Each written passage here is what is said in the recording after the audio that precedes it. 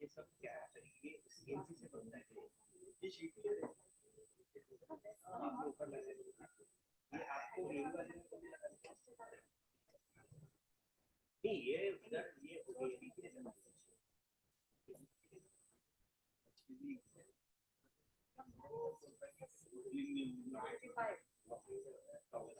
हाँ ओके आपको क्या आपने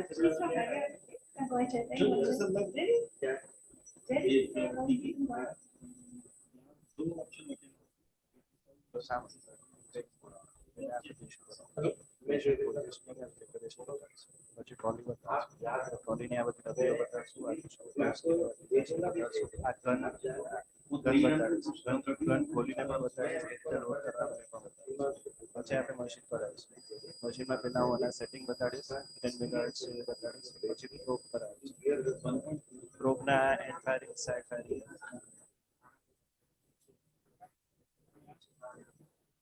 जो 20,000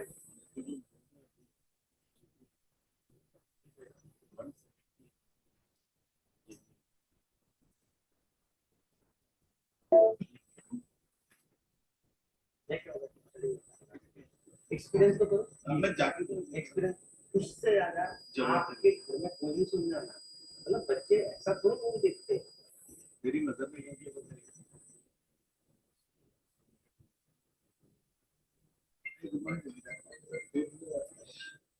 मित्र फक्त पुढे मी पहिले टॉप करेल आणि मग माझा टॉप करून हे आपण एक्सचेंज करू आरामात काही नाही हा म्हणजे जेव्हा लोक येणार तेव्हाच करतात पण मी तुला नंतर फोन करेल हा साहेब हा साहेब आता घर बंद का तो वगैरे शूट झालं दिलीप सर हा येणार ना वो श्रीमाली वाला केस ना पण मेन काय आहे की ऑक्टोबर नंतर आता बॉडीवर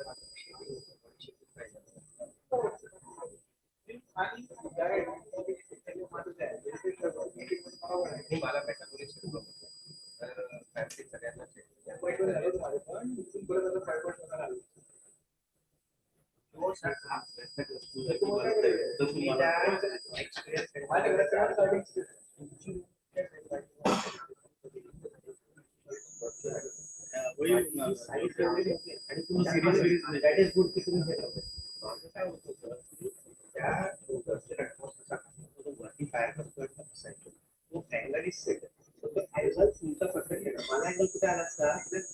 तुम्ही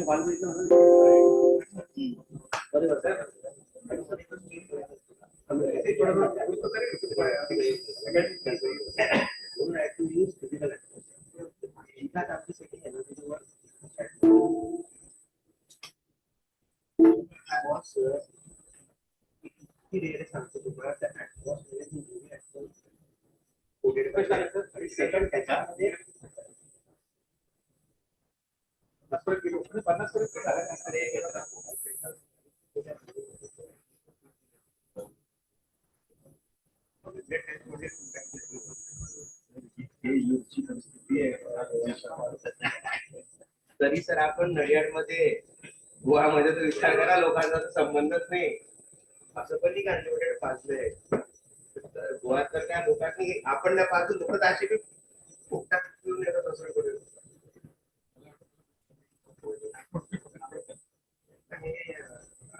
तरी ना म्युझिकल मध्ये असं कसं येतं आणि त्यातल्या त्यात येतात ते रेणूवाले तर येतात आणि सिनियर लोक येतात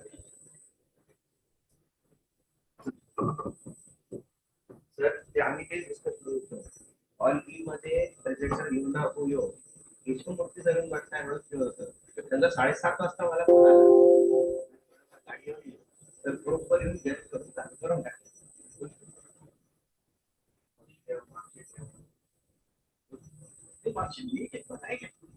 मार्कशीट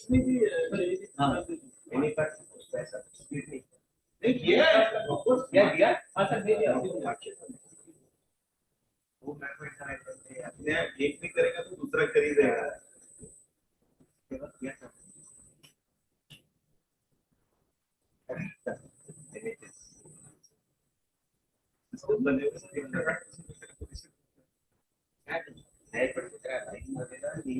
ओवरडू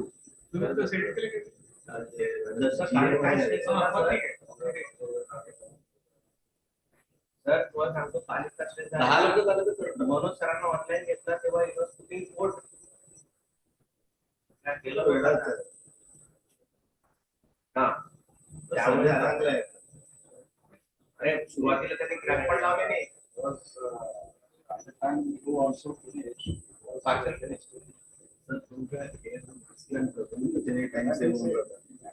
तर त्याचा टेक्निकच That is technique is not right.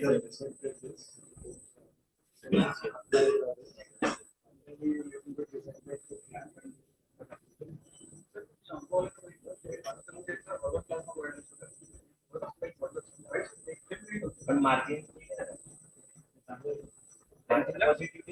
गेल्यानंतर सगळं ते वर काही नाही सुचत नाही लिव्हर करतात हा लिव्हर करतात मी जिथं करतो एका ठिकाणी काही करत पेन सारखं असतो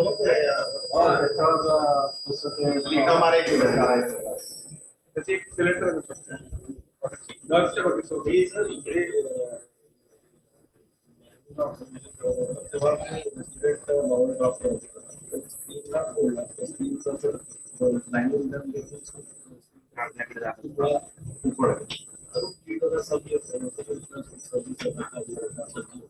आपण सेम केलेलं त्यासाठी 5 मिनिटं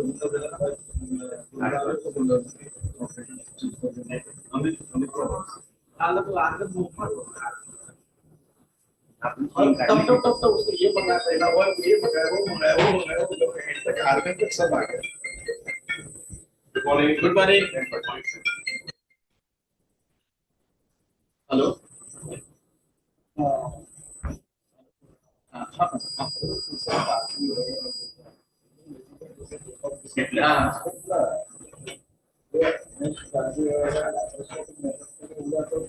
आधे घंटे का resection जो है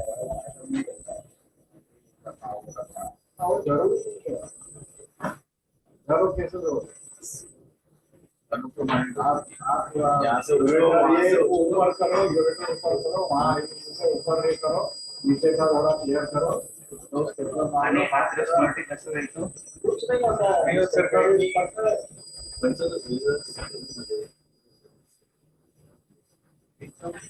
एकदम सिंपल सिंपलर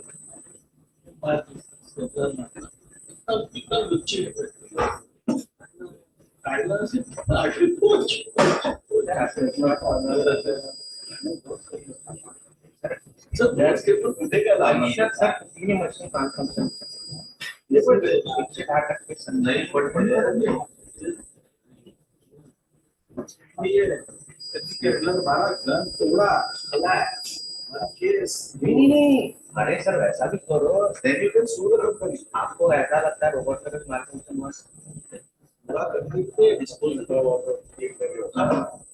पूरा एक बात कर पूरा कॉर्पोरेट कंपनी और उसमें कम company liable one sir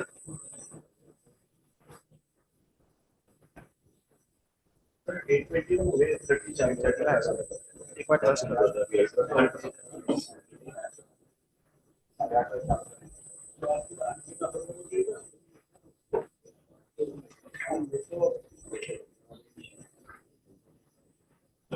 sir आज ऐसा टेस्ट एक राउंड जैसे हुआ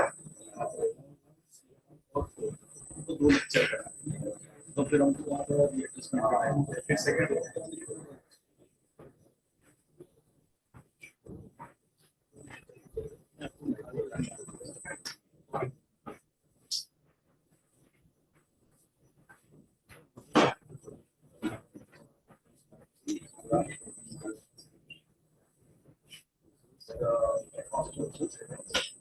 सर ये किडनी से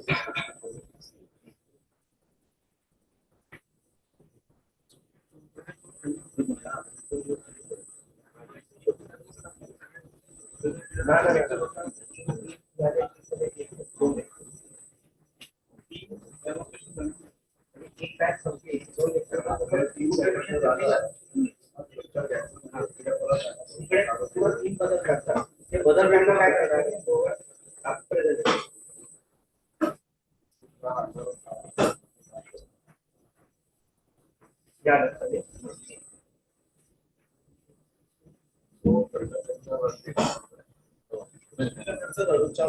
अभिजित सर मी पहिले घेऊन टाकणार आहे कारण मला ओटीत जावं लागेल मग Rajinikanth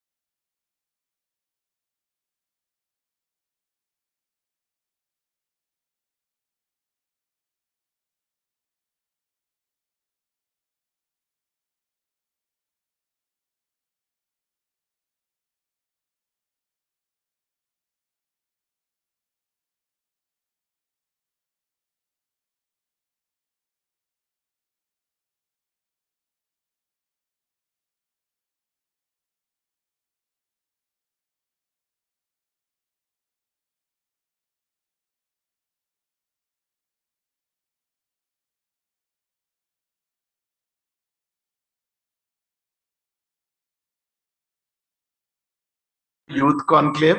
We are going to start today with a live operative workshop on ultrasound. To chair this session, may I invite Dr. Manjunath Maitri, Dr. Raju Rangaswamy, and Dr. Prateek Sahu. Is any one of them there? Okay, no problem. We'll start the first case, which is transrectal ultrasound guided biopsy. Can we have the case capsule? Can you present the case capsule? And it will be showed from operating room 1, and the surgeon is Dr. Niramya Pathak.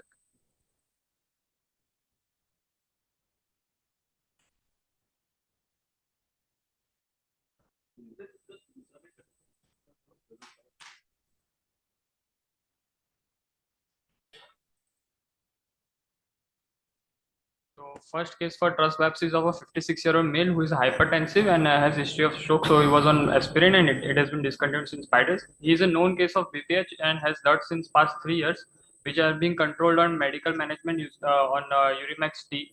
And recently he had complaint of hematuria, which was painful with clots and associated with fever since 15 days. On examination, he was found to have grade 1 from non-tender prostate. Uroflowmetry was suggested of 17 Qmax, 200 was voided volume, and 150 was pure. PSA was 10.8. So trust was done, and it was suggestive of enlarged transitional zone. Right peripheral zone had some hypoechoic lesion. So he was planned for trust biopsy. Hello, Jayaramdas. Yes, sir. I am audible. Yeah. So, Yes, tell us what is your plan? Yes, sir. So, These are the case. yes, sir. So we are planning to do a systematic 12-core biopsy for this patient. Okay. We will be taking 2 more biopsies from the suspected area of interest. And before we go on to the actual procedure, we'll first see that how is the patient position and how we are preparing the patient. Okay. So routinely what we do is that we keep the patient in the left lateral position with extreme flexion at the hip joint and the knee joint.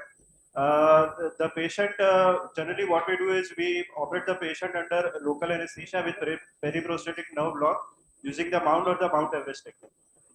Preparing the patient, we prepare the patient by giving injectable antibiotic half an hour before the planned procedure. And if the patient is scheduled for a later date, we start the patient on oral antibiotic with a 5-day course.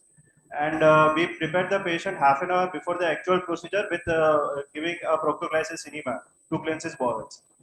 Then afterwards, I would like to show the trolley that we have prepared. So these are the formalin filled chambers, bottles that we have. We generally keep 16 to 17 such bottles. Each core is to be kept in a separate bottle. We also have a tissue paper here on which is sterilized, and on each core is kept on this tissue paper, and it is kept in the formalin chamber. Now we'll move on to this part marker biopsy gun, which is reusable. We open it from this side like this. Is it visible? Yes. Okay. So, and this is the needle, which is the prostate biopsy needle, which is 18 gauge and 25 centimeter in length. We fix it here on the grooves that are there. There are 2 grooves in the biopsy gun, and then afterwards we attach it. So there are, this is the outer sheath which is withdrawn on the first activation, and on the second activation, the inner needle is also withdrawn. Then afterwards, this is the, if you can see the marking, this S is for safety mode and this F is for firing mode. Safety mode is when we cannot actually fire. For actual firing and taking the biopsy, we move it on to the firing mode. And here we can see that there are 2 markings here. One is 15 mm and second is 22 mm. For prostatic biopsies, we usually take it on 22 mm because we want longer course.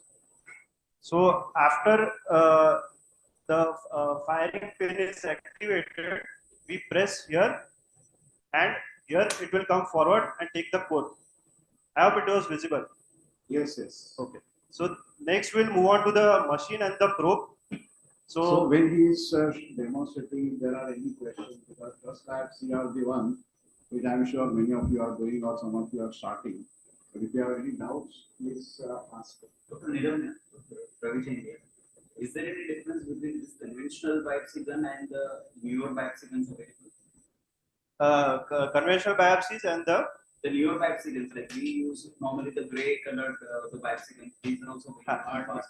Yes, so we have two kinds of biopsy gun, if that is the question. One is the reusable one and second is the disposable one. Yes. So generally we use the reusable ones. Is there any, I think there is a locking system, that is one difference I saw, in this, the gun you are using right now. Any other difference? So the barred biopsy gun, it is a ready-made biopsy. This is the Bard-Parker reusable biopsy gun, and we have attached this needle on it, and then afterwards we are taking the biopsy. So it is available in 15 and 20 days, the barred gun. So this is biopsy gun, that is called as monopsy gun. It is used for actually disposal. Means you use and throw, but in time to use it multiple times. This is the biopsy. But the adjustments which are here, like you can adjust, sometimes if you want to do kidney biopsy, you don't want 21 millimeter, you want only small. So then you switch to 15 millimeter. So there is an adjustment here which doesn't exist in that disposable one. This locking system. There is a locking system which also doesn't exist in the.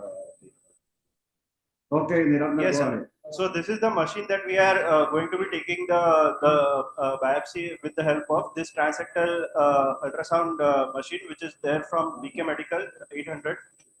This is the settings Euro prostate 10. So it may be either prostate small, medium, large, or prostate 1086. This 1086 shows the frequency which is here in 10 megahertz. So 10 megahertz is generally the frequency which is used for better resolution and visualization, especially in small size prostates. We have selected here the transverse view first, in which we'll be actually seeing the first image. This is the actual probe. This is a biplanar probe. Here, if you can see this, here, this is the transverse arrangement of the array, and this is the sagittal arrangement of the array. And we have two slots from which we can pass the biopsy gun needle. So this is for the end firing, and this is for the side firing. Okay, side firing, that will traverse through this, and the needle will come out from here. The end firing, the needle will come out from here. So generally we use the side firing one for taking the biopsy. End firing one, we use it only when we have a strong suspicion of a lesion being present in the apical part of the prostate or in the anterior part of the prostate, because that is better sampled with the end firing method. So now we'll go to the actual procedure, and before starting we should always do a digital rectal examination to confirm our previous findings, and also introduce local anesthetic jelly to make the patient comfortable.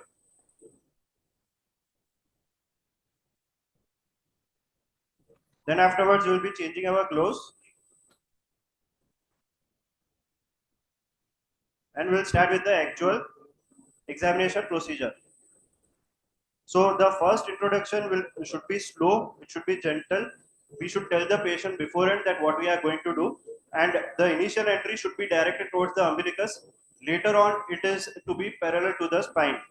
The patient is positioned with the buttocks at the edge of the table for easy movement of the probe, as we can see here.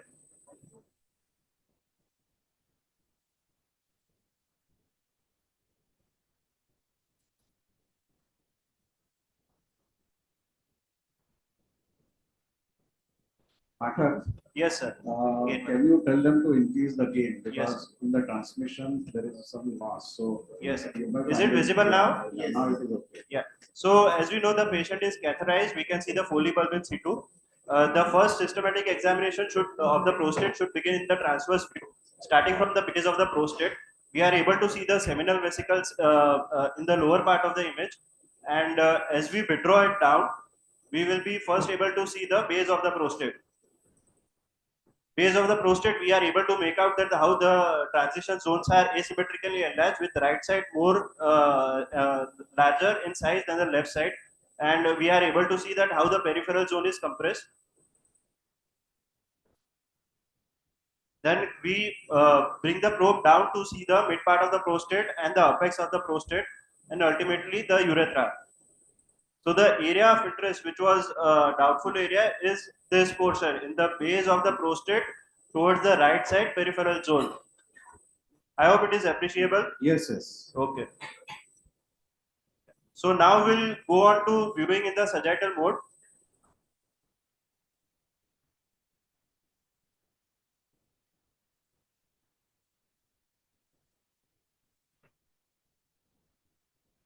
Okay. So this is the sagittal view, where first we come in the midline and try to visualize the urethra with the catheter in situ. This is the urethra with the Foley in situ. Yes. This is probably the midline. We are able to see that there is probably a large median lobe also, which is projecting inside the bladder. Yes. And then afterwards, we'll systematically rotate the probe. If you can see here, if we rotate the probe counterclockwise, then we are able to see the right lobe of the prostate. And if we rotate it clockwise, we are able to see the left lobe of the prostate. For taking the biopsy, we will prefer to take a biopsy in the dual view with both transverse and sagittal views.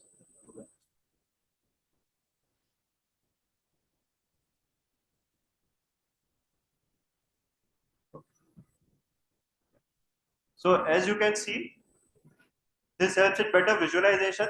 The transverse probe, the transverse marker that we have in place, that will help us in providing the direction, and the sagittal view will actually provide us the depth of which the needle is going to travel for taking the biopsy core. So depth with transverse view, direction with transverse view, and depth with sagittal view. Patak, put the puncture line on so that people also will appreciate Sir. and tell something about the puncture line. Yes, sir. We have kept it on, but I think the dots are small, so probably it is not visualized better there.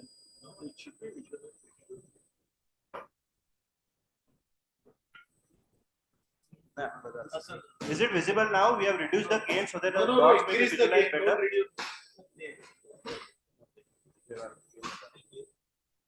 Okay. So this is our area of interest in the base of the prostate on the right side in the peripheral zone. In the transmission, there is little bit of a loss. Okay. It doesn't matter, no problem. Yes, sir. Okay, sir. So we'll start with taking of the actual biopsy. We start in a systematic fashion. First, we'll take we'll be mainly targeting the peripheral zone of the prostate, because we know that majority of the cancers will be arising from the peripheral zone. First, we'll be targeting the right side base of the prostate, medial part or the paramedian part, and the lateral part. Then we'll move on to the left side in the paramedian part and the lateral part. Then we'll come down in the midline of the prostate. We'll take the biopsy from the medial, lateral, medial and lateral part. Then we'll come down towards the apex. We'll take biopsy from the medial, lateral, medial and lateral part of the right, followed by left.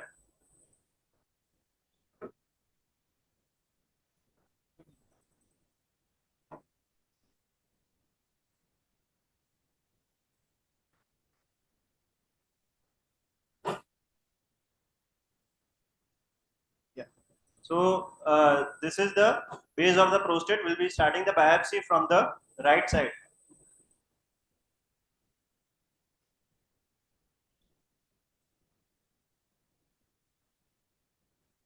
I am pushing the needle further inside.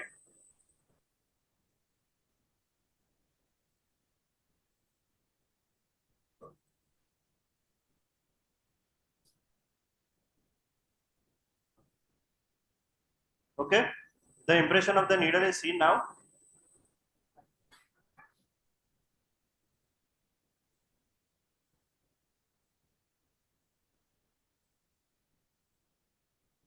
Okay, so this is our first biopsy.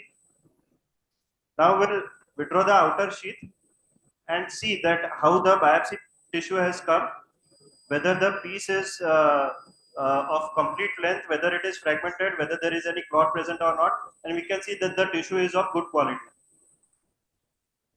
Yeah, little bit focus. Put the lights off so that we can see that.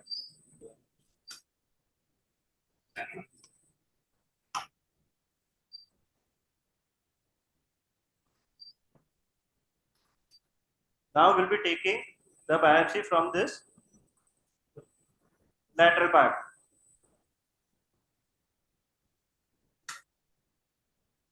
This is the second code that we have. Okay. That's fine.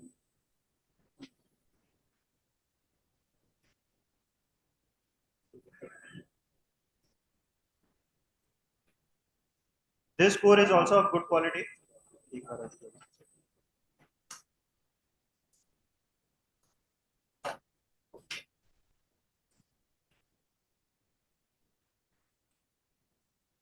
Yeah, Rohit, क्या हो रहा है? Now we'll take biopsy from this left side peripheral zone, paramedian region.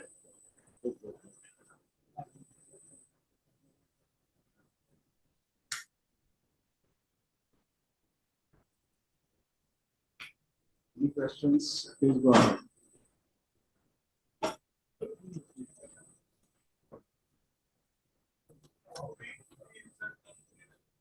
So what you do is that when you insert the needle, you can see the line.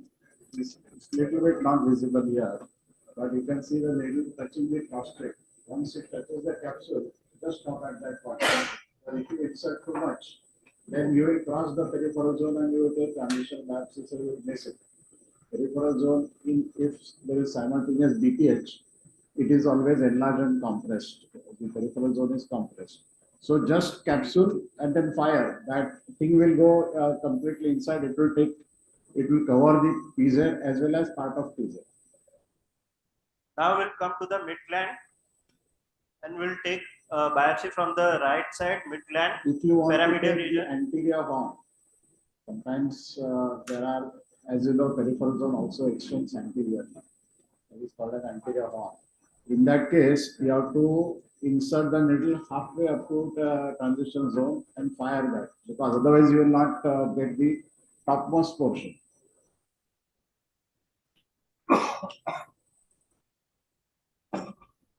This is the lateral tissue that we'll be taking now from the right See side. now that is a mid-gland. capsule that needle is touching, and then you fire. Then it goes inside. See that?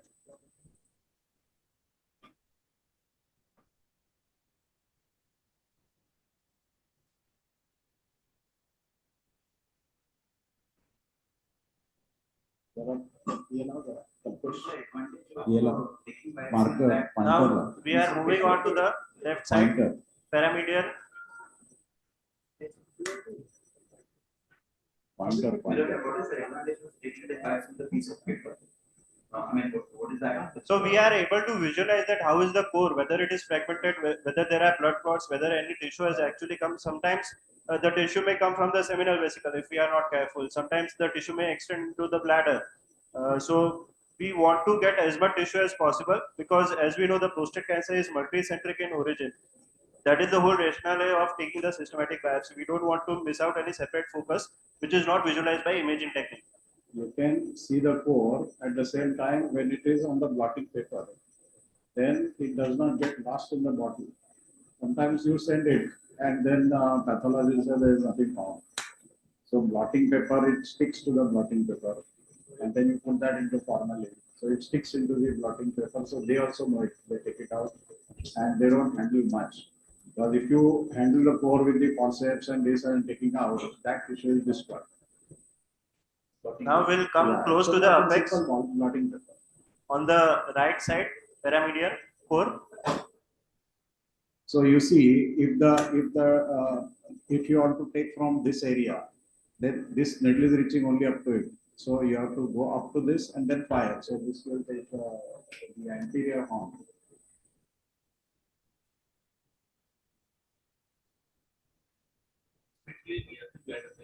Yes. Do you do biopsy in lithotomy position any time?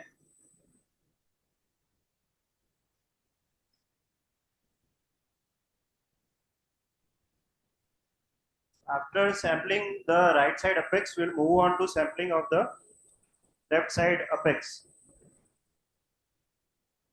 Paramedian tissue. Lithotomy, it can be done, but that orientation is not there. We are oriented for doing thrust like that. So it's just matter of orientation.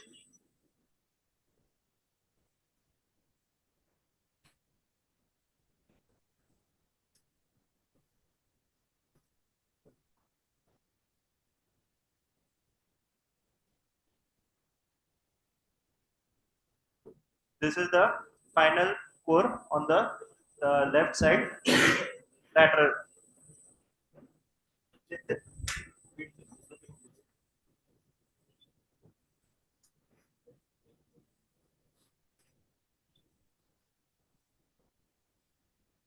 Now we'll be taking two separate targeted biopsies from the area of interest, which was the hypoechoic lesion, which was seen here near the base on the right side peripheral zone.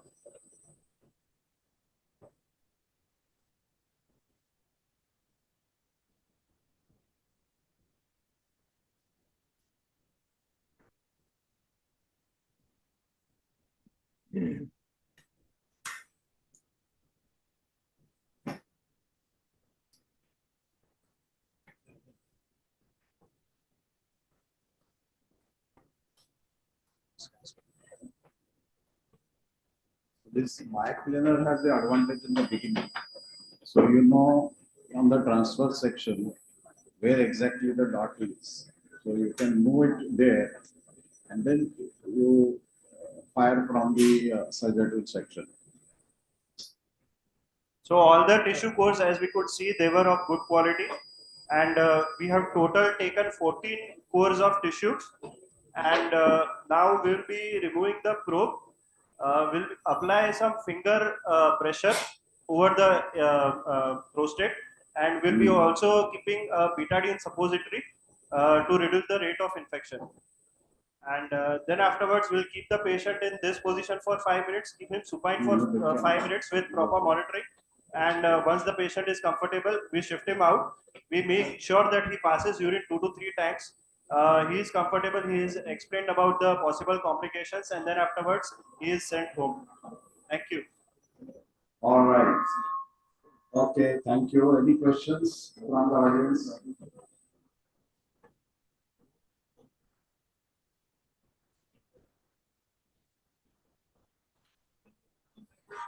No, the probes are almost specific to the machine. They are not interchangeable. If you have GE machine, if the machine, the probe will be of GE, if you have BNK, if you have BNK, whatever machine you have, that probe will be specific to the machine, cannot be changed. Abdomen kidney कर दो, abdomen general है ना. Okay, so I think we'll shift to the other theater. So shift the audio and video to Siam theater. Get the surface off from OR1. Dr. Chaitya, please present the case. Hello, good morning. Yes. Good morning, Dr. Nishant. Just wait, we are Yeah. presenting the case. So this transmission is from Siam theater MPUH. Operating surgeon is Dr. Nishant. Next case is of a 72-year-old female who does not have any comorbidity, and she presented with chief complaints of left flank pain since 1 year, and that pain had increased since past 5 days. On USG, she was found to have simple renal cyst in left kidney. So CTIV showed around multiple left few simple renal cysts, and the largest one was 48 by 39 mm at mid-pole. So we have planned left renal cyst aspiration. The indication for cyst aspiration here is that there is pain and tenderness over the local area, and we gave her a course of antibiotic. And ultrasound wise, we have localized that the pain is there only. She has low grade fever off and on, so we'll have to aspirate and see whether it is infective or not. Okay. Over to you, Dr. Nishant. Yes, sir. Hello, am I audible? Yeah. So what position have you given? Sir, we have given the prone position. Okay. And we are using BK medical machine Flex Focus 500. This is the abdominal probe 2 to 6 megahertz. So, and first I'll show the ultrasound findings. So before doing ultrasound, we have to make sure this mark which is seen on the probe, this should correspond to the mark on the right side of the machine. If this mark corresponds to the right side of the mark on the machine, then cranial structures are visible on the right side of the ultrasound machine screen. So this is the Give ultrasound out. ultrasound Ultrasound का out चालू करो. ultrasound transmission.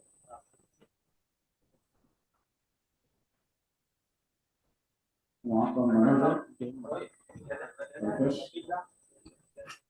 Ultrasound. Manoj भाई, सुरेश भाई, ultrasound चालू करो.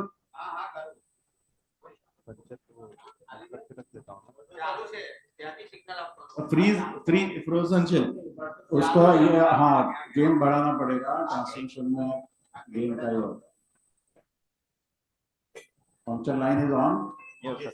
So this is our left kidney. We can see two cysts. This is the lower pole cyst, and this is the mid pole anteriorly.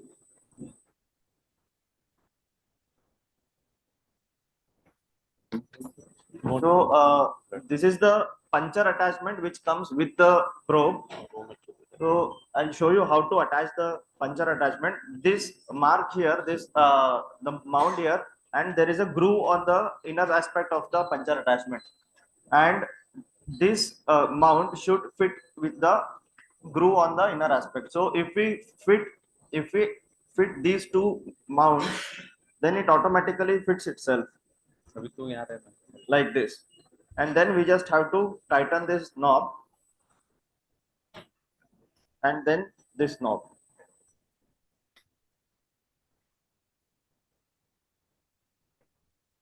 For aspiration, we have taken 18 gauge 20 centimeter 2-part trocar needle, the same as the PCN introducer needle. So this attachment we have to loosen it, and then we have to introduce the needle. There is a groove inside for the needle to fit. Then we have to tighten this. It should not be too tight or it should not be too loose. If it is too loose, then the needle will wobble. And if it is too tight, then we cannot move the needle. So it should be adequately fit snugly so that needle moves freely, and also at the same time it should not wobble. Then also we see the puncture attachment in the ultrasound. Before aspiration, we usually check it in the saline. So whether the needle goes in the mark. Can you see the needle impression, sir, in the freeze करना. freeze? I think you will have to increase the gain because in transmission, what happens that there is a loss of gain. Are you able to see properly there? Yes, sir. No, but then it is not coming. I think that out is not working. Tell them to show from surface also.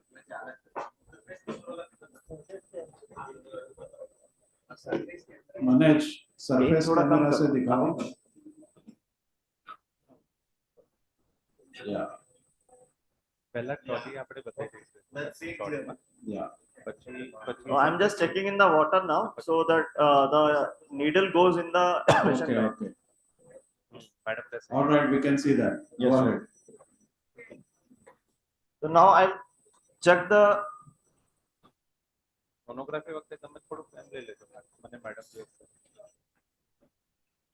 I'll check the surface where I can adequately puncture it. So this is the window which is No, again you will have to show by surface camera. Yes. 1 second, Nishan. yes, sir. Surface camera से ultrasound बताओ. क्योंकि इसका out आ नहीं रहा है. Correct, ठीक है. Now you can see. Yes, this is the mid pole cyst anteriorly, Yeah. and this is the lower polar cyst. Yeah. So I'll be aspirating the mid pole cyst first. Okay. This is the big one. All right. So यहाँ पे surface दिखा. Now we can see properly. Go ahead.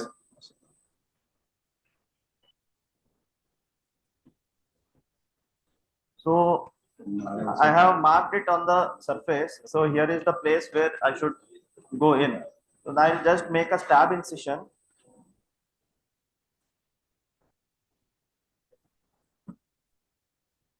Little bit deep so that I cut the fascia also.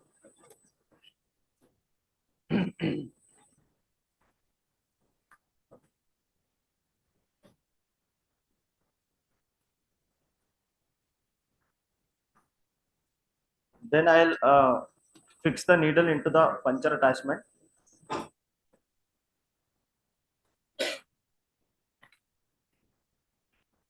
So half to 1 centimeter, I have to insert the needle in first before putting the probe on the surface. So one thing we have to be careful is we have to handle the probe as distally as possible, so that we have to have only fine movements. If we hold the probe proximally, we'll have the movements will be very coarse and the needle will not be seen. So now we can see the cyst there, and I am just puncturing it. You can see the needle inside the cyst now.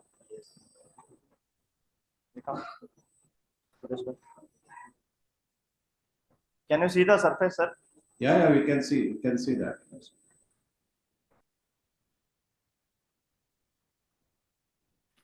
Now I remove the ultrasound probe. You get the giveaway. Did you get the giveaway? Sorry. Sorry.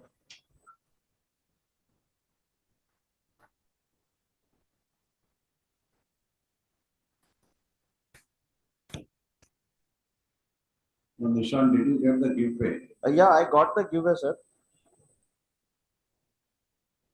Nishant, you might have to go in a little. Sometimes what happens, these are all, because there's not much time on.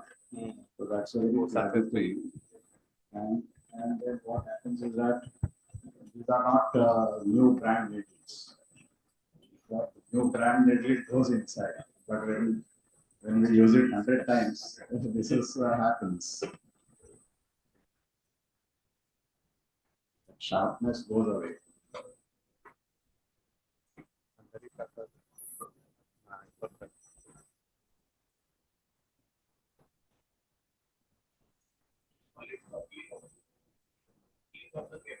Yeah, Baki.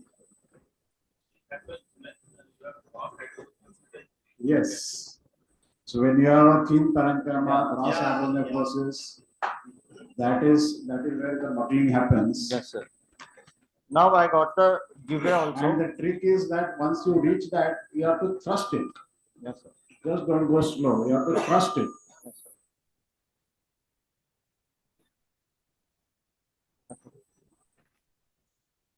So I got the clear fluid here, serous fluid.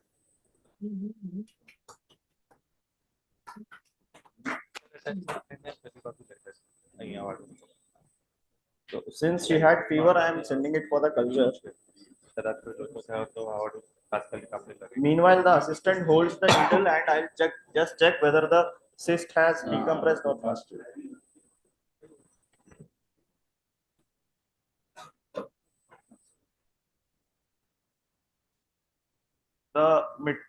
This is the needle we can see here. The midpole cyst, it has almost disappeared. There is So keep some aspirating under Yes, sir. and keep showing ultrasound so that we can see. No, Nishan, Yes, keep sir. probe, Yes, probe, Yes, sir. and tell someone to aspirate. Okay. So that everybody will appreciate. Can you see the needle inside the cyst, sir? So as how I can the explain. cyst is getting collapsed. Yes, that sir. will aspirate.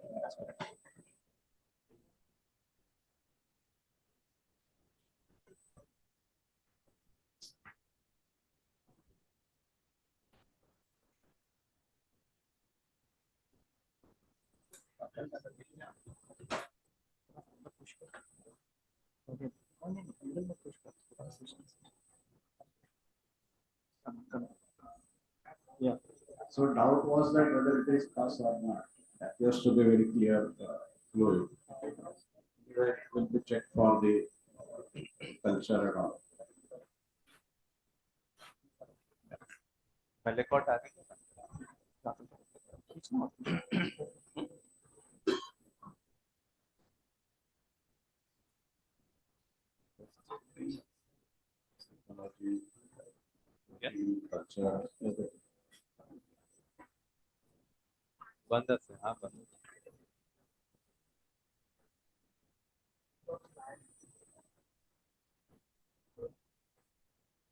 Culture.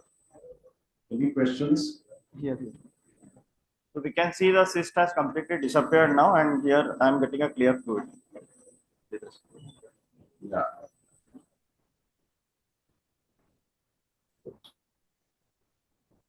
Okay, good. Nice demonstration, Nishant. Thank you, sir.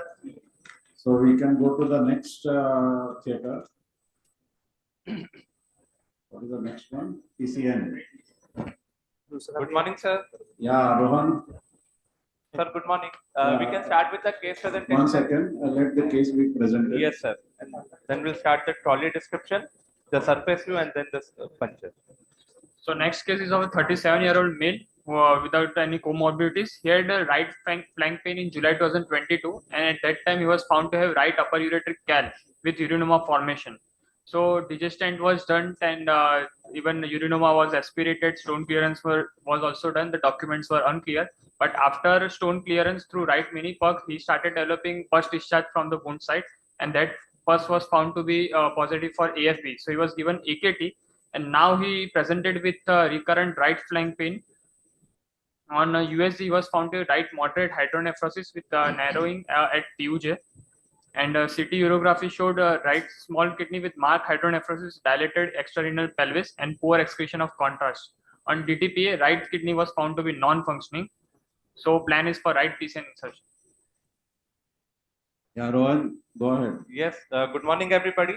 So today this case is for PCN because the patient requested that though it is DTPA non-functioning, but he wants to try to save the kidney. So we are doing a PCN Yeah, first. show the And surface. see the surface and view, sir. the I'll just ultrasound. show how the trolley is set up for a PCN.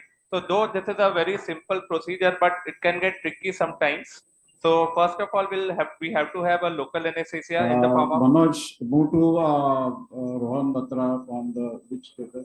sir The core OT. surface- Kalpesh by core OT. Kalpesh core से लेना.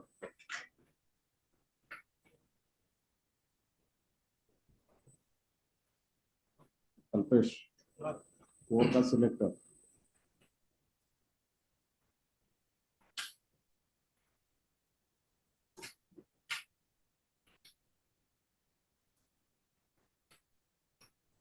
Hello. Yes, Kalpesh bhai. No, one second. Surface નથી આવતું. Okay. Manoj 123. Core से output देना Channel और 123. SIAM से निकाल दो.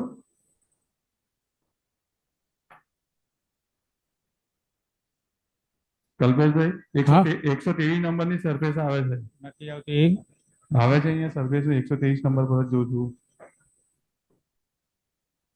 23 માં કોર 7 લખેલું હશે. એક મિનિટ એમાં ડિસ્ટર્બન્સ આવે છે. પરફેક્ટ છે. ઓકે. Okay. આવી ગયો. Okay. Okay, so I hope you can see the trolley which is already set up. We have a few gauze pieces with us. We have Kalpesh સેન્ટરનેશ માં શિફ્ટ કર. local anesthesia. Okay, go ahead. We have the local anesthesia on the trolley. We have the lignocaine jelly. We have this 18G puncture needle. We have the 6x14 screw dilator with us. We have the knife, and we have the needle holders, and then we have the guide wire. So these things are essential. Along with it, we need to have some normal saline with us and a little bit of dye with us, because sometimes we need to check whether our puncture is directly into the pelvis or are we going from the calyx, and a culture bottle to take for the cultures. So now let's go to the surface view of the patient. So here I have marked the surface. So this is the 11th and the 12th rib. This is the posterior axillary line, and this is the caudal aspect. This is the pelvis, and this area is going to be our area of interest. Now we are using the Flex Focus 500 USD machine. Now this is the puncture attachment which we are going to use. Now this puncture attachment is available. This puncture attachment is available with the companies also, and it is available in aftermarkets also. So always ask for the USD whenever you are going to buy a USD machine. It is always advisable that you ask for a puncture attachment, because it will make your life easier. It is like driving a manual car or an automatic car. So now we'll apply some lignocaine jelly, and we'll start with the sonography. Now always make sure that where your puncture attachment is there, it should be on the caudal aspect. Okay, so it is going to be flipped when you are going to do the left or the right PCN. So now the sonography view, please. So this is a case of moderate hydronephrosis. I hope you can see the sonography view. Yeah, we can see that. Okay, so I'll come Kalpesh, from the full view kar na. caudal એવું નહીં, આ બાકીનું કાઢી નાખ. cephalic aspect. This is the liver, અથવા તો પછી surface થી બતાવો. the rib shadows.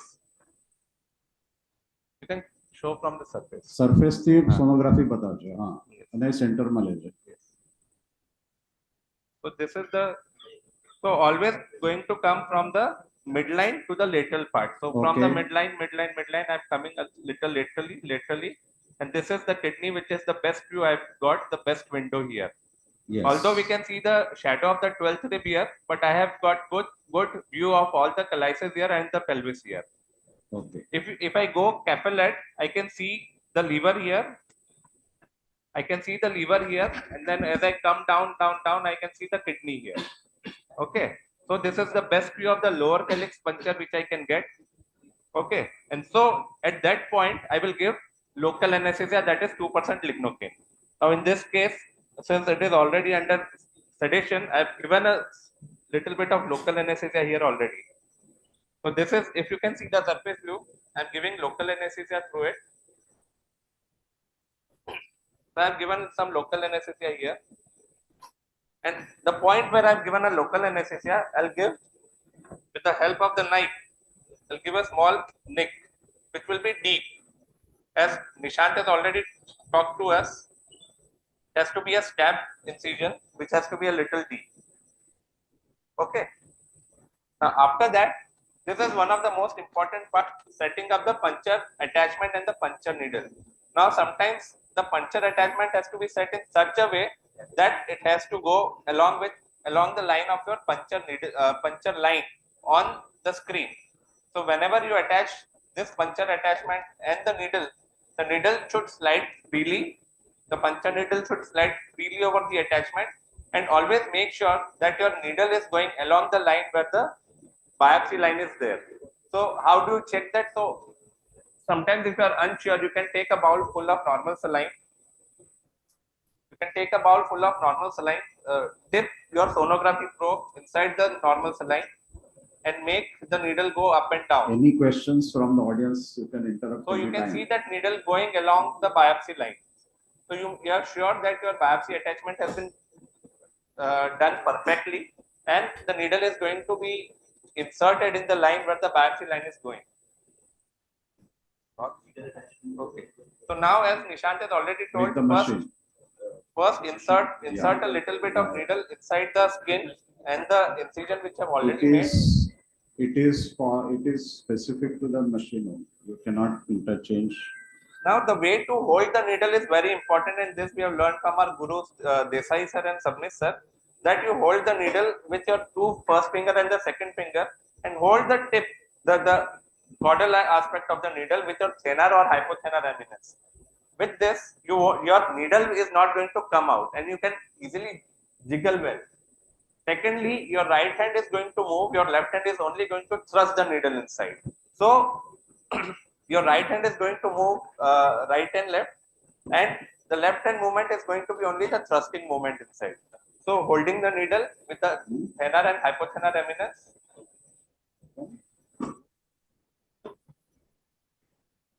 Sonography. You can see the needle jiggling there. Just a minute, I'll readjust again.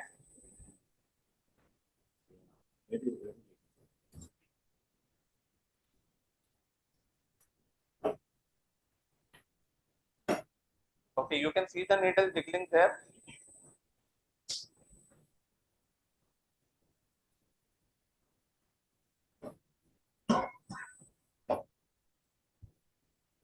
Can you see that? And the needle is entering, and now it has gone inside. So I'll just move my right hand a little bit, and you can see the needle point inside the calyx. Can you see? I'm jiggling it more along the line of the biopsy. Okay. Okay, so I'm removing my sonography now, the probe now, and keeping it aside. And I'll be removing the puncture. Okay.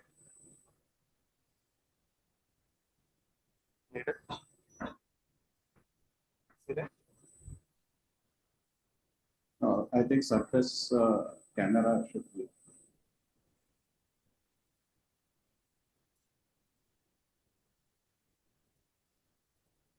You can see some turbid fluid coming inside. Yes. You can see the drops coming in. Yeah. Okay, this is some turbid fluid. We are going to send it for culture. You can see the drops dripping down. Sometimes if you feel you do not get the fluid on the directly into the needle, you can take a syringe, give it a slight negative and come out a millimeter or 2 millimeters. With the help of that, you can make sure that if you have done an overpuncture, you can come into the calyces or the pelvis. Okay. We can give a little bit of contrast just to check that whether we are from the pelvis, the puncture is from the pelvis or the calyces. And just instilling contrast with minimal pressures or very diluted contrast. You can show the CM Show the fluoro. The fluoro view. Alpesh. Okay, show from surface on.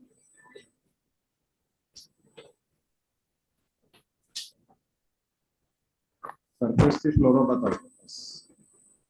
A dilated extrarenal Okay, pelvis. you can see that, no problem.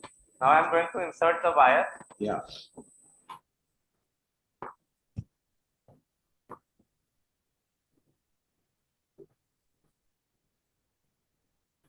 The wire is not coiling as it should.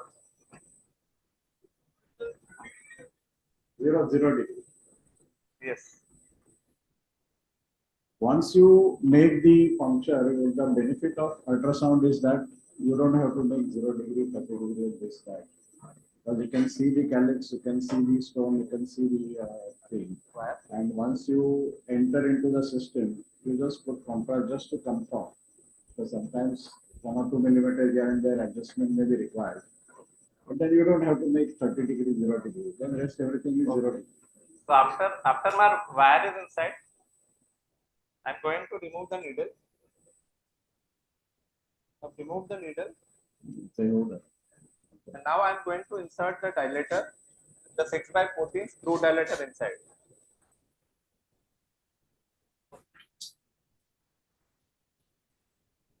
Actually speaking, ultrasound guided puncture is much easier. And much Okay. The fluoro is going to help because me in deciding my Siam, there is a direction. lot of orientation is required, 0 degree, 30 degree, deep supervision, this, that. Sometimes it is difficult to understand. But ultrasound, once you orient, see the calyx, then it is. I'm going to show the Malicot. You just have to thrust the needle. It becomes very, very easy. This is the 14 French Malicot which we usually insert. The 14 or the Learning curve 16 is only to get oriented to ultrasound. That's it. It has a flower here. Much learning curve. And you can see it has a skeleton inside, the white skeleton inside. So as soon as the skeleton gets removed, the flower gets engaged. So this mechanism is very good mechanism of these Malicot, and these are slightly skipped Malicots. So the insertion is also very easy. I'm just putting it back, and you can see the flower is now collapsed. So we have dilated with the 6x14 screw dilator. Now I'm going to remove the dilator.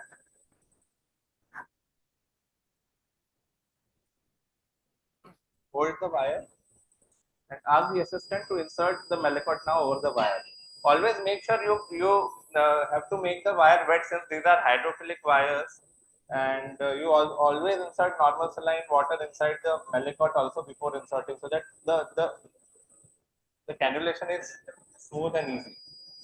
Now you can see on the fluoro that the Malicot has gone in very easily. And now I'm going to open that flower, and the flower has opened up very easily. And I am rotating the flower. You can see the rotation of the flower.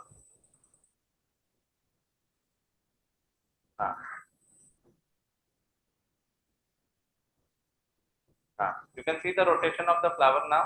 Yes. Okay. That means we are inside an open system. Yeah. So now I'm going to just remove the skeleton and keep the wire inside. Hold the Malicot and see the efflux of the urine. I can see a very good influx of the urine. Yeah.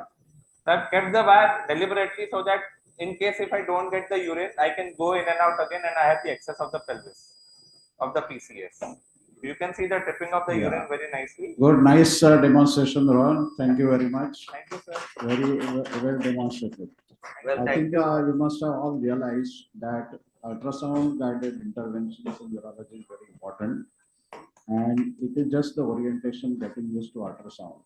Once you start doing your own ultrasound in the OPD and things, then these interventions become very, very easy.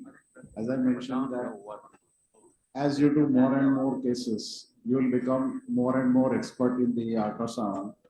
Your time will be less, your radiation will be much, much less. In fact, there are cases which we have done pure ultrasound guided PCNL, we demonstrated also in live surgery. Just without fluoroscopy, whole PCNL, which is very popular in China. And in the live workshops also we demonstrated that it is possible in a properly selected cases. You don't require to have this, everything can be seen properly on ultrasound. And that is a great benefit. So idea of this particular session is to stimulate the youngsters to do their own ultrasound and start doing lots of interventions which are purely ultrasound guided. Any questions if there are there? Otherwise we can, Patil can go. May I call upon stage the chairpersons, Priyabar Das and Sumantra Day. Or the next would be Sumant Mishra, Amaresh Patnaik or Swarup Subarai. So now by the moment the next set of operative cases are getting ready, we'll have some didactic lectures. So the first is the basics of ultrasound and how do we do it. So the flow chart would be basically just to show you how to do a renal ultrasound and a bladder prostate ultrasound. So getting first certain principles of doing an ultrasound is there are 3 C's. Is courtesy. You have the courtesy to properly drape the patient, give proper privacy to the patient, explain to the patient what are you going to do. Second is cleanliness. Your probe should never be like this messy, which has been used for the previous patient. Once you do a patient, just clean the probe so that when you do for the next patient, he also sees that everything is clean. And then make the patient comfortable, especially when you're doing a truss or anything. You explain the patient, ask him, do a digital rectal examination, see whether there is painful perineal lesions or not. Make the patient comfortable, explain him, and then go ahead. So basically, the probe that you would look is the curvilinear probe, a linear probe or a vascular probe, and a biplanar or monoplanar transrectal ultrasound probe. So the linear probe, which is actually known as a vascular access, has higher frequency around 7.5 megahertz, and so it has a good resolution, but it shows you superficial structures. While a curvilinear probe it has a frequency of 2 to 5 megahertz. It has a better penetration, but the resolution is slightly less. So whenever you are doing a kidney and bladder, you will be using curvilinear probe, and when you are doing a penis and a testis, you will be using a linear probe, or a vascular access, you will be using a linear vascular probe. So as I said, as the frequency increases, the resolution increases, but it comes at the cost of penetration. Okay, so the area where you require penis testis, you require higher resolution, and the superficial structure, you can use a higher frequency probe. And for abdominal ultrasound or bladder ultrasound where depth is required, you can slightly circumvent the resolution and you have to use a lower frequency probe. Now, what are the indications of renal ultrasound? Is obviously you know normal anatomy, identify some pathologies, which is most commonly would be stones, hydronephrosis, or a mass, cyst, anything.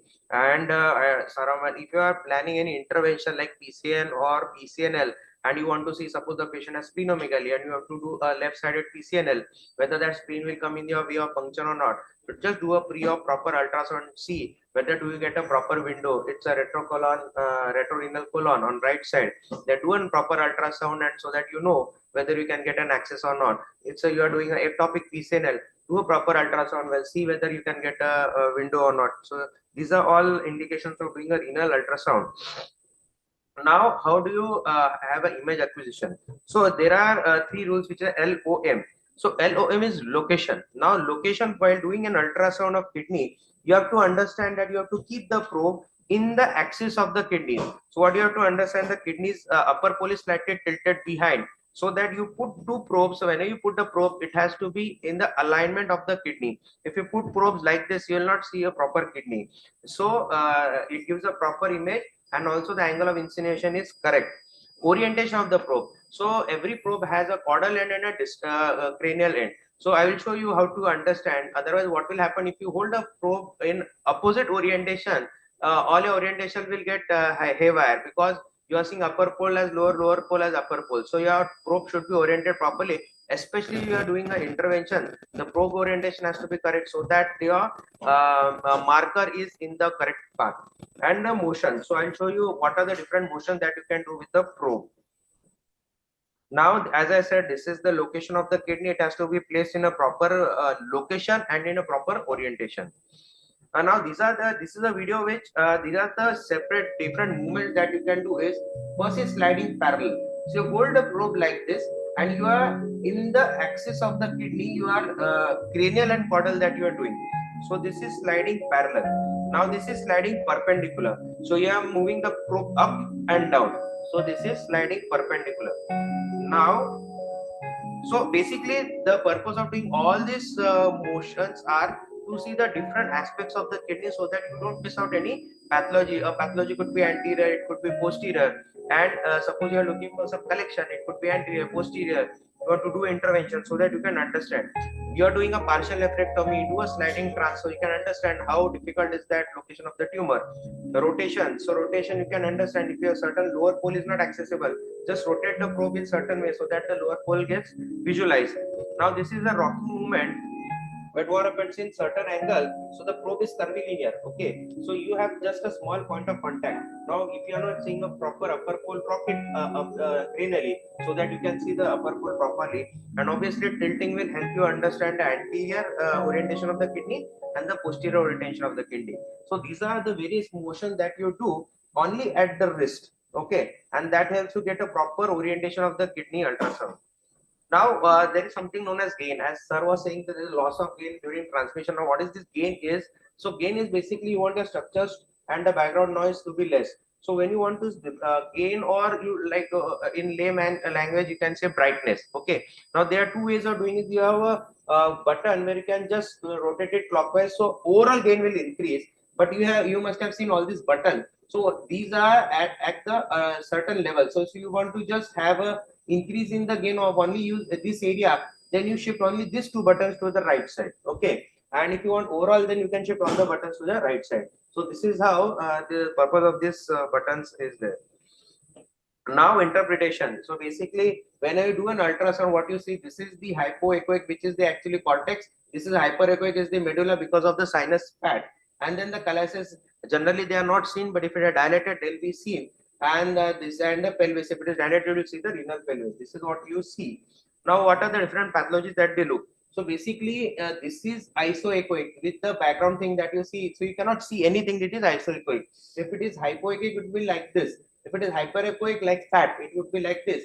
And if it is a completely dark water jet, it is anechoic. Okay, so I'll show you in detail.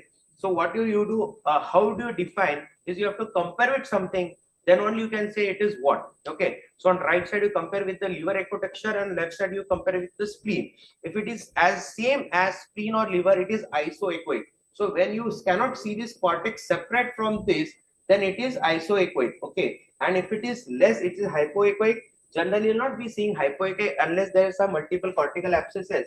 But what is more important is raised cortical echogenicity. What you must have seen the report is, then that echogenicity is more than surrounding organ. That is generally seen in medical renal diseases. Okay, so this is the echogenicity that you always say. Okay, so now suppose there is a calculus. So whatever the calculus, you will see a hyperechoic thing, and you will have a acoustic shadow. Acoustic shadow, because the stone is a hard structure. The rays which are going, they will not come back. So you can see a acoustic shadow behind the stone. Now, but whenever you get acoustic shadow or there could be artifacts also. What all things can cause artifacts are intrarenal gas, especially you have xantho kidneys or emphysematous pulmonaris kidneys, renal artery calcification, calcified papilla, calcified arcuate artery, or calcified ECC. In all these things, you can get artifact, but it is not actually a stone. Okay. Now, if we have to see how does a fat look like. So the fat, what you see, this is a perirenal gerotous fat. Now what happens is that the fat is always hyperechoic, okay, because of poor transmission. So whenever you see this is hyperechoic, is the fat. Now when you see this is the completely clean cyst, so it's a watery content. So two things happen is that it is jet black, and since it transmits more waves, you will have an acoustic enhancement distal to that cyst. Now, for want of time, what will go? So this is the simple cyst that you can see. This is a cyst with the solid component in it. This is the cyst that you saw in the aspiration. This is the renal mass that you can see. For want of time, I'll directly show you videos. Okay, so how do you actually do? So this is the first orientation is that once you apply some jelly and you use your finger, and if you see the movement, this movement if translates over here, that means your probe is properly oriented. If it is this movement is getting translated over here, just rotate your probe. So that is the first thing. Now, how do you do so you see the orientation of the probe and the location of the probe. Now, as you can see, the various movements that are being done, that you can see over here. So this is the proper cortex that you can see. This is the medulla, and you compare the echogenicity with the liver over here. So this is how the right side kidney ultrasound is done. Now you can do various movements that are showed to see the various aspects of the kidney. So you should see a proper kidney like this to measure the size of the kidney. You cannot have a wrong movement and then you say the kidney is smaller in size. That is falsely small that you have to measure. Now on the left side, so what is more important left side is that you have colonic shadows over here. So if especially when the patient is thin and you cannot see a proper kidney like this, then just till the patient, what will happen? The ball will fall down, and then you have a good window to see the left kidney. So this is how the spleen is seen, and the left kidney again, you can see all the structures on the left side.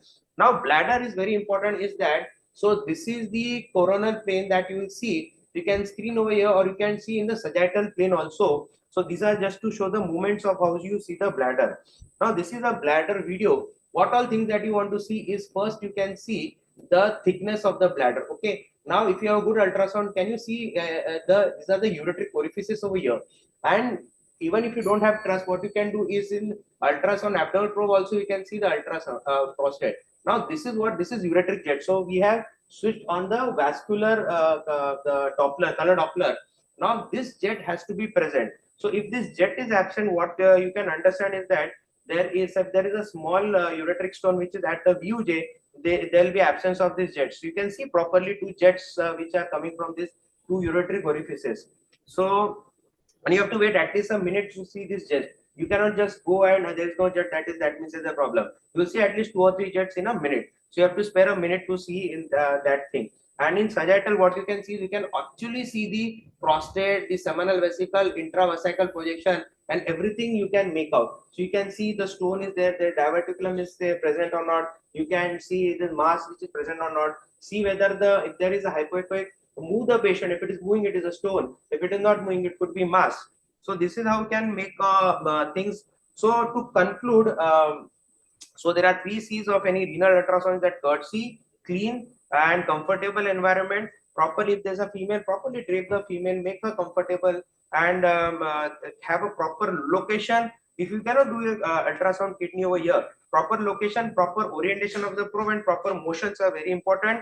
Acquisition of good quality image depends upon how well you do that ultrasound. Then you see all these 3 things: the contour, whether it's scarred or not, then the contrast, corticomedullary differentiation, collecting system, and compare with the other side. And you can, if you want to do an intervention, you can see the surrounding structure that will come in your way. So these are all things that you can see basically when you do an ultrasound of kidney and bladder is a basic ultrasound that 90% of the urologists would be doing in their practice. Thank you. Any question, let me know, or we can shift to the next topic. So may I call upon the stage Any Rajnikant Joshi? any questions, or Dr. Rathi, you want to say something? Yeah. I want to just to add one thing like about the orientation of the ultrasound. The left side of the ultrasound, what you see in the screen is cranial in the longitudinal scan and right side in the transverse scan. So, and that's very important to identify upper, lower, or for orientation. Thank you. Call upon stage Rajnikant Joshi for his talk on PCPNDT Act. This is a very important act that there are many questions. So young urologists has many questions about this act, and they always worried of doing ultrasound for the want of this act. So let's have Rajnikant Joshi who will clear all the myths regarding this act. Thank you.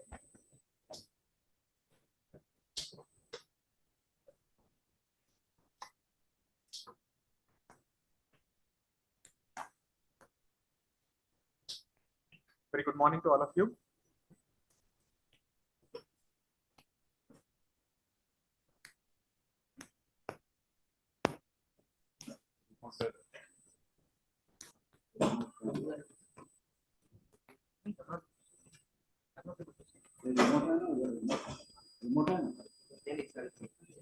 Right. Yeah.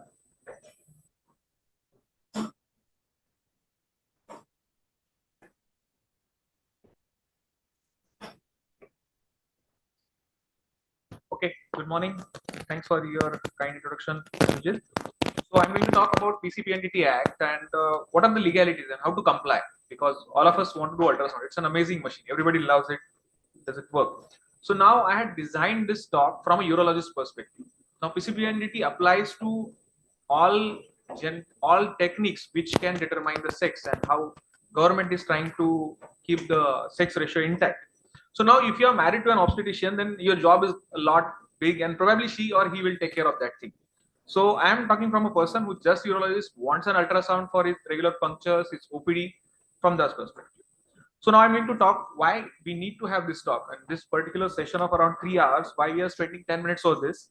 What is PCPNDT Act? What are its objectives? It's what it tries to prohibit. Now I'll take you of a journey who has just passed out from his MCH or DNB and he wants to have his stethoscope. That's an ultrasound machine. What are the recurring compliances once we have it? And there are a few questions in everybody's mind that we'll try to answer. And then we'll try to understand more about the act, what the offenses are, what the punishment is, and the take-home message. So ultrasound is considered as urologist stethoscope. So in this 16 hours of total program, whatever we have at Youth Conclave, we have dedicated total 3-hour session just for ultrasonogram. So that's how important it is for every urologist. So even after this, if we don't do it ourselves and we leave it to some other radiologist for doing biopsies or giving us report of some size of stone, then we are not only doing injustice to patients, but to ourselves, to all this fraternity who has arranged it. Now, by law, ultrasound machine and ultrasound is entirely under PCPNDT Act. And when it comes to law, ignorance is extremely expensive.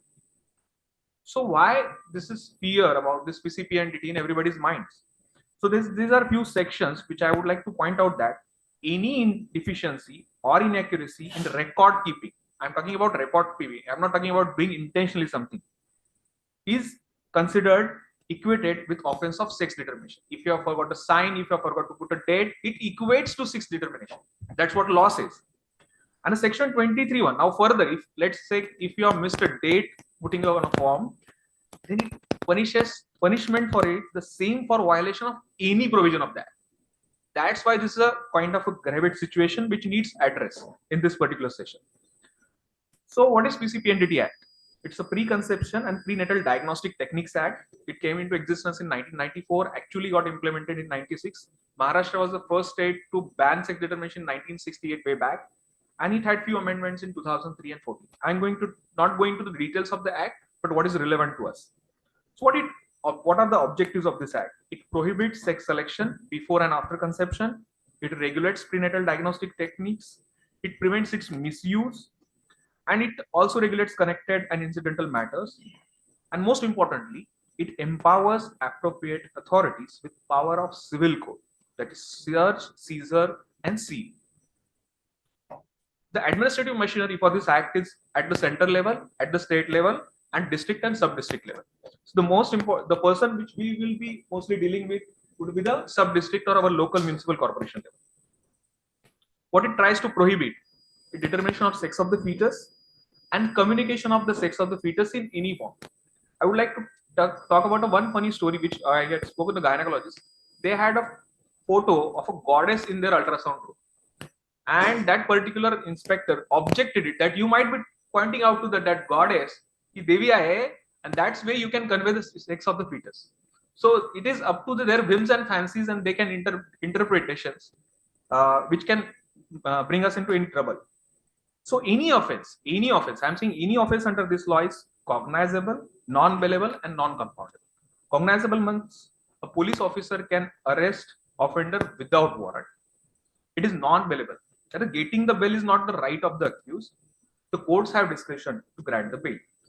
Non-compoundable means parties to this case cannot settle the case out of the court and decide not to prosecute. Now, few of you might think I'm not a radiologist. Forget about doing ultrasound. We are learning ultrasound to better understand kidneys, stones, and bladders and renal mass. I'm not a radiologist. I don't even know how to determine sex.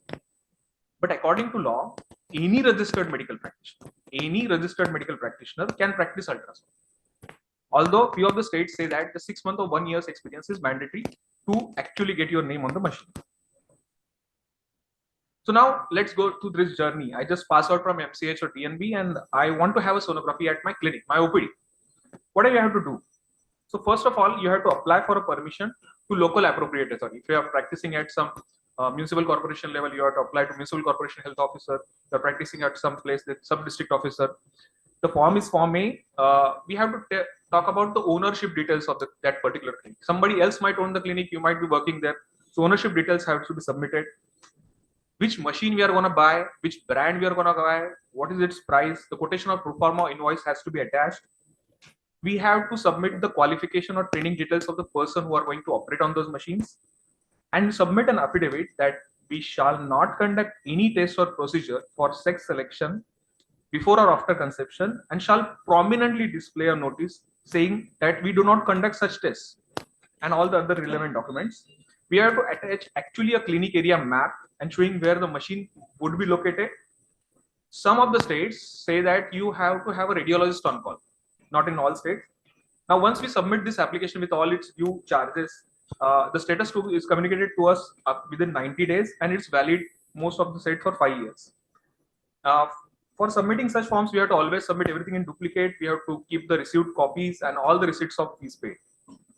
Now, let's say the machine is arrived. Now you got the permission. Don't hurry to open it up and see and do it. We have to inform the authority, actually open in presence of them. They will examine your premises and they give a unique code or number to your machine and give your certificate is arrived. Now, there are some of the static compliances which we need to do keep while you install the machine for first time. So this includes displaying various things into your clinic. Like we have to display a notice board prominently saying that your registration certificate, your name and designation should be on your dress. You have to display your consulting hours, at least one copy of that, and display your own qualification. This particular board has to be there that we do not do a sex determination, what are its punishments and everything. Once this registration certificate is received, we have to send a copy to the manufacturer along with an affidavit that your equipment is not going to be used for sex determination.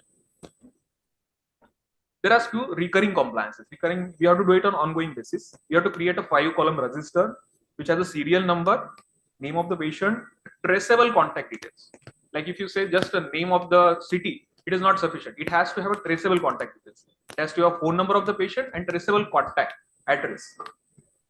If applied name of spouse or father and date of first visit to the clinic. And as a urologist, obviously, I am going to persuade you not to do an obstetric ultrasounds. And we have to submit monthly report to the obstetric sonography center, not of the all sonography, just obstetric sonography. As a urologist, if the report is going to be nil, we just have to take out the print, sign it and send it. Preserve all records for 2 years. So the renewal application has to be done at least 30 days before expiry. The status is communicated within 90 days and the Form A has to be filled again with half the original fee.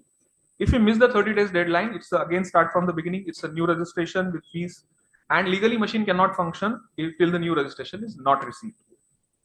Now, few questions are in everybody's mind. What if? Can I shift my machine to OR? If within the same premises, as demarcated in the application, you can shift without anything. If you want to shift to other hospital or outside your clinic, the way whichever map you had submitted at the time of application, you cannot. You have to register such machine as portable. That's altogether different also. Now let's say we found pregnancy. We found a pregnancy on ultrasound. Actually, avoid doing any ultrasounds if the last menstrual period is anything more than 3 or 4 weeks. Legally, you have to fill the Form F, report it both online, offline, make sure all the compliances are filled, all signs and dates and everything is in place. Or the other way around, at your own risk, is that you can abandon the sonography, send you to your somebody radiologist whom you know, and get the ultrasound done and manage it. Let's say you bought a new probe or you want to change the location of it. You are moving to a bigger setup. As such, machine, the permission is for machine and the center. So, but it is always prudent to inform appropriate authority when you are buying something new probe.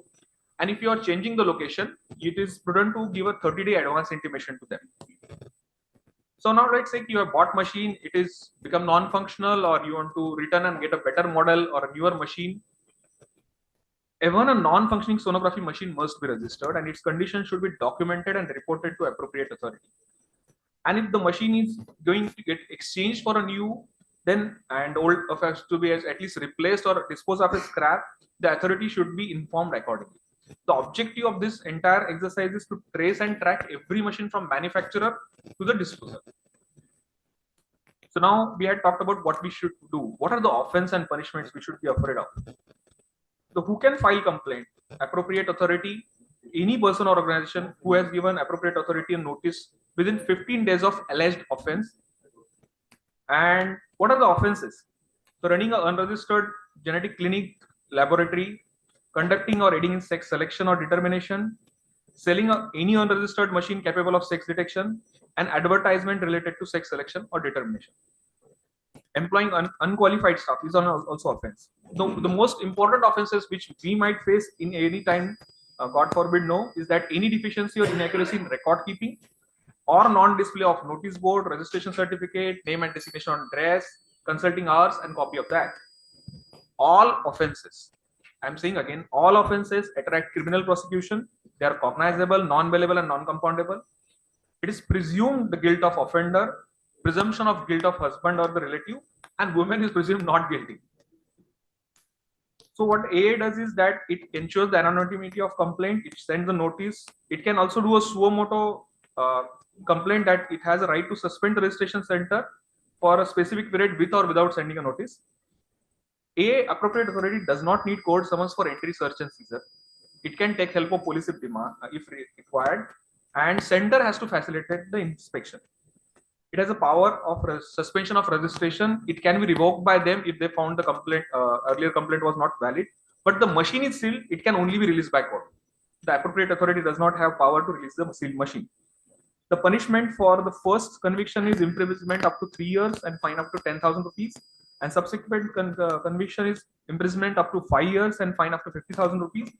And in first conviction, your name would be removed from state medical register for 5 years, and subsequently it would be removed permanently. We have to appeal within 30 days at the level of district. If it doesn't work, state, then center. Each appeal has to be disposed of within 60 days. Don't panic, don't ignore, discuss with medical legal experts, take legal help, and reply within 13 days on your letter pad to the point and proper documentation. So take home message for this is ignorance of law is not an excuse. 90% of medical legal issues are due to errors in record keeping. Never ever breach the protocols of law, no matter what the hurry, no matter how close the relative patient to you is. Anticipation and management of legal risk is the key, and be good friends with your lawyer. One more important thing which I would like to point out, the record keeping is quite easy. Once you have static compliance, the only thing you have to maintain an Excel sheet where these are columns are conducted, your data entry operator can enter it, and you can create digital copies of your report into your laptop or your Google Drive, and that would save all the record keeping. So I'd like to acknowledge Dr. Devdutt Panitkar and Dr. Anit Kulkarni, radiologist of ours, for helping me to prepare this presentation. Thank you. Thank you, doctor. If you have any questions, you can put.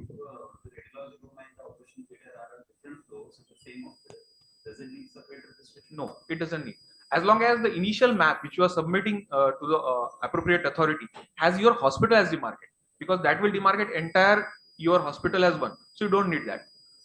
But if you are registered it only at the clinic, later on you have built a hospital and now you are taking it to first floor, then it needs information that our clinic has expanded.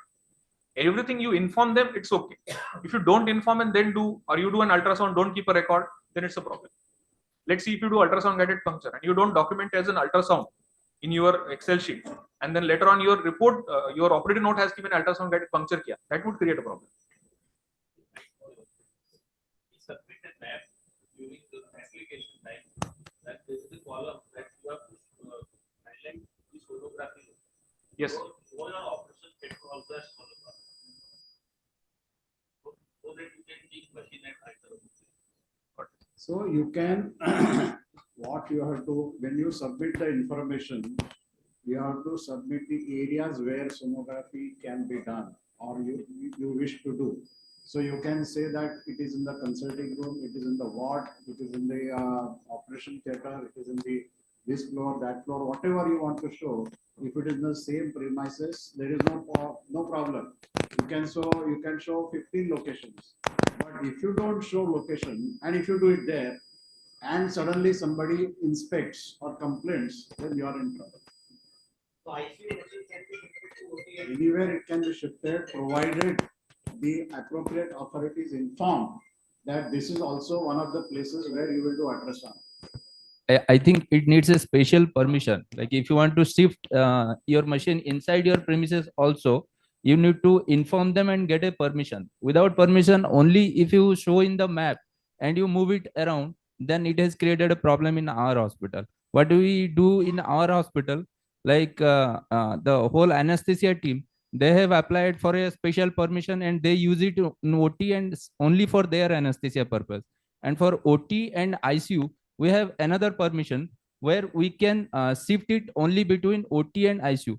But it is a cumbersome process and you need to have a special permission for that only in written. Actually, If difficult to keep ultrasound machine, too many ultrasound machine in single hospital.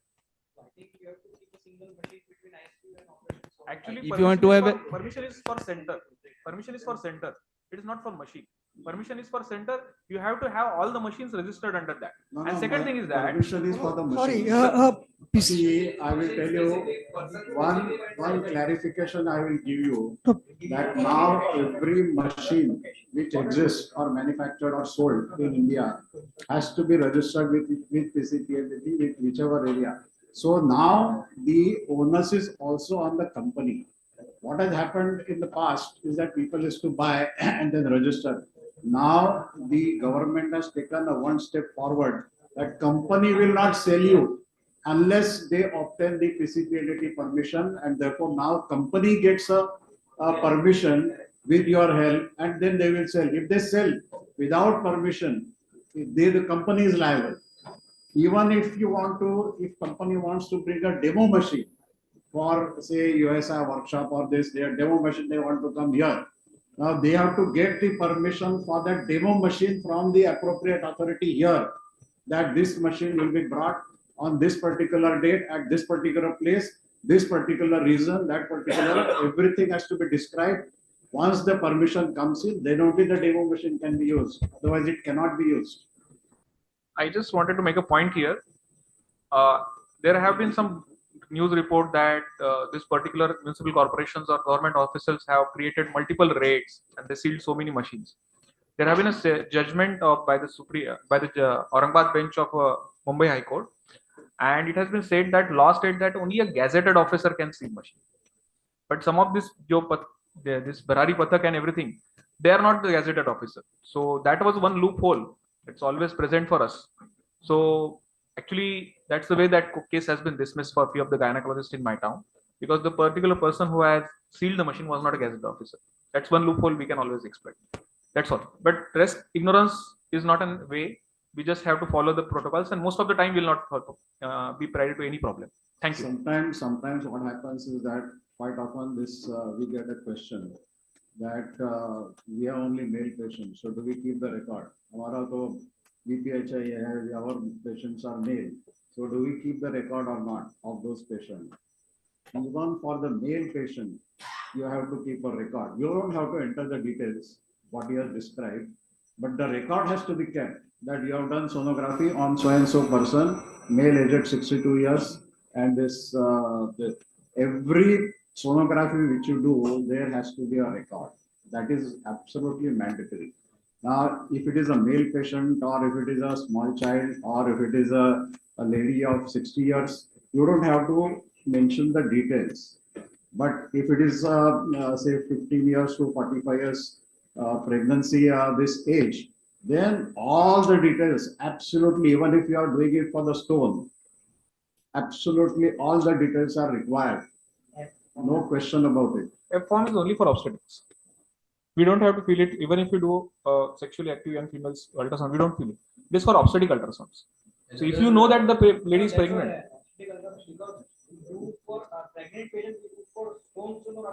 Yes, So, yes, yes. So if we do sonography of a pregnant patient, we have to fill the form. Everything. So for the sake of benefit, I am saying is that if you don't want to get up into any, because the law is very stringent. Even if you miss one, your signature is different. You missed a date. Yes. Your signature, somebody else has put some different thing. That would be a problem. So better not to do a pregnant patient's ultrasound. We can leave that part apart. The rest everything is we can do, and we can actually not be afraid of this law.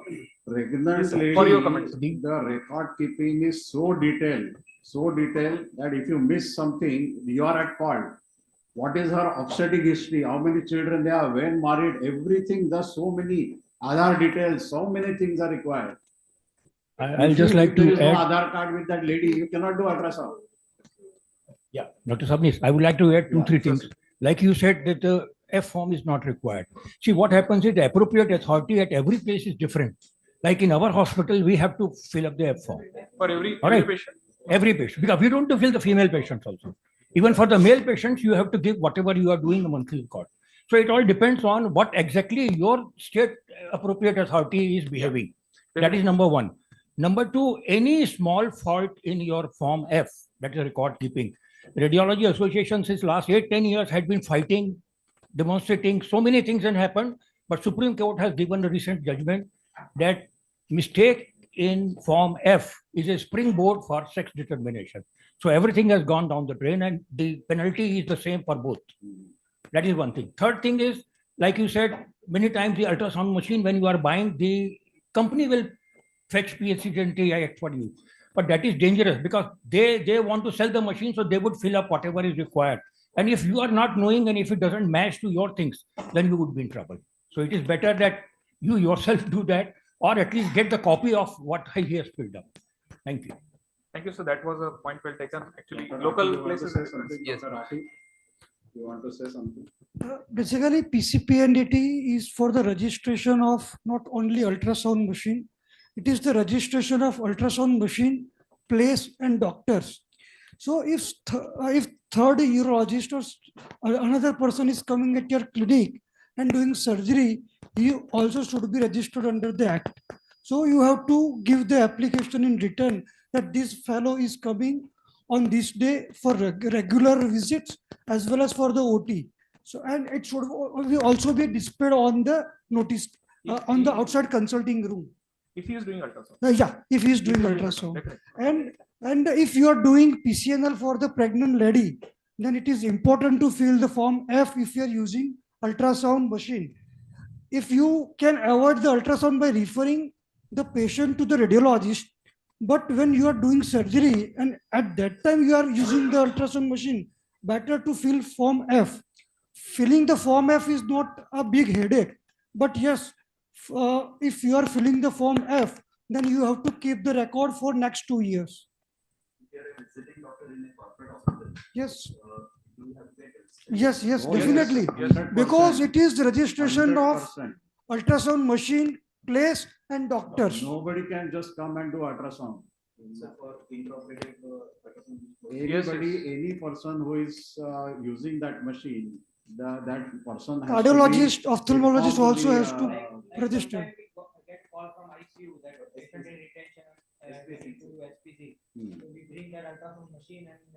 You have to.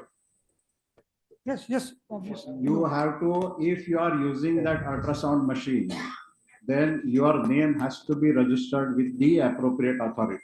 Like this insertion or any emergency. peripheral hospital. Government does not recognize whether periphery, whether this, whether SPC. In our whether hospital, all the TUC, government doesn't know.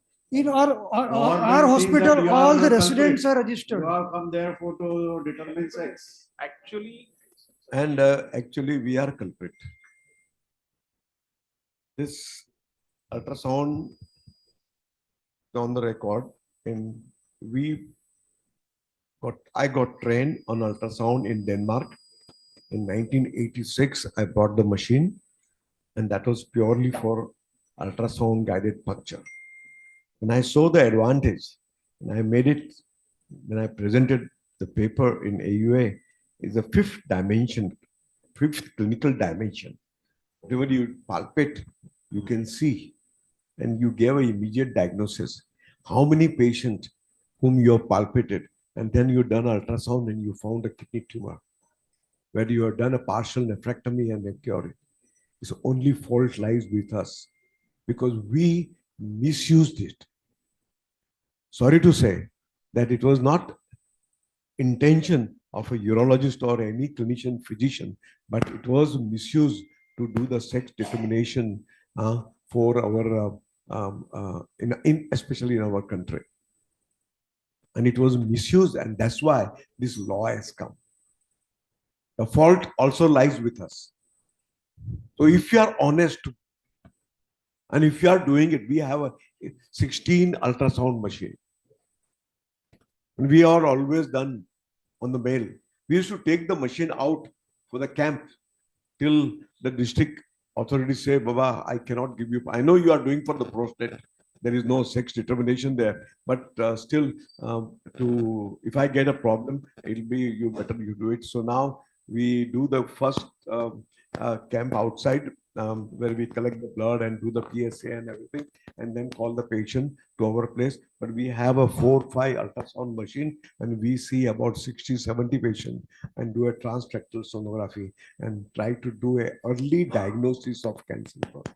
Yesterday, Deepak, he presented, we have done 1,700 radical prostatectomy. Well, in America, they have done 17,000 radical prostatectomy. The mortality rate of the cancer prostate is more. I think what is important is your honesty. Legality is there. But if you are honest right from the beginning, say, yeah, no mistake. We have done stone in a pregnant woman with ultrasound guided puncture and put a PCN and saved the kidney while she was pregnant. But documentation, whatever it is, has to be done. Don't get scared. Ultrasound is the fifth dimension clinically. Whatever you do, like you examine the patient, you maintain the data and thing, because among us, there are people who are not honest. So don't blame government, don't blame anybody else. It's only we have to be very, very careful that it is not misused. We must respect life. Thank you.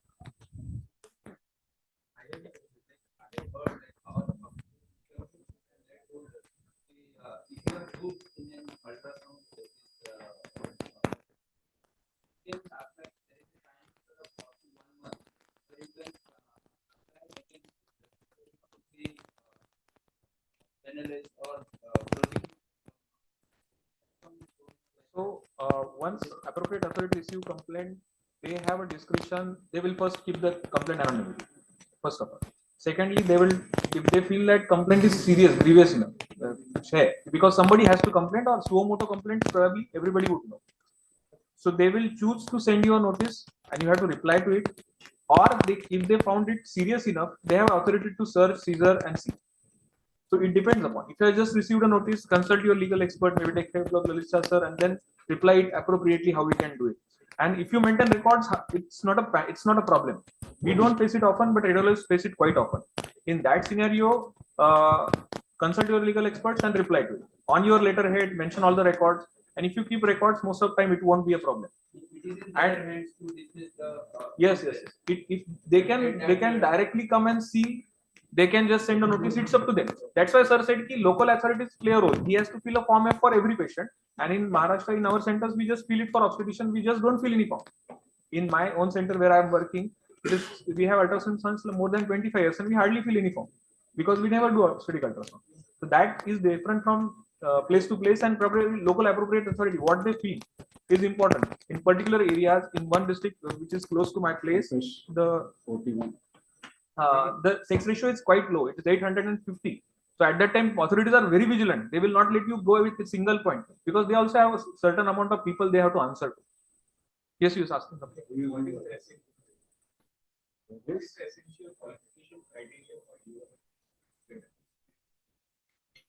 Actually, it depends.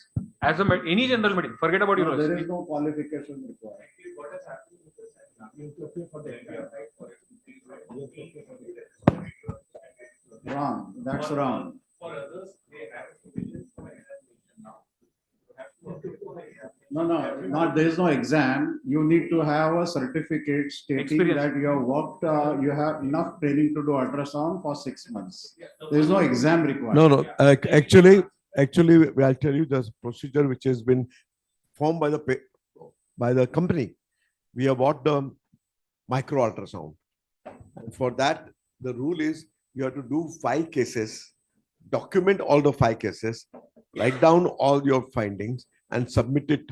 And that goes to the Canada.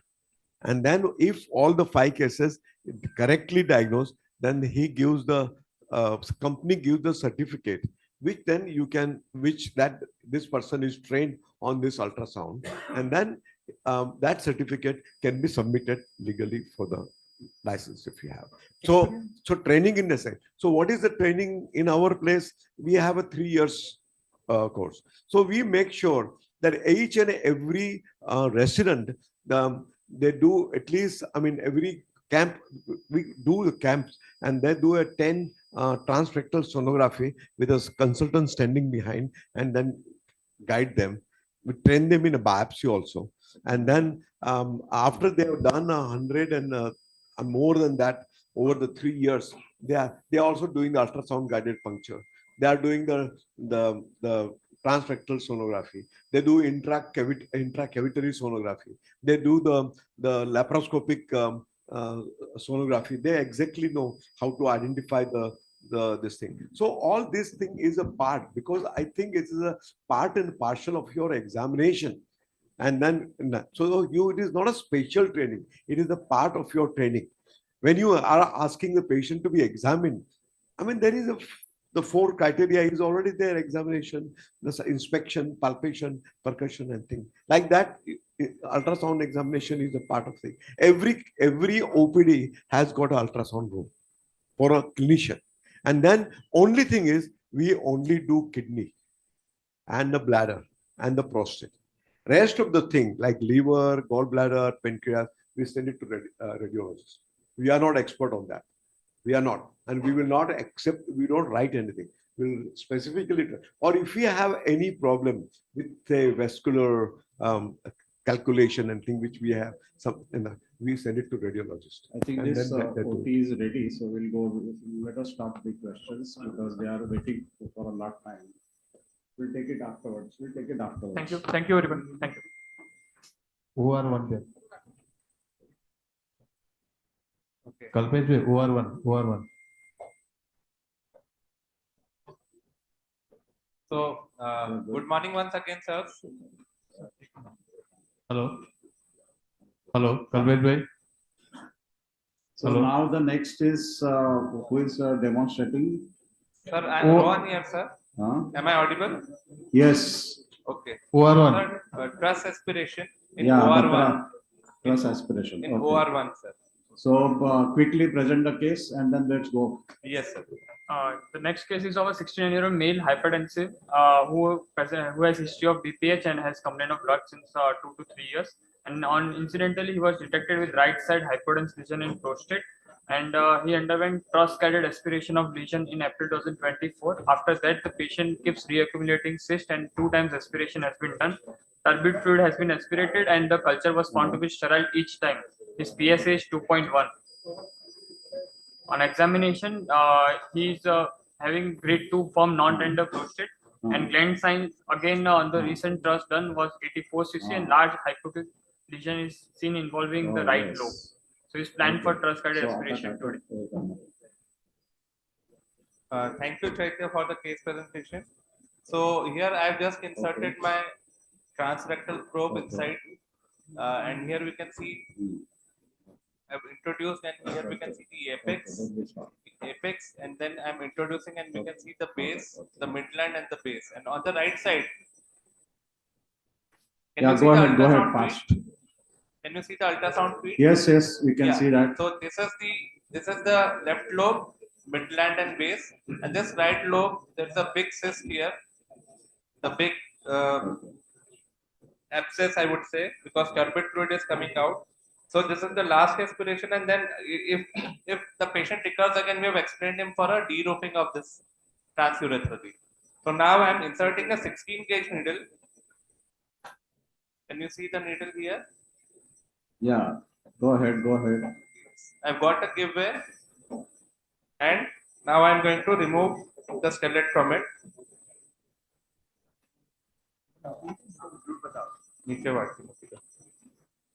You can see it coming under high pressure.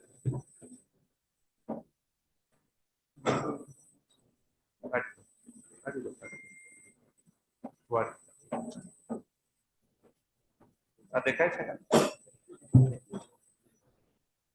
Focus करो, zoom करो, zoom कर रहे हैं.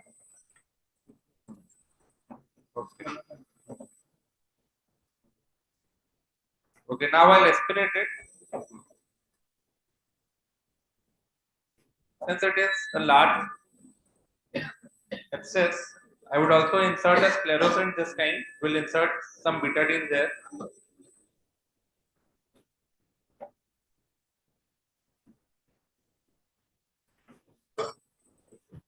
Rohan, let it come out just like that. Okay. Because on aspiration, it will get collapsed. Okay, sir. The wall will get adherent to the eye.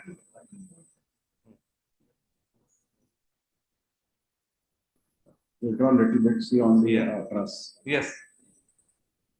Sir.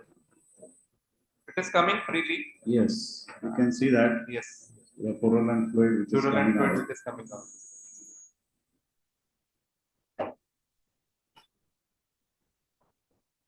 You can also see the needle very clearly on the. Yeah, now the cyst is that cavity is almost collapsed. Almost collapsed. Yes, sir. It's almost gone. Quite often we have seen that this abscess, prostatic abscess, requires multiple aspirations and multiple injections of betadine, and with that, it actually recovers quite well.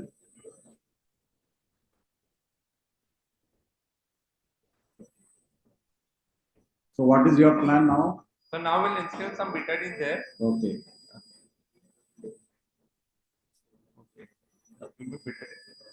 This is the regular betadine solution which we are going to instill there. All right. So though I have taken 10 ml, I'll just instill 2 to 3 ml of betadine there.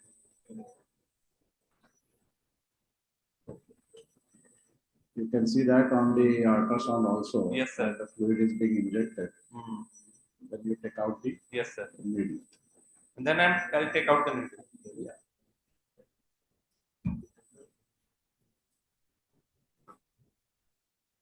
Okay, very nice, good demonstration. Thank you, sir. You very much. Thank you, sir. We'll go to the other theater. Yes,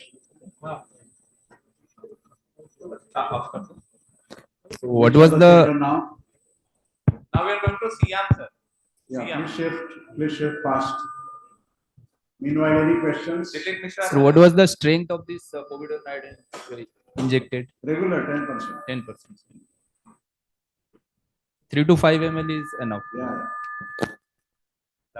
Any antibiotics like gentamicin prefer or locally? Local, yes. Locally,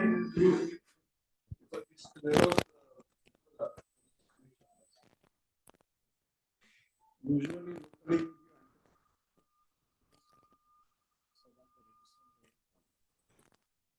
Suppose this is the third time. The third time it has been aspirated. Suppose it fills up again. So of course, one suggestion was saying de-roofing the cavity, but that will be a large prostatic cavity. Doing it. Another thing you can do is you do a perineal puncture, and put a pigtail and then aspirate, and then after aspirating, you put a betadine and then clamp it for about 2 hours, and then you join that tube to a suction, low suction, and that will, because of 3 times he has been given, so that mucosa will get denuded, and then it's sucked in, and then we do it for 2-3 days, and then you take it out, usually settle. This is also, we do it for the kidney cyst, large cyst, non-functioning cyst, and there also we do the pictel, and then we use the betadine, and then we do the low suction. It takes 1 or 2 days, and then when nothing comes out from that pictel, you take it out. So we have one short announcement. The residual bowel preliminary will be held in Hall B. It will be starting at 10:30. So those residents who are attending there can proceed to Hall B. It will be starting at 10:30. Thank you. Go ahead. In the operation theater. ये 14 है ना sister? 16 to 14.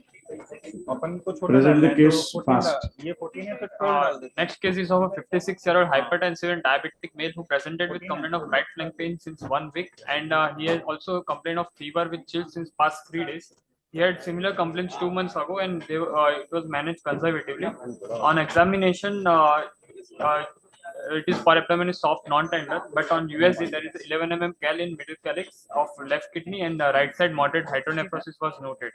His counts were found to be 17,000, and serum create was 1.64. Urine showed plenty of pus cells. So CT IUP was done, which showed a calculus in right upper ureter and left another calculus in left kidney, lower ureter, lower calyx. So he's planned for right PCN today. Yeah, who is connected from the operation theater?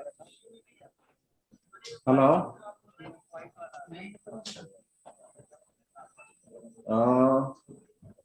Who is doing it? कौन कर रहा है? Sir, Siyamodi. Dr. Mishra. Yes sir, good morning sir. Yeah, Dr. Dilip. Yes sir, good morning.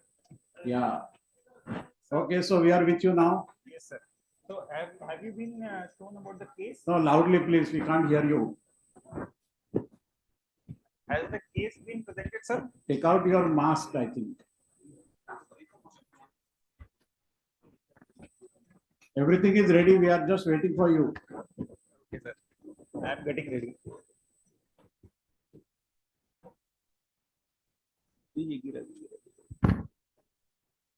Dilip?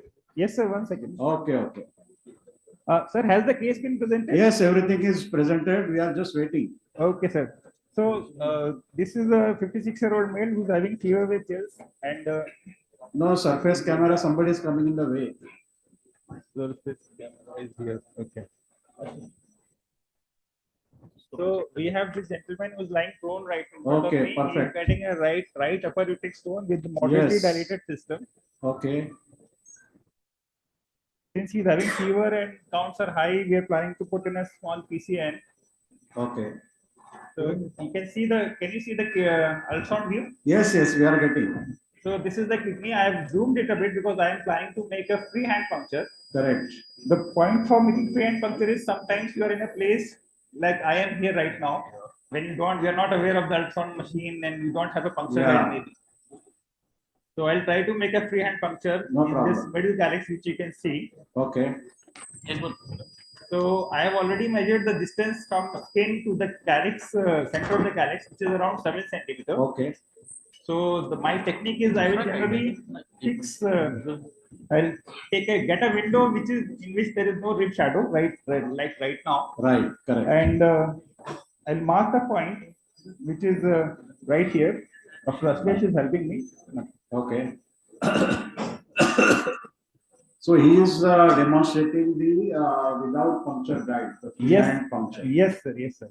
So what I do is with the probe, I'll finalize which is my caudal end of the kidney and which is the cranial end. Okay. So on the ultrasound machine, on the right side is the cranial end, and on the left side is the caudal end. Right. And this is the middle calyx, which is nicely dilated. You can see. Although the puncture line is seen, puncture guide line is seen, but I'm not going to use it. I have marked the point already on the skin, which is here, which is just above the 12th rib, almost at the tip of the 12th rib. Okay. and I'll make a stab incision, keeping the So probe. can you just tell us where is the rib and where is the iliac crest? Yes, sir. Here you can see the red marking here. This is the 12th rib here. Is it That's a visible? 12th rib. Yes, Okay. sir. And we have not marked the iliac crest. It's somewhere here. Okay. So my point of entry is at the skin is just above the 12th rib, almost at the tip of the 12th rib. Okay.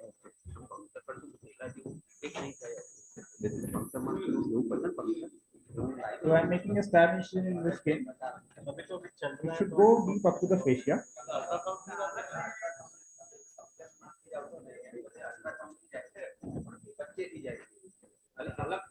The patient is under anesthesia. Yes, yes, yes.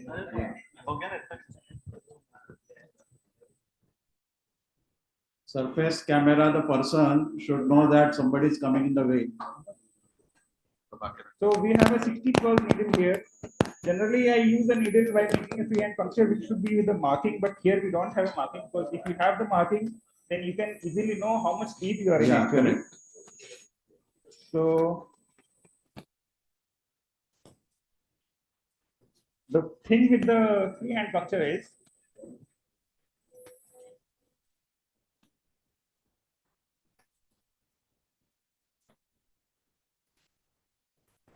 so you fixate that middle calyx in the center.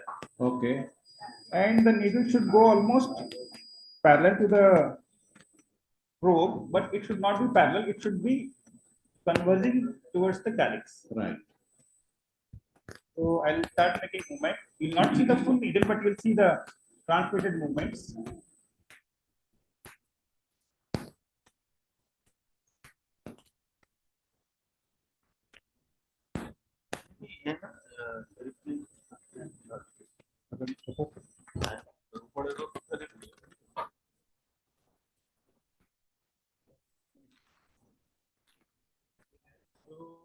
I'm trying to go in. You can see the transmitted movement. Yeah, we can see that. Yes.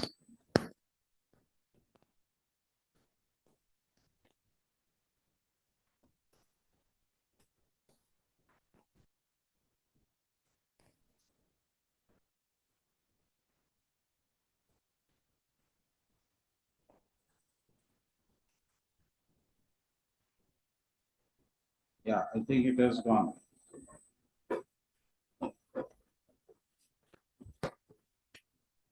Get the tube bed.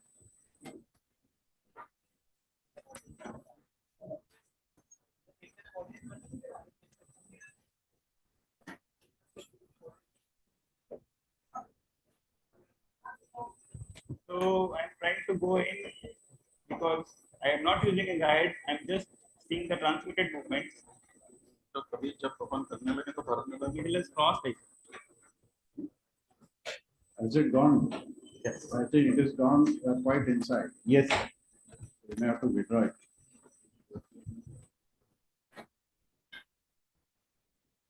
Show the surface.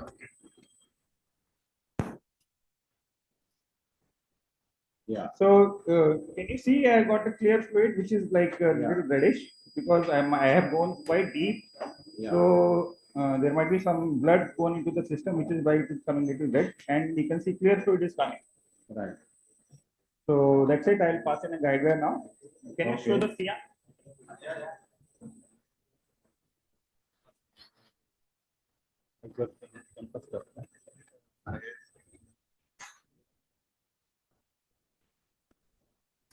So I'm using some contrast. I'm supporting my hand on the patient and I am holding the needle so that it will not get dislodged from the calyx. And you can see it is nicely into the system. Show the fluoro, please. Surface camera person should show fluoro.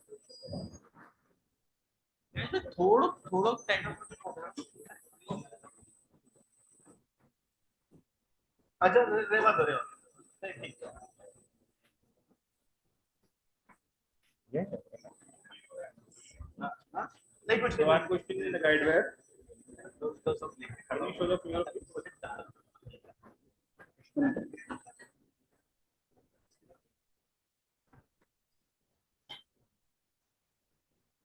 Fluoro, please, fluoro. So you can see the guide wire is coiled into the calyx actually. Yeah. And there is an explanation of contrast as well because I had to take 2 attempts of puncturing with the needle.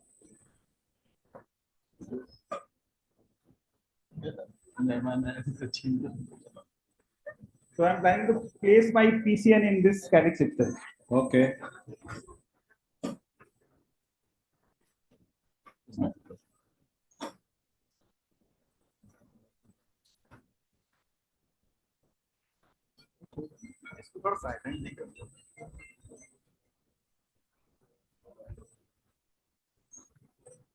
So what way you are going to dilate the tract? So we are going to use a single screw dilator, which is Screw a dilator. 14 French, 14 French screw dilator, and it will dilate the whole tract in one go. Okay. Surface we are not getting. Can you see, sir? Yeah, now we can see that.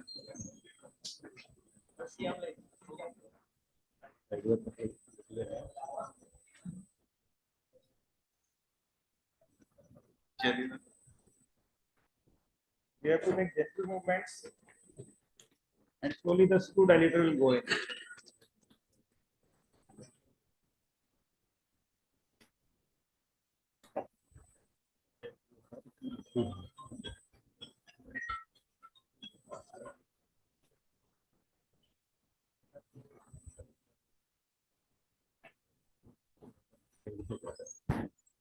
The dilatation is under fluoro guidance or ultra.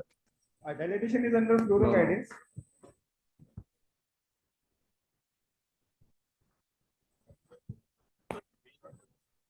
Surface से फ्लोरो दिखाओ.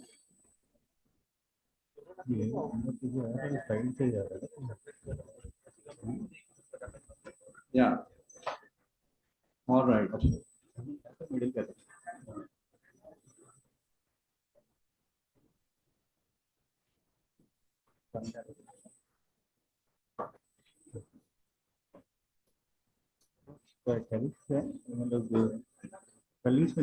is a little problem.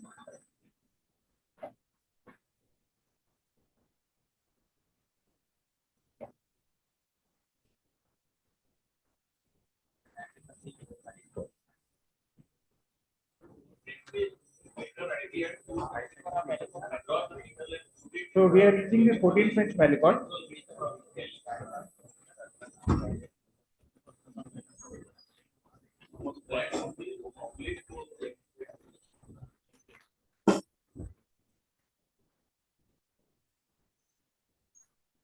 Fluoro.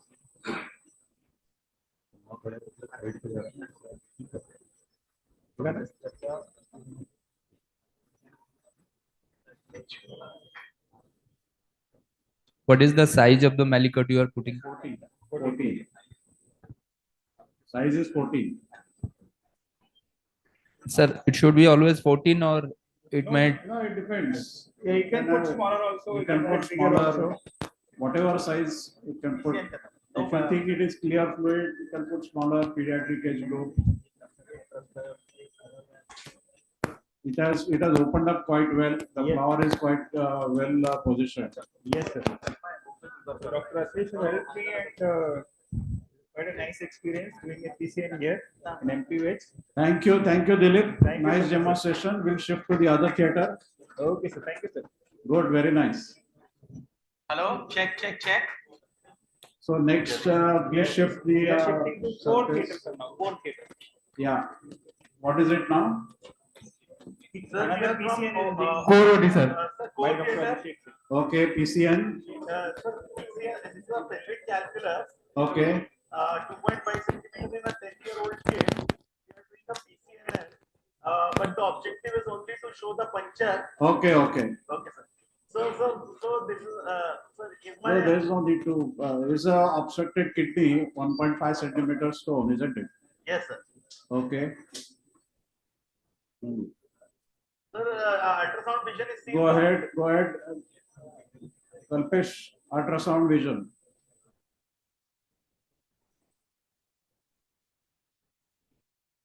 ये surface निकाल दो कल्पेश काढे ना या अभिषेक.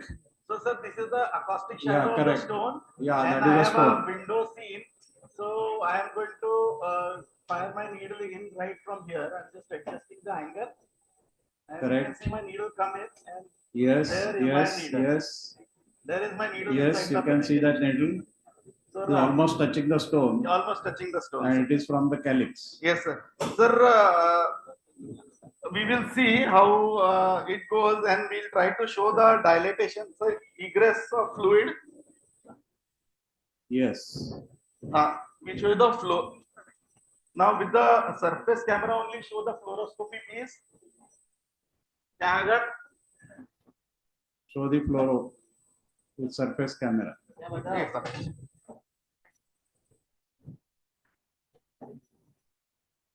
Okay, sir, can you see the fluoroscopy? So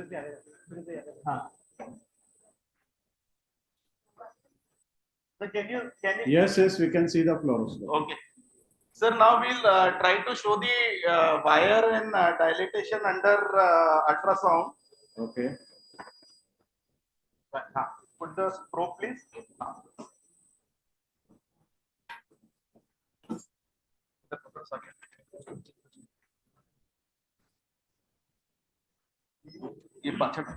Show the ultrasound picture. Yes, sir, we are showing the ultrasound picture. So that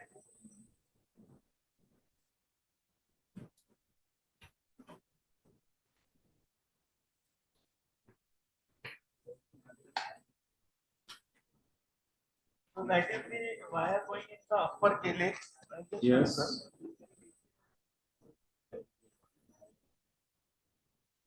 Yeah, we can see that wire has gone properly. And so this is the jiggle of my on the ultrasound probe.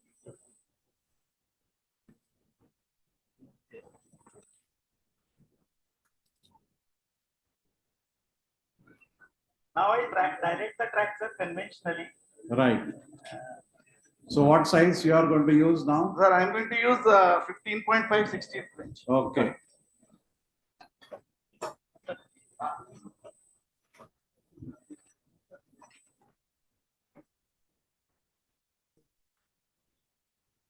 All right.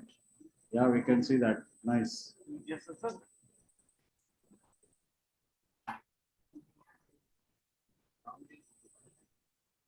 It is done in both ultrasound and fluoro guidance. Yeah, The this is same. fluoroscopy.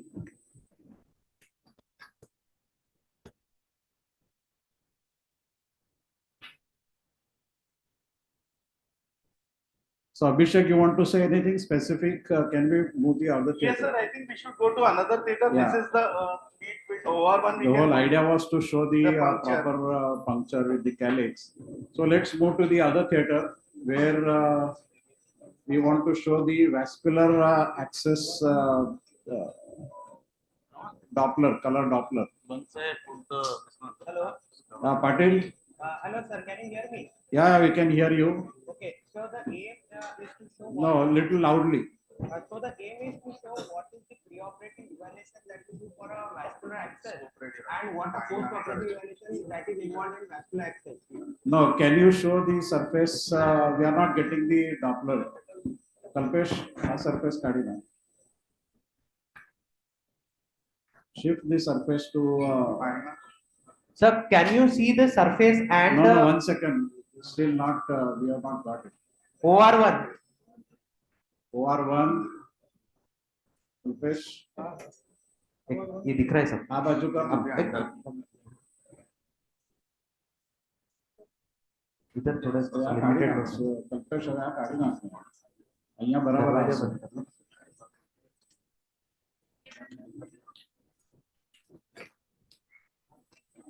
Patil, 1 second. Okay, sir.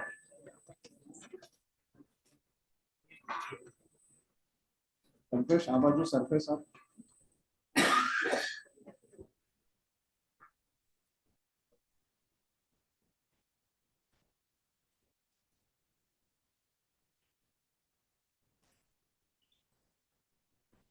કેમ આવતું નથી?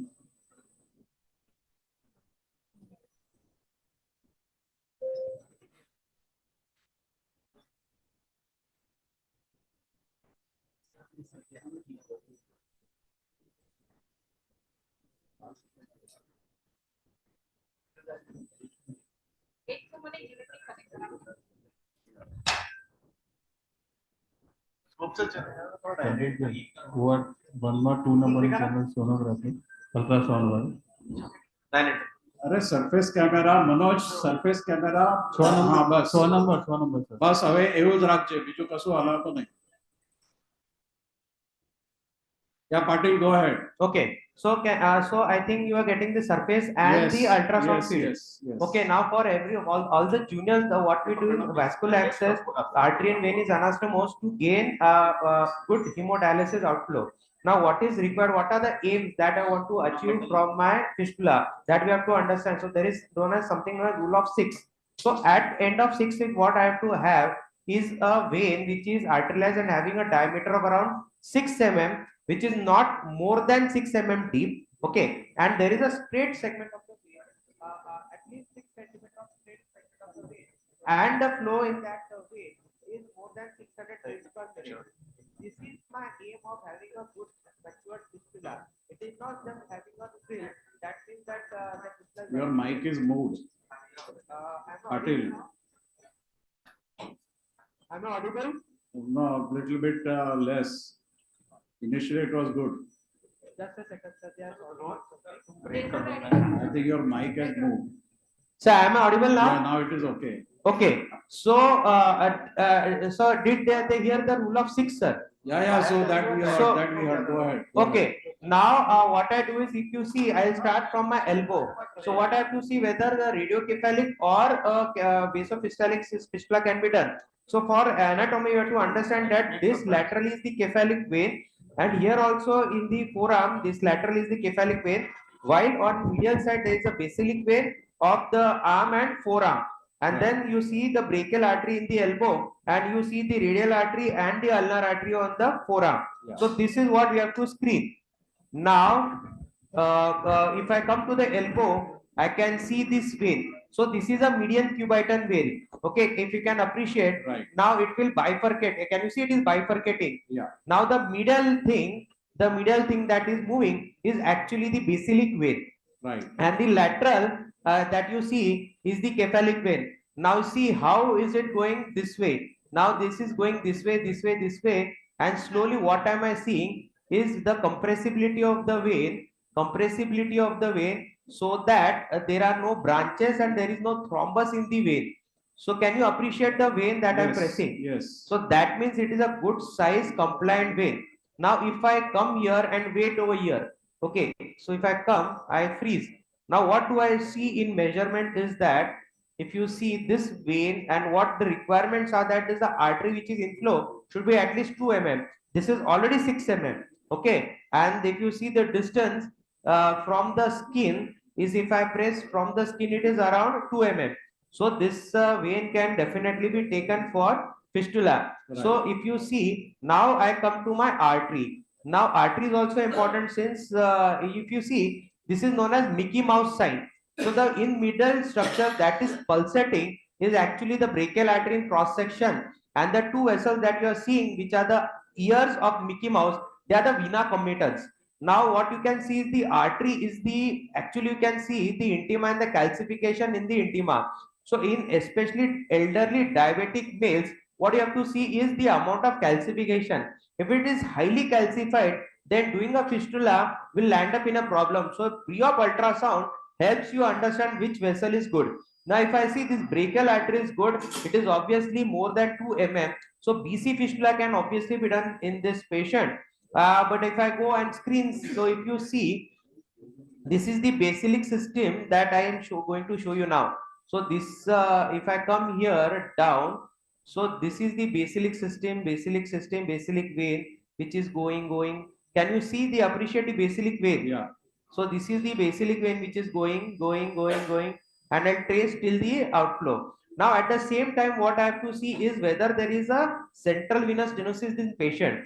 So the patient does not have any history of access. If the patient has access for dialysis for at least 3 months, then you have to be skeptical whether there is an outflow problem or not.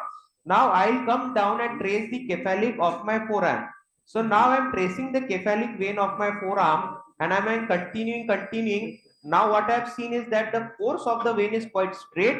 There are no much of branching. If there are a lot of branching, then this vein may not mature. Now as I come here, so this is the point where I am happy, and here I will pause it, and then this is the area where I have to see the size of my cephalic vein. If I see the size of the cephalic vein is around 5 mm, and if I see the distance from the skin, it is around 3 mm. So that means this cephalic vein in my radiocephalic system is good. Now what I'll see is my radial artery. Now if I see my radial artery, so can you see the radial artery over here?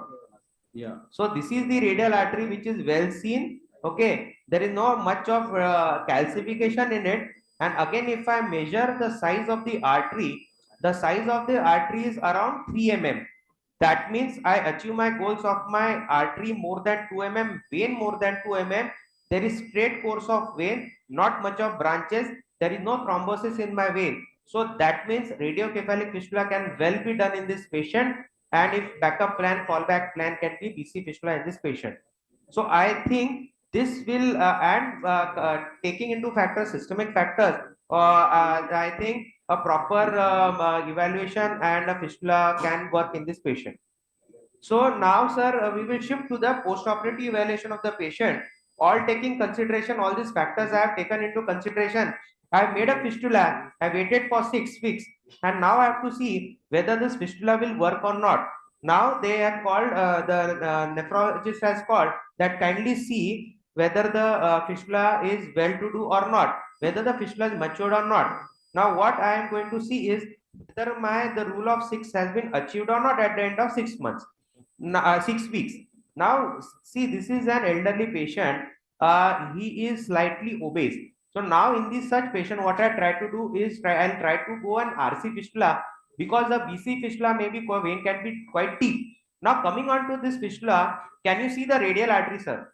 So this is a post-operative. This is a post-operative radiocephalic fistula, and around 3 months. This is a post 3 months patient which is well on dialysis. Okay, so this is the radial artery which can be very well seen. Now what I will show is the anastomosis. So if I come over here, can you see this anastomosis, sir? If I show here, sir, this is the anastomosis. This is what it is splitting. So this is my vein and this is my anastomosis over here. Okay, so I'll show you it in Doppler also, but instead of Doppler, what is more important is the B mode evaluation. Now I will show you a straight segment of the vein. This is the straight segment of the vein that I am tracing. There is no thrombus in the vein. I am tracing it continuously, and as you see, there is a continuous straight segment of the vein. Now what I see is whether this vein, all the rules have been achieved or not. So if I come here, I try to see what is the size is around 6 mm, and what I do is once I see this, the distance from the skin is around 5.8 mm. So this is dialysable, and since the patient is undergoing dialysis, that itself proves that the rule of 6 have been achieved in this patient. So these are the things that you have to see when you see in a post-op patient. And obviously, final thing that I will show is the Doppler picture of this fistula. So just a second, I will decrease the gain, and as I come over here, there's a lot of disturbance. I will decrease. Okay, now this is the point of anastomosis. Can you see there's slightly disturbance over here? Yeah. But this is the point of anastomosis over here that you can see, and I think this should be okay, sir, for pre-op evaluation and the post-op evaluation that you see. Okay. And this is the vein that you can actually see. Yeah, okay. So Patil, we have understood what exactly you wanted to show. Yes, sir. And how the things have been can be evaluated. So thank you very much. Okay, sir. I think we have 2 more lectures which are pending, and we'll go ahead with the lectures now. Sir, instead of what we'll do, sir, we'll have just one trust biopsy, last trust biopsy, and then we can finish the live operative workshop and then take these 2 lectures and continue with the hall, sir. So we'll just have a last trust biopsy, Dr. Abhishek Singh, sir. Okay.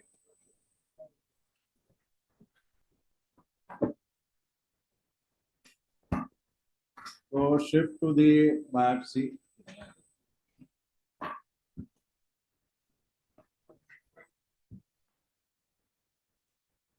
Hello? Yeah, Yes, sir. yeah, quick. Yes, sir. Just a minute, sir.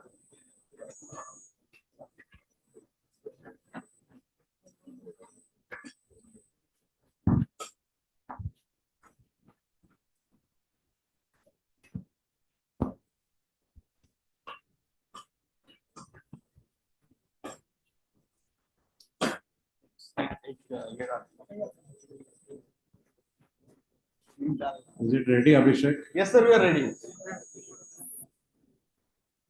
Sir, can you see the surface view, sir? Yeah. Okay.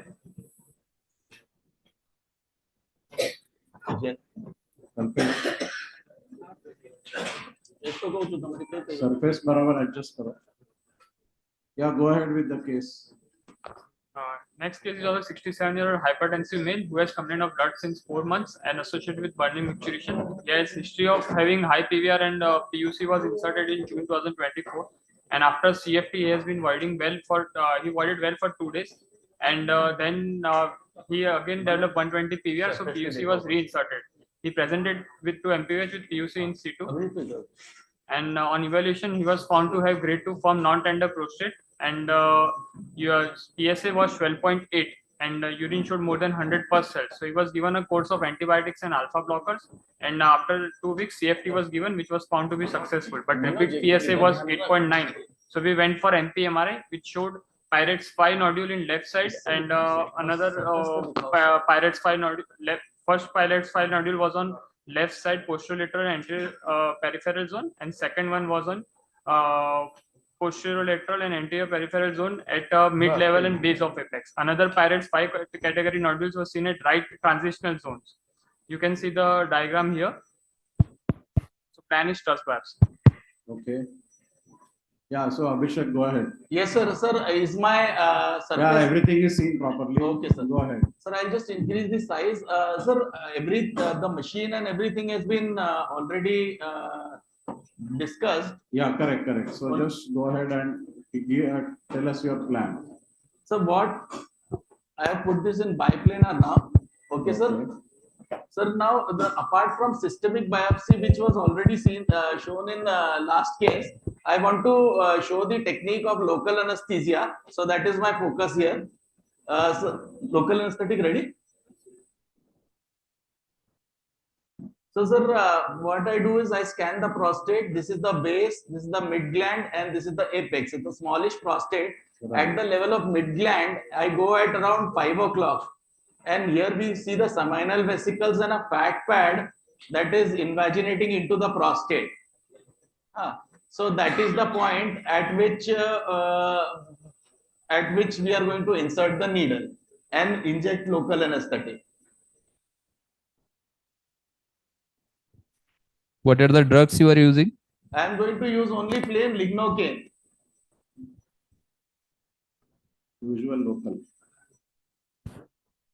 Local.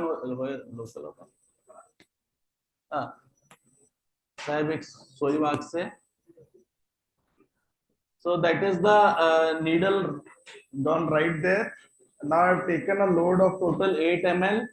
4 ml I'll inject on both the sides. So the first 4 ml is gone in.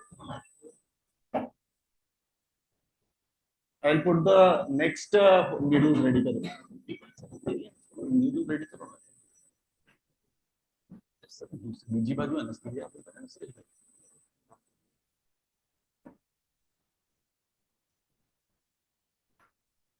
So on the opposite side, I will put the needle again.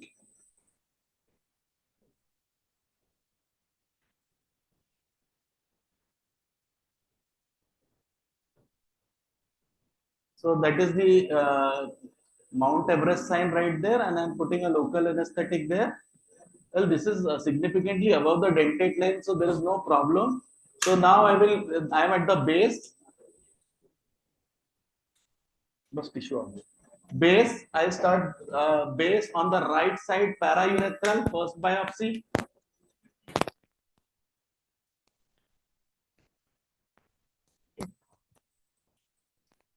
base on the right side peripheral,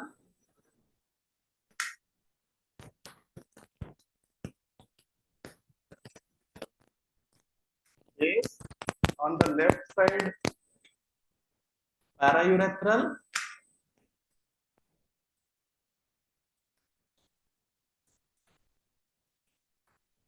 base on the left side peripheral,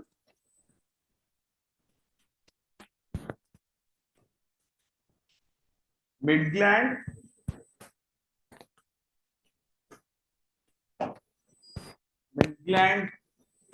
right paraurethral,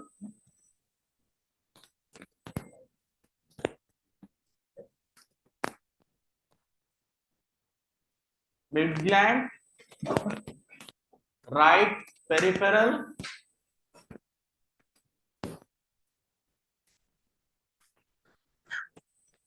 mid gland left paraurethral,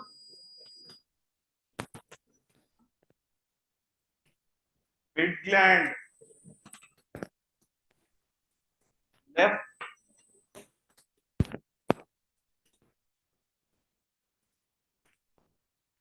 peripheral. Now I'll come to the apex. The apex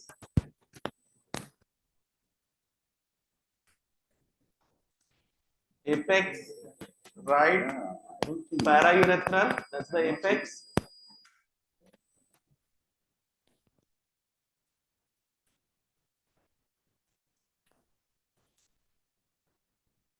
Apex right peripheral,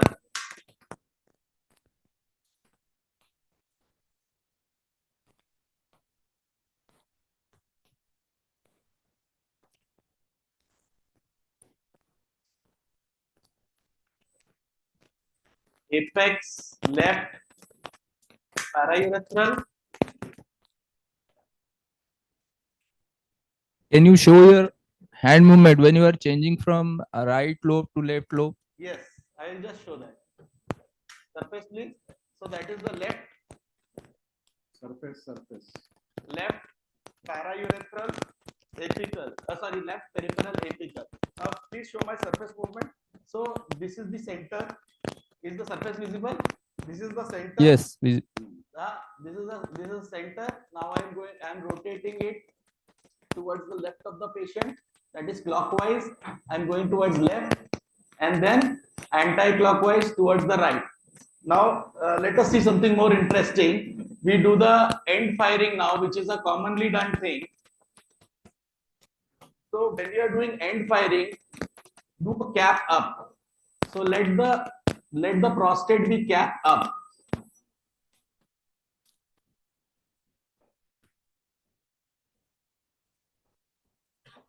So that is the prostate. You see, the complete prostate is visualized.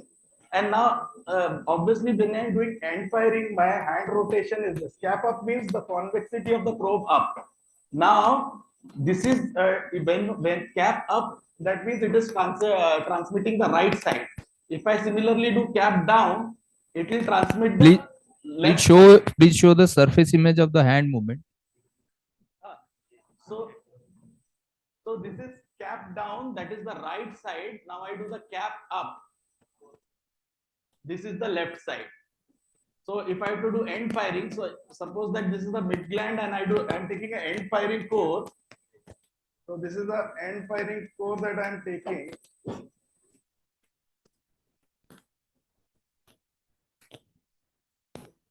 And the cap is up. So that is the end firing core that I have taken. So if you were using Gynac systems or end firing probes, this is how you will do a biopsy. And now I do the cap down. That means this is the convexity of the probe. This goes down and the image is disappeared. So I lever my probe down to get the prostate image. So that is the prostate. So if I lever my probe up, nothing is seen. That means the left side of the prostate is not being seen. Only the right side of the prostate is being seen right there. That's the right side of the prostate. So by the end firing approach, you see only one side of the prostate. So I'll take one more end firing probe and then finish. Sir, Sabni sir, was I able to put across the end firing concept? Yeah. Yes, sir. Sir, that is. Sir, as Niramya showed in the morning, this is the longer one is the end firing angle, and this is the side firing angle. By the side firing, you take these laterally directed biopsies, as was so you cover the peripheral zone, and by the end firing, you take a cross section of prostate, peripheral zone, transitional zone, then anterior fibromuscular stroma.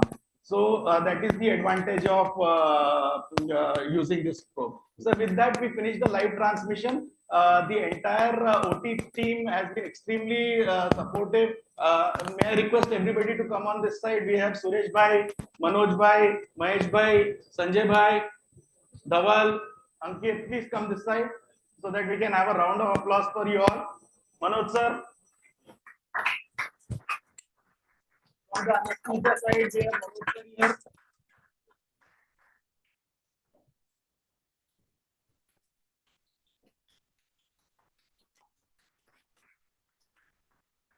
Okay, Abhishek, thank you very much. It was a nice demonstration, and thank you everyone in the operation theater. Go ahead with the remaining lectures. First is by Dr. Rathi. I can invite Dr. Rathi for his talk on testicular and scrotal ultrasound. Dr. Rathi is our radiologist with us here in the NPUH. And he will tell us about the scrotal ultrasound. Hello, good morning, everyone. Basically, I think few of your urologists will be must be doing ultrasound scrotum. So I have just kept it very simple, and I have just put the slides how to do it, and I have put the normal anatomy and the different common pathologies. So in this lecture, I will see that we will discuss about the indication, machine requirements, how to do ultrasound scrotum, ultrasound scrotal anatomy, role of Doppler, and common pathologies.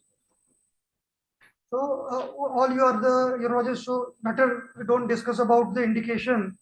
I will switch to the machine requirements. The most common requirement is the linear or vascular probe. As all you are the urologists, so you have convex and transrectal probe. But if you are doing a fistula, then you must have a vascular probe. So for the scrotal Doppler, vascular probe is must.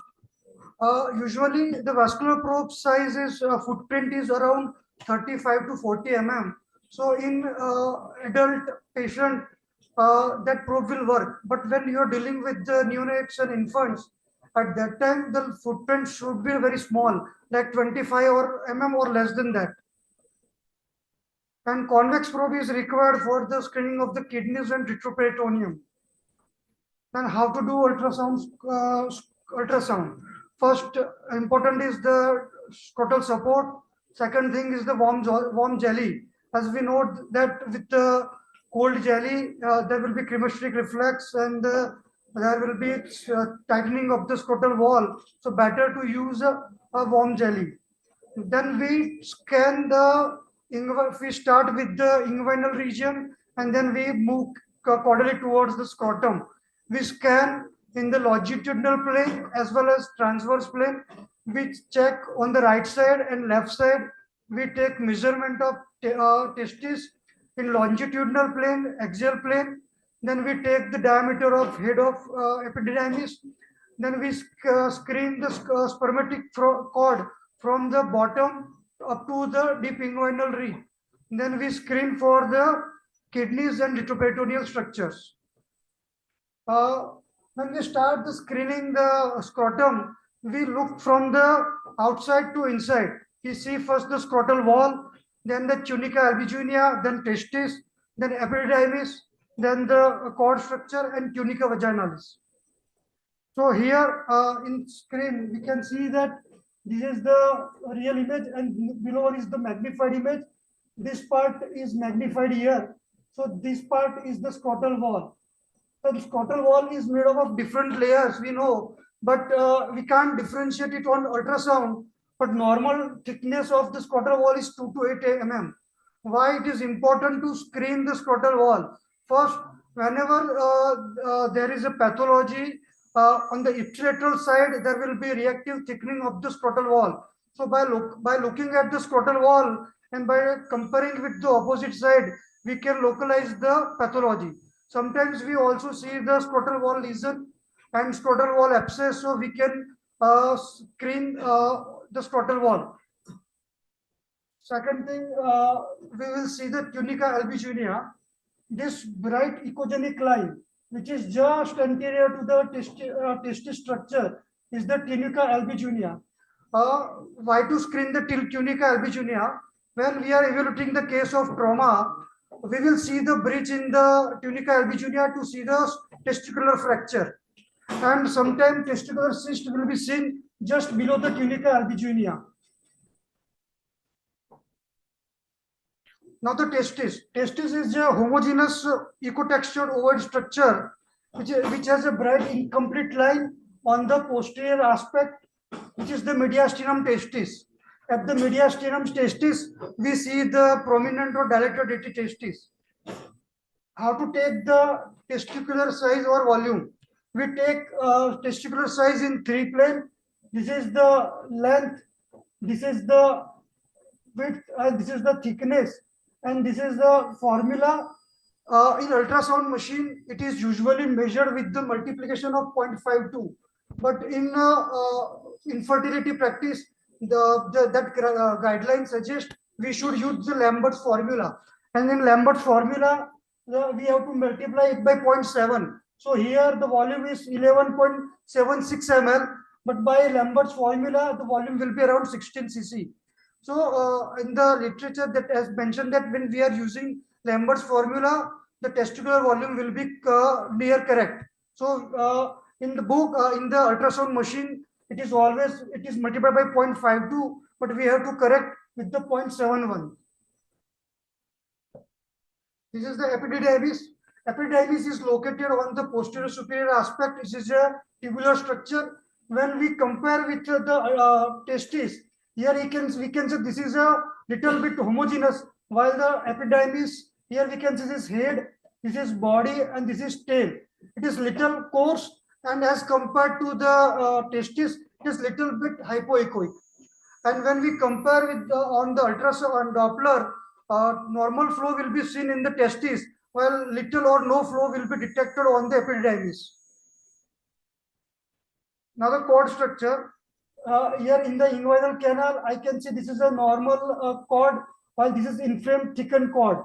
Usually cord is highly echogenic band, which will have a hypoechoic structure called vas deferens within it. Now the tunica vaginalis, this much of minimal fluid will be always be there in the tunica vaginalis. This will be the outer layer of the tunica vaginalis. So role of Doppler in the scrotal ultrasound. It is usually helpful for the evaluation, for the differentiate from the testicular torsion and epidermoorchitis, and also the evaluation of the varicocele. Here we can see this is normal testicular Doppler. This is the capsular artery, and these all are the centripetal arteries. And this is the normal Doppler spectrum of the normal testis. It will show low resistance flow. Here you can see that there is a forward diastolic flow. And this is the normal color Doppler, and this is power Doppler. Power Doppler is very important tool. When you will get a case of torsion, it will help us to detect minimum amount of the flow in the testis. This slide is very important because in all ultrasound machine, all we have preset already fixed in the machine. So when you are screening for the testis, this is the setting which we should ask our application specialist to put inside the machine. So whenever you screen, you don't have to change a bit very hard. You can fine tune it, but this you should put. These are the settings like minimize PRF, maximize color gain, up to the background noise limit, then minimize wall shelter settings and use power flow if needed. Now the common pathologies. First is the epidermoorchitis. In the screen we can see this is the right testis, this is left testis. This is the case of right epidermoorchitis. Here we can see the testis size is enlarged as compared to left. Here left is 36 by 17, right is enlarged. There is on right side there is a hydrocele and it is showing multiple septation. And on the this is image of the right epidermis. There is the head, body, and tail. We can see it is enlarged and thickened. On the power Doppler and the color Doppler, we can see that there is increased vascularity and the forward flow is increased. We can see that RI is little bit lower side. On we can see that this is the right spermatic cord and this is left spermatic cord. Here right one is inflamed, thickened. Epidermoorchitis can be present as epidermitis, only orchitis, or epidermoorchitis. On the epidermoorchitis, the testis is enlarged, bulky, edematous. It may show increased vascularity. In severe cases, because of congestion, diastolic flow will be reduced. So in such cases, it will become very difficult to differentiate between the epidermoorchitis and torsion. And spermatic cord will be thickened. There will be hydrocele and sometimes we can see septation within it. This is case of a testicular torsion. Here we can see that this is a hypoechoic testis. And on power Doppler, we can see there is no flow within the color Doppler, there is no flow within the testis, while surrounding structure is showing the flow. And this is very important sign. When I see this sign, I will stamp it as a testicular torsion. This is a Whirlpool sign, or we can call it as a vascular knot sign. This is a vascular knot. In early torsion, you may see normal testis, but once the time increases, there will be hypoechoic testis, and once there will be necrosis happen, there will be internal hypoechoic area as well as echogenic area. Echogenic area represent internal hemorrhage. So when you see that in in the testicular torsion, the flow will be absent in the testis, but in the surrounding tissue there will be increased flow because there is a different blood supply to the scrotal tissue. So now this is a case of hydrocele. If you can see that there is a large collection within the tunica vaginalis, there is no septation. Here hydrocele with septation, we can see multiple septa here. This is a epidermal cyst. Sometimes it is very difficult to differentiate it between the spermatocele and epidermal cyst, but we can differentiate it by the moving echoes, and we can also see the prominent rigid testis in the case of spermatocele. This is tubular ectasia. Here we can see the normal testis, and there are multiple dilated ducts within the ductus deferens. This is testicular case of testicular microlithiasis. Here we can see the multiple echogenic foci, and there will be fine shadowing behind it. This is a case of idiopathic scrotal edema. This is called fountain sign. In that, we will see the multiple vessels within the thickened edematous wall. This is a case of testicular mass. Here we can see the testicular shape is maintained, but it is enlarged and it is showing heterogeneous ecotexture. And here we can see that there is increased haphazard vessels. We can see it. This is a case of varicocele. Now, varicocele is abnormal dilatation of pumpiniform plexus. It is highly prevalent in subfertile male, and usually it is diagnosed clinically. However, ultrasound is helpful for the confirmation, and in some difficult cases where you should ask for the Doppler in the varicocele when it is a difficult examination, tight scrotum in obese patient, when you need clinical confirmation, when it is a post-operative case, when you need to access the grade. Now, 3 criteria are used for the reading of the varicocele. One is the diameter of vein, second is the reflux, and third is the testicular volume. So diameter of veins, the maximum, the minimum criteria is the 3 mm. This is the guidelines which is used commonly, and the maximum 3 mm diameter is the criteria, and it should be either in the resting condition or with the Valsalva, or it should be either in the standing or supine. So we have to mention whether it is mentioned, reported in the standing or supine, or with or without Valsalva. And the reflux, here reverse reflux is very important. How to measure the reflux? By two way we can see the reflux on the color Doppler, and second in the spectral Doppler. By spectral Doppler we can measure the time. Less than 1 mm is the physiological, 1 to 2 mm is equivocal, and more than 2 mm is the pathological. Third criteria is testicular hypertrophy. By the Sartechi classification, we can classify the varicocele. Thank you.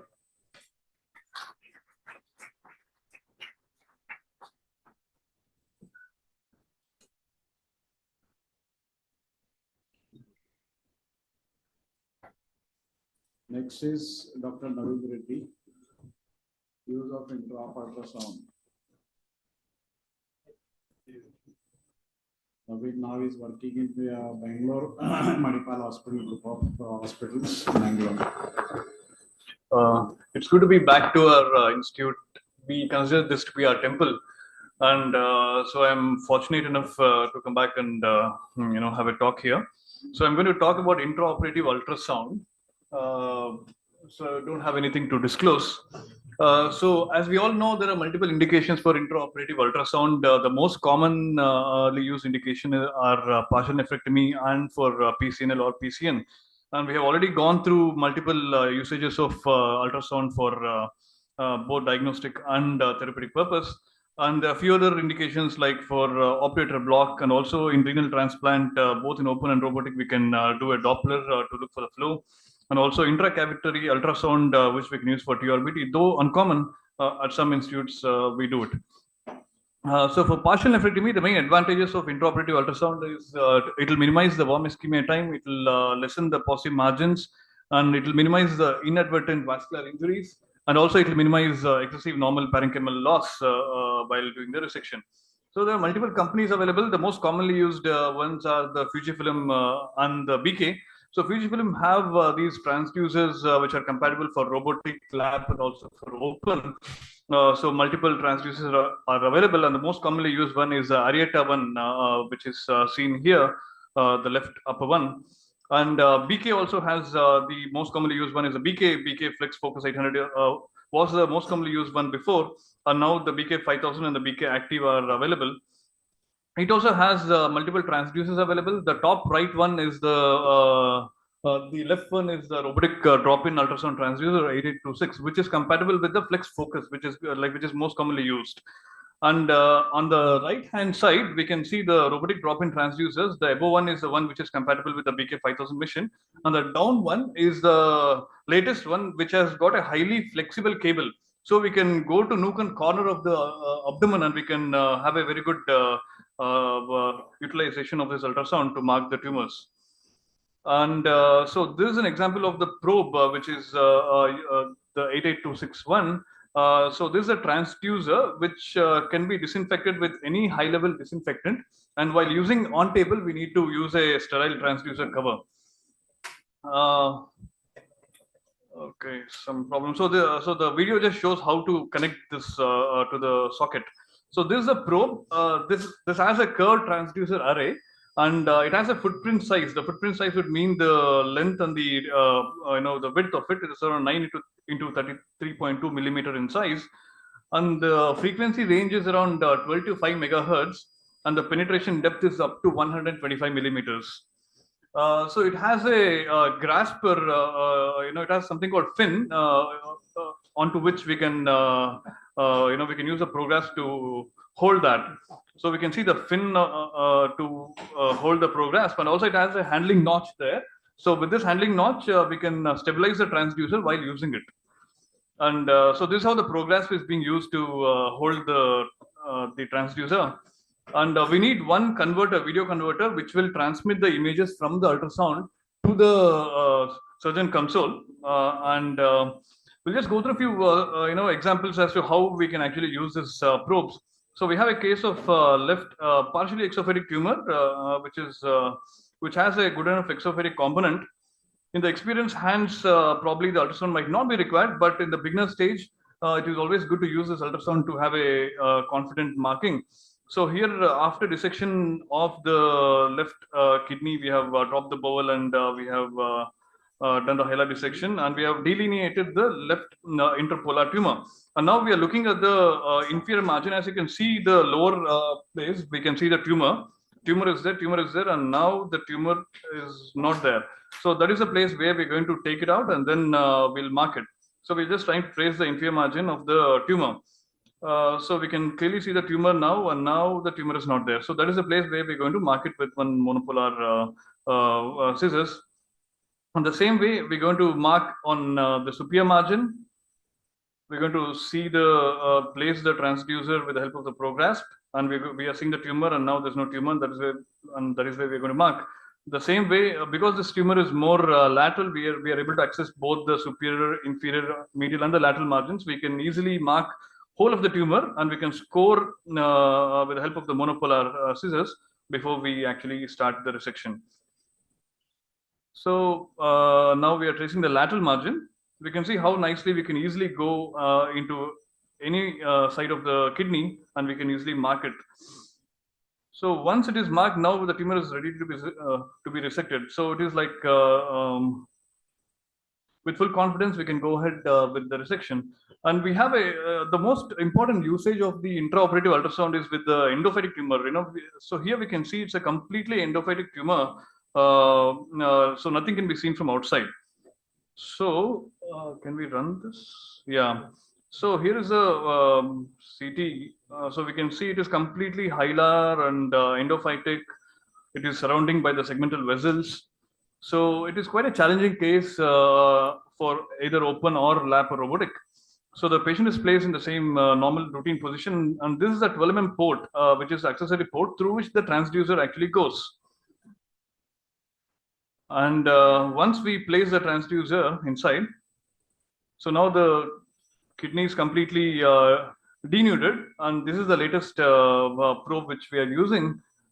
So now the probe is being picked by the prograsp.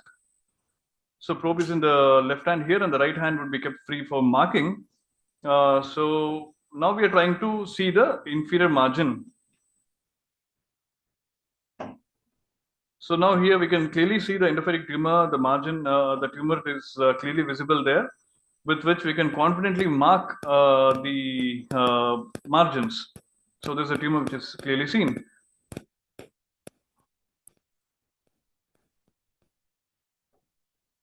So as we understand where the tumor exactly is, and we can start marking it both inferiorly and superiorly, because it's an endophytic tumor, there are different ways how we can actually approach it. We had approached with the transverse incision over the kidney. So we are tracing the superior margin of the tumor. Now we can see that there's no tumor there, and now it is being marked there. So it is quite simple. There is no learning curve in this. Once we start using it, once we are accustomed to use the extracorporeal ultrasound, so this is quite easy to understand. So now the tumor is being marked both superiorly and then inferiorly, and then once we are done with, we can also do a color Doppler to look for the vessels, major vessels, so that we'll be knowing as to where the vessels will actually come, and we can be careful there. So here, there was a transverse incision, and then the tumor could be completely taken out, and then it was closed, and the ICG was done to confirm the vascularity. So the other usage of the intraoperative ultrasound is for the IVC thrombectomy. So wherein we can identify, we can see the thrombus clearly inside, so that we can confidently dissect the IVC, and then we can isolate it, and then dissect it completely superiorly and inferiorly along the thrombus. And so intracavitary ultrasound is not commonly available. So this is one thing what we have at our institute also here. So it has got 3 probe, so this is the long one.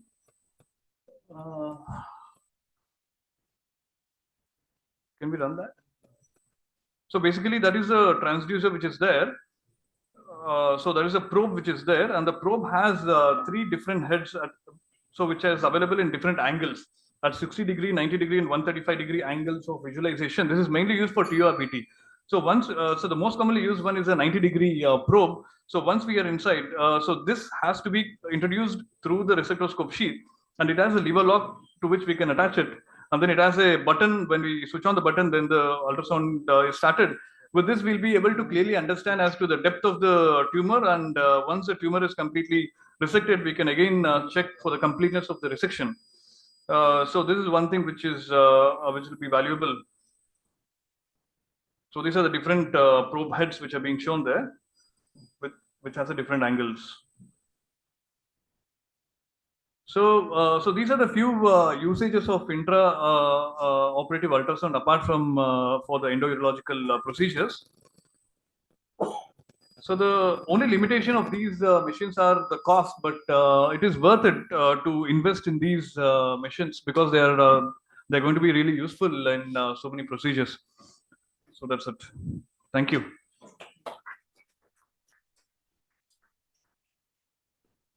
Questions? Thank you.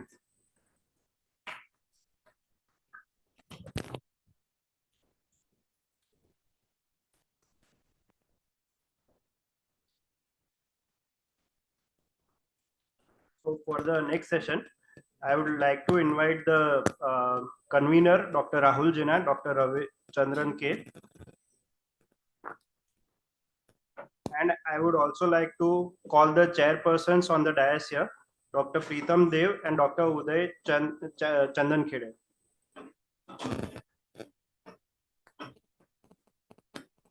The talk will be starting with the presentation by Dr. Amrish Mohan. The topic is there a role for urinary biomarkers other than cytology in the era of modern cystoscopy in non-muscle invasive bladder cancer?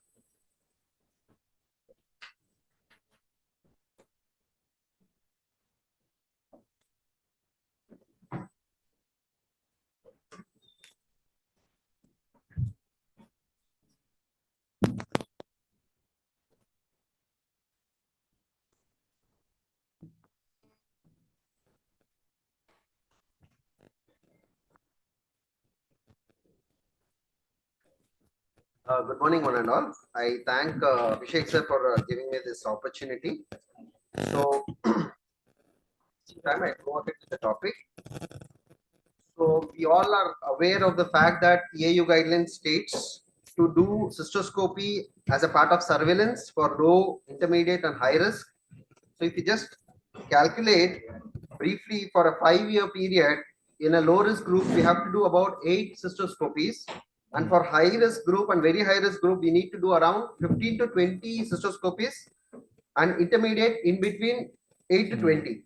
So this adds to both physical and psychological discomfort for the patient and adds to the cost and risk of sepsis. And all the guidelines state office cystoscopy, which means flexible cystoscopy, but most of the institutes are not having that. So they are going with the rigid cystoscopy, which is again causing difficulty, and most of the patients come to us and ask, is there any alternative?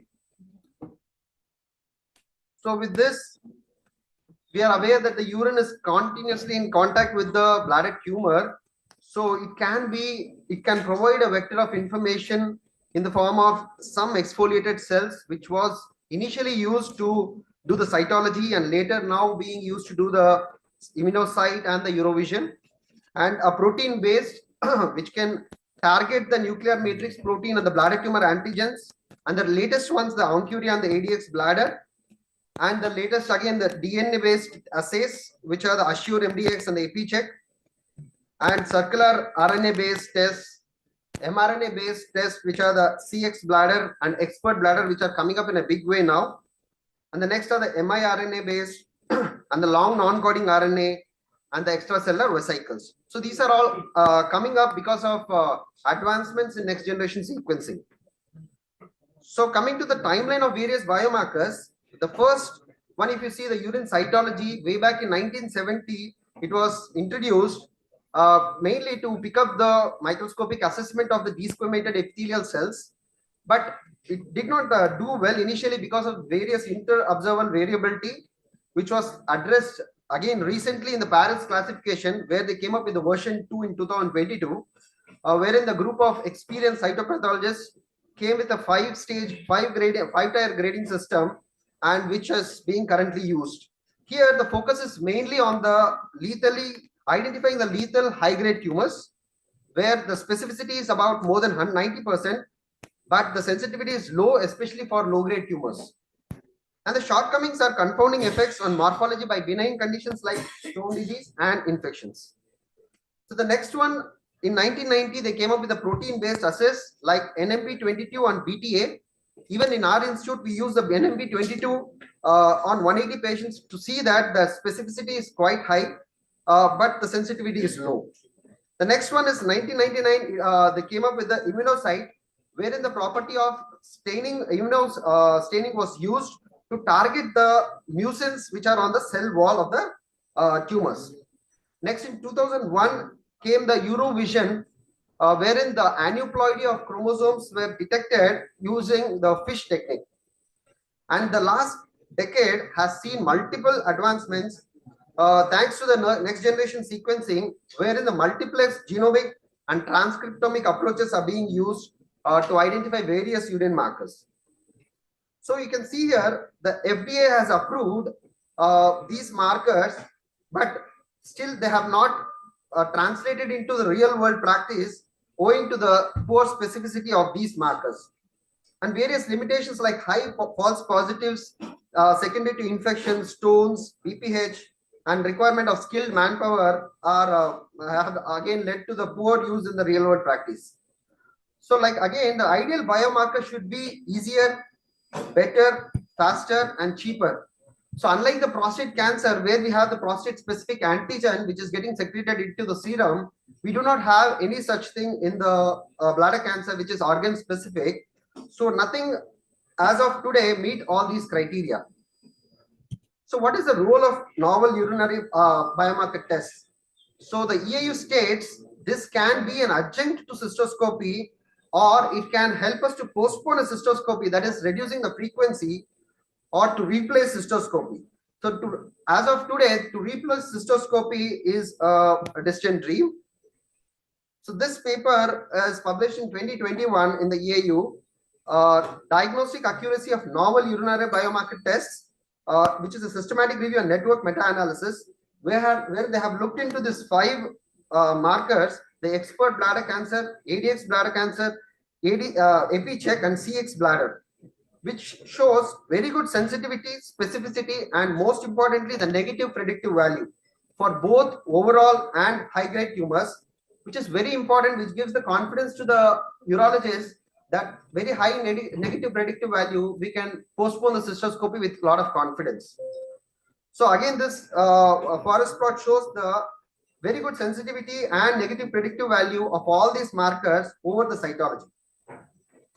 So they have brought in a very important point where they have seen the cystoscopy is avoided with these tests, where almost close to, if you see the expert bladder cancer, almost 689 cystoscopies could be avoided for 1,000 patients of a non-muscle invasive bladder cancer, which is a very good thing in these patients.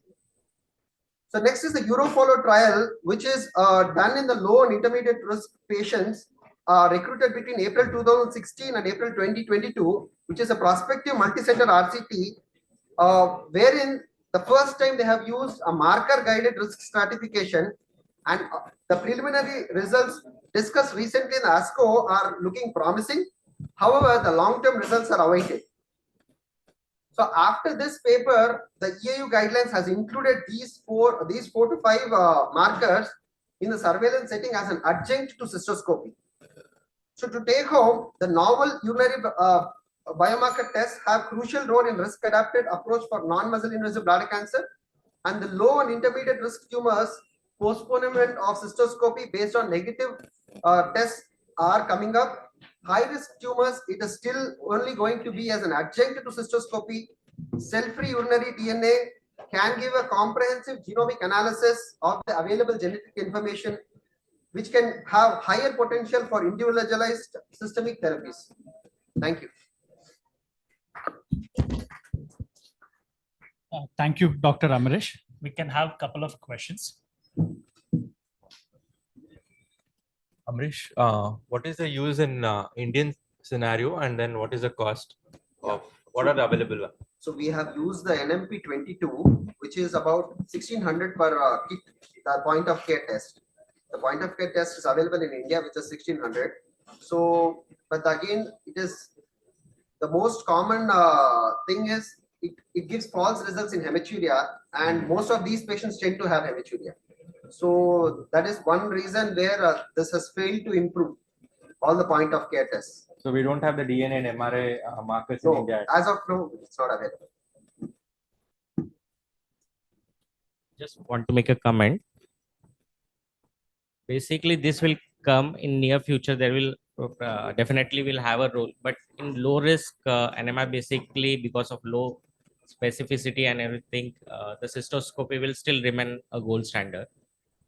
Second thing, the ideal scenario where this biomarker will play a role is like while doing a check cystoscopy, if we see bladder changes of BCG cystitis and urine cytology, and in Indian scenario we don't have very much expert cytopathologists, this urinary biomarkers will going to play a good role. The Eurofollow trial, actually they are doing only on the low and intermediate risk group. The results, the false positives are actually equivalent in both the groups. So that is going to, the long-term results we need to await. Yes. So let's move on to next talk. So I invite Dr. Yashasvi for a talk on management of recurrent low-grade papillary bladder tumor post intravesical BCG and chemotherapy. Thank you, Honorable Chair. Respected delegates, the topic I have been assigned is management of recurrent low-grade papillary bladder tumor post intravesical chemotherapy and BCG. It is a complex interplay between the guidelines from AUA, AAU, and the International Bladder Cancer Group.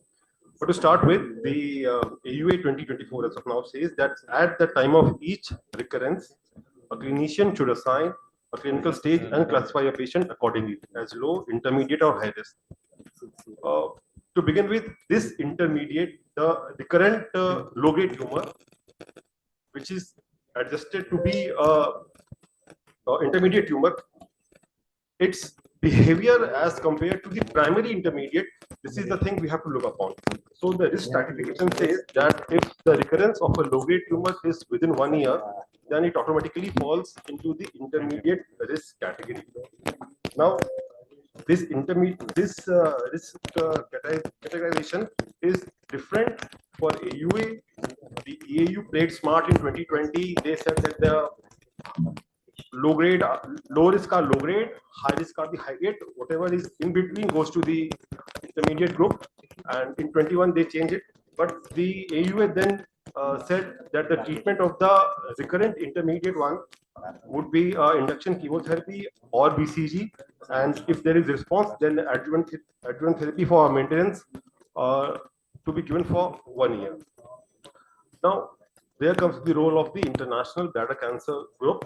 They said that we are dealing with the 80% of the cases of NMIBC. Out of those 80% NMIBC cases, 60% are the intermediate ones. Now, these intermediate cases are not a single entity. In intermediate cancer NMIBC cases, you have a primary large TA low grade at the one spectrum. At the other spectrum, we have a large TA recurrent after bad treatment or multifocal. In between lies the multifocal TA low grade and the recurrent low grade tumors. So this is the classification, and now how to treat them. So Dr. Ashish Kamath and team, they gave us certain risk factors: tumor size, multiplication of tumors, early recurrence within 1 year, or frequent recurrences of more than one per year, or a failure of previous intracycle treatment. So based upon these risk stratifications, this was classified, and with 0 risk factors, 5-year recurrence rate was 38%.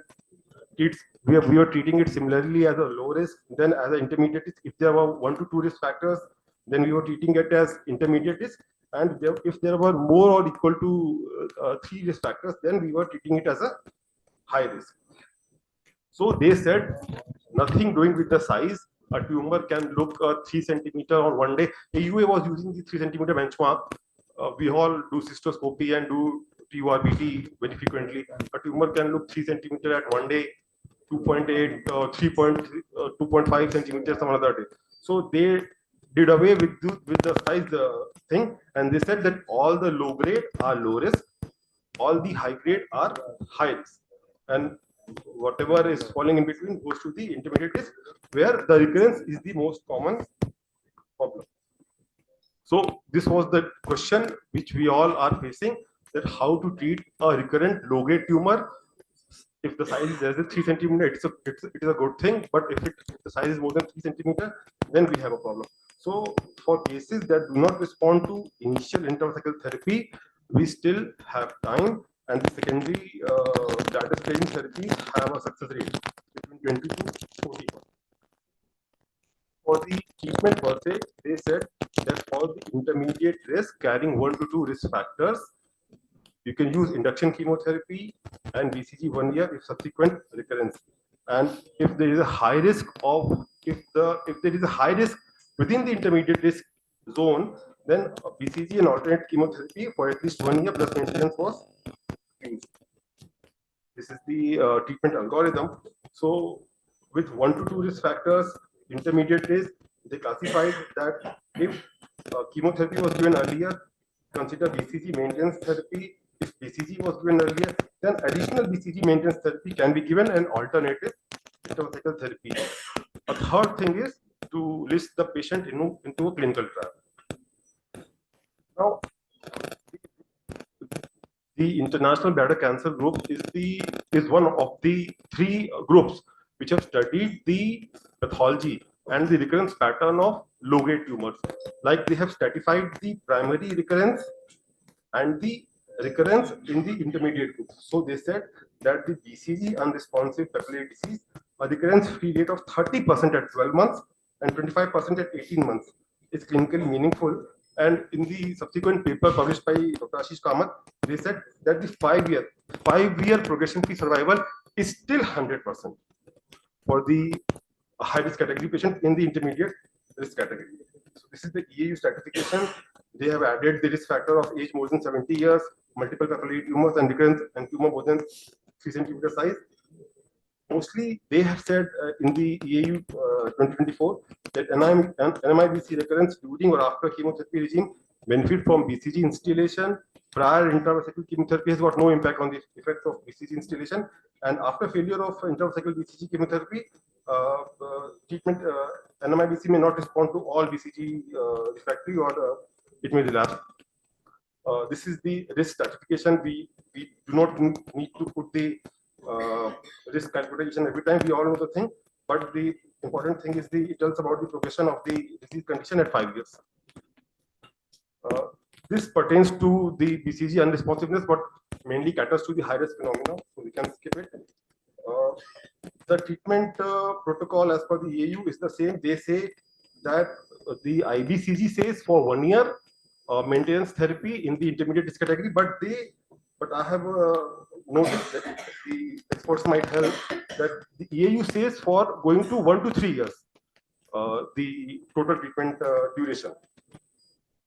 So this is the same thing. They say that the recurrent tumor with previous chemotherapy, intracycle BCG for 1 year, in late recurrences of small TA low grade or grade 1, consider repeating intracycle chemotherapy.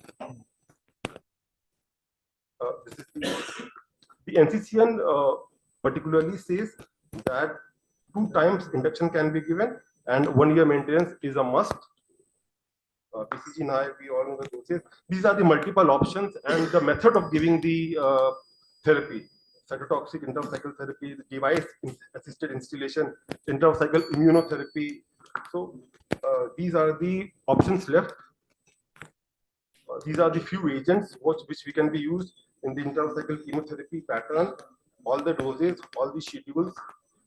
I think we know them all. Jowdy and team, they did the maximum number of cases with the intermediate risk and low risk patient, and they said that BCG plus interferon alpha was the one with maximum response, and this study had the maximum accuracy. Can you kindly conclude, sir? Yeah, thank you. So came the piece to our rescue. Pemigatinib, pirabilisin, and the recent pivot 006 trial. All these have been initiated, and all these are in the trial phase for managing the recurrent low-grade tumor, be it multifocal or be it size more than 3 centimeters. These are the trials. To conclude, I would say that as of now, we must go with the definition of IVCG that any low-grade tumor TA which is either recurrent or multifocal or 3 centimeter, we take it with a pinch of salt and put it at a recurrent tumor. The systematic review of 42 prospective trials on bladder preservation therapy after BCG with papillary recurrences, they said that the median recurrence-free rate of 44% was there at 1 year and 89% with a 19-month follow-up. We have to see the aftermath. So these are my responses. Thank you. Thank you, Dr. Yashasvi. Do we have any questions? So, what is your choice of intravesical therapy in case of intermediate risk NMIBC? We are trying to get gemcitabine at Upfront. Upfront. Adjuvant, yeah, adjuvant. Adjuvant, if you're planning adjuvant, but because of some availability issues and hospital issues, gemcitabine is difficult to get at our place. So we are hoping to get it in the near future. We are in talks, so we will be using that for adjuvant use. Not using BCG as a primary. No, we are doing the risk stratification. If there is more chances of recurrence or the size is more, then we are using BCG. And if the size is less, size is more than 3 centimeters, you still prefer doing age and the ability to tolerate BCG. All those factors we are looking. So according to that, we are using BCG. do you follow up with a maintenance for 1 year? Follow up maintenance for 1 year, and if there is a subsequent recurrence, then we redo our induction, and then for 3 years. Okay. Thank you. Thank you, Dr. Yashasvi. May I now invite Dr. Ankit Mishra?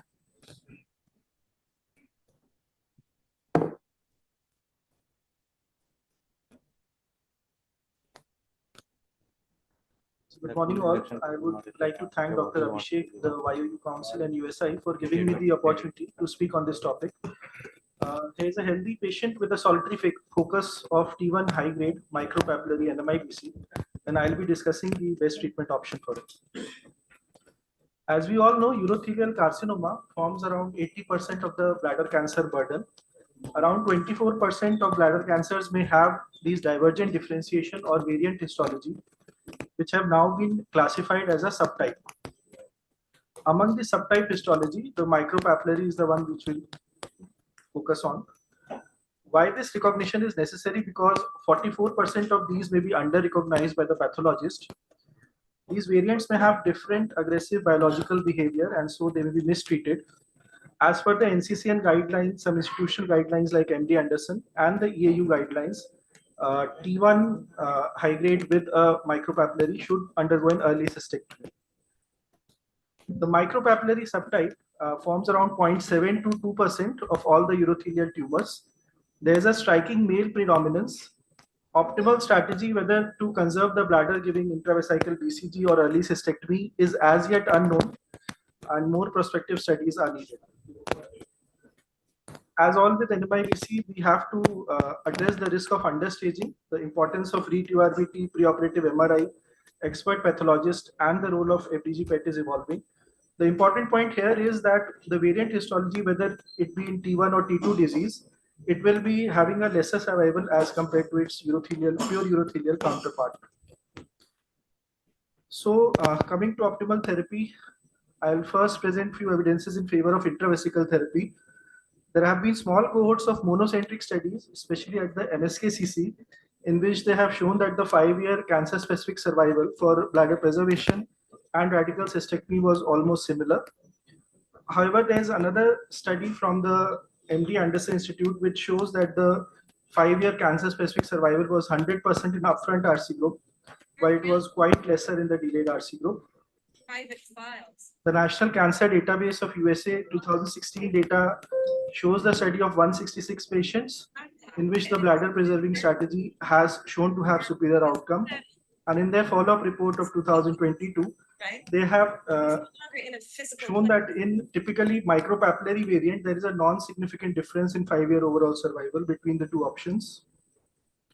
Further evidence came from this multicentric retrospective analysis by Donati et al. In 119 patients, in which again no significant difference in CSS or OS was seen, although the conservatively treated patients had a higher rate of disease recurrence and progression.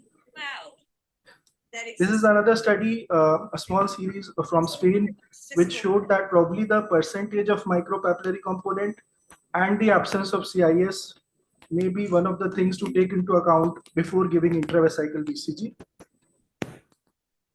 Now, the future depends on the histomorphologic recognition of this micropapillary variant by AI tools, analysis of HER2 receptors, luminal molecular subtypes, and proposition of a risk stratification to prioritize bladder preservation in those in which it can be given without compromising oncological outcome. So patient selection is the key because prognosis is worse in these cases. A closer follow-up would be required with the MRI and FDG follow-up and pathologist assessment, which is a must. These would be the risks that should ideally be assessed on the clinical assessment, whether it is a multifocal disease, the size of the tumor, the age of the patient, hydronephrosis is present or not. On pathological assessment, the percentage of micropapillary component, presence or absence of CIS, the T1 substaging, LBI, and on imaging whether muscle or nodes appear to be involved, and surgical assessment whether complete resection has been done or not. So the story started with initial reports in 2006 from the MD Anderson Center by Dr. Ashish Kamath sir, in which they found that in the T1 high-grade micropapillary variant in which they were treating with intravesical BCG, they found that around in 27 patients, 89% reoccurred and 67% progressed with a median 8 months of time, and 22 even developed metastatic disease. So they provided the case for early cystectomy in these patients. Subsequently, in the follow-up update in 2015, they have shown that there is a significant 5-year disease-specific survival difference between those offered upfront cystectomy and those with primary BCG. And those offered deferred cystectomy had a very low 5-year disease-specific survival of 24%. Poor response to intravesical BCG may have many reasons. If there is a lymph node disease, if the disease is understaged, BCG may be ineffective due to some indeterminate mechanism in these variants. However, the risk of metastasis with primary BCG treatment has been shown to be 27% in the MD Anderson series. So in conclusion, I would like to present this data to the patient and let him make an informed decision regarding what he wants. The risk assessment, as already told, is critical. Molecular studies may later on help in identifying some subsets in which the bladder can be spared with more confidence. Otherwise, micropapillary is usually predisposes to an advanced disease. The potential for preservation is there, but only in few selected patients. Big thank you from the Uro-Oncology DMG at EMH. Thank you, Dr. Ankit. I just wanted to make one observation. Micropapillary bladder tumor was a matter of debate in a bladder cancer group. As sir has rightly projected in the initial few slides, there was a study from both MD Anderson and MSKCC on this micropapillary. And if you notice, results were contrasting. MD Anderson said upfront cystectomy is better, whereas MSKCC said upfront cystectomy and BCG has a same outcomes. The difference here was MD Anderson didn't do a re-TURBT. They just did a TURBT and then decided on stratifying between cystectomy and BCG. Whereas MSKCC did a re-TURBT as well. So post these results, the discussion was that probably if TURBT was done, even MD Anderson group would have performed similarly between cystectomy and BCG. This is one point which I wanted to highlight. Second is, as Dr. Ankit rightly mentioned, the awareness of micropapillary among the pathology group. There have been studies where hardly 1/3 of pathologists could rightly identify this subtype histology in bladder cancer.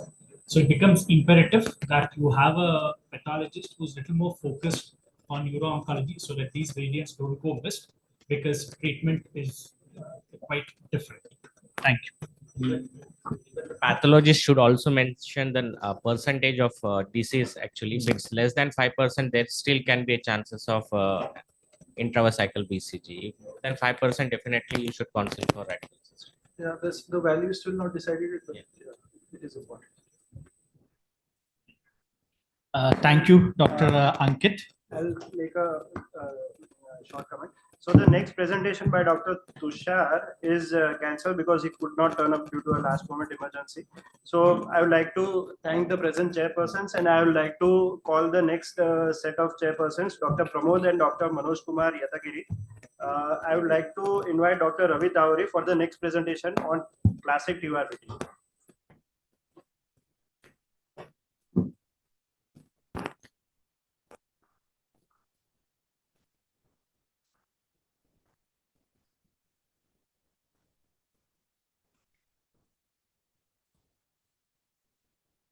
Morning, everybody.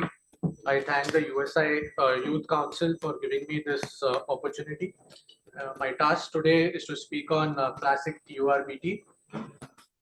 My slides would be more focused on the practical aspects and less on theory.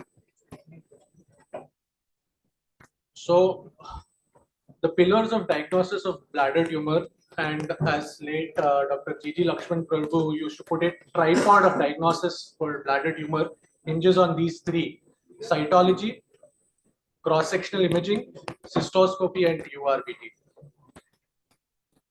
So the journey of TURBT started way back in 1910 when Dr. Edwin Beer, he presented 2 cases of bladder tumors removed through the urethra. This was the first time where this was done, and it was presented in JAMA in 1910. And from that time onwards, we have grown and refined the technique to reach this stage. So TURBT is a very important and primary procedure in urology because it is diagnostic, therapeutic, prognostic, and it forms a part of bladder preservation in the form of maximal TURBT.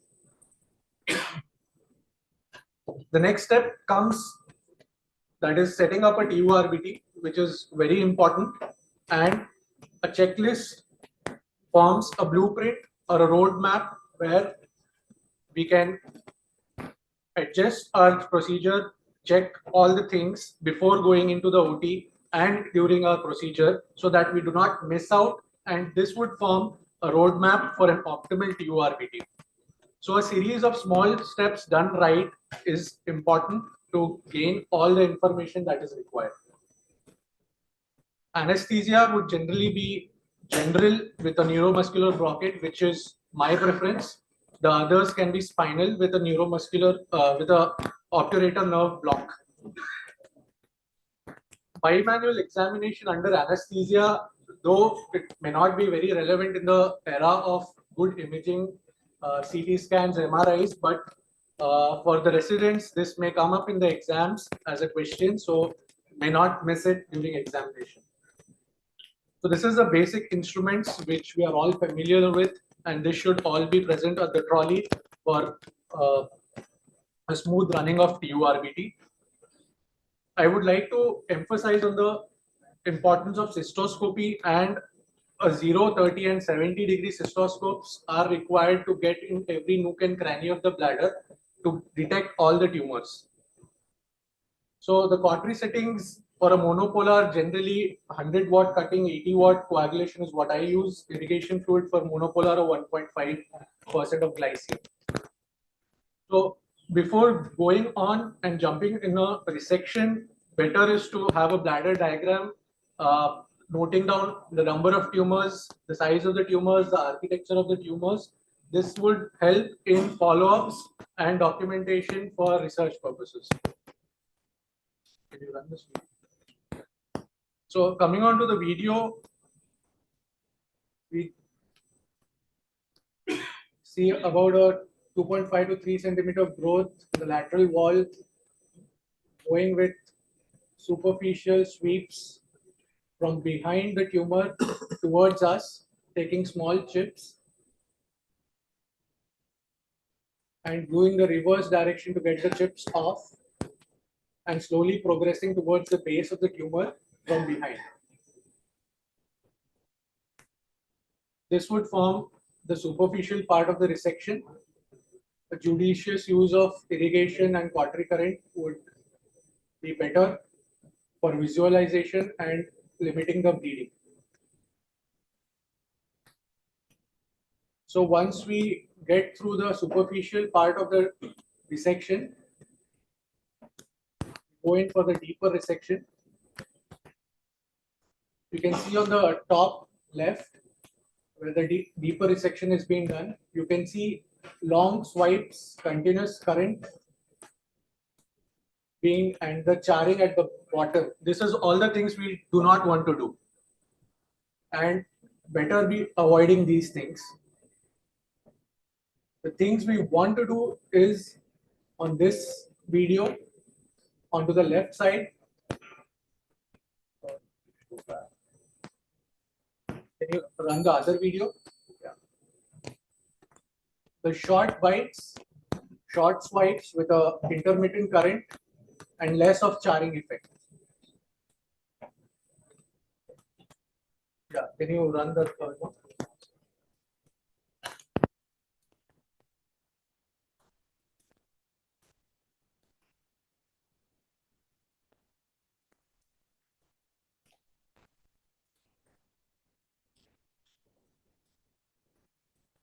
Yeah, so as you can see, we are doing the base biopsy with short intermittent bursts of current. You can see the obturator jerk, so be careful about the obturator jerk. The filling of the bladder should be optimal, not too overdistended. Short frequent bursts of pure cutting current is what is required to avoid obturator jerks.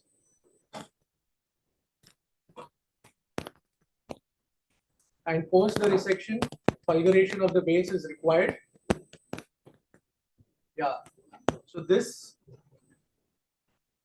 finishes the base resection fulguration, and we should all remember pathologists are our friends.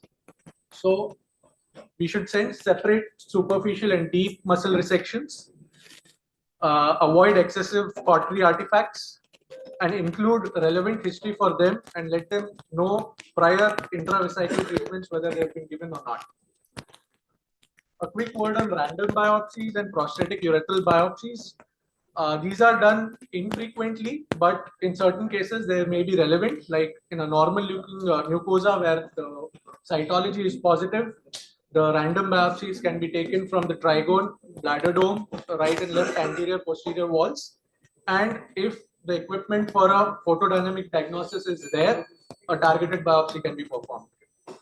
Prostatic urethral biopsies are mainly taken from the 5 and 7 o'clock positions, where the density of glands are more. Abnormal looking mucosa in the prostate urethra, normal looking mucosa but a positive cytology, CIS, tumors at the bladder and the trigone, and multiple tumors would form the indications for doing a prostatic urethral biopsy. The next important point is a single Dr. Ravi, intravesical. can you conclude, please? Yeah, this is the final thing. A single intravesical installation of chemotherapeutic agent is really important. So I use gemcitabine 2 gram in 100 ml NS. Within 24 hours, destroys all circulating cells and prevents tumor implantation, especially beneficial for solitary primary low risk tumors where reduction of recurrences can be achieved. So the last, coming to complications, these are the major ones. I would like to just emphasize on bladder perforation, depends on the surgeon's experience. Tumor location at the dome is one risk factor. And bladder thickness, be careful in females with BMI of less than 25, where the bladder wall thickness is very less and the pad of fat, perivesical fat is less. So be careful in resection in young, thin females. We know all the indications of free TURBT. So I would like to conclude with optimal TURBT forming a tumor marking number, location, architecture, detrusor muscle is very important and will tell us the quality of resection, no perforation or complication, and a single intravesical installation is very important. Thank you. Thank you, Dr. Ravi. Do we have any questions? Thinking about mass enucleation of the laser. So Yeah, we have we those have the topics talks coming later. up. We have dedicated speakers for that. Yeah, thank you. So, Dr. Ravi, so what is the normal tissue you want to take? I mean, the normal amount of mucosa you want to take away from that tumor. What is the, how many centimeters you want to take? Generally 1 centimeter would be sufficient beyond the boundary of the tumor. That is sufficient. There is any consensus, any guidelines on that? Because it is constantly changing. Previously, they used to say 2 centimeters. Now, En-bloc, they are saying only 0.5 centimeters is enough. So we don't have. Visual margin is required. A 1 centimeter margin should be a good enough margin. Thank you, Dr. Ravi. Next, we have Dr. Siddhalinga Swami talking on en-bloc resection, monopolar or bipolar. Over to you. Good morning, chairpersons, respected seniors, my dear friends, colleagues, and more of similar age group people we are able to see today. Thank you, Council, for giving me this opportunity. So today I'm presenting on monopolar and the bipolar technique of enucleating a bladder tumor. I will not be going into the theory, directly focusing on the video. I have 3 videos. Each one will be on monopolar with hook, monopolar with loop, and then the bipolar technique. As you can see, I have quoted the reference because I did not dare to do this in my practice. We have been using the laser. After this talk was given, I had one chance of doing it, but I had to say I did not go well. So I did not record it. So I'm presenting the one which has been in the YouTubes, and these are very beautiful videos, neatly demonstrated. So what we commonly require is a small tumor for doing these things that we should remember, we should never forget it. And you are going to mark all around the tumor, your margin where you want to enucleate. So this separation of the mucosa from that tumor margin will give a edge of enucleating it completely. Main settings of the current, you can use as low as possible. You don't have to use 180 what we regularly use for cutting. You can use the lowest one and go on increasing depending upon the perception and what depth you are going in, so that you'll be safe in doing that. So with the loop, they have the advantage that pinpoint you can mark where you want to cut the tumor. Once you have done that marking, you can lift the tumor like this. You can make it into a 90 degrees flat and then push the tumor up and go on lifting up to the base, and you can just directly cut at the base level and coagulate. So coagulation is not so good with this hook because it's pinpoint. So a little bit of bleeding risk will be there. As you can see, they're changing the direction into a 90 degree and then pushing it up to get this tumor from the base. So they are using a very, very short current there. You can make that. So you can push the tumor up. So all the enucleations, you have to have something to push the tumor so that you can reach to the base and completely enucleate it. So once this base has been reached, you can just coagulate at the base and then get the complete tumor out of that location. As you can see, it is a small tumor, so it was easy to do it because the large tumor, I can tell you, I had taken a 3 centimeter tumor and I got stuck. So it's very difficult to do with the large size tumors. The small one, you can easily do it and get away with that. This gives a complete histology for the patient, for the pathologist basically. It will be very helpful to identify the tumor location and the depth, and you can always use a coagulation if there is any bleeding risk there. So second is a monopolar with a hook. So here they are using a bipolar instrument initially to locate the tumor and see all around. So once it has been seen, so they are using the loop to mark all around that tumor. You can see the little bit of bleeding is more, the coagulation is not so good. They are trying their level best to get to the base of that tumor. And to tell you, this tumor is located on the right ureteric orifice, exactly over the orifice, and they will be still enucleating it completely, and you'll be able to see the orifice very clearly at the end of the surgery.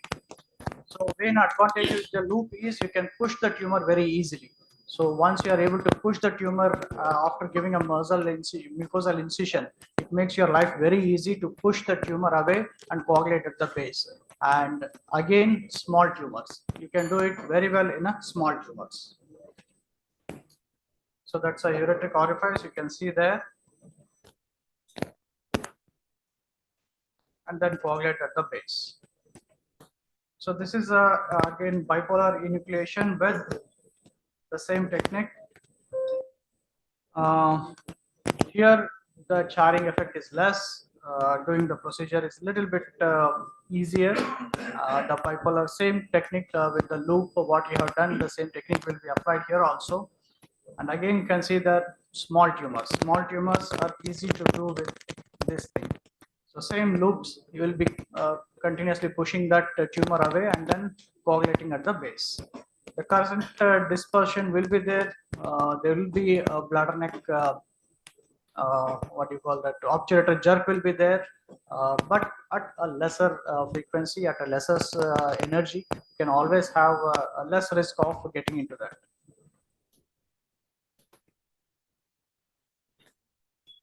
So once it is done, you can coagulate at the base and you can take a separate chunk for a biopsy individually. This is one more tumor base, they are able to get it done. And most of them, you can just one scoop, these small tumors, you can still get a complete enucleation. You don't have to mark and separate and lift them.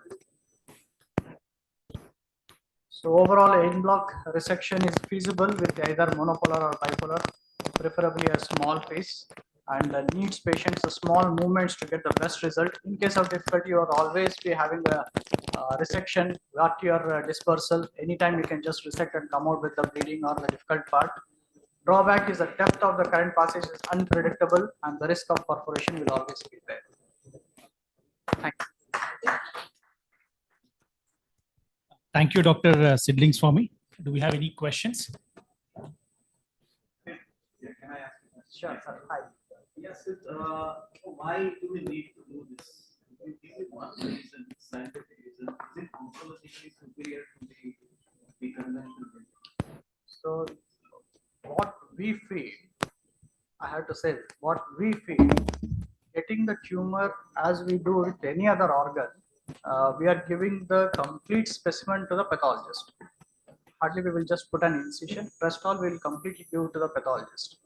So what happens with these bladder tumors once we resect and send them, pathologists will not have any idea what is the top, what is the mid or the base, what is the depth. So when we are giving the specimen whole, we expect that the result by the pathologist will be much better in analyzing them. That's all. Would you be able to do that in a bigger unit? No, never. When it is required, it is not serving the purpose. Agree. I agree. I agree. There is also one theoretical thing is that while doing piecemeal resection, the malignant cells will be floating inside the bladder, and theoretically they can implant. That is one thing they are saying for en-bloc resection. Who are positive for en-bloc resection, they are saying that theoretically they can implant when we do complete and there won't be any floating of the malignant cells, and the chance of implantation will be less. That is one other point. Yeah. There is a straight available. Yeah, you put it right now. I have to use it straight on that. The laser with a 90-degree bed. That's super. Yes. Another problem with en-bloc resection is when you resect the larger tumor, then it doesn't come out to the sheath. We are in health. I have to say that you can't resect a free floating tumor. So you have to. Yes, I agree. Sir. They have to cut. I agree. And one more observation. When I started doing en-bloc resection, I realized we should not go with the fixed mind that I'm going to do en-bloc, because many a time size being 3 centimeter or 4 centimeter, it all comes down to what is the size of the base. Even if tumor is large, if base is small, you can comfortably do a en-bloc resection. That's what. So don't go with the fixed mind. Assess the length of the base and then take a call accordingly. It's good to have a skill set. You should know that the tumor, you are going to remove the tumor in toto outside. Then only the en-bloc works. If it is more than that, there is no use of doing it. Thank you. Thank you, Dr. Sidlingswamy. Next, we have Dr. Rajesh Kumar Reddy talking on laser en-bloc resection.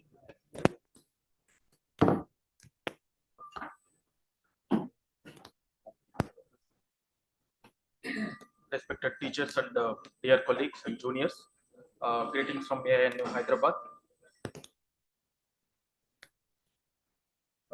I'm going to present laser en-bloc resection of the bladder tumor. As Dr. Siddha rightly pointed out, with all malignancies, we tend to remove the tumor in toto. But bladder tumors, most of the times it may not be possible to remove endoscopically. But sometimes, even though if it is possible, we ignore the things. We could take it for granted. There is a definitely risk of tumor fracture and risk of tumor seedling, at least hypothetically. And recent randomized trial by Jeremy Teo, he showed the recurrence-free survival is better with en-bloc resection of the bladder tumor, but in only selected cases. So I'm going to demonstrate the thulium fiber laser en-bloc resection. Here is the patient, 40 years male, presented with hematuria. There is a supratrigonal mass lesion. So we planned for laser en-bloc resection. These are the laser settings. So high energy for incision and low energy for hemostasis is always preferable, and preferably laser fiber of 550 micrometers is better than 200. This is the video of laser en-bloc resection.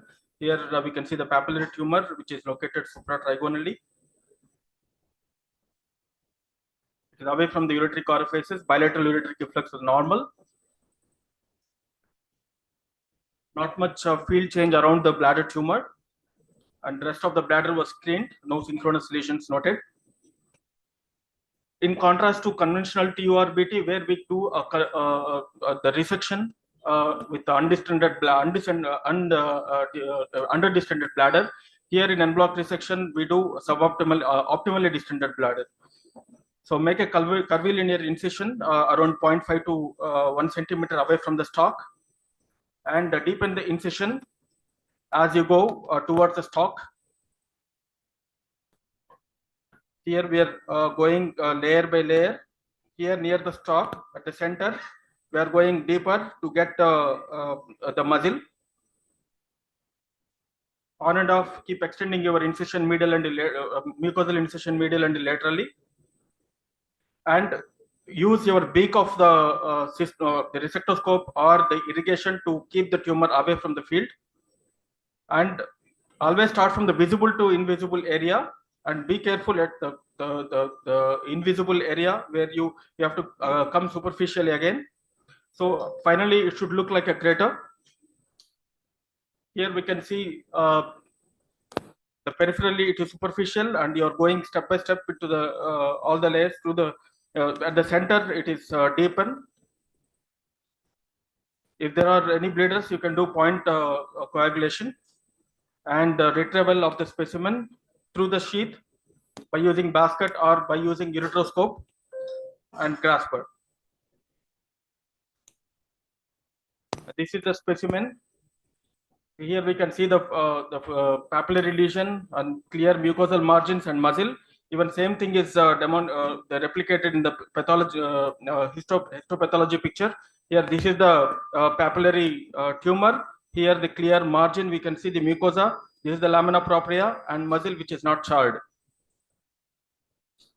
Do's and do nots. Always thoroughly examine. Don't be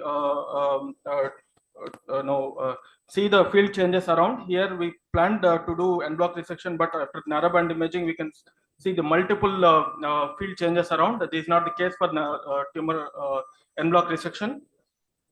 And don't over distend the bladder. If the muscles are getting splayed away, the risk of perforation is high. So it should be optimally distended, should not be over distended too.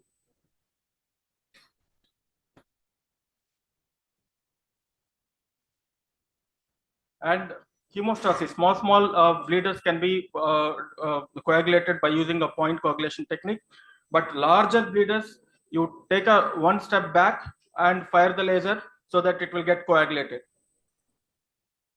Here we can see the larger vessels which are being coagulated by the technique called defocusing. This is called defocusing.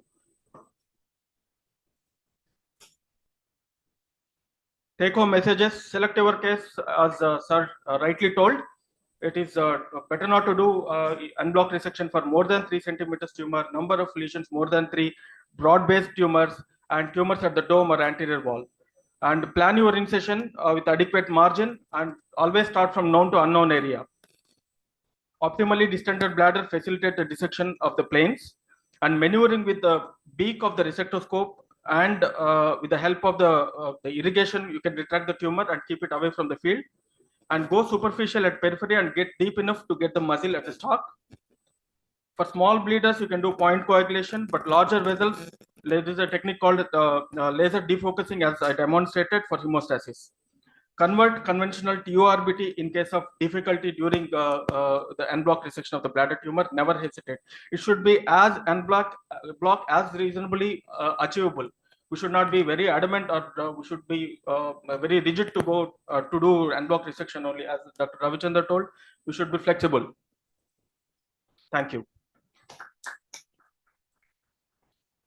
Thank you, Dr. Rajesh. Any questions or comment from the floor? Thank you. Optimal? It should not be overstretched, sir. There is no, it just, we should not see the rugosity of the bladder, that's all. It should not be overstretched. Yeah, we keep on emptying little bit. If you are using 26, you can have a outlet. Yes. Yes. Yes. Definitely. Thank you, Dr. Rajesh. Thank you. Next, we have Dr. Ashish Khanna, managing difficult situations in TURBT. Good afternoon, everybody. I'll jump directly to the topic. It is packed with multiple videos. So, not all the videos that are included are my own. That's a disclaimer from my side. So, I'll be talking about first about the issues that we face when we are resecting tumors at the dome, posterior and anterior wall. The first issue that one faces is the ability to reach the tumor adequately, and simple maneuvers that we're doing day to day in our operating rooms, such as reducing the bladder distension. So in this video, once you reach the bladder is distended, we have an anterolateral wall papillary tumor that is slightly away from us, and a simple maneuver such as just partially distending the bladder. We can see here the bladder is partially distended.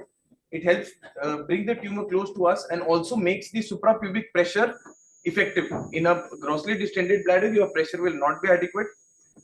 Simple suprapubic pressure is very useful in anterior tumors.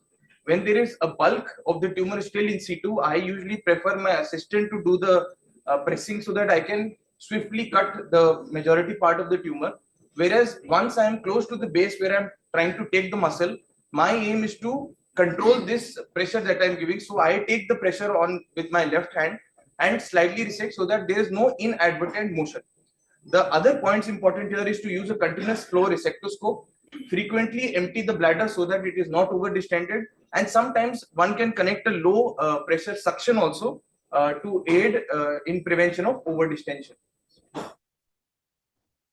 So in very few cases, such as this patient who had undergone radiation for his left inguinal sarcoma, his suspensory ligament was very taut and I was unable to manage the cystoscope across the prostatic urethra. So once in a while, you may require to do a perineal urethrostomy in such patients, and also in those who have a bad anterior urethra, or in patients where despite the previously explained maneuvers, you are unable to reach the tumor and you don't have a long resectoscope with you. A perineal urethrostomy can be very useful in such cases. The second issue we commonly face is the issue of gas bubbles. A gas bubble is not so simple as one may imagine. It produces procedural difficulties in the form of obscuration of vision, and it is also prone to explosion, and it also has oncological issues associated with it. Small fragments of the tumors which are called the scum, gets adhered to these bubbles, and you are unable to empty them at the end of the procedure. These become a source of viable cancer cells that may reimplant in the bed and elsewhere in the bladder. Secondly, you are giving intravesical adjuvant mitomycin in the post-operative period. This part of the bladder which is in contact with this gas bubble will no longer be in contact with the mitomycin, and therefore it is bound that the patient may suffer from increased chances of recurrences. How do you manage these gas bubbles? First of all, it is imperative that you prevent it, and for that, few things that you can do is the technician should change the bottle before the air enters into the tubing. The helix evacuator should be filled with the irrigation solution completely. The cap should be tightened and the junction with the inner sheet should be tight. Simple maneuvers such as suprapubic pressure to displace these gas bubbles away from the resection area. Repeated emptying of the bladder with the beak pointed towards the gas bubble is helpful. There is one maneuver that I have been using for a few years, which I had seen online actually, is the use of this simple maneuver where you can see there is a gas bubble at the dome.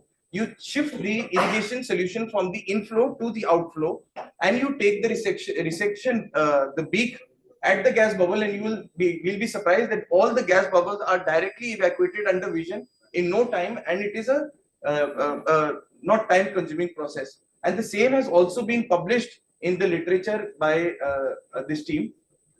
Now the third issue is in areas where we are dealing with the curvature of the bladder. Unlike the posterior or the anterior wall where primary resection is done by the in and out movement of the working element, the areas of the posterior wall or the anterolateral wall, you have to follow the curvature of the bladder. And so here the linear movement of the resectoscope is more important than the in and out movement of the working element. So in this anterolateral tumor, we can see that I am fixing the depth and moving in the same line in moving the resectoscope rather than moving the working element. There are also thinner loops to be used in such locations because cutting is precise, and there are straight loops which are called the mowing loops or the bladder wall loops that can be used.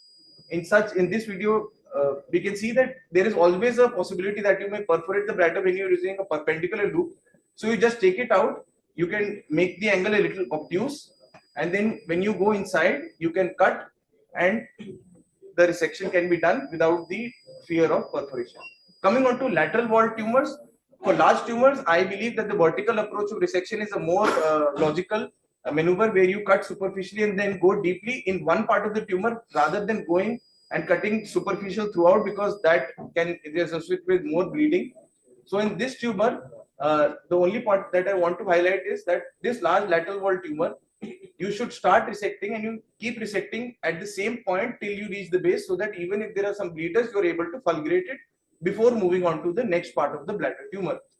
The second point with the lateral wall tumors is obviously the operator jerk, for which you need to, my preference is to give general anesthesia with neuromuscular blockade. With that, you can also ask the anesthetist to give you hypotensive anesthesia so that you can resect the vascular tumors swiftly. You can also take spinal anesthesia with operator nerve block if your anesthetist is capable enough. And then other pointers such as keeping the bladder partially distended, reducing the current, using short bursts of pure current rather than a continuous spurt of single current are to be taken. Finally, coming on to diverticular tumors, you may have the first issue that you may face is that of a diverticulum that is filled with a tumor, but the neck of the diverticulum is small. In these cases, you have to incise the neck. In this case, I am using the shoulder part of the, I'm just going to finish, the shoulder part of the loop just to increase the size of the opening so that one can proceed further. And finally, one has to remember that the diverticulum is devoid of the muscularis propria, and therefore we have to be cognizant that when we are resecting the base of the tumor, you may land up outside. So in this video, which is actually an online video, you can see that we are resecting a part of the tumor in the diverticulum. But as we reach the base of the diverticulum, a single seemingly normal cut actually leads us to the extra diverticular fat. So just a pointer here is close to the base may reduce the current and just take smaller chips, fewer bites, smaller chips, smaller mistakes. And these are the main difficult scenarios that one may face day-to-day basis. And that's all from my side. Dr. Ashish.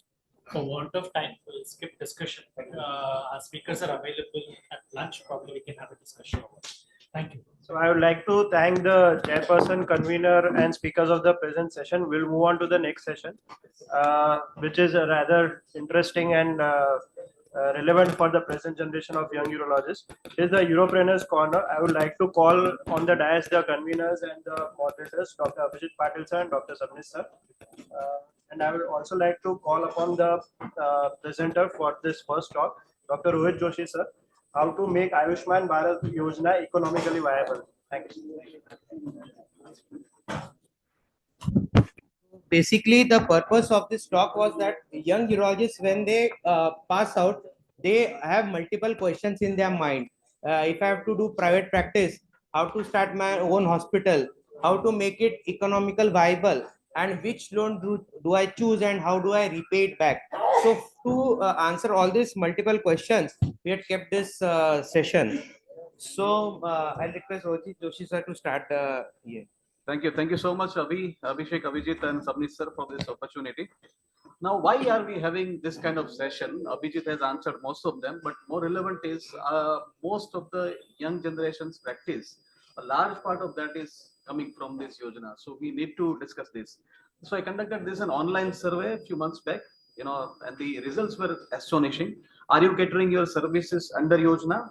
Close to 70% said yes. They might be catering this across different setups, his own setup or maybe the trust hospital corporate, but 70% of the respondents, they were engaged in this Yojana. Nearly 70% were doing more than 20 or 30 cases a month. That's a good number. And when I asked them, are you happy with the charges? This answer was, quite eye-opening. All of them said, none other than anybody who is, happy with the charges. So next, when I asked them, do you wish to get charges revised? Everyone was so enthusiastic about it, and everyone was looking forward that somehow or other, if the charges can be revised, it will be a great help. And that is why I need to acknowledge the brainstorming you have put in, Abhijit, in company with Abhijit Patel and Sabnis sir, to put this session, especially this talk, because it is going to help in a practical sense to many of us also. How it all started.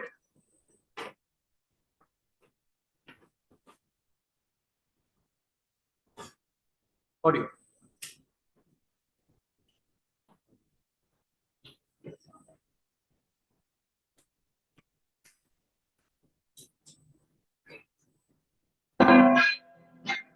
मेरे पास building है, property है, bank balance है, बंगला है, गाड़ी है, क्या है तुम्हारे पास? मेरे पास माँ है. So this was the Mukhyamantri Amrutam Yojana, which was in Gujarat launched 8-9 years back, we know it. So that time, it was a very small kind of, bucket. And then, we had a fantastic debates on each and every conference where my friend Rishi will always pitch in against that, and I will be supposed to pitch in favor of my Yojana. And that's what I keep telling him, that mere paas maa hai. But then, that time, the heading used to be Ayushman Yojana is not economically viable. Just forget it. That's what Rishi will dogmatically say. And then wo mujhe bolega कि तेरे को मिलता क्या है बाबा जी का? So that's what his signature slide. And then after 2 years, the tone changed from Rishi himself. Can Ayushman Yojana be economically viable? So he was more in kind of synergy with me. And now what we are telling is, what we're asking is, how can Ayushman Yojana be made economically viable? So my friend, whether you love him, whether you hate him, you cannot ignore him. And mind well, this is his brainchild. So unless until he is there, we all need to be, accepting it and embracing it with a grace. So that's why this session is extremely relevant. Let's talk CDBAR. So what is viability? Subnik sir is here. He is the master of finance. So sir, this is the correct definition. Viability is earning minus expenditure.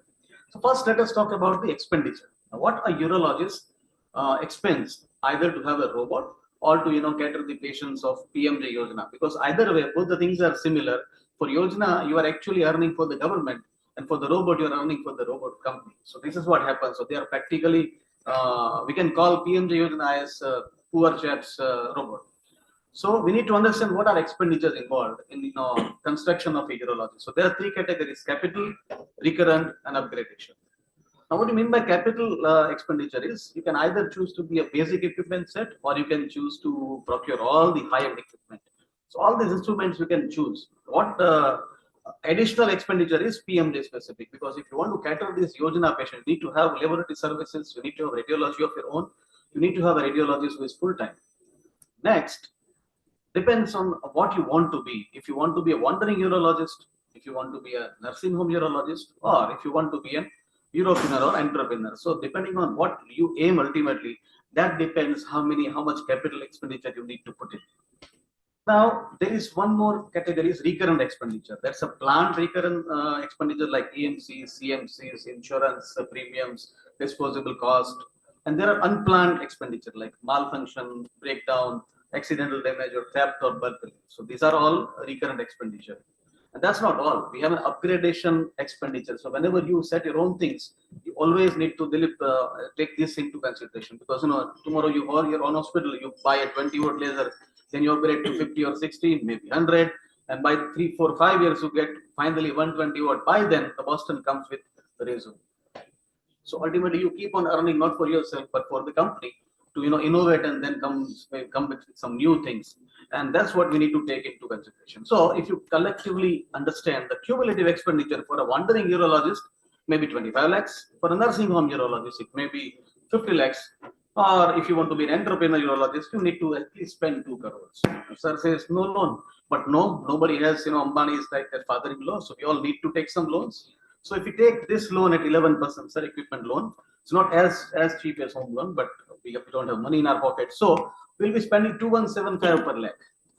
And this is a 5-year tenure, so that 5 years we all need mental peace. So monthly expenditure for a nursing home urologist, I've scrapped the wandering urologist, because Yojana can never be catered by a wandering urologist. So either you have a nursing home, you need to at least spend 1 lakh rupees, and if you have an entrepreneur urologist, you need to at least spend 4.5 lakh rupees, doing nothing just to cater these patients without any profit.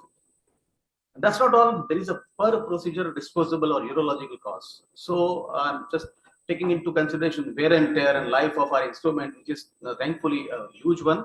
So in TURBT, rough cost is 2,000, URS is 4,000, and PCNL is 3,000. These are just the disposable or instrument cost.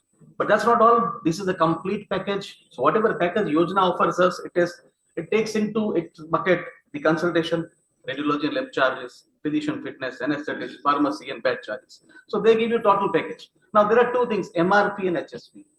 So on the left, it is the MRP, and if you can negotiate, you can have this HSP. So if you go by HSP, which is the hospital selling price, the minimum you are spending on the all avenue is 11,000. And now you add these two together, the TURP will cost 13,000, URS 15,000, and PCNL 14,000. So if you don't charge more than that, you are just doing charity, just charity. And these are the packages back in 2022. TURP was 24,000 odd. URS was 10,000 and PCNL was 23,000. So actually you are making a loss of 15,000 if you do a URS, and you are earning hardly anything if you do this TURP in PCNL. So these are the comparison: 11,000 per TURP, minus 5,000 for URS, and 9,000 per PCNL. And mind well, this charges is both your owner or administrator charges as well as your urologist charges. You are actually combining dual duty. So if you do 10, 10, 10 each cases, 30 cases in your early practice, what you earn out after doing 30 cases is 1.5 lakh. That's all. And if you have a nursing home, you are anyway spending 1 lakh rupees for that. And if you are an entrepreneur urologist, more than 50 bed setup, you are actually making a loss of 3 lakh rupees a month. So my friends, it's not viable for sure. What next? Then we had this session, thanks to Subnik sir and Keshav. We had this brainstorming session in 2023 SICON. We started interacting with people, the ball started rolling. Urology and nephrology cluster was separated, so we don't need to have a dialysis machine investment. Neither we need to pay the nephrologist. They can have an isolated urology cluster. So that's the first thing that happened. And then there are certain human skills, that matter. So we got into the good books of the authorities at state level and national level, and we reciprocated with our kind gesture of appreciation. That's what they want. And then USI leadership entrusted. Let me remind the role played by Lakshman sir. It was a rough call in 2023 when he assigned me a job to represent USI, and then I went to the meeting with NHA. And subsequently, Lalit sir is not here, and Uttam Mehta. Recently, we have represented our problems at National Health Authority and Niti Aayog also. And this is the meeting which happened in March 2024, and this is the chairman of Niti Aayog, Mr. Paul. And we took all our problems to them, and we got something in return. The packages got revised. There are several under the carpet things happened, but this was because of the constant communication. The rates which were 24,000, couple of more slides. New package was 14,000 more, URS 27,500 more, PCNL 22,000 more. So friend, that's a phenomenal thing. So now what you're earning after doing one TURP is 25,000, one URS 22,000, and one PCNL 31,000. So if at all you are doing 30 cases now, between 2022 and 2024, now you will be earning close to 8 lakh rupees after doing that 30 surgeries. So even if you are entrepreneur, you are negating that 4.5 lakh, still you are earning 3.5 lakh rupees. And this is the beginning. Isn't this viable? It's definitely it is viable. But there are certain collateral earnings. It's a free clientage. You don't need to do any publicity gimmicks, no kickbacks, no referrals, no phone calls to an ordinary GPs. It eliminates canvassing. We don't need to back to the physicians and GPs to send their patient to us. It takes us back to the old gold mouth-to-mouth publicity and compounding clientage. The way the money compounds, even your clientage compounds. You have no list today, and you walk in your OPD, there are 5 patients ready to get operated by you. So that is the thing. And it enhances your academic excellence. Whenever we conduct workshop, we never had to go to civil hospital to beg the patients. We have our own patients. So these are certain quality learnings. Value is enormous. Though the job is not yet fully done, the rates of many other procedures are very less. RIRS and collapse is not there. And we need to reserve the cluster of urology exclusively for the qualified urologists. That is the ultimate aim. And we need to push, Subni sir, with your leadership, USI into decision-making body for rate revision and other designing of the package-related policy changes. So that's the next target. The work is in progress. We are having a multi dimensional meetings with NH and Niti Aayog, and they are really reciprocating very well. So take-home message is to make PMJ viable at your setup. You need to be in the system, then only you can change the system. There is no point in throwing a stone, staying outside that. You have to have your own setup, in-house physician, radiology and pathology services. That will negate a lot of quality cost. You need to recruit full-time anesthetists. That also will make a lot of sense because you got a bulk in the clientage. Treat Yodhana patient as all other category patients. There is no discrimination. There should not be any cost cutting. Do not compromise care. Stay away from unethical practice. Do not get into that unethical practice. We can't enumerate that, but there are certain sectors which are doing that. Let's not go there. Stop visiting and stop wandering practice as soon as possible. I have also done that, but I have learned, everyone has done, but as soon as possible, feasible, please stop that. Be vigilant about your own credentials. Use anywhere else. In your name, people might be doing surgery. Stop that and consider group practice and have your own setup. That is precisely what can help us in getting that. So money is a byproduct. Do not chase it. Dhirubhai Ambani said after having multi-million dollar in his account, not before that. Yes, we are doctors. We are not businessmen. And we are not after money. What we need is dignity, self-respect, and kind of recognition from your own society.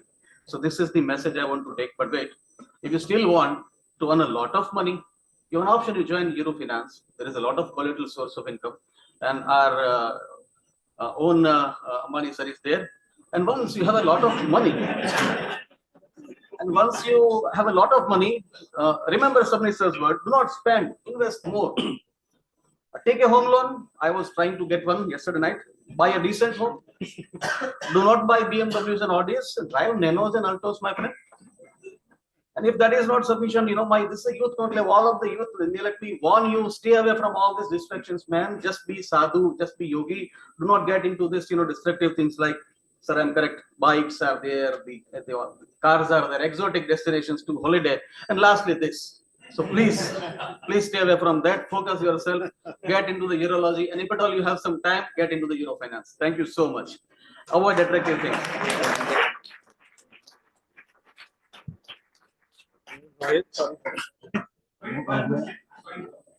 Yeah. Now, you think that when you whatever can do, Correct. now suppose that they put for resume also in why don't you resume also in your hospital? Who does resume in Yojana? No one does resume. Tomorrow they might put that food also in there. No. Resume cannot see. If you want to have a government subsidiary, you can get a second-class ticket. You can not get a flight ticket from Lahore to Mumbai. So this kind of high-end technology will never be in. NHS is different, but here it's not gonna come. Yeah. And the fear of taking Yojana to your own hospital. You can lose your Conversion of clientage. Sir, there are collateral clientage as well. Yes, many of our patients, once they know, because then you have to have separate floors. KP. We are building a hospital, but the problem is boutique hospital as a single floor. So we need a segregated floor. So we make sure that, by and large, somehow or other, they should not get interaction. But still, there is a conversion from, pay or cashless. There are people who are having cashless as well as Yojana, but they would like to utilize Yojana first. But there are ways and means we can talk personally, sir. Yeah. So this is live on YouTube. So Rohit. So I'm here for you. Rohit has lots of tips and tricks how to make Yojana viable. Sir. So that's what we need. It's not like that.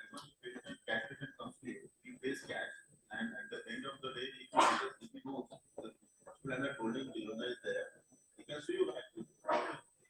The cash back. No, the question, I understand this point, and all these years we have been discussing, as he rightly pointed out, this is not a new topic.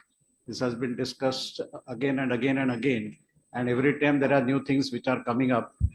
And Rohit has really told us, one thing is certain, over a period of years we have understood that it is very difficult to run away from Yojana. It is there to stay, and come what may, especially from the youth point of view, when you start practice, wherever you are starting practice, you will have to cater to Yojana patients, and somewhere down the line, you will have to interact with them and make sure that it is viable. There are ways and means wherein it can be made viable. The only problem what he has found out, narrated about the cost and other thing, there are a lot of hidden things which are there, and that makes Yojana extremely difficult, very stressful, and sometimes loss making in spite of revising the factors. First and foremost is that the complications, and if there is any overstay, if there are any other problems which occur, that is all on you. There is nothing which is given additional to that. So there lies the problem. When you are trying to do everything in a very cost-saving manner, there are problems which are going to land. There are patients who are going to land up with the complications, and especially when you are earning on numbers, then you are bound to have some problems. It is not possible that every patient will go away fine. That is where you will end up in problem. Correct. And the other feedback which has been received by so many other people is that it is all right. It can be made viable, but at the same time, there is a money which is locked up. You don't get the whatever is due to you for 6 months, for a year, for 2 years. And it's a huge money which is locked up with government, and they don't give reimbursement on time. And that is where the problem lies. That is where most people, they face lots of problems, not only individual nursing home people, but even the corporate hospitals, why they are against it and why they indulge into lots of unethical and other things, because their money is locked up, money is not being taken up, government is not giving money, and that's where the problem lies. So there are a lot of plus points, a lot of negative points, but as he rightly pointed out, that it is inevitable, and you have to be part of that system, because you cannot run away from that system. It is there to stay. So I think it was very enlightening. Yeah. So yeah. Actually, whatever Rohit said stands true when if you have your own hospital. Suppose if you are having a small nursing home of 5 beds, 10 beds, or maybe if you are working for some corporate or some trust hospital, probably the things are difficult for you.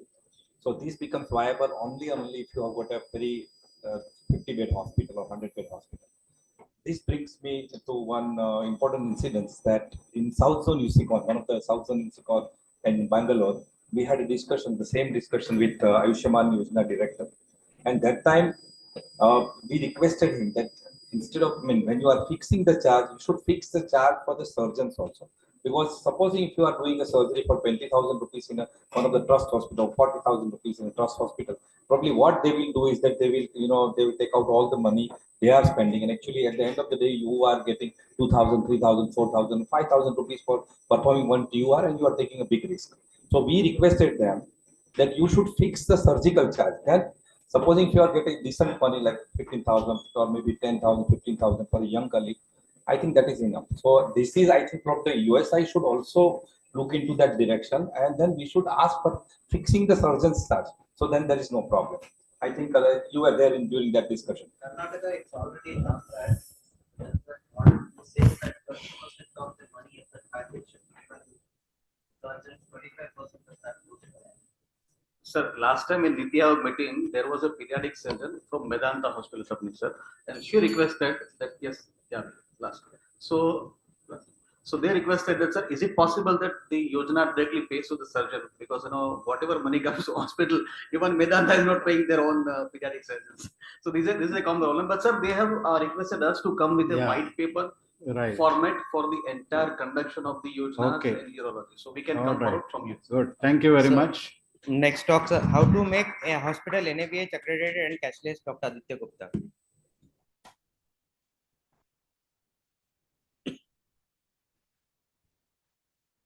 Good afternoon, everyone. First of all, I'd like to thank YOU for giving me this opportunity. It's always very difficult when your presentation is post Rohit sir's presentation. I've told them so many times, but still.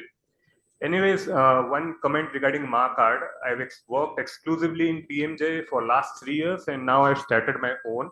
So for PMJ, you need at least a 15-bed hospital, sir. Okay.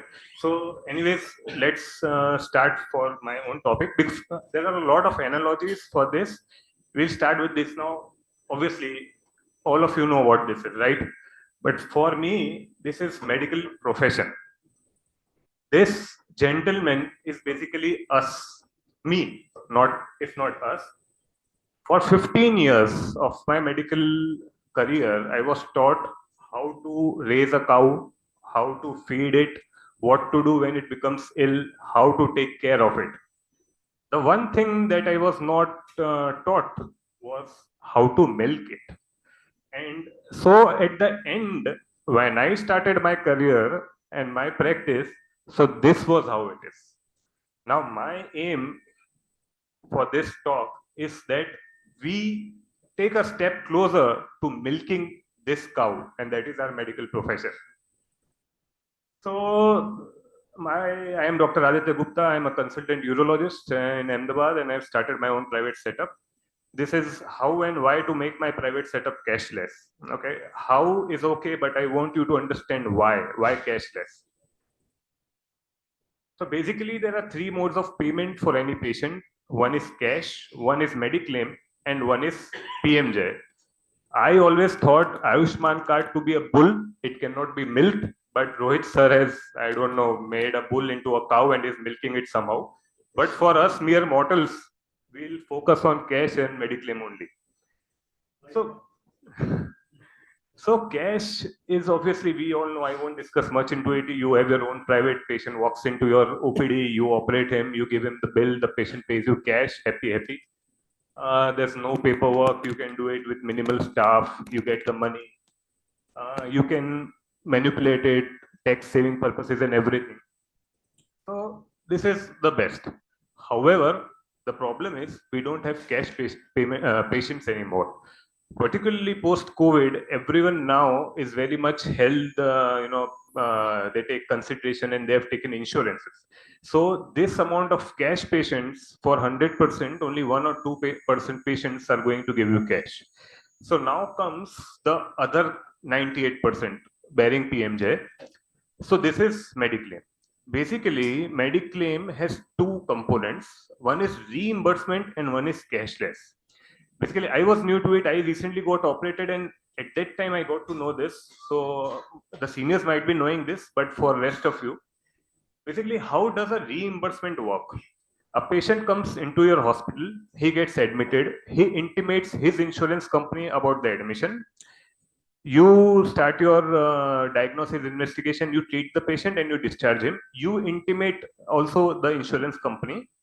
At the end, you give the bill to the patient pays you money, cash, check, whatever, and you give him the paperwork.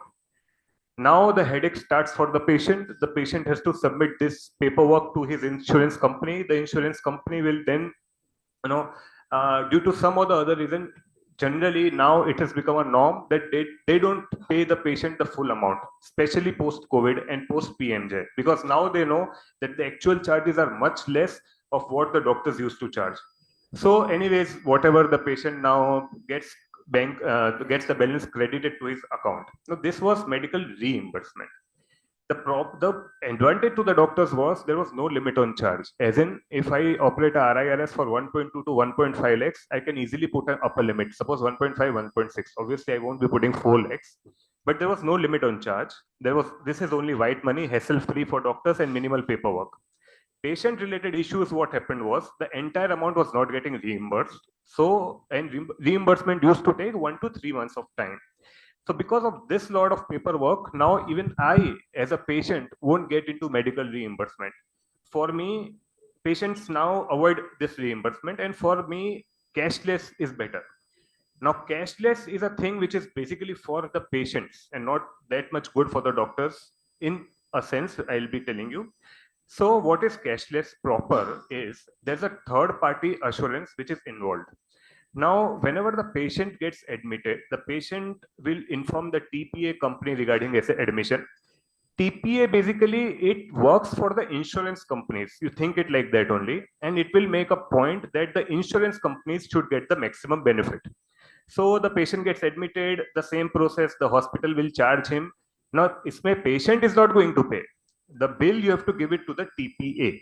Now the TPA will see whether you are overcharging the patient, where it can cut, and this being a insurance company agent will make sure to give you the least amount of money possible. So the pros is that the patient, it is very hassle-free for the patient. As a patient, if I have cashless, I don't have to deal with money at all. I go to a hospital, I get operated, the hospital will see, and the patient, the company sees. But for doctors, what is the benefit that once you get enrolled in cashless facilities, there will be a lot of patients. It is like PMJ only, but for rich people. So the cons is it sometimes take up to 1 year. If you want to get enrolled in a cashless facility, it will take up to 1 year. Lots of paperwork is required. You need dedicated staff. Amount for surgery is predetermined. Now, this is one important thing. Suppose RIRS, I take 1.2 to 1.5 for cash or in Mediclaim reimbursement. In RIRS, the charges for cashless will be fixed prior to empanelment, and that is always less. It won't be 1 lakh, 1.2, it will be 70,000. But the benefit is 70,000 is still better, and you get a lot of patients. And payment takes 1 to 3 months, so you have to track it and everything, and that is why you need a good staff. The hospital should have all the government norms like Form C, the fire NOCs, BMW certificates, everything. It should be accordingly. And the cashless, the amount which the company is going to pay, it depends on your hospital location, how premium it is basically. Most premium hospital will get a good amount, less premium will have a less amount. So now this is a newer concept which has come in the last 1 to 2 years in India. In this, it is a type of cashless reimbursement. This is for the benefit of the doctors. The concept is the hospital bill is paid by the insurance company upfront, and there will be a legal document stating that the patient will pay the loan once he receives it from the insurance company. We'll discuss it. So in this, the hospital has to tie up with the third-party cashless company and not the patient. A patient comes into my hospital, I have already had a tie-up with such company, and that I will introduce the patient to that company person, and let us consider this as the insurer. The female is the insurer. So as in reimbursement, everything happens the same: admission at the hospital, final bill payment at the time of discharge. But now this is done by the insurer and not the patient. So patient does not have to pay a penny from his own pocket. So how does it work is, wherever the patient had initially in reimbursement, the patient had a problem with dealing with the insurance agents. In this, the insurer does everything with the insurance agents. So the insurer is basically on our side. In previous reimbursement, the TPA was on the insurance company side. In this, the insurer is on our side. And most of these companies, the insurers, were initially a part of the TPA. So they know the ins and outs of this insurance and how to, take out the maximum benefit. So this is a new thing which has come up. In this, what happens? The bill is paid by the insurance company and not the patient. The insurer, the third-party cashless insurer, now submits the document to the insurance company, and then they will fight. Okay, what is the maximum amount and what not? The final amount is paid to the patient only, and then the patient will pay that amount to the insurer. Obviously, they will take a charge, and that charge is around 10 to 15% according to your negotiation. So what is the benefit? See, the doctor will get the payment within 1 to 2 days. Your headache is over. You don't need to do anything. Patient doesn't have to pay from his own pocket. His headache is over. All the paperwork is done by this third-party cashless people. So this looks like a win-win to all. So anyways, I can go on and on, but this is our final slide. And I hope that we are a little bit one step closer to milking this cow. Thank you.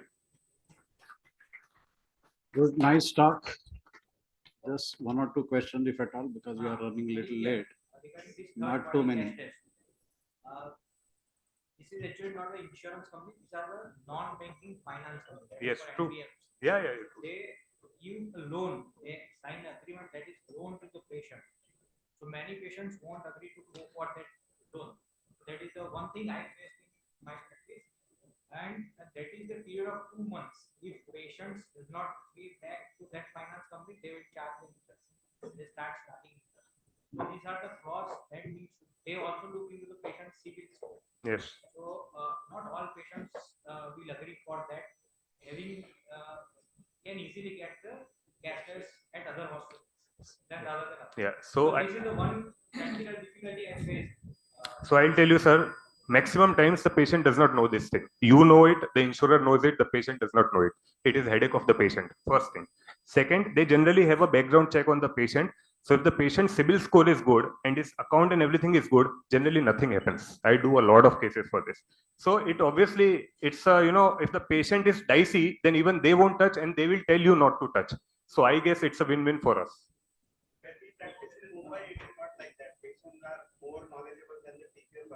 They go to different corporate companies and take out the estimate, and where it is there, they operate at that place. So it is not. So God bless you then. Yeah.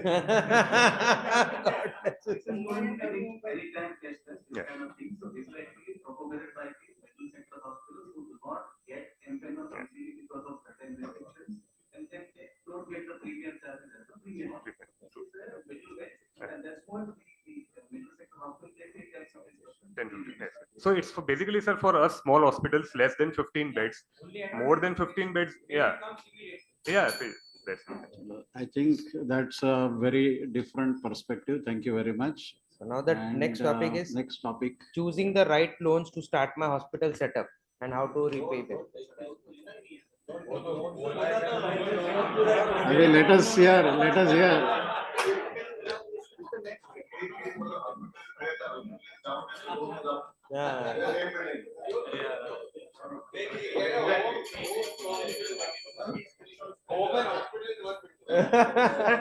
Well, I would like to thank first of all to pepping up the talk in the beginning itself, and I think you will enjoy the talk.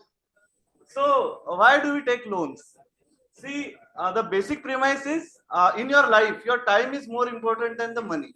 This is the basic thing for which everything loan and all the financials are there. So, a new hospital has these all needs. You need land, you need basic instruments, lasers, anesthesia, and whatnot.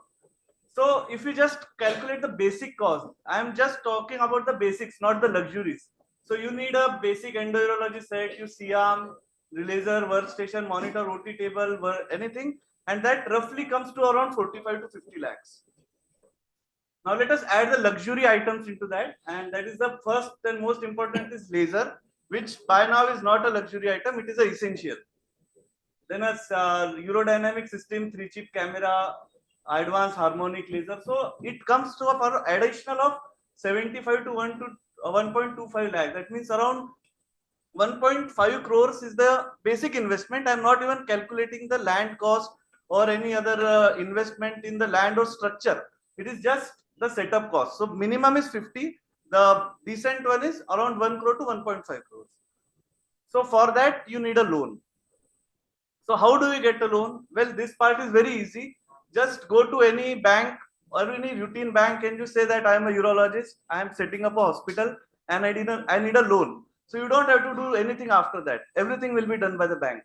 But still we will discuss the eligibility criteria. I'm sure most of us, even all of us are eligible for this. These are the basic documents: identity proof, address, bank statements, ITR, all. That's it. Then some added advantage that banks claim they give to doctors. They give to doctors. Why? Because we are secure. For banks, a doctor is always a very secure customer. His money will not give because we will keep on earning, keep on working hard for the banks. Then they will just say that they will offer you competitive interest rates. They will not give any collaterals. They will give you amount as you want, depending on the repayment capacity, and they will give you minimal documentation. So few things are there which you should note before taking any loan. So basically, first thing you should note is the interest rate. What interest rate is the bank offering to you? What is the turnover time? Whether it is giving quickly or will it be hanging around for 2-3 months and still the file is not getting processed. Then credit score is also a very important point. If you have a good credit score, bank will lend you at a cheaper rates. Then what are the processing fees for that and what are the collaterals they are taking? So if you see all types of loans available, I'm sure everybody gets the messages of doctor loan at this percent, doctor loan at that percent, we will give you this free, we will not waive any, put any processing fees and all that. So if you all describe it, it falls into 3 basic categories. The first is the personal or business loan. Mind you, any doctor loan is actually a personal loan itself with just few relaxation in the disbursement criteria. So if you go first, it's a what is so for a doctor loan, first category of loan which is available is the doctor loan, a classical doctor loan, which is based on your qualification or your civil score. They don't take any securities, though your instruments are hypothecated. Hypothecated means for some time the bank is the owner of that instruments and you are just earning, you are just using them. Then the interest rate are competitive around 10 to 14%, and if you are using hypothecation, then it comes to around 10%. The wavering processing fees will be around 5,000 to 10,000, and advantages are it is unsecured, so it is faster and no pledging and no mortgage. But the disadvantage is this is a higher interest rate and the pre-closure may be conditional. Like they can say that 6 months, 1 year, 2 years, you cannot close it. So we come to the second category, that is the crash credit or overdraft limit. So after a few years of practice, you can go for that. So this is lending based on the deposits which you yourself have kept in the bank. It may be fixed deposit or something like that. And the interest rate is nominal around 0.5 to 1% in addition to the deposit you have already placed and the interest you have earned on that. So it is quite faster, convenient, and you pay only what much you have used. And the disadvantage is not much here. And so the third category is the loan against security. Now this is something higher. Now you go for higher level, you buy shares, you mutual fund, you buy land, you mortgage it, and you have a requirement of setting up a bigger hospital, say 2 crore, 3 crore, 4 crore. That time you use that. That time banks are very flexible to give you all the loans, and these are based on your civil score and lot of financials which you have gone through that. So these are the commercially available loans that banks are offering at these rates, roughly around 10 to 12%. That are quite similar to the regular personal loans, which is around 1% higher. So thank you for this excellent talk. Well, you got the loan, that's it. Yeah, but the story doesn't end here. The story begins here. Once you take the loan, only then the story begins. So I'll just demonstrate how a loan kills money and you don't even realize it. and then we will learn how to get advantage of the loan and use it to our benefit. So let's proceed. So this is a Chakraview. You know Chakraview, all these banks are Chakraview. And we are the persons who are entering this Chakraview. And this entire Chakraview is filled by Kaurav Sena, that is equal to bankers. So you know Abhimanyu, he know how to get into it, but he could not get out of it. So he fought very valiantly, he fought, but ultimately he died. And Arjun, he knew how to get into it also, and he got out of it also. So we have to become Arjun. So getting into a loan is very easy, but getting out of it is what will make you a winner. So just an illustration, this is a 1 crore loan at 10% interest rate. Now I'll just show how expensive is the loan. So it's a very comfortable thing. 1 crore you have to pay over 10%. So let's see in 5 years how much interest. It is just interest. It is not the entire amount. So in 5 years you are paying 27 lakhs as an interest. And as you all know, it is always a reducing thing. Like first year it will be, when you can see at the left side, in first year you are only paying 6% of the loan. In second year you are paying 21%. In third year you are paying 43%, and like that. So it is always in favor of banks. So it is just a myth that it is 10%. This is not actually 10%. It is much more higher than that.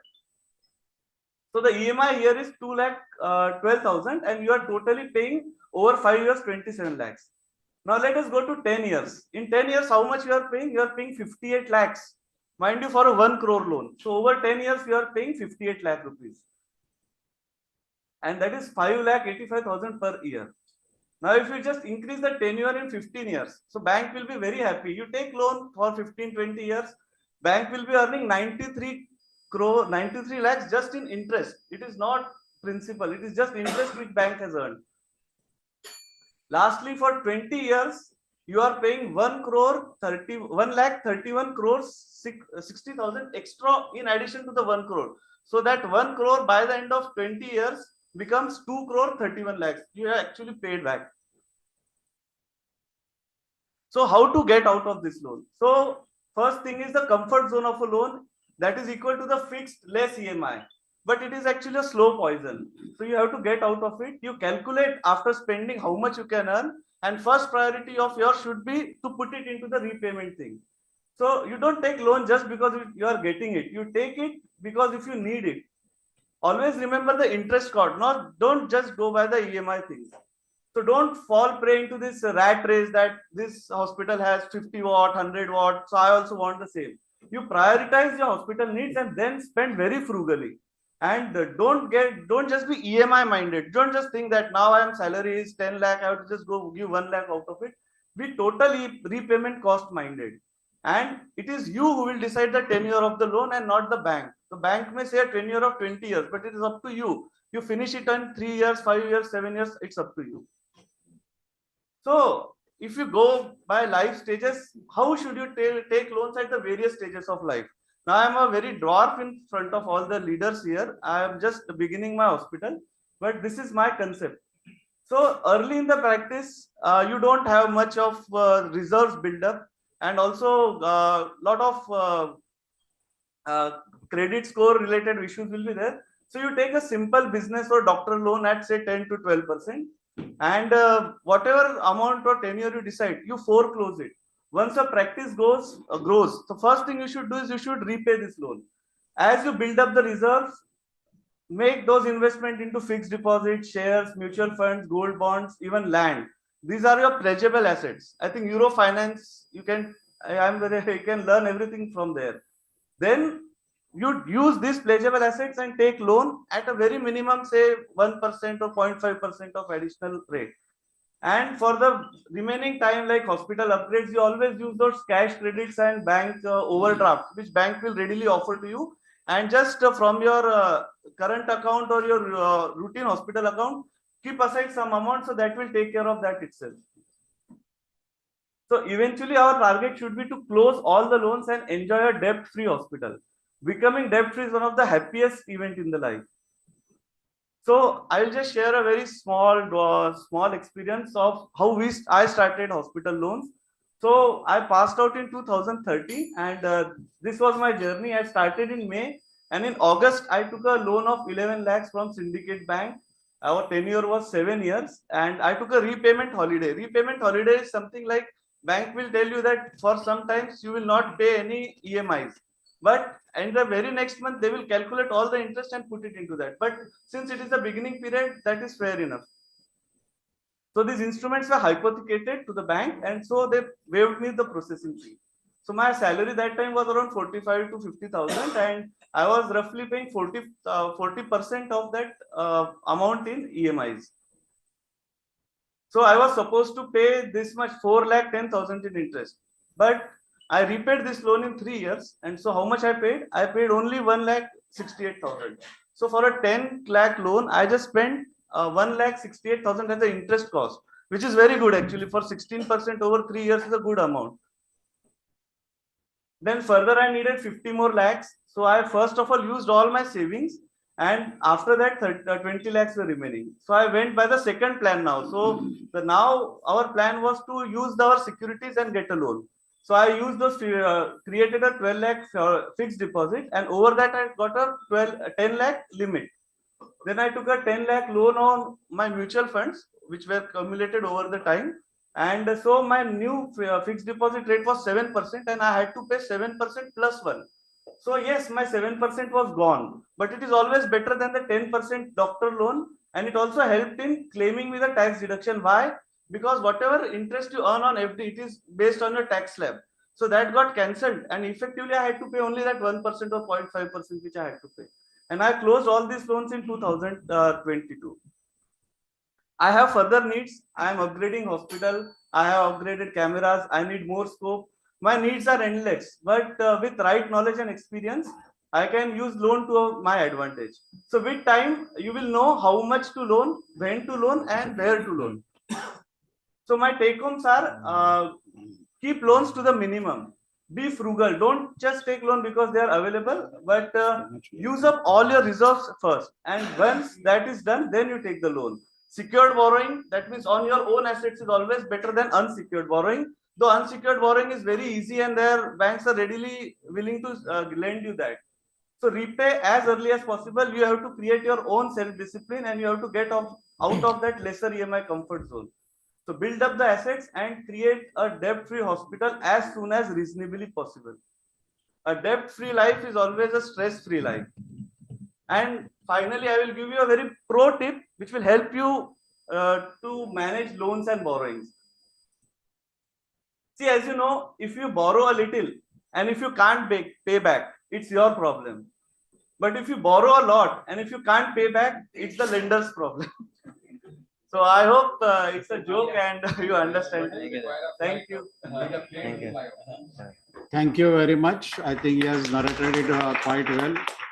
And we are extremely late. Question for you, sir. Okay. So see, the concept of retail loan is actually false, because the first 3-4 years is renewal period for banks.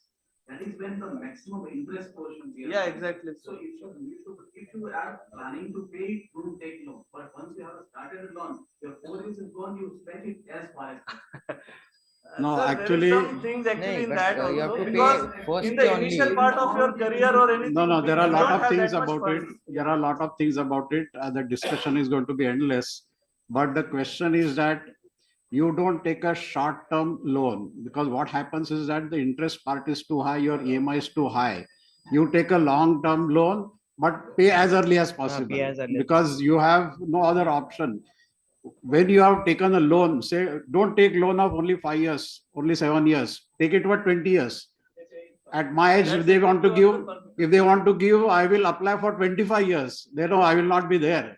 But still, I will apply for 25 years.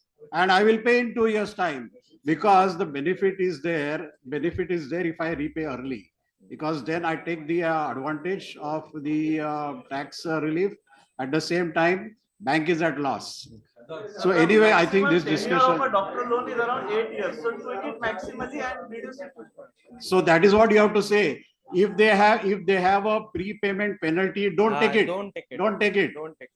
You have to ensure that there is no prepayment penalty. I got a question for you. Supposing you got Yeah, yeah. So I think we have to wind up. The question, one question for you.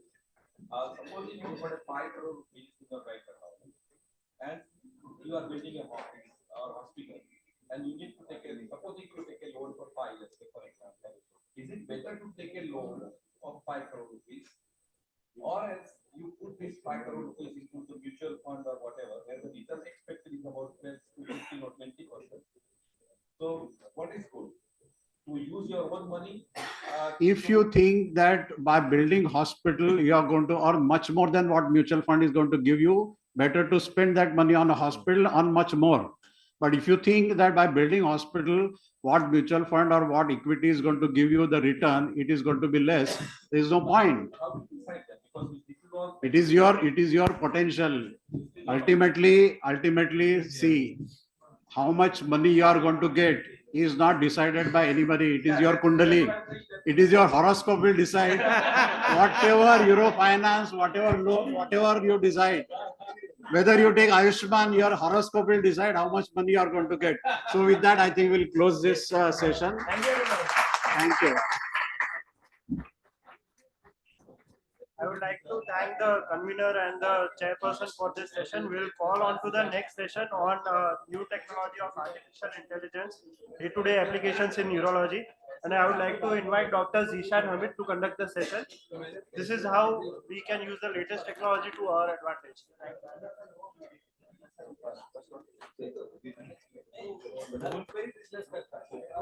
Very good afternoon. Our topic is not so interested like the finance, but we'll try to make it a little bit short and interesting. Now, may I call upon two speakers along with me, Dr. Kinju Adhikari and Dr. Milap Shah, to take the seat. Milap? So Dr. Milap and Kinju has written a lot of papers with us. We are one of the few earlier people to work on AI. Maybe 5 years back, we wrote on how to use AI, and it's one of the highly cited papers. So may I now request Dr. Kinju Adhikari, who is the consultant robotic surgeon at HCG Hospital, Bangalore, to speak on AI application using ChatGPT. Thank you. Good afternoon, everybody. In the outset, I'd like to thank you for the platform. I'll be speaking on AI application, a day-to-day use of ChatGPT in urology. So I'll not be going into detail about this. We have seen this multiple times and we've explained all this multiple times. I just want to tell that where the generative AI comes into play. This comes into a subset of deep learning. So this is where the Gen AI will be there. The most interesting part, what I will show you, is the history and the evolution of artificial intelligence. Where does the artificial intelligence start and when did it start from? So it's not a new concept. From 1950s it started, and it was coined around 1956, the artificial intelligence, by a conference that was held on. And what about the chat bots or chat GPTs that we use right now? It was there in 1966 itself. It was called as ELIZA. So thereon it went on, and over 1970s and post 1970s was the when AI winter started, where there was a bit lost of interest in AI, particularly maybe because of the Cold War or probably due to the financial issues.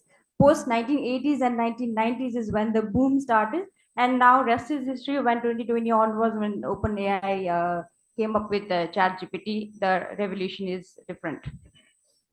These were the founders who coined the name artificial intelligence through this conference.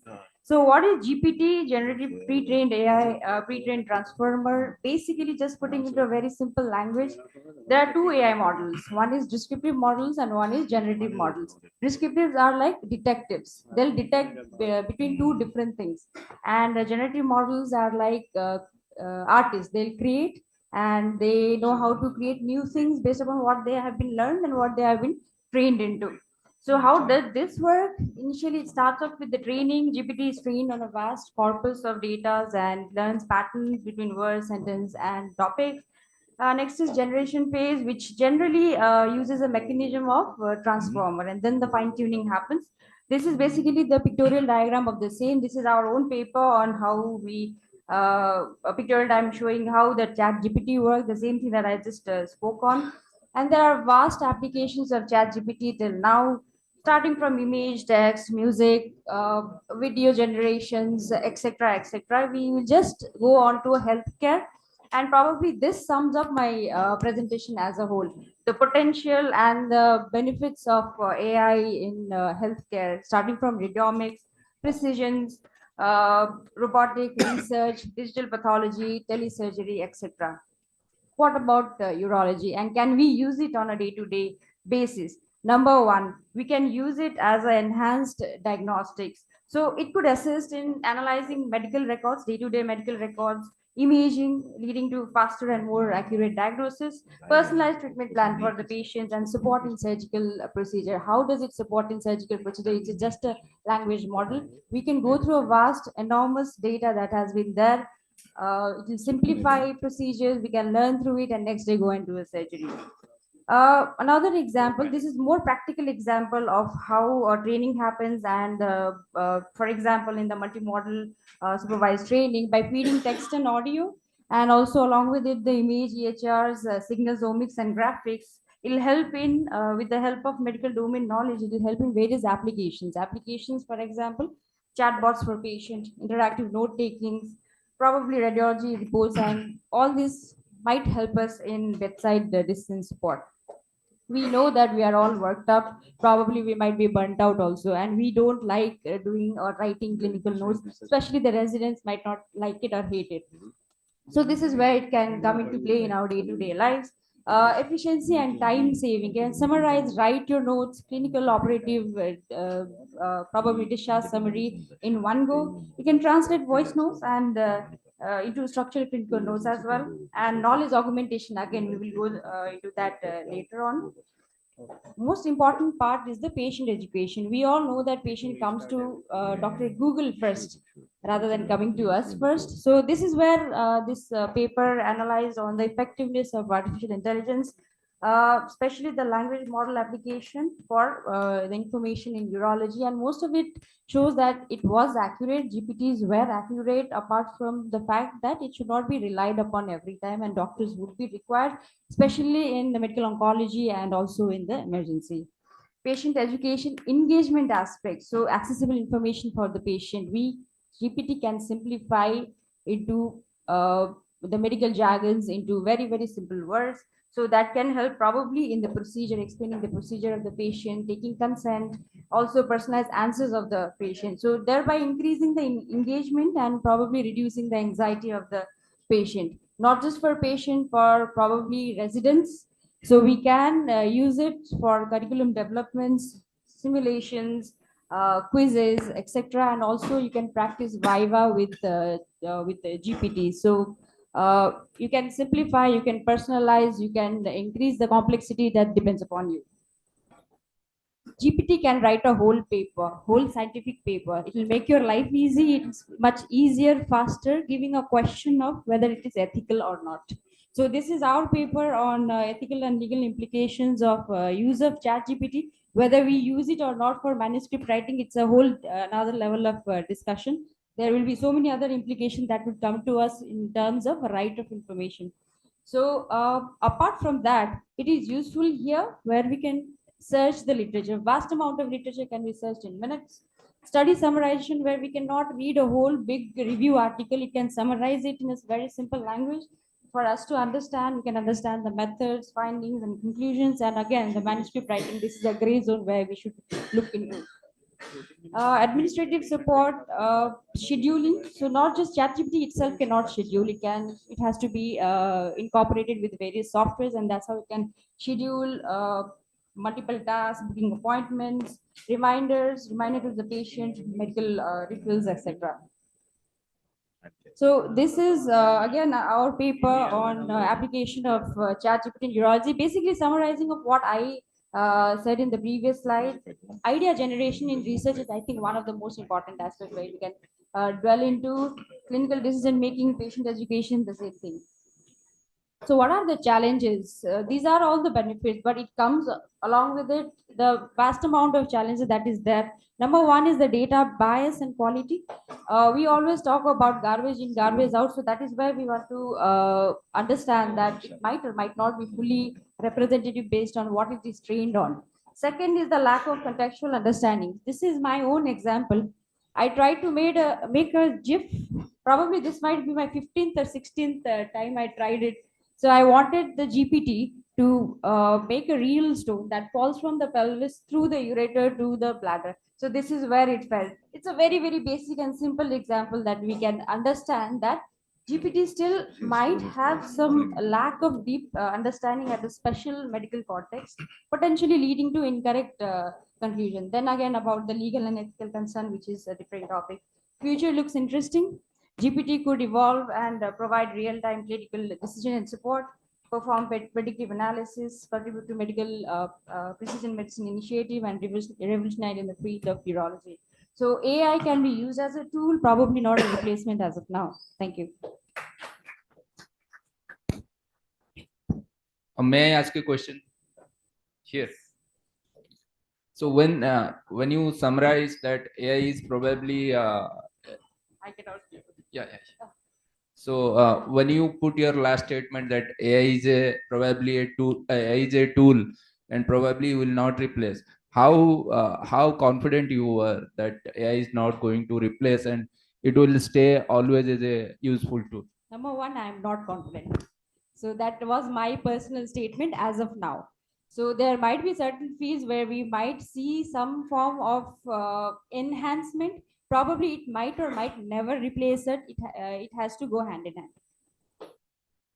What is the common understanding in, like, you must be interacting with people who are developing these things. So what is the common, what is the feeling like? In which direction we are going, towards replacement or towards human enhancement? Human enhancement. That is me being positive. Thank you.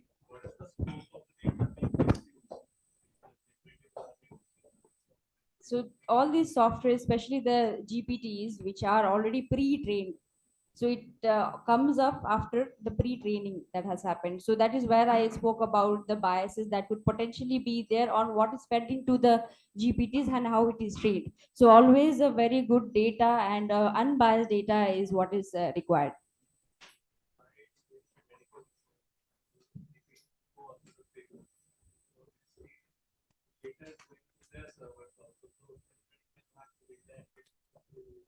Correctly said. So when that is one of the probably a tip that I would like to tell, that don't put into patients information or probably your information when you search for literature or when you ask a GPT anything.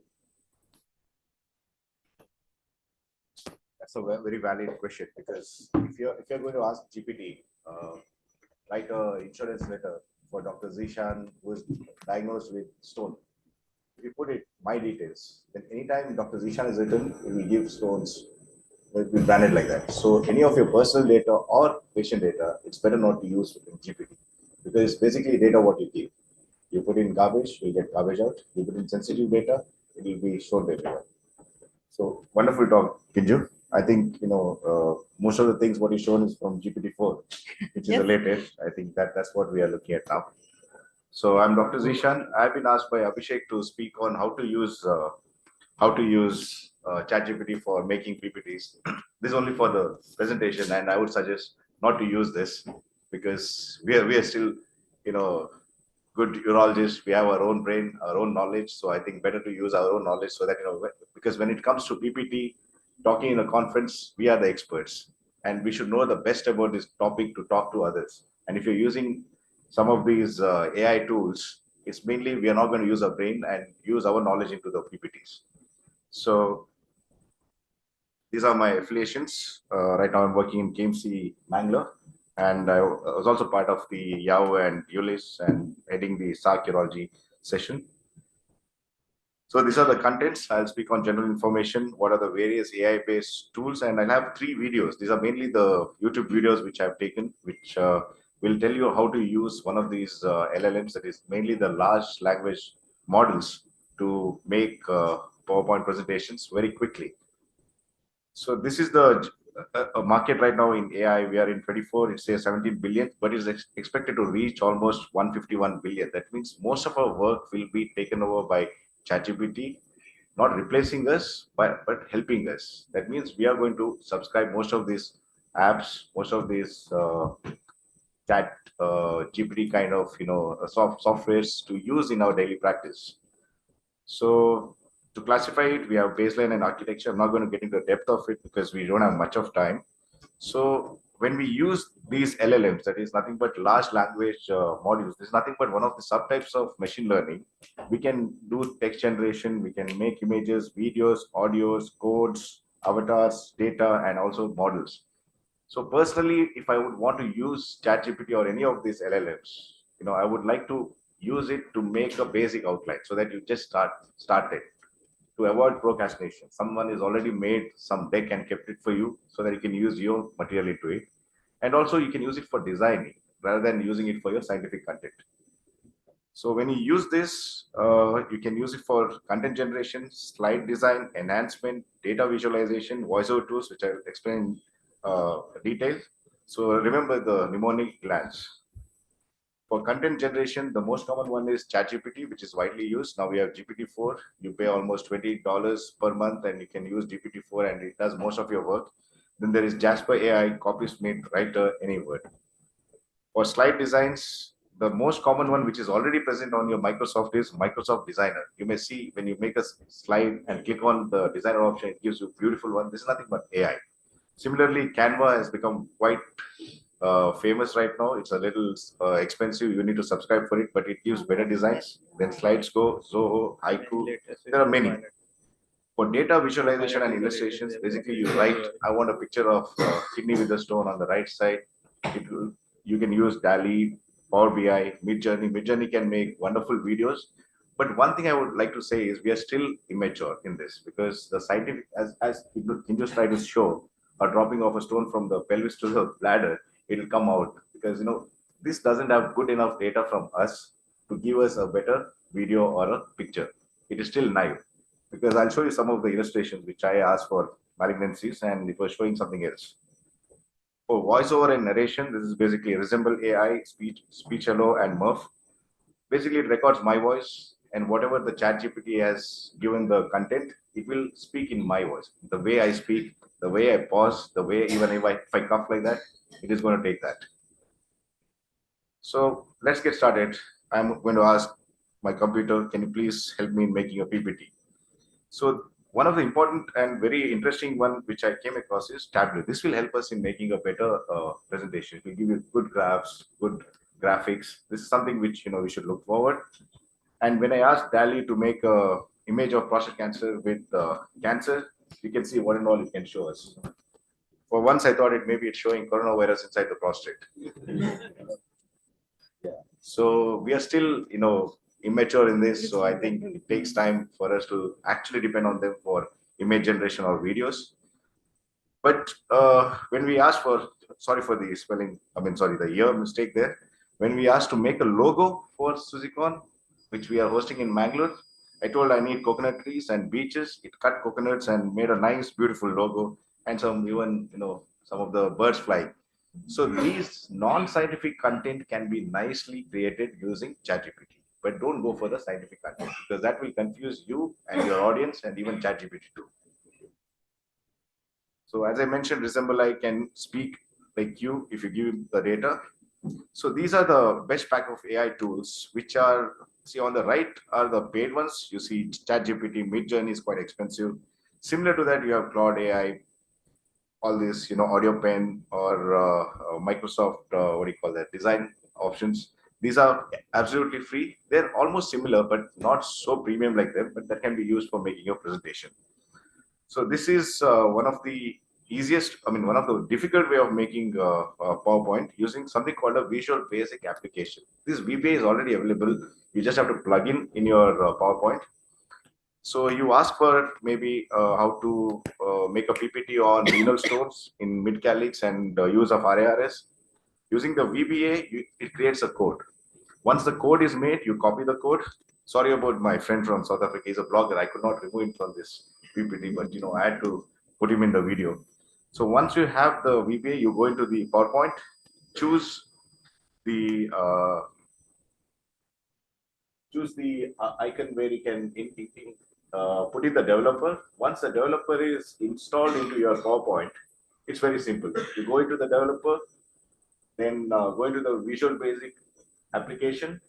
And in one of the drop-down menus, you can insert the whole platform. The module will come into the screen. And once you copy and paste the whole module, basically the code what was generated, put it in that, it will easily create a PowerPoint. Once the module is put, see, basically we were asking for holiday in Mauritius. So the whole thing is divided and it gives you the whole content for what to be done. Similarly, for stones also we can do, or any urology purpose. Once the PPT is made, and the easiest thing is to take the designer. Designer is already available. You all are very well versed with that. And that will give you the whole PowerPoint. Basically, the PowerPoint can be made within maybe 2-3 minutes. It's using the VBA and it's simple, but even more simpler ones are there, which we'll come across. So the second option is very simple. We use Microsoft Word and PowerPoint. Here, it is better to give in all the details. So what you do is ask ChatGPT, you want to discuss the etiopathogenesis of prostate cancer with the treatment. And treatment options, you give robotic surgeries, you tell the number of slides you want, you even give options regarding active surveillance or radiotherapy or hormone. So that will create your deck.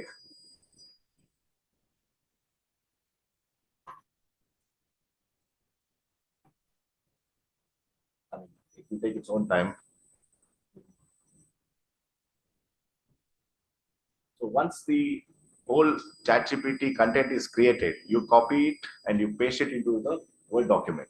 It's very simple here. You take the ChatGPT content, put it in the Word document, and in the Word document, when you do it, you erase or you delete or you modify whatever content you don't want. So basically, you don't want certain things which is not rightly written about it, or you can add things. And once that is done, then you go into your Word document and you need to level them and label them. That's it. So you go to View button and go to the outline. In the outline, you go to you press the Control button and copy whatever you want as a headings. That's the body text level 1. Then whatever the content you want in each slide, you take the Control button and select them so that they will go into the slides. So basically it is leveling your each slide. Once that is done, you have to save the Word document and then go to PowerPoint, click on New Slide,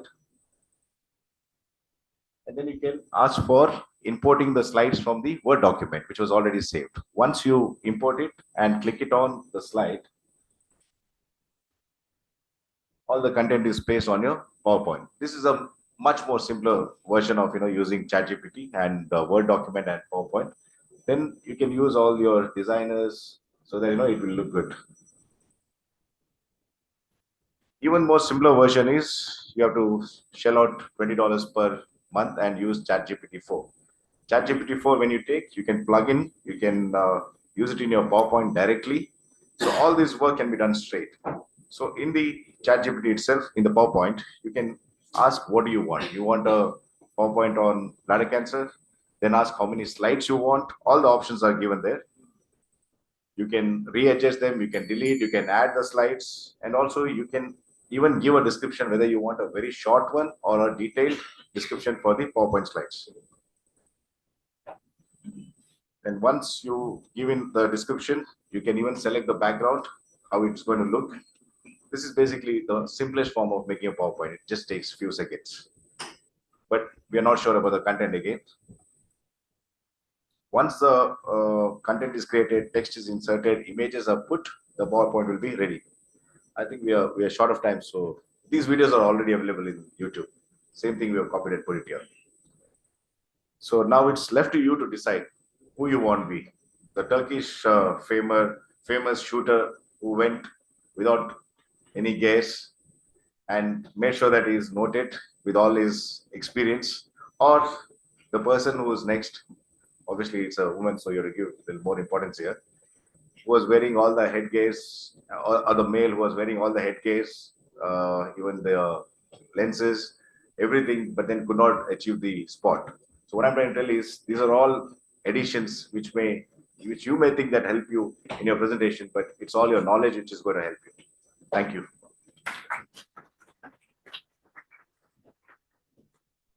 Now, may I now request Milab Shah to speak on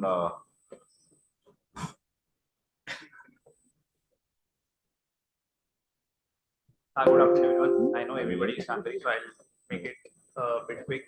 Microsoft Copilot is the newest kid on the block.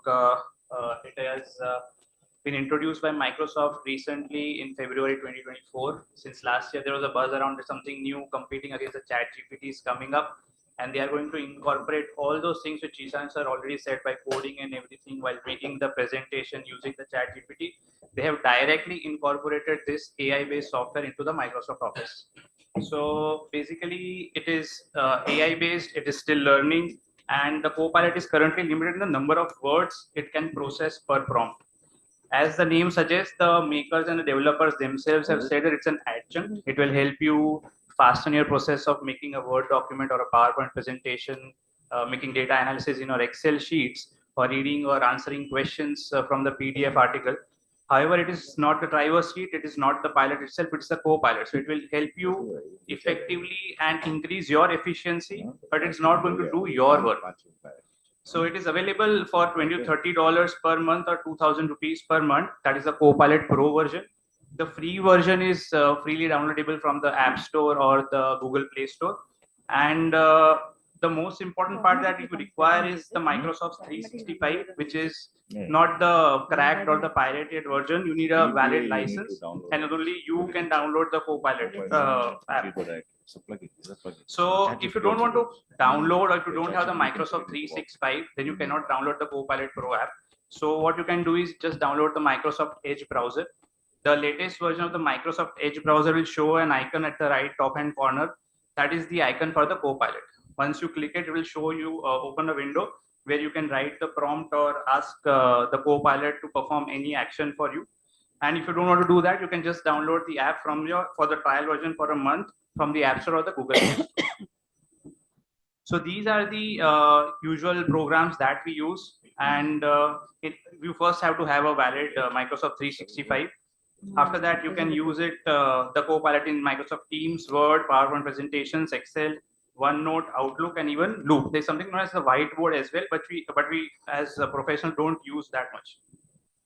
So coming to the PowerPoint presentation, once you open the PowerPoint, if you have the latest version, in the top right hand corner, you will have an icon which is named as Copilot. To click on that icon, then it will give you various options. There are 3 options available. Either you can ask the Copilot directly to prepare a presentation for you. You can ask the Copilot to either add any slide of a particular information, or you can ask it to generate some image which you want to add in the presentation. Once the prompt is written, then you can press send, and the Copilot will draft a presentation for you. It will usually takes 15 to around 45 seconds for the system to generate the presentation. The important points are that you obviously need an internet connection. Secondly, Microsoft 365 has some specific requirements for the app version, license, network, and the privacy settings. If you don't have Copilot available in the upper taskbar or the ribbon, then you should think and meet the Microsoft Copilot requirements or 365 requirements. Coming to the Microsoft Word, again, it will have a Copilot icon in the top right hand corner. Once you click it, you can just type the prompt of whatever document you want to get generated using the Copilot. One of the options that will be available will be reference a file. This allows you to search for and include up to 3 of your existing files as inputs to ground the content Copilot draft. So if you want a particular, let's say an essay to be written on renal stones, then you can add 3 of the articles which you want the Copilot to refer while preparing this essay or the article. Then once it has generated, it will give you 3 options. Either you can keep the document that is generated, either discard it, or ask the Copilot to regenerate that particular, provide you a different version of the same topic. You can also go back and change your starter prompt by selecting the arrows as is shown above. In Excel, it can create formulas for you. It can create charts, time series. So if you have a data of around, let's say 1,000 or 2,000 patients, and you want a new column to be made, just showing you how many patients have followed you for more than 2 times or 3 times, you just write the correct prompt in the Copilot itself, and it will prepare an entire new column for you. So the entire hassle of writing or generating formulas has been cut down by the Microsoft 365. if you have already many PDFs or the articles of the PDFs, you can add Copilot to it and just like a comprehension, add questions to it. If you have any particular article and want to provide a question that how many patients were included during this study, or let's say how many, what are the results of this study, then the Copilot itself will go through the entire article and provide you the summary of the entire publication. In Microsoft Teams, it is very helpful. There is an option where the verbal commands of the entire meeting are recorded by the this Microsoft Copilot, and then you can eventually just ask the Copilot to summarize the meeting in the team. So it will provide you with the specific number of bullet points of the entire meeting. In a document, after the document is generated, there is also an option where a button is there of Inspire Me, where the Copilot automatically keeps writing for you based on the content already in your document. And one option is also that if you want the entire information to be visualized as a table, then an option is there which you can click and the entire information and summary is provided in a tabular form. So the Copilot prompts need to be written in a specific way. There are 4 types to it. There are 4 parts to it. Number 1 is the goal. That is, what response do you want from the Copilot? The second is, what do you need it and who is involved in it? The third is the source, which information sources or samples that the software should use. And fourth is the expectations of how should Copilot respond to best meet your expectations. What can we get done with Copilot prompts? One is catch up. That is, as I gave an example of the Copilot in Teams, what questions were asked during the meeting or what ideas were presented. Second is create a presentation or a summary or a letter or draft a response to an email. Third is asking whether what are the options for a trip or a 3-day trip, for example, in Goa. Fourth is edit. If in Word, you can actually ask Copilot to edit a paragraph for you, or you can polish a PowerPoint slide. For enterprise license users, Copilot unlocks business value by connecting LLMs, that is large language models, to internal business data, and to generate a project kickoff presentation based on the topics discussed in the chat. So this is how the Copilot works. It takes the information from all your softwares, then it pre-processes using all your the content in the emails, files, meetings, chats, calendars, and contacts, and then it transfers all the information to the large language models, just like the Wikipedia or let's say a big huge library for a simpler understanding. Then it receives the response, modifies the prompts, and after the post-processing gives out the results. So in the healthcare applications, in Word documents, it is particularly useful to draft the patient's notes, to present a case study or research results at the conference. This AI tool can convert the clinician's thoughts or documents and outline the comprehensive presentations, alter layouts, reformat text and synchronize animations using natural language processing cues, saving time and effort. Also, it can help with data analysis and report development. It uses the machine learning and natural language processing to provide accurate and comprehensive reports, lowering the possibility of errors and hence saving time. Analyzing health outcomes and global costs of patient treatments by generating insights into those outcomes and expenditures. It helps us find patterns, trends, and provides us opportunities for improvement and enhancement in patient care. Is patient data secured using Microsoft Copilot? Definitely, they will say that it's secure, but I don't think so. No data is secure on the internet. Once anything is on the net, it will remain there forever.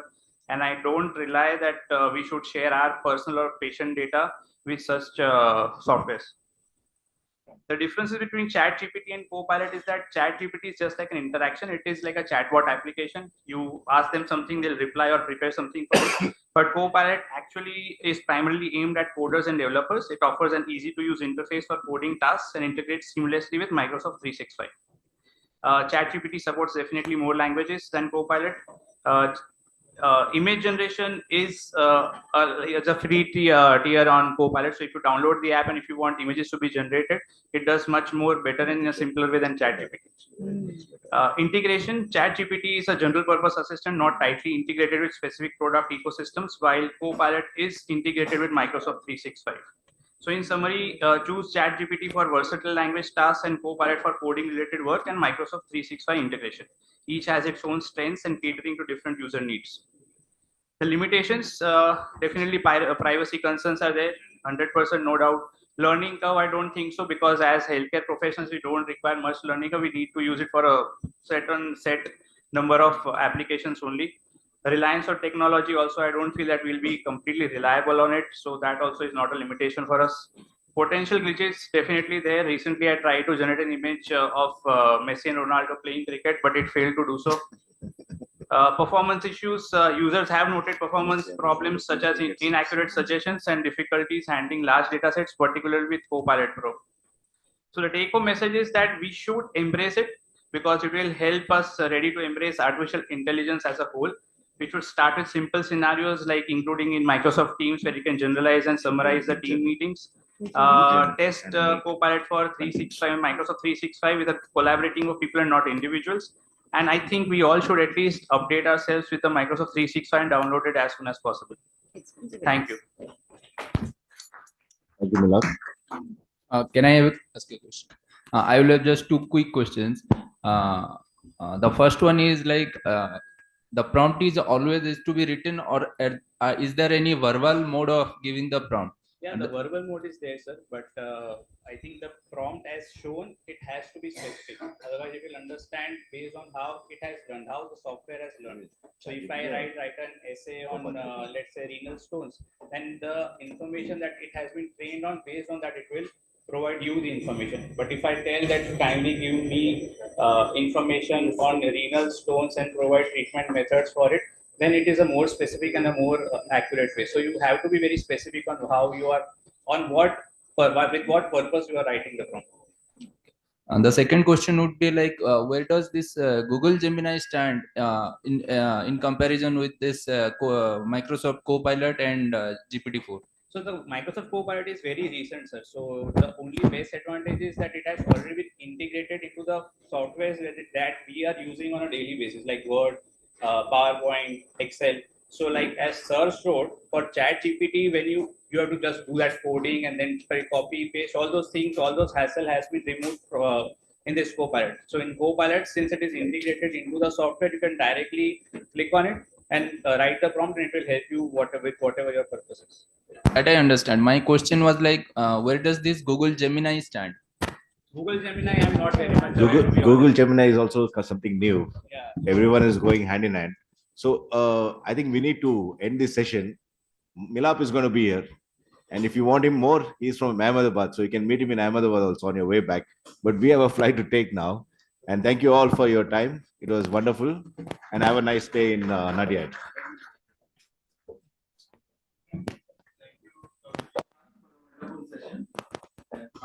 Now you are designated JIT for IOU. Whenever there's anybody who thinks that he has to do a project, please get in touch with the and they'll help you to execute.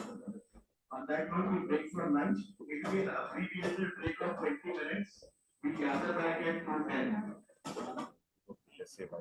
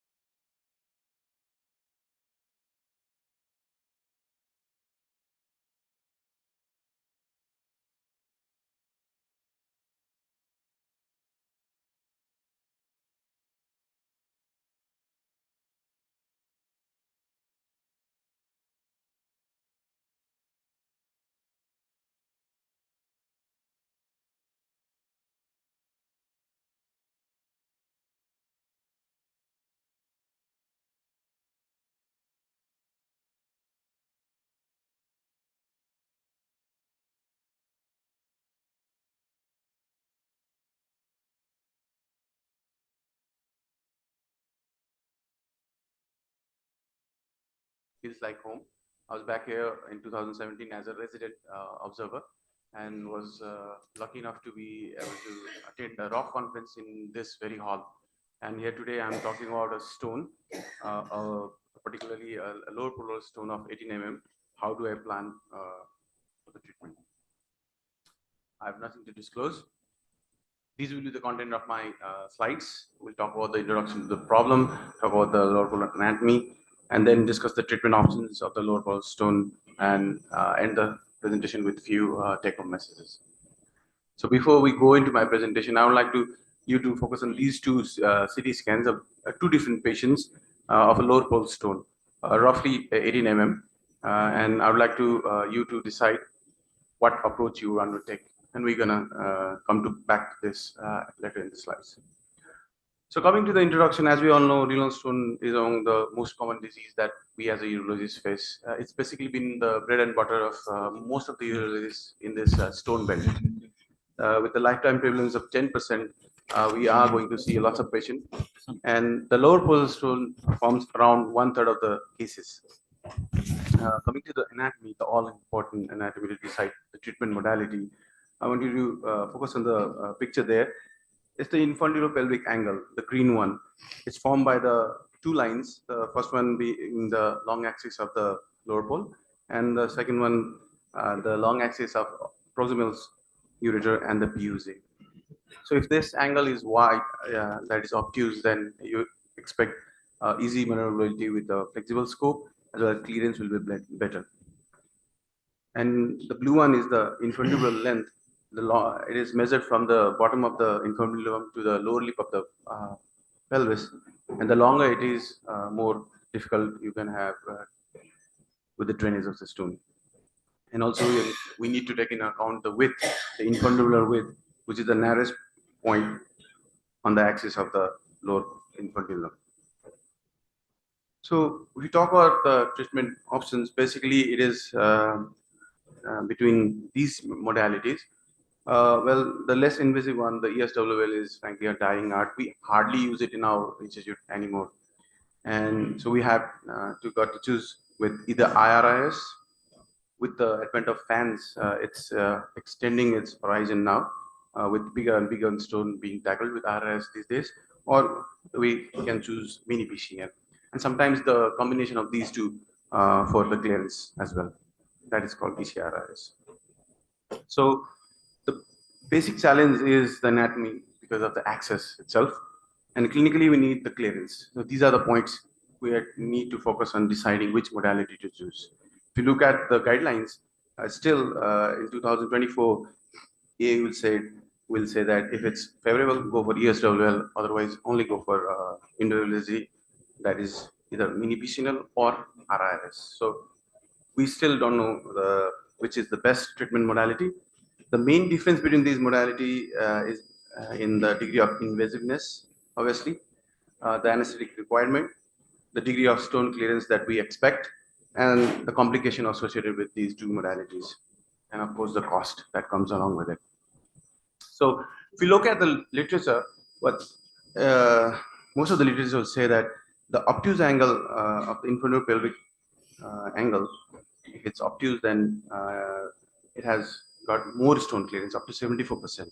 And if the width is more than 4 mm, we can expect 60% clearance as well. However, if there's multiple calyces draining, then the clearance is around 56%. So if you talk about the angle in stone-free rate with RIS, the lower pole angle less than 45 degree has a poor stone clearance, with up to 80% clearance with a higher degree of angles. And the infundibular length, if it's less than 3 centimeter, then you can expect higher degree of stone-free rate with both the PCNL and RIS.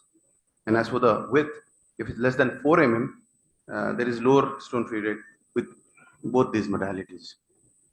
If you compare different studies published over the year, comparing these two modalities, you'll find mini PCNL to be slightly better than the RIS for stone-free rate. However, it does have more complication, although in these studies it was not statistically significant. Mini PCNLs had more complication, and the patient usually tend to stay longer post-op in mini PCNL group. So what are the other factors? Obviously, we need to consider the cost as well. In the Western world, it's $1,200 compared with around $700 for the mini PCNL. In our institute in Nepal, it's 70,000 NPR, which translates to roughly 45,000 INR for RRS, and 45 NPR, which is roughly 27,000 INR for PCNL. We also need to take into account other comorbidities and factors like coagulopathy. Obviously, if your patient has that, then mini PCNL is uncorrected coagulopathy is one of the contraindication for PCNL. And if you want to do it in outpatient basis, although we're not doing it as of yet, then you need to choose RIS, obviously. And always look at the patient, look at the calyx. Is it punctural? Like if it's malrotated or if there is retrorenal colon, then you need to go for RIS, even if it takes multiple sessions. So now coming back to the same picture, what would you do? The first one in the left is a young man, relatively fit, and he had around 2 centimeter stone in the lower bowel, as you can see there. But he had a long and narrow interval length was high. So we chose to do a mini PCNL for stone clearance there, and we were quite successful as well. As for the right picture, it was a picture of a middle-aged female, quite chubby, and she was on a anticoagulants. So we stopped that and decided to do a FANS RRS for complete clearance. So to conclude, the choosing between these two modalities depend on the stone burden. Again, highlighting the fact that with the advent of TFL laser and FANS, you can tackle more and more bigger stones even with RIS these days.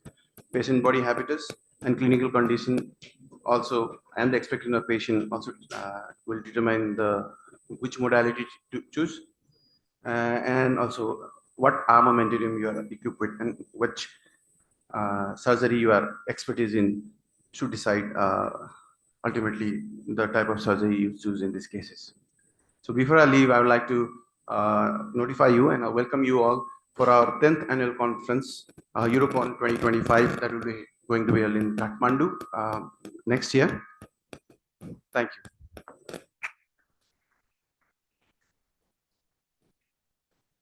you.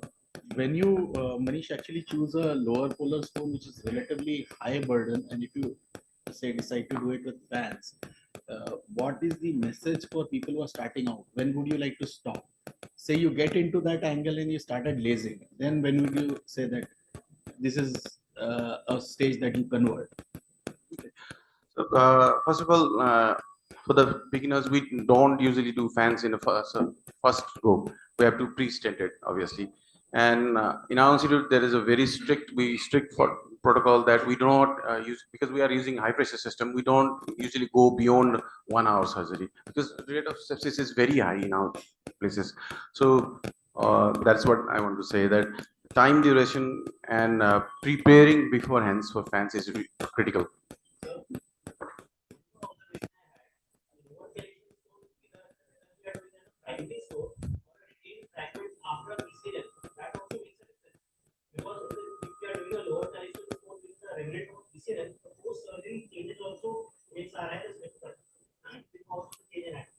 Yes, definitely. And these patients usually will have inflammation and clots and all that, because we'll be going after a few weeks.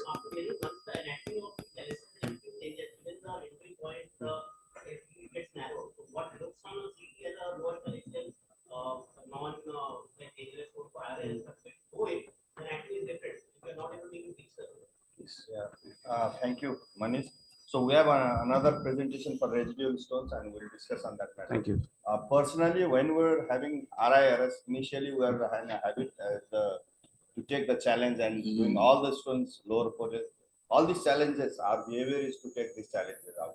But once we grow high, so now we have shifted from RIRS to PCPNDT. So our also behavior changes, and we like to play more safe with PCPNDT. And I think we all understand this fact, and we appreciate this thing. So thank you, Manish, for a wonderful presentation. Now we'll move to second presentation on PCNL for post open pyelolethotomy renal stones, do's and don'ts. Gopal. Yeah. So thank you for giving me the opportunity. I'll be discussing on post open pyelolethotomy PCNL for renal stones. So performing PCNL on patient with history of open pyelolethotomy requires special consideration. Why? Because it is because of altered anatomy and scar tissue. So this case I operated 3 weeks back. This is the post open pyelolethotomy scar. You can see the drain side. He was operated 10 years back for pyelolethotomy. So what distinguishes post open pyelolethotomy PCNL from routine PCNL is the number one is the position of kidney, second is the position of the pelvic calcium system, and third is the position of the stone. So coming to the position of kidney will be distorted in the position, either vertical or stuck to the sauce, no mobility with respiration, and posteriorly it is fixed. Coming to the position of PCS, it is distorted, whether it is intrarenal pelvis causing calyceal dilatation or external pelvis which was operated so become small and contracted, we are not sure. So accessibility is the issue. Understand what is the anatomy of PCS properly at the time of RGP, because these are poorly functioning kidney. So prior good contrast study, which might not be possible because of poor functioning kidney, the RGP is important.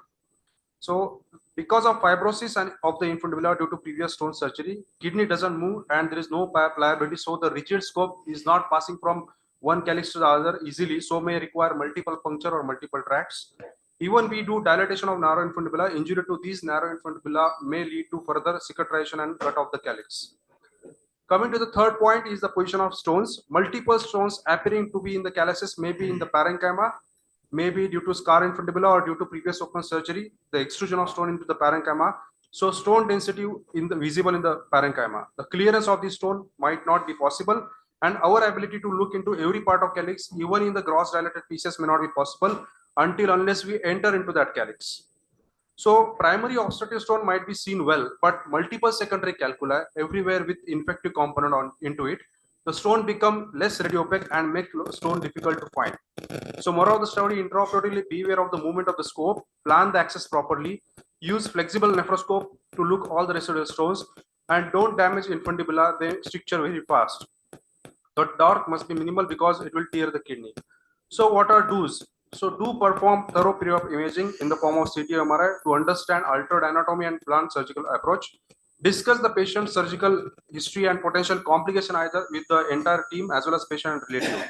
So this was the case. I have shown to you that this is the post-open pyelolethotomy case. You can see the dilated upper calyx, which is cut-off calyx, and multiple the stones which are scattered all over the kidney. So this is the DTPA we did. It is 28% function. So we went ahead for the stone clearance. So use image guidance, either fluoro or ultrasound can ensure the accurate needle puncture and tract creation, and employ intraoperative imaging intermittently and continuously to assess and adjust the approach as needed. So this was the C-arm image on the prone, you can see, and this is RGB picture. So the cutoff calyx is there, the upper you can see here. So these stones are there. This contrast is failed to fill the upper calyx, and these are the other calyces. So these stones were in the parenchyma or in the calyx, we are not sure. So this was in the calyx, and this was the cutoff calyx. So do handle tissue gently. Be meticulous and gentle while dissecting through the scar tissue to minimize the trauma and bleeding. Use careful incremental dilatation to avoid excessive force on the scar area. So do prepare for bleeding, reserve blood for these patients, and monitor signs of bleeding throughout the procedure, address them immediately, have hemostatic measure, don't run behind the stones. We have to see whether the patient is stable or not. So use prophylactic antibiotic. These are the infected stones. Sometimes these are cut off calyx. They may have pus inside or infected. So pre-operatively, we have to start prophylactic antibiotic to reduce the risk of infection, and follow the post-operative protocols to prevent injury, UTI, and sepsis. So do plan stage procedure if necessary, if the complexity requires, to ensure the complete stone clearance and minimize the complication. Ensure adequate follow-up procedure that are planned and scheduled.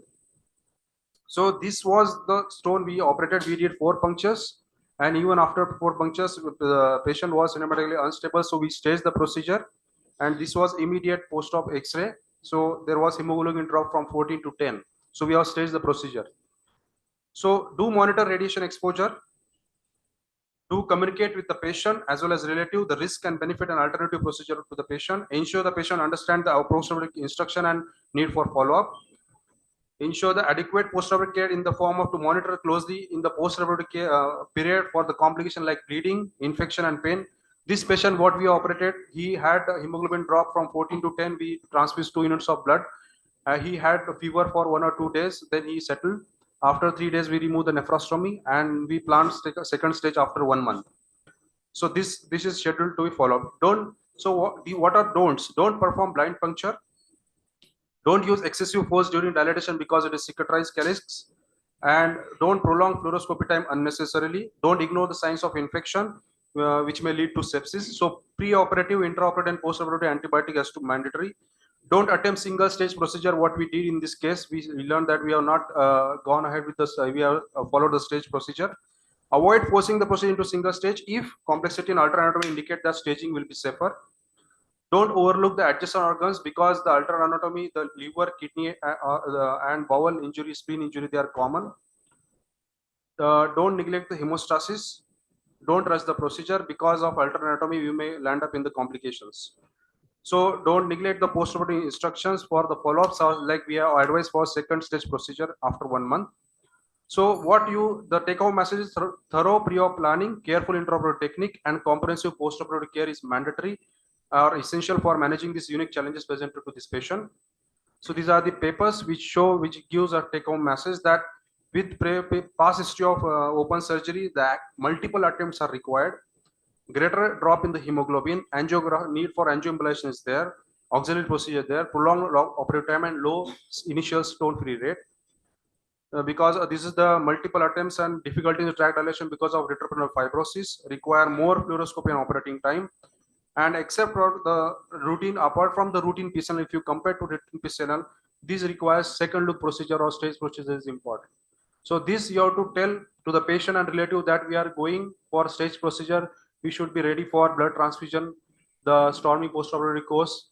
These are the things we should consider while operating on the post-open surgery PCNL. Thank you. So Gopal, will there be any change in the angle of puncture? Because this is a scar, the kidney will be post-surgery, there will be adhesions and fibrosis. Okay. So will you plan something different while you're doing a puncture? No, we will be targeting the cup of calyx only. Yes, but yeah. Because whenever we tend to see that the kidney is relatively as far posteriorly, right? As compared to the routine cases, the naive cases, will there be something in your mind while you are planning? No, as such, we are following the same as routine PCNL. See we come to the posterior axial line and 12-3. These landmarks we have to follow. Usually, yeah. Usually these kidneys will be posterior. Right. The angle of puncture will be little rather than right. This is message. Right. Gopal. Yeah. So whatever the colonic injury that happened during PCNL, this or usually in my experience happened in a pre-operative cases. So is there any special tricks or the preparation investigation that you can prevent this complication in critical? Only CT scan, axial cuts, and if you have ultrasound experience, ultrasound guided puncture, so that you can directly see the calyx and puncture the calyx. That is it. One case study that we are about to go to and operate in the case that we did 15 years back. We did pyelolithotomy and nephrolithotomy. We missed one stone and it seems like an intraparenchymal. But now that stone has grown in a bigger size and patient is asymptomatic. It doesn't seem like in a collecting system, but patient is insisting us to get it removed because he has to travel to the abroad. So is there any particular indications where you should not operate in those cases? I think, sir, another, like if we add ultrasound during puncture, we can avoid this bowel injury, especially in post-operative cases. So if patient wants complete stone clearance, we can go ahead with the surgery. But these complications and pre-operatively, we have to tell that he may land up in stage procedure as well as not complete clearance on the first stage. I think the complete visualization of the Calyceal system and the retrograde pyelogram intraoperative is, I think, the key factor to access and get the maximum clearance. And staging is never a problem. Yes. Always do not hesitate to complete over enthusiastic to complete. Thank you, Gopal. Thank you so you. much. We'll go ahead with the next.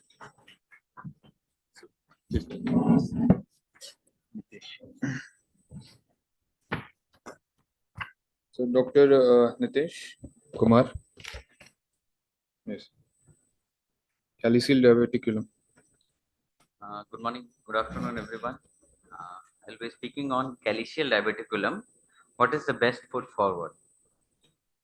We should look out before you step out. So we have to know about the Calyceal diverticulum whereabouts before we go for the treatment. We know that they are very uncommon congenital cystic cavities and they are lined with non-secretory transitional epithelial cells. Because of this, mostly they are asymptomatic, but due to the narrow neck, the limited drainage, the repeated obstruction and infection, stones might form in them, and the percentage is around 10 to 50%. And they will cause symptoms like pain, recurrent infection, and hematuria. The incidence is around 0.3%. Mostly it's female, more common in females. And if you see a polar wise, upper, middle, and lower, the ratio is 12:3:1. Why this discussion is for the best management? Because there is no clear consensus and we need a stepwise management. We need to go from a less invasive to more invasive techniques. Before going, we should have a clear-cut imaging because these are mostly misdiagnosed either as cyst or tumor, and CT is the best way to diagnose them. Sometimes an intraparenchymal stone, which we do a CT, will come out to be a calyceal diverticular stone. They are classified by Wilson in two types. Type 1, which is either polar up and down with a connection with a minor calyx, and type 2 connecting with the renal pelvis or a major calyx, which mostly is in the mid zone. Brettler classified according to the treatment options. He said if it is a wide mouth and short neck, STWL can be done. That's type 1. Type 2 is closed mouth and short neck. FURS can be done. Type 3, the closed mouth and long neck, and type 4, obliterated neck. Both for type 3 and 4, PCNL is a much better option. So the treatment options are mostly defined by the location and the anatomy of the diverticula and the associated stone burden. With these, we have three modalities mostly, and to add on this, a laparoscopic modality also. We have a shockwave lithotripsy, which gives a very low stone-free rates, 21.3%. A percutaneous lithotomy, which gives a very high, around 83% stone clearance, and the RIRS, which is around 61.4%. Coming to the shockwave lithotripsy, it's the least invasive but lowest stone-free rate. Only we have a good symptom-free rate, around 65%, but the poor drainage is a limiting factor. So it's reserved for the patients of favorable anatomy, those who are symptomatic, those who are unfit for a major surgery, and the primary goal should be only symptom relief. They should not be guaranteed or advise a stone-free rate. The next modality comes is the RIRS, done for stones less than 2 centimeter, which have a good high stone-free rates. And nowadays we can see the latest report says up to 95% stone-free rate. It's a less invasive procedure and leads to lower complications. But sometimes the location of the calyceal ostium is difficult to find out. With this, we have now digital scopes which adds on to the identification of the ostium. Even if we fail after all looking distal scopes and everything, we have a blue spits technique. In this, what we do, we fill the PCS with a methylene blue, then we wait for around 5 minutes, go back again. All the PCS methylene blue will be washed, but because the calyceal diverticulum is slow to drain, we can see a blue spurts. We can see the blue dye coming in from there. If we are still not able to find out the ostium, then we can use either USG guidance or a perc wire guidance. Wire or USG or CM guided puncture can be made into the calyceal diverticulum, and that wire, if it crosses into the PCS, then infundibulum can be found and dilated. Even if it is not found, a few techniques have been described to move the guide wire and see the location or the thinning of the PCS, and then incision can be given there. For a short neck and narrow infundibulum,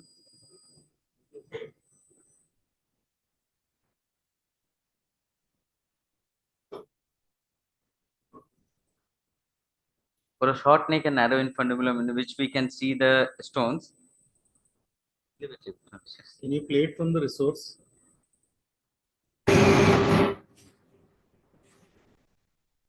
Okay, no issues. No issues, no issues. Sleep. It is not integrated. You will have to play from the resource. It will not play. अपने आपके folder में है.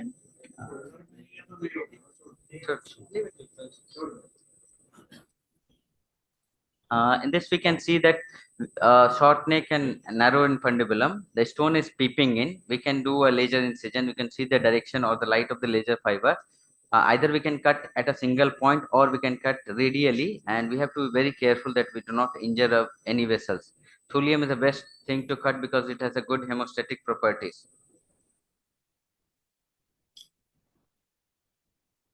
So if we enter inside and we find multiple stones, for a RIRS it's very difficult and a tedious task because lacing them, dusting is difficult. We have to go for a popcorn and it will take a lot of time.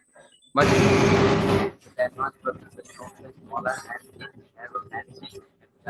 faster or very faster.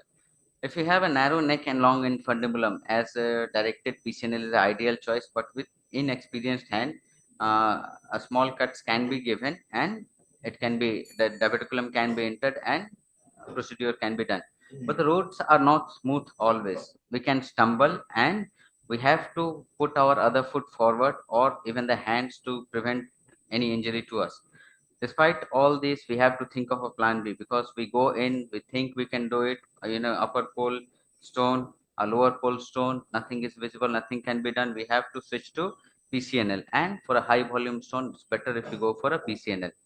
So coming to the PCNL for Calyceal diverticulum, it has a high stone free rate widely accepted, but studies tell earlier that higher complication rates were there. But with the miniaturization of PCNL and specifically the supine PCNL for anterior Calyceal diverticulum. Earlier, it was saying that if it is an anterior Calyceal diverticulum, supine PCNL is very difficult, but with supine, we can approach anterior Calyceal diverticulum also very easily. So the complication rates in a newer studies should go down. But the problem is there is a very limited space and we have to rely on a wire coiled inside the diverticulum. We have to dilate it very gradually. Sometimes we cannot enter. We have to cut again with the laser the covering of or the Calyceal diverticulum opening. Finding the ostium also can become difficult. If we find the treatment dilemma remains whether we should dilate it, cut it with laser or do it with facial dilator.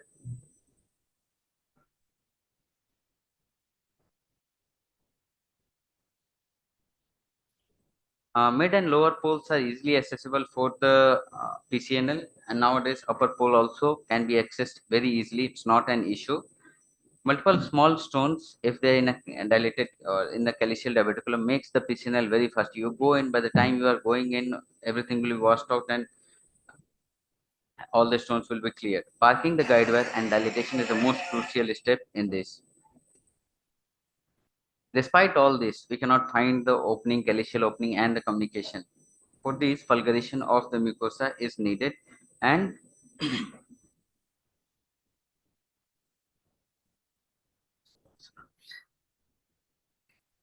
sometimes then combined approach is needed. Combined approach, one technique will help the other technique. Sometimes if the guide wire passes, we can go from endoluminally or the flexible URS, we can dilate and finish the job with this. Even if we cannot locate the opening of the diverticulum, we want to open it, then we can throw a light, switch off the light of the nephroscope and then cut where it shines the most. Coming to the laparoscopy approach, it's reserved for children and anterior diverticular. For identification, we have to identify a thin area of the overlying parenchyma on the PCS, and if it is not visible even after that, then laparoscopic USG probes can be used.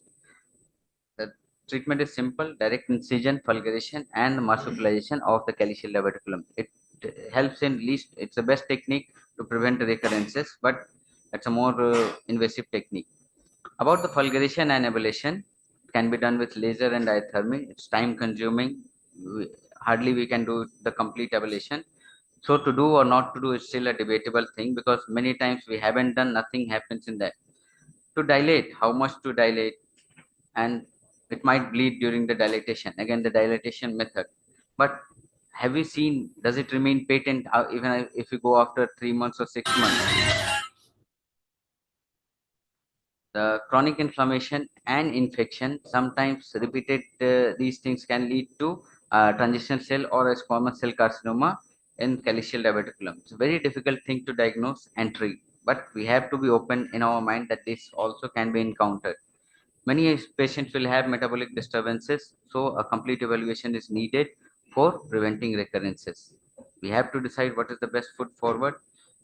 Paper advice from Oliver Traxler, if it is an upper anterior or upper posterior, RIS is the best option. Mid anterior and mid posterior, again RIS is the best option. For a lower pole, PCNL can be tried, but now with the supine PCNL and the high volume stone, PCNL is a better choice.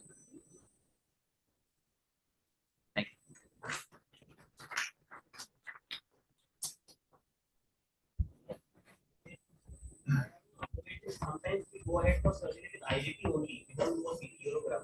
So if an IVP or a plain X-ray, the stone looks abnormally more smooth than a normal renal stone, we should also suspect a Calyceal stone or with an infectious with a narrow index. That can give a free idea that we need a CT for it. I think what you should do is you should mark the convex border of the outline of pelvic calyceal system and the convex border of the renal silute. Even on IVP, that is possible. If the radio opaque density is between these two lines, then it is more likely to be a calyceal diverticulum. So that is one strong way in which you can identify a calyceal diverticular stones.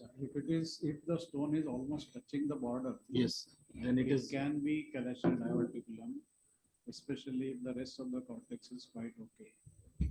So you think? For the Calyceal diverticulum, if you are tackling it with the RIRS, there are two scenarios. Either you can see the ostium or you cannot see the ostium. If you are see the ostium, like he showed in his one of the picture, that you could see the stone popping up and you could see the stone. In such a scenario, either you put a cut with the laser, whatever laser you have. But supposing you don't have a laser, or if you are worried that it will, because sometimes it bleeds because there are no definite landmarks. So in that case, one method which is described, and I have used it once or twice, and but it's very difficult. Like you can first of all, you do a dye study, fill up the diverticulum with the dye, and pass a guide wire through the flexi-rotoscope and park it into the Calyceal diverticulum. It is very difficult. Sometimes it stays, it doesn't stay, because the diverticulum sometimes are not very big. But sometimes the stone burden is more. In that case, the guide wire gets entangled into the stone burden. In that case, with the help of a C-arm, you take out the scope, keep the guide wire there. I mean, just be careful that it doesn't slip out of the system, and then you can do pass a balloon dilator. And I have dilated that ostium with the help of a balloon. So I avoided putting a cut in that particular patient because we didn't have thulium, because I was performing that procedure somebody else's place in one of the workshops. So we dilated with the balloon, and then the opening got open. It got open very nicely, and then subsequently I could do flexi-rotoscopy easily. So this is one of the method you can try, though it is difficult to retain the guide wire in the diverticulum, but sometimes it helps.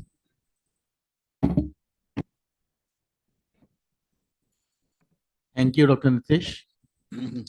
Moving ahead, may I now invite Dr. Ravi Jain for his deliberation on residual stone post-PCNL, the appropriate management schema. Thank you, Dr. Abhishek Singh, BioU Chairman. Thank you, chairpersons, respected dignitaries on the dais and off the dais, and my dear friends. After this, we should call some and dignitaries take a proper picture. Because that is first one. So my topic is RIRS for residual stones post-PCNL. So first of all, I would like to thank YOU for giving me an opportunity to be a part of it.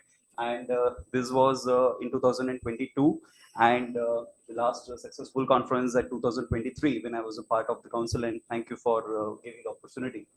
So after PCNL or RIRS, whether any stone surgery we do, urologist is always like this. 10 दिन में पैसे double. That is, this is the meme.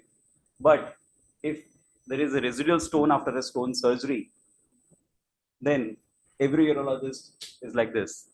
We are concerned, we are worried. We consult our seniors, friends, what is wrong, what can be done. how to tackle the patient, how to explain the patient, and many other concerns. So I had an opportunity to operate for RIRS for residual stones post PCNL followed by ESWL.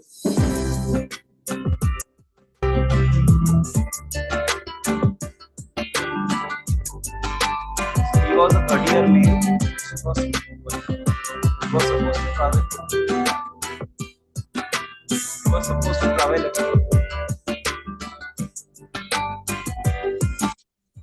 He had a residual stone post PCNL for a 2 centimeter pelvic stone, and he had multiple stones, and he undergone ESWL also, for which the patient had a perinephric hematoma. The challenges to me here are that I am expecting an hematoma, a mucosal edema, risk of infection, and the patient is supposed to travel abroad within 10 days. So now I have to do an RIRS with this patient, and all these concerns. First of all, I kept the stent for 10 days, and now I'm planning to do the RIRS in this patient. So when I went inside, I could see there were multiple residual stones. I could because the patient was pre-stented, I could put a 10/12 excess sheath. Started lasing the stones with the help of thulium fiber laser. Excellent dusting was possible with the help of the laser, and I'm inspecting all the calyces. I can appreciate that there is a bit of edema, though it was relatively less as compared to what I was expecting. I'm dusting the stones. I'm planning to give as complete clearance as possible, and trying to give my best, because it's difficult for the patient to travel back again after maybe 1 month or something for the stent removal. So whatever I can do best, I'm trying to do that.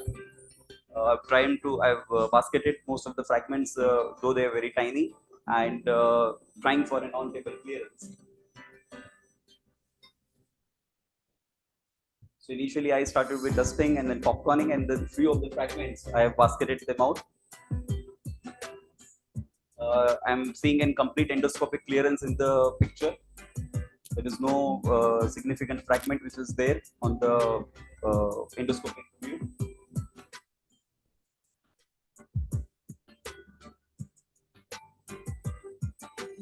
Inspecting all the calyces schematically. I'm finding a suspicious radiopacity over here, which I was seeing right through the picture, and I'm surprised I am not able to see, and this is a very medial facing thing, so I'm literally surprised what is it. So I did an RGP in that patient, and I was sure that there is no radiopacity. I could give a complete clearance to this patient, and that residual opacity was not actually a stone, but it was probably some nephrocalcinosis. I put the stent, and I could remove the stent within 1 week, and successfully tell the patient that you could travel abroad. PCNL and ESWL can cause tissue edema. So RIRS after PCNL or ESWL or any stone surgery is challenging.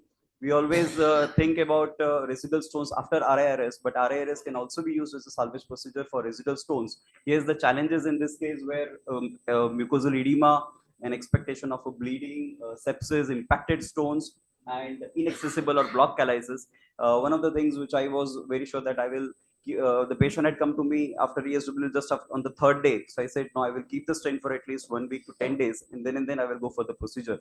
But in all such cases, you should always be scared, or you should always be aware of these factors, and you should tell the patient. I told the patient that I will try to do my best. If you have to travel or whatever for the stent removal, you might have to do that. Thank you. Thank you. Thank you, Dr. Ravi. So my question is, after PCNL, sir, after exactly how many days we plan for IRS? So patient was operated 2 months back at a peripheral center. Periphery, it was not my case. He was operated periphery for PCNL, followed by which the patient had residual stones, and the patient was given 2 sittings of lithotripsy, followed which also the patient didn't have a stone clearance, and the last lithotripsy when he came to me on the 2nd, 3rd day. And so that is I said that I will wait at least for 1 week to 10 days before jumping into the RIRS. so what actually the time because duration? the patient had to travel abroad, so that was so the minimum I waited for 1 week. I said I'll wait for 1 week. Yes.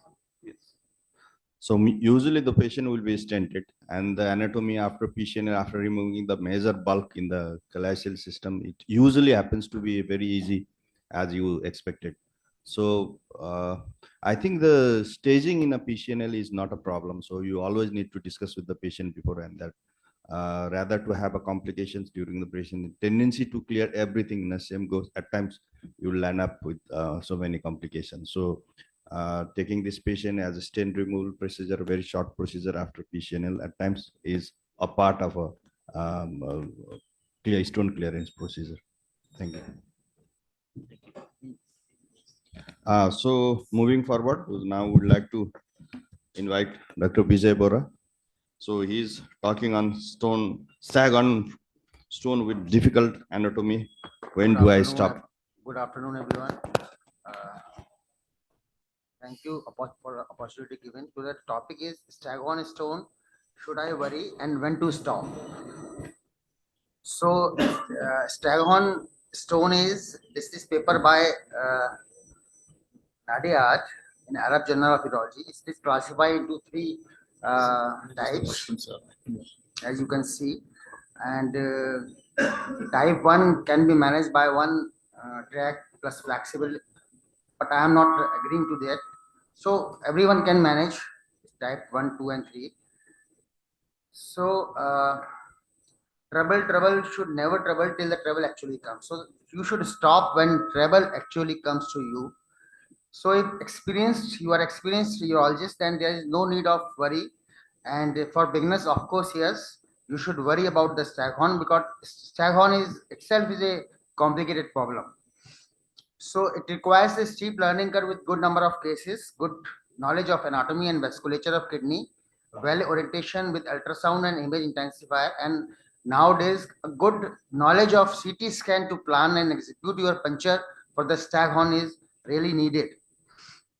So pre-operative, since I need not to talk about all these hemogram and blood requirement, but for my younger colleagues, blood is requirement is it is very necessary in all complicated Staghorn. Because once you start after a good puncture, your amplash is at the level of parenchyma. So lot of venous bleed is there until you break the stone to the level when amplash goes inside and properly fitted to the calyx. It can happen with other tract also, because you have to make 1, 2, 3 or 4 puncture for complicated Staghorn. So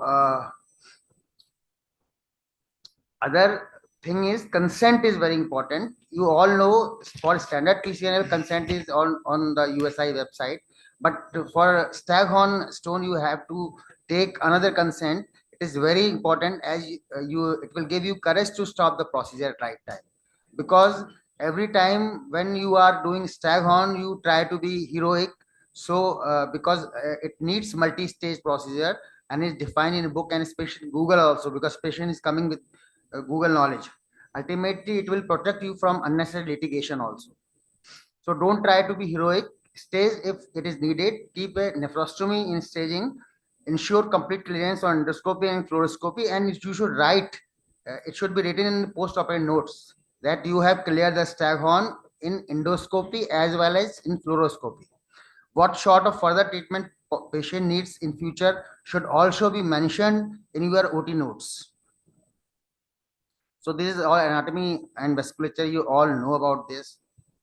So this is a study of 274 renal units and injection of polyester resin is given, and this shows the. So half of the battle you won when you plan 1 or 2 or 3 puncture before OT after seeing IVP or CT scan, and 80% you win once you have perfect in doing the same as you plan. Plan puncture and keep guide wire in place before dilatation, and no arterial injury is detected if proper puncture is done. So a puncture through the infundibulum of the calyx produces maximum number of vascular injuries. So this is puncture should be along the straight axis if you do bullseye, and on puncture with the straight path along the stone axis. So planning of case at your chamber is very important in all Staghorn complicated cases. Ultrasound, plain X-ray, KUB, IVP film and CT urogram. So non-contrast CT, you come to know about Huntsman unit of the stone, which give you idea of hardness virtually. But in plain X-ray, you can see the hard and soft areas of stone. So in beforehand, you can plan you have a fair idea of using different modality of lithotripsy at the different time in the pre-op period. You can plan this. This is not Staghorn. I can show this is a stone, simple stone, and in IVP you can see. You don't know whether it is anterior calyx, posterior calyx, but once you do CT scan, you will come to know that it is lying in the anterior calyx. So this is the difference between IVP and CT scan. This is another stone in CT scan, but you see it seems to be one stone, but in different planes there are two stones basically. And statting was done, and then PCNL was done in case. This is another stone, Staghorn calculus, and it is dealt with only one puncture, but you can see the residual stone is there. So you should always take consent about the residual stones. This is another. Just see the plain X-ray film. You will have an idea of stone hardness by only seeing the plain X-ray QB.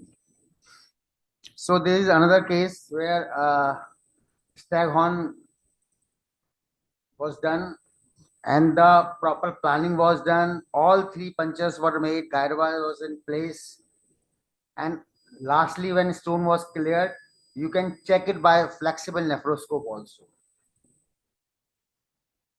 So this shows the complete clearance.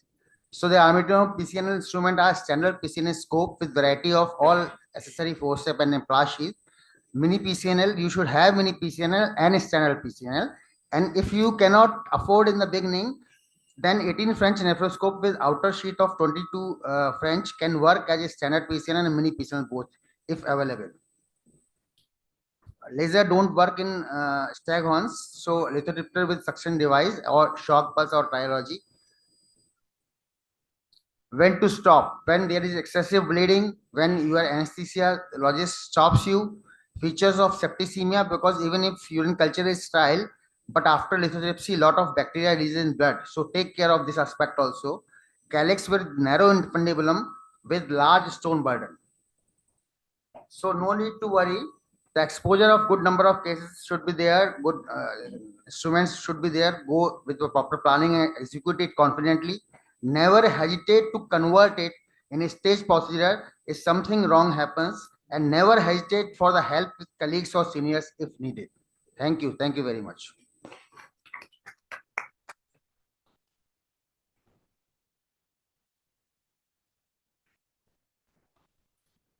Thank you, sir. What is do you suggest a time frame beyond which you should stop?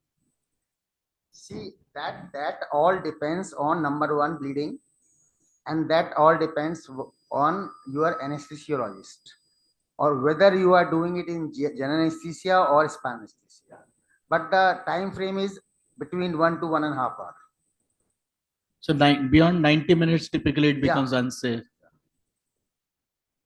Thank you, sir. Is there any guideline regarding the number of tracks? Because as we see the volume, we always start with in my practice, with the standard PCNL at times. See, sir, initially when we were trained, it was a stage procedure. Staghorn was a stage procedure, but I have done the cases up to 5 tracks also.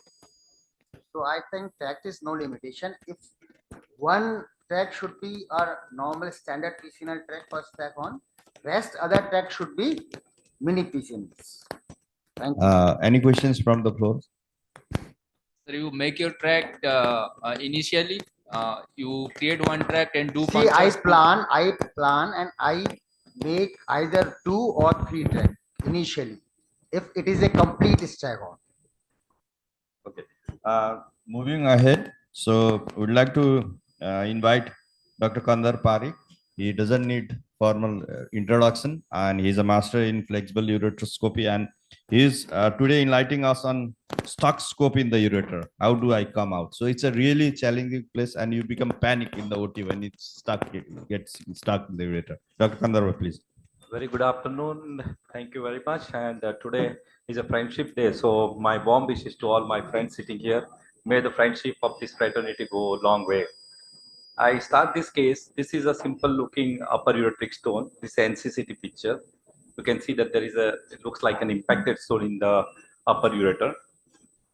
And I always, the first procedure of RIRS is to do a semi-rigid ureteroscopy with a 4.5 French ureteroscope. So I did a semi-rigid ureteroscopy. I could see a kink in the lower ureter.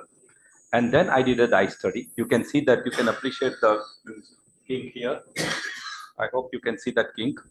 And so I passed the guide wire through the ureteroscope.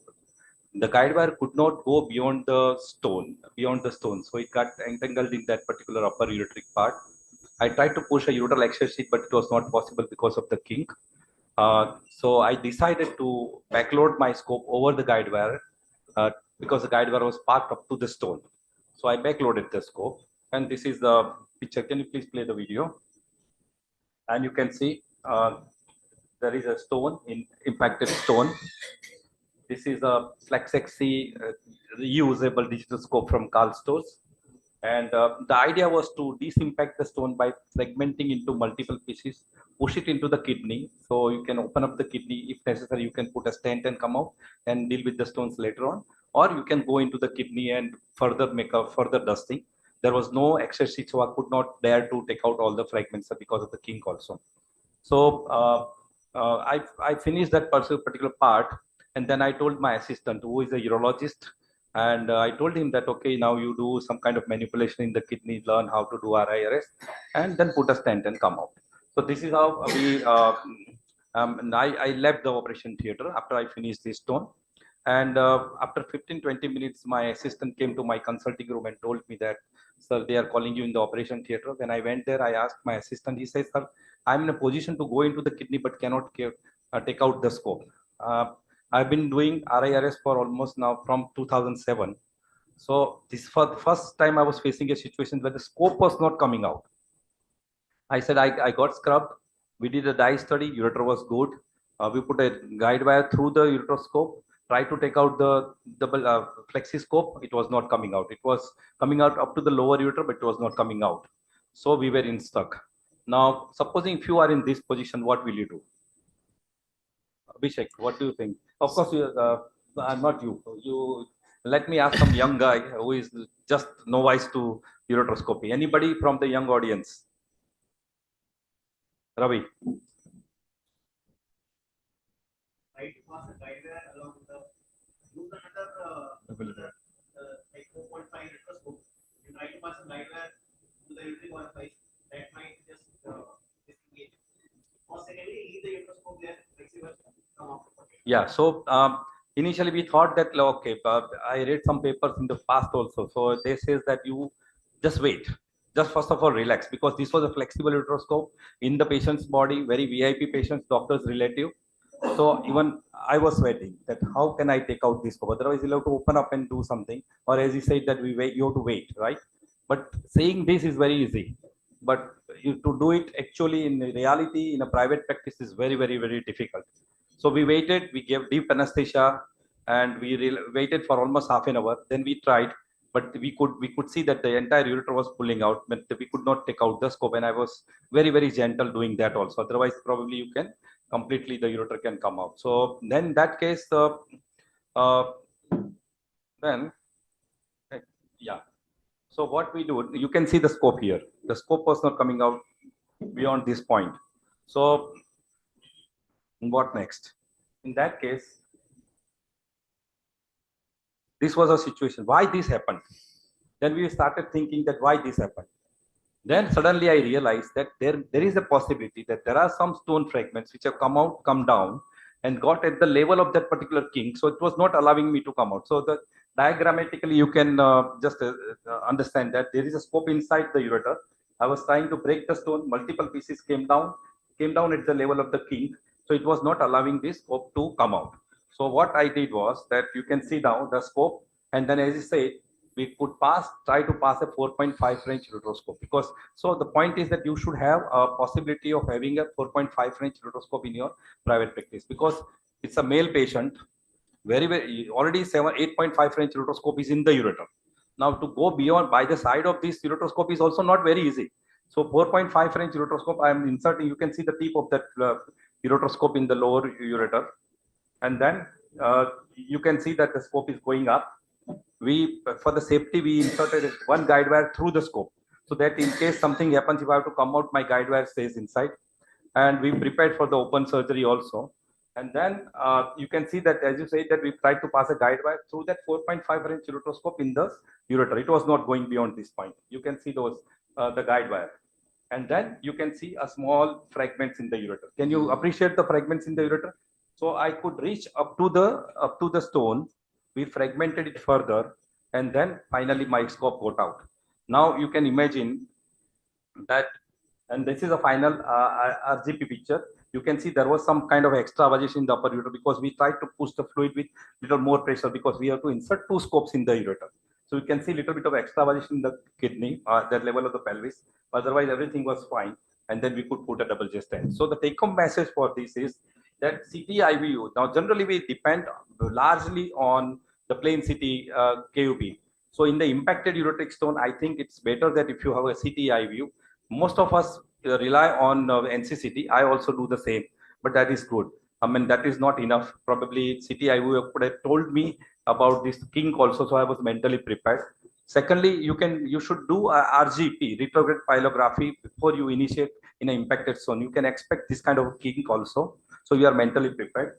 The third thing is that if you can pass a safety guide wire, here it was not possible to put even a one guide wire beyond the stone, but if you can pass a guide wire in the ureter, you are safe.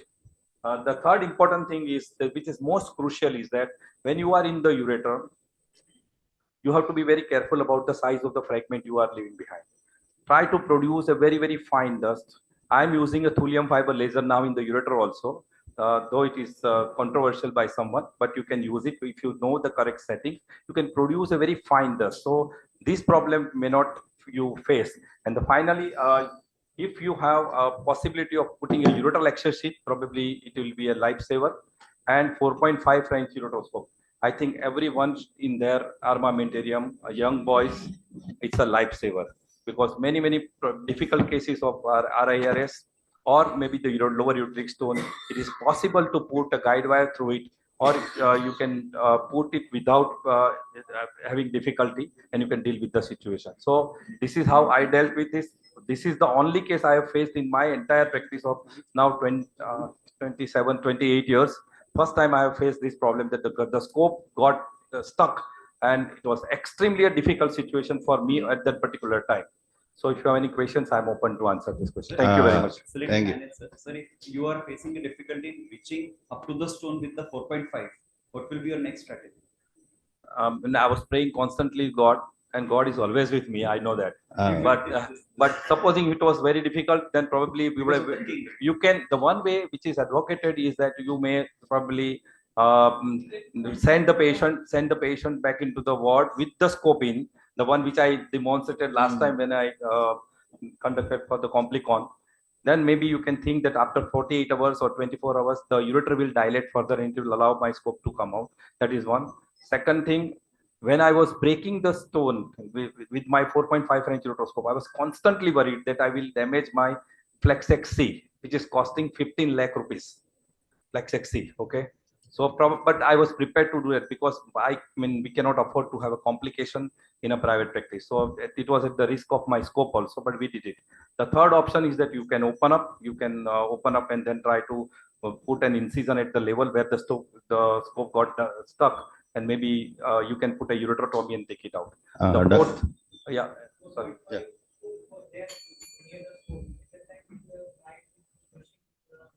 Everything we tried, everything we tried. I mean, once I saw the stone, I was comfortable. Dr. Kandar, I believe that it is a sheathless procedure. Yeah, of course it is. Yeah. And when you can negotiate, accommodate 2 scope at the same time, the ureter was fairly capable. No, so why do you practice sheathless in every cases for ureteric stone? I think that in my practice, I'm very big proponent of using a sheath actually.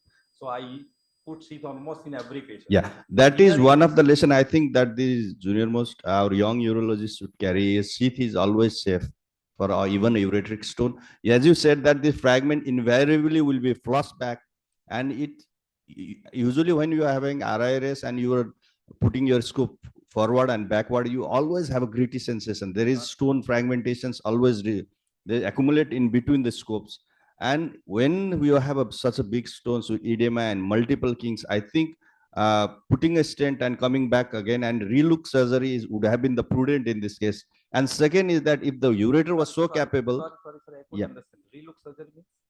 putting the stent, this is How do you put a double stent? The stone was, the guide wire was not going beyond the stone. How do you put, how do I put my double stent? usually we make a core, central core, some we will not try to complete everything at the same time. So we'll make a multiple fragment central core and try to put a desistent and relook whenever there was significant kink. So that's the reason I said that when the idea is to disinfect the stone ureter by making 1 or 2 or 3, 4 fragments, push it into the kidney. And the moment you start, the idea is that you always hit the center of the stone. As you say, that you in the ureter, when you are in the ureter, you go from the center to the periphery. When you are in kidney, you go from periphery to center. Okay, that's a rule in RIRS. So when you make a core, it will allow some amount of fluid also to go in, so that your vision is also better. You don't have to push the fluid with a lot of pressure. So that's a very good suggestion. But sometimes when you start breaking, it will break. It will break, and you can produce multiple fragments. So the idea is produce a good small dust and very small tiny fragments. And if you got a ureteral accessory, I think that would have been much better. I think the tendency to chase the stone in upper inside the kidney when there is already edema and the kink in the distal ureter is that what we should not consider in that place. And I think the relook or second look with the stenting is the safest way. This is what the message should learn from this. Okay, thank you.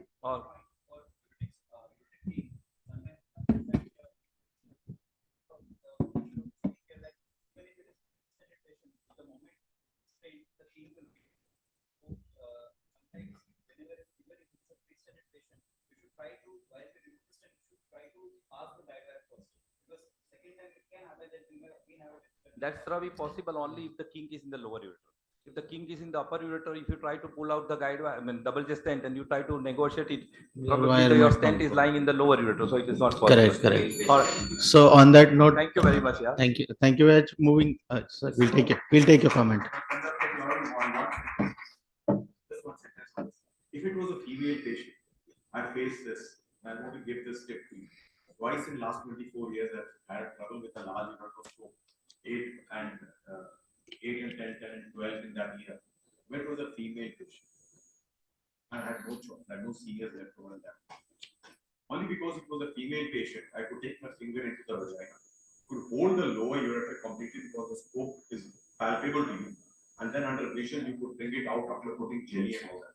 That will not be possible in a male patient because you are in trouble at that point. All that we discussed right now is what we could have done. But on the very table, you have no choice left. You actually can hold the scope and the ureter in a finger, not in a male, because the prostate holds you. But allows the whole fornix to go in, your finger goes in. You can take 2-3 fingers and hold the whole lower ureter kind of thing out. And then with the gentle movement, which will take long time, and your anesthetist will put it into a deeper bed of anesthesia. Obviously, you will have to have many cups of tea and coffee too. Yeah, so I think most of the things what you said we tried, it was a male patient, so it was not possible.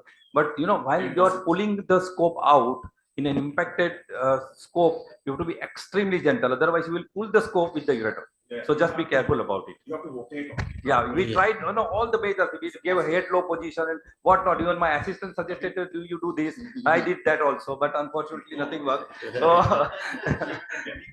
So be versatile. All the tips, try to use them. Moving ahead, on the last topic of this session, broken accessories in pelvic calyceal system. How do I manage?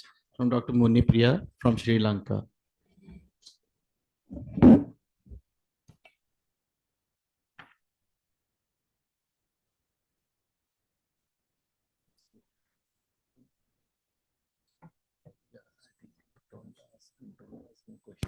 Make a comment and call it.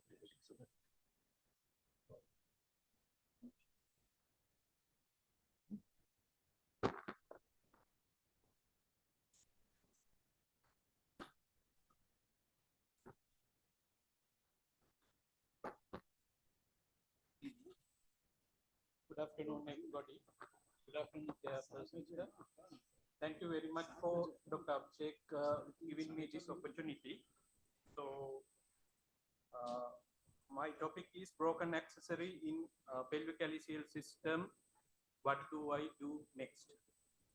So before entering into the topic, everybody knows normal anatomy of the pelvic system, but we all encounter the dilated abnormal anatomical system when we do the RIRS or the PCNL. So with that, so we can see this type of abnormal anatomy when we do the surgery. So we have to deal with this type of thing. So because of that, the common procedures in pelvic system, percutaneous nephrolithotomy, retrograde intrarenal surgery. So with instruments we use during that, domia basket, stone graspers, guide wires, lithoclast, those things. And then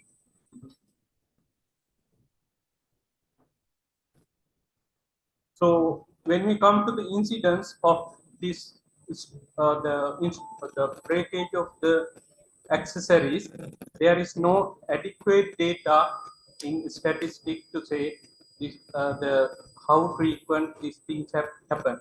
But common type of instrument break is the guide wires, basket, stone graspers, rarely tip of the lithoclast probe.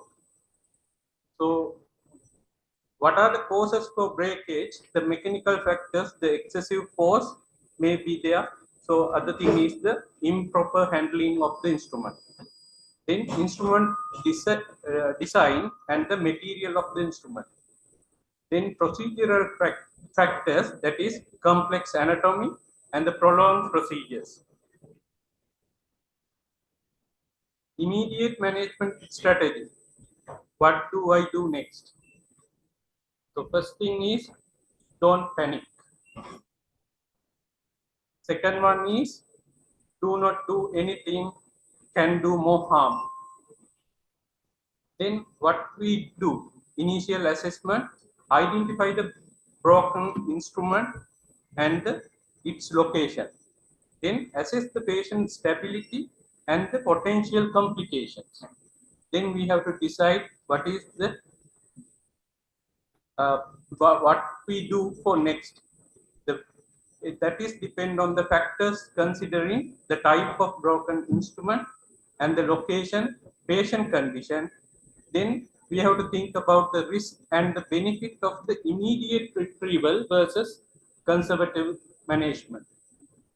Then we have to be comfortable in the infrastructural factors, like we have to have C-arm facilities. Sometimes operators should be there, and the adequate instrument that is flexible scopes and other instruments, as well as the competence of the surgeons is important. So in this X-ray, you can see the broken guide wire is there, and there is this patient is stented for the infected obstructed system. During that procedure, guide wire is broken. So in this type of patient, I would say we will keep the broken guide wire in this particular time and conservatively manage, and later we will go for a URS laser and grab the fragment of the guide wire. So that's what we have to do. That is the thing we have to decide in that particular patient, infected obstructed system. Then and there, if we try with the URS, the patient can go into septic shock and may need ICU care, maybe end up with septicemia and death. So the retrieval techniques. So the commonest techniques are the endoscopic techniques. Nowadays, very rare open and the laparoscopic techniques. So in endoscopic technique, we need C-arm and the endoscopic direct vision. So we can use the flexible ureteroscopy and rigid, semi-rigid ureteroscopy or the percutaneous nephroscopy. How to prevent this type of thing? So we have to to the preoperative planning, that is proper instrument selection and the inspection of the instrument, whether they are susceptible to problem, and patient specific consideration like the abnormal anatomy, the difficult anatomy we have to consider. Then intraoperative techniques, gentle handling of the instrument is important, and the regular instrument maintenance and the replacement protocol should be there. And finally, training and the simulation is important. So important to hands-on training and handling the instrument and the simulation tools for skills enhancement. So few case reports were there. The first case report is reported in 1989 when the PCN insertion, the guide wire is broken, and that is the first incident. And 2019, during the PCNL, the prong of the alligator grasper is broken, and they were trying to take the piece through the PCNL tract. The piece is migrated into the ureter, difficult, then patient again change the position, go with the URS, again retropulse, then again patient turn and do the PCN. So when the URS inserted and the retropulse with the, then during that time they use ureteric catheter with the balloon and keep the balloon dilated, and patient put into the prone position and going with the same tract and took it out. So summary, so during the breakage of the accessories in the PC system, the first thing is do not panic, don't do more harm. Initial assessment and decision on retrieval should be there. The preventive strategies we should take. Right. Thank you. So you can come to our 25th anniversary, 11th to 15th November this year. So you are all are welcome. Thank you. Thank you, Dr. Munyapriya, for a wonderful deliberation, and thank you for being with us. Thank you very much. I request you to stay back here. This was the first SARC YOU session. This was the inaugural session of SARC YOU. So I request dignitaries to come on the dais for the photograph. Subnis sir, I request you to be on the stage. Keshamurthy sir, Kandaparik sir, and all the speakers of the session, please be on the stage. Can we have a few photographs?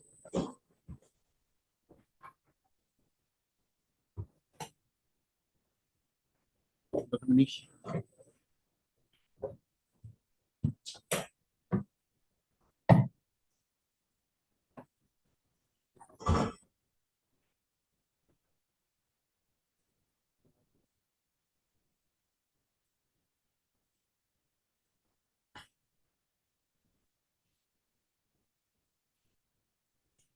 Thank you. Thank you for a wonderful session. Yeah, I especially would like to thank leaders of USI and the future leaders, young organizers, to invite us in this SARC session. It was a wonderful session, and looking forward to have this session in the future too. Thank you.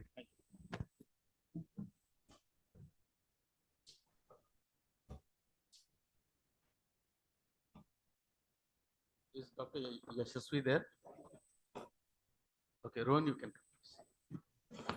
So coming to the next session, this next session is called the What the Books Do Not Tell Us, But We Wish They Did. Can we have the Zoom link on?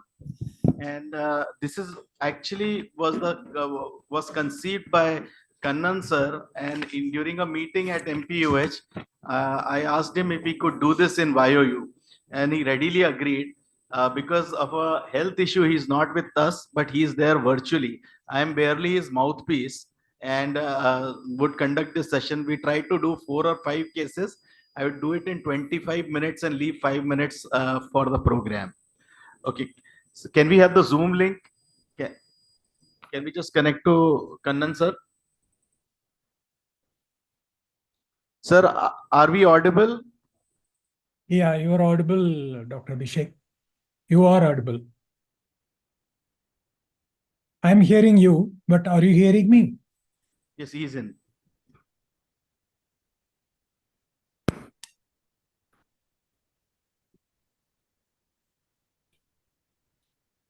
My audio is on.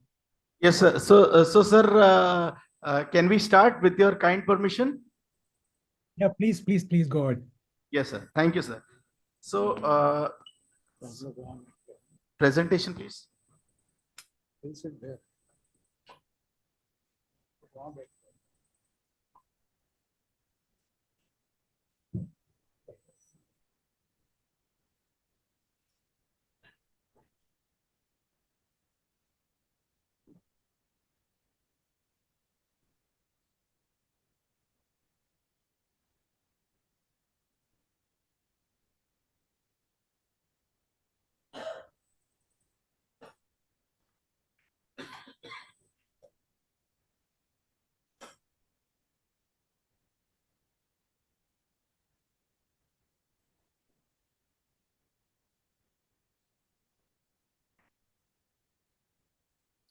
Okay, so going to the first, so the pattern is that we have a jury of two senior teachers, which is Professor Sabnis sir and Professor Keshav Murthy sir, but the program is entirely meant for the audience. So there is a clinical situation which you and me both face.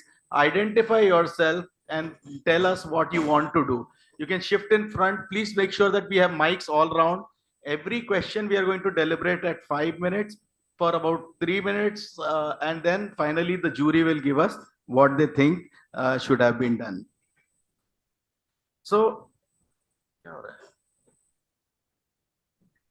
next slide.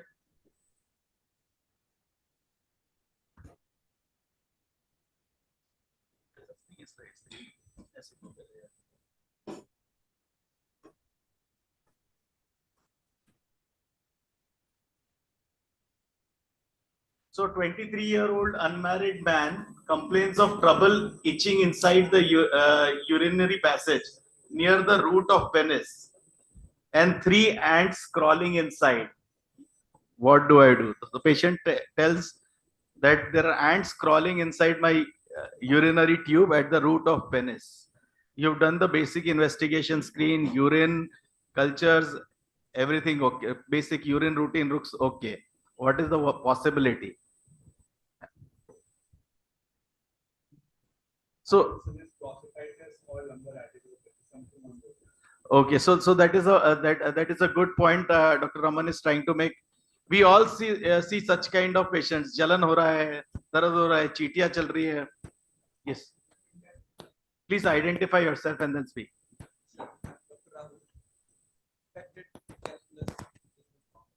Impacted calculus. X-ray was normal, we'll presume. Yes. I would like to see the socio-economic condition of the patient and his present condition preparing for exams, family. This can be a somatic feature of a psychological disease. So, differentiating what is supracortical versus what is cortical versus what is infracortical on basis of history and examination. That will be one pathway. Any other thoughts? So fungal infection is a thought process. Any other thoughts? Investigations are reasonably okay. Recent sexual exposure. Sexual exposure. Sexual exposure may give you a clue. Say, assuming this was a supracortical issue, and I say that I'll just do a cystoscopy and the symptoms might go away. So I'll do a cystoscopy and say कि मैंने 3 चीटी निकाल दी, sir, you will be fine. Is this an okay approach?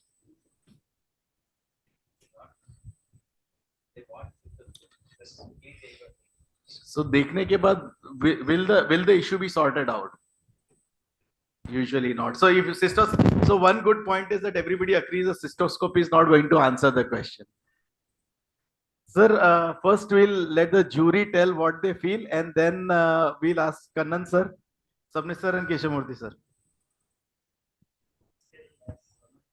Put it as something non-specific prostatitis sort of thing. It's a vague perineal pain, this pelvic pain syndrome sort of thing. You have to reassure him, and maybe he will require a round or two of counseling. He would probably be all right.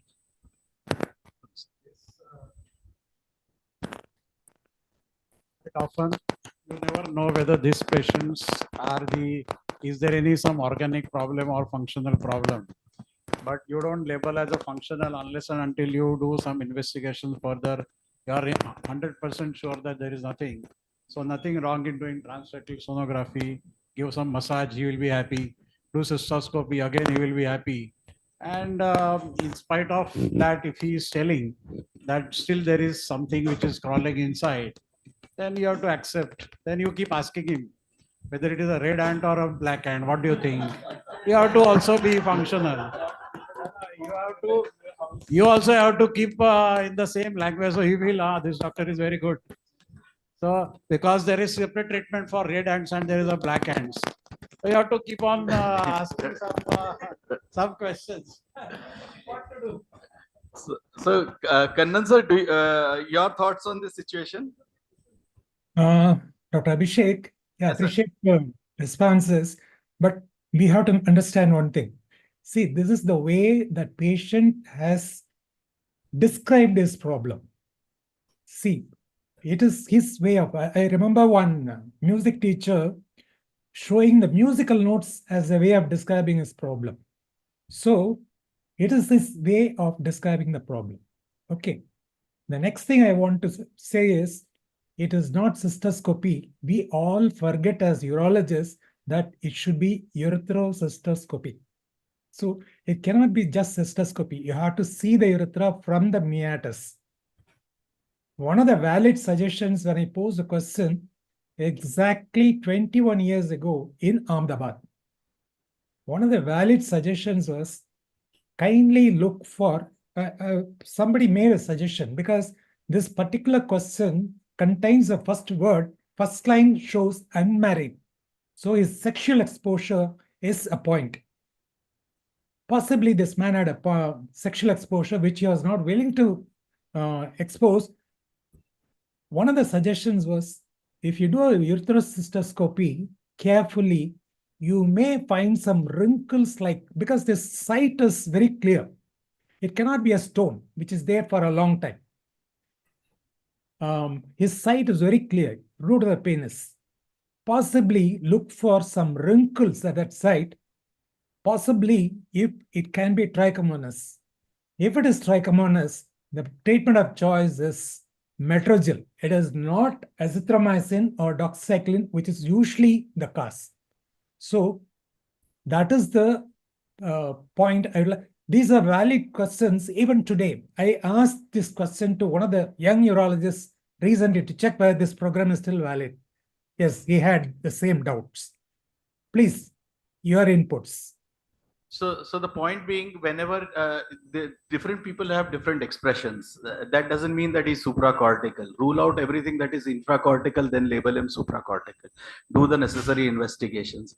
The chronic pelvic pain symptom complex, as well as infectious urethritis or prostatitis are possibilities. Rule that out before you label this patient supracortical. We all see these patients in different forms. Saab pishab ki jagah dard hota hai, ghumte ghumte mathe mein jata hai. We all hear this in different forms. Okay, next slide please, in the next case scenario. Next, go. Next. Okay, a 22-year-old man with 2 episodes of ureteric colic. So he's a stone former and he asks me 2 questions. Should I avoid tomatoes in my diet? Totally, or can I take a small quantity? And for those who are from South India, how much juice of the pith of plantain tree, the Musa pith juice, should I drink per day to avoid stone formation? So as regards to stone, everybody asks you, sir, tomato khao ki nahi khao? Beech ke saath khao to beech kidney mein phas jayega. So any thoughts on that, Ravi?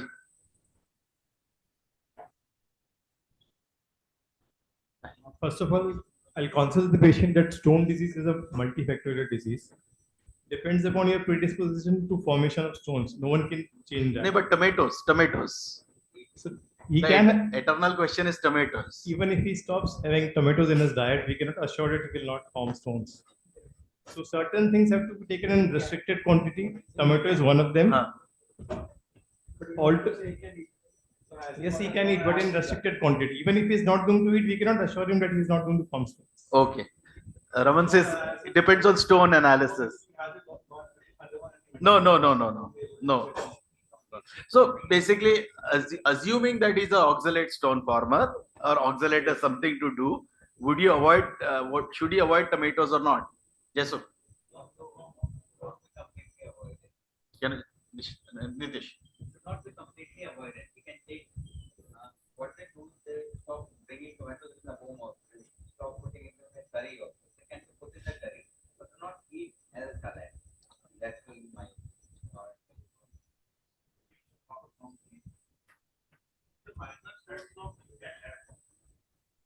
Sir. Tomato is a minor source of oxalate, so he can take it in small quantities. So what about the Musa pith juice, Santosh?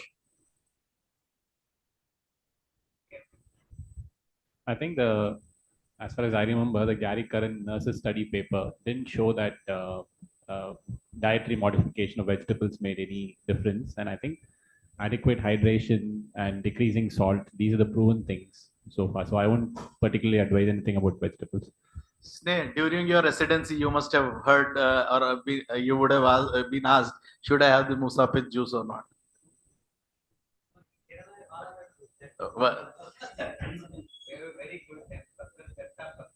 Pattar chatta patta. So the jury, to the jury.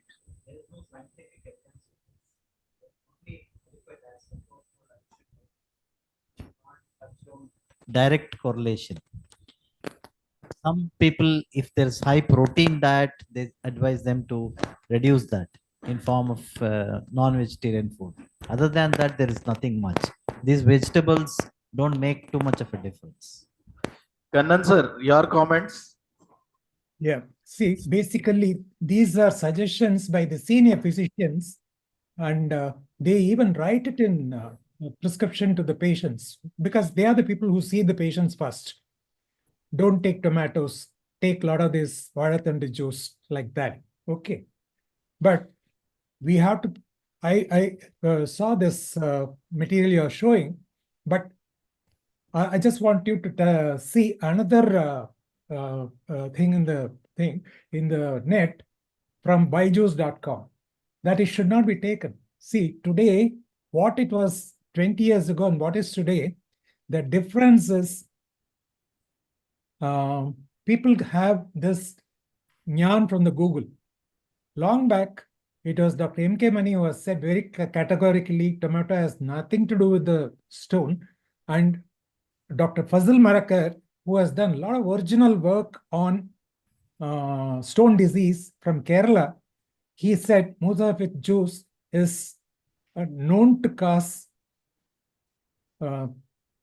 carbonate crystals in vitro. So it should not be recommended as an anti-stone forming agent.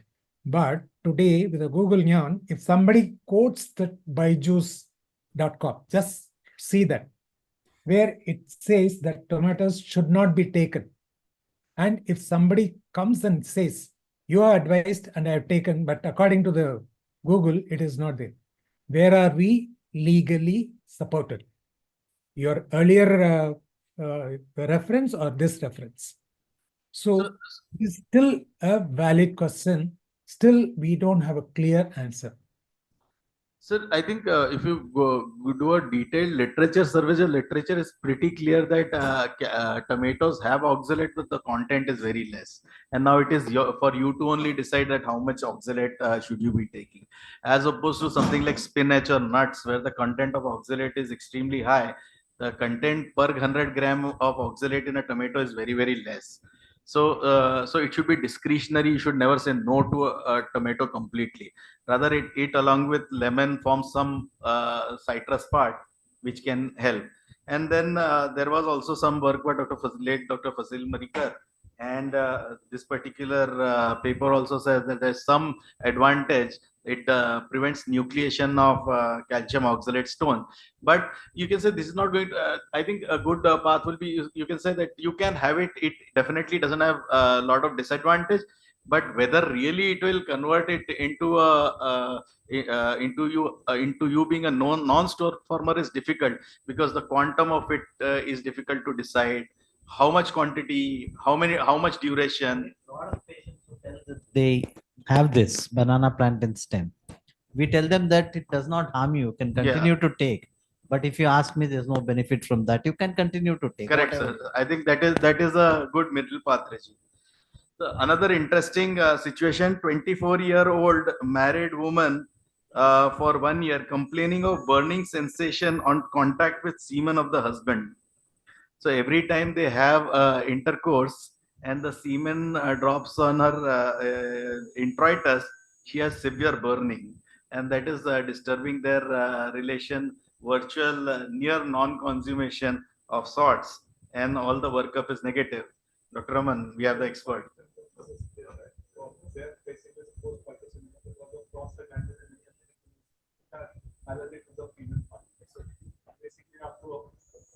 Barrier or anti-rabies or some symptomatic at the time. So that is an expert opinion from an andrologist that it's a post-coital syndrome. Any more thoughts? And barrier, of course, is an answer to this situation. Fungal infection, okay. Fungal infection is a possibility. Vaginitis or vaginismus?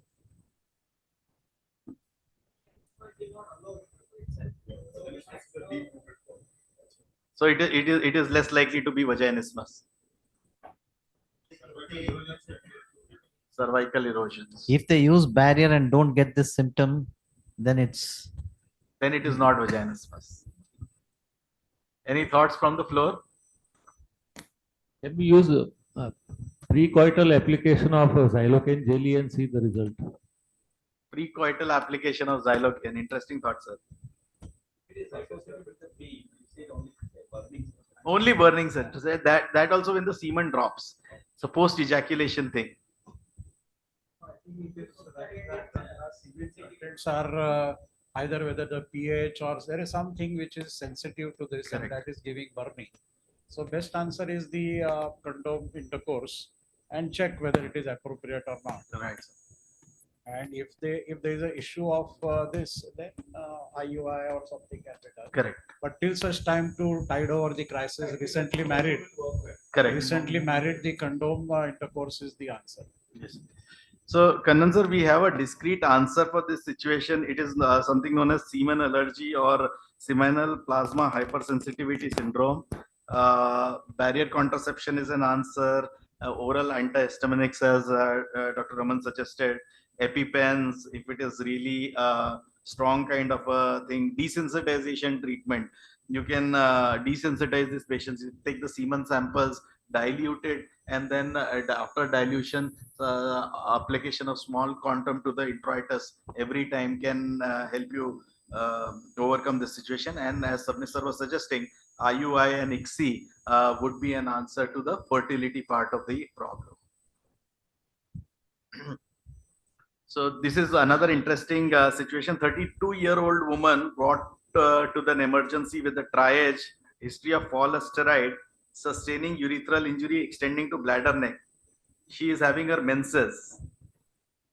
Now the problem is, how do you identify whether it is a urethral injury, a vaginal laceration, a urethral injury extending into bladder, or a simple menstrual blood?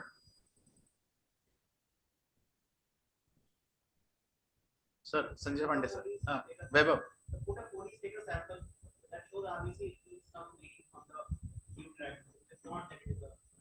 Okay, point taken. Sir. Finger in the vagina, put a PET over it. You can probably negotiate the use.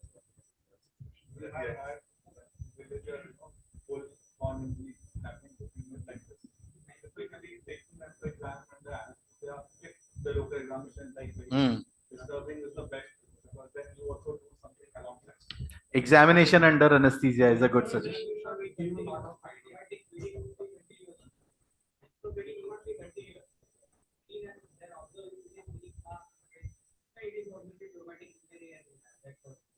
So, Mr. proper clinical examination is required under anesthesia.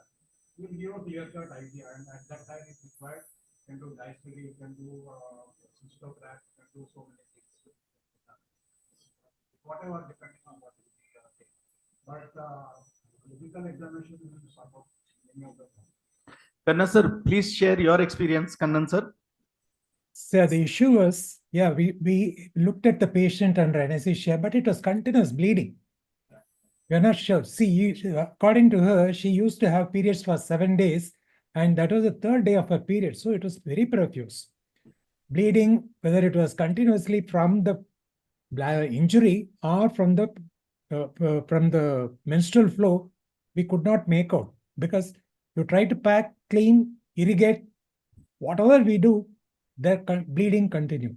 So all I did was pack and come out. But the problem was, if I pack for getting control, how will I control the profuse bleeding, the menstrual flow? So I had to incrementally remove, but then bleeding continued. Hemoglobin was dropping. So we had to pack it, something for drainage of the menstrual flow, and we had a look again after 48 hours. Still the bleeding was there. The bleeding coagulation profile was all right, but still, we could control at the end of 7 days. Till then, it went on and on and on. But in between, for the profuse menstrual flow, I left a corrugated drain to allow the menstrual flow to come out. It is a real mess. Thank you, sir. 2 more small scenarios. This is about transplant, thin transplant recipient on table, ejection fraction 40%, full house match, donor surgery started early, dissection near the hilum. Recipient was found to have phimosis before catheterization, therefore this dorsal slit made. Dr. Abhijit. Dr. Abhishek, I got a small request. Yes, Some sir. of the answers I'm not able to hear. Probably you may Yes, have to. Sir, I will repeat them for you just in case. So I will repeat every answer for you. Thank you. So nice of you. Yes.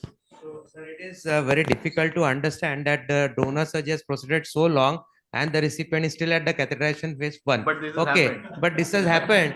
Now, what you can do is actually you can clean it with betadine. It could be just old smegma over that. If it is just old smegma, then you do something and just proceed with the case. Then you manage, since you are near the donor vessel, you can manage it later. Whatever way, just clean it and proceed with the case. Any reasons to postpone this case, Sir? No reason. No reason. No I reason. don't think you need to postpone. So cleaning protocol, chlorhexidine versus betadine, duration, strength, what's the best foot forward?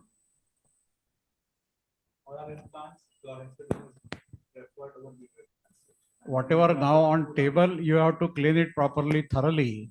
Make sure that it is all clean. And once you clean it properly, you will understand how the glance is, how much skin can be retracted, whether it requires on-table circumcision. All those things can be assessed. But from here, it appears that it is all collected old smegma, which is accumulated there. On cleaning, it should disappear. So Will one do a thing is, culture. Will Yes, they sir. send a sample for culture? culture. Yes, sir. Everything for culture that you Yes. derive from this. But one thing is important, whenever you see an event like this is an act of omission. So one thing that we all should do is go back to the drawing board and put our systems in place. This should not happen again is the most important thing. This happens to all of us once in a while, but it should not happen is the most important thing. So next scenario, and Abhijit, you can answer this as well. Kidney after perfusion, everything went well. Kidney retrieved, perfused well. and being carried on basin towards the recipient side, water on the floor, and the carrying surgeon slips, falls, the basin falls and kidney is out of the basin onto the floor. Okay, now this is live donor, Live or donor. So you're talking about a real-time situation that happened in Sion Hospital many years ago. But this is a living related donor. It happened to us once when I was in Pune. So then tell me, what did you do? We just washed it and we didn't carry it up. So what happened? So we just, we just sprinkled the saline and just clean it and then we go. No, what was the outcome? So the answer is there, sir. We were going to give hypothetical answer. He gave experience. Actually happened when the nephrologist was standing with the bowl. Actually, when we tried to remove the kidney, he was at a distance, and it actually happened that in the donor surgeon was in a haste and it actually went down. So this was a real scenario. Now whenever we do this transplant, no, but this has happened. This is not Yes, sir, this something has new. happened. This has happened, This is not something absolutely. unheard of. No, It sir, is not at all. common. It has happened, and you have to clean. You have to clean with betadine, and then you are good to go ahead. So clean. So rinse it nicely with saline, clean Saline, it with betadine, betadine, rinse that, again, and then rinse just go again. ahead. Go But ahead. important thing is draw some cultures. Draw some cultures from the kidney, from the floor, and this might just help you in the future course. So do all the due diligence. Go to the drawing board and check your protocol. And important thing is that your floor also should be sterile. Yes. So even if kidney falls, you have no problem. It is on the sterile floor. So before I get Kannan sir's opinion on this, but what happened next is the kidney fell and slipped into the drain and was lost into the drain. Nothing can be done. It is lost. You have to go to the take it out. अपनी kidney निकाल के लगा दो patient को. So, Kannan sir, on the entire case, please give your final remarks and as well as your closing remarks on the session. Yeah. See, the situation was the kidney fell out, and usually whenever something falls down, it goes to the farthermost corner of the room where you cannot reach easily. Like that, this kidney slipped out and fell into the drainage, open drainage hole, which was left open by mistake. So the worry was, how will you clean the kidney and proceed? Because it's not just lying on the floor where it can sterilize the floor and all that. It fell into the open drainage hole. Okay. The last one is, my last question was, how will you clean the kidney and proceed? Okay, you clean with saline and all that. Will you take a culture swab of the surface of the kidney before proceeding with the cleaning and after cleaning? And what precautions are you required to take post-op?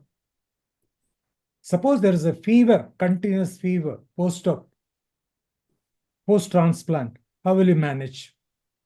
And this question was in the back of my mind. My God, save. Suppose the kidney has been left into the drainage hole, and if it is lost totally, how will I answer the relatives? Because it's a live donor. You can't get another standby kidney and all that. How will you? Today, with all this, so your suggestion that we should have a drawing, these are problems I'm presenting because it's within a closed room. Problems I face, lessons I learnt. That is my oration in Tapassu. All these problems are lessons which we should pass on to the future so that they don't go through the same issues. You should clean the floor. You should never carry the kidney in the basin. You should always put it on a trolley and wheel it. somebody should move before the trolley and say, kidney is coming, like parak parak before the Raja king comes, so that there is no question of somebody slipping on the floor, the kidney losing. So these are the things which you have to take for future. See, long back when we started the ASU, in the second ASU in Hyderabad, we had a session called Where It Went Wrong. Initially, it was called Where I Went Wrong. Yesterday also, I remember Dr. Sabnis saying, what the financial mistakes I do. Then he changed the youth do. So these are things which we pass on to the, see, you should not go through the same problems which we have gone through. If you remember in the previous slide, I put can you go back one slide? Sir, I changed the orientation of the slide, sir. The recipient was found to have phimosis before the catheterization. I mentioned clearly in the slide, it was missed by oversight because each one thinks he would have seen and I would have, it's not necessary for me to see. And they followed it with a topic, neglected / forgotten 10th compartment sequelae. That is the name of the program I conducted in Tapassu as a midterm. Many a time we, as urologists even, it is unfortunate many of the surgeons do it, but it is more unfortunate that even the urologists refuse or forget to examine the 10th compartment. Many people, when I ask what is the 10th compartment, they don't know. There are 9 compartments in the abdomen. The 10th compartment is the external genitalia. Many a time we don't see the 10th compartment. So these things happen. Missing the phimosis, missing a stone which is blocking the female urethral orifice, causing the acute retention of urine, missing a scrotal mass, which is later presenting as a urinary colic. All those things are justified if it is done by somebody else. Even that is not justified nowadays. But when it is being done by urologists, missing to examine, these things do happen. So your most important message, we go to the drawing board, make sure that these things are not missed. Like checklist before you send the patient. In my notes, I always write external genitalia, not to be examined, PR to be done. So that is the most important message I want to pass on to the people. Some of the questions are still relevant. They are not problems which I faced earlier. They are still relevant. These are problems which can happen to anyone in future. We cannot say these things have happened, so it cannot happen to me. It can happen to anyone. Right, sir. That is the most important point, which the books do not tell us, but we should learn from the others' mistakes. That's most important. And best wishes to Dr. Abhishek for giving back this program a new life after, say, 21 years. The last program, if I remember, 15 years. Last program I did was in 2009. 5 times in the national, 2 times in the South Zone, and 2 times in the Tamil Nadu Pondicherry.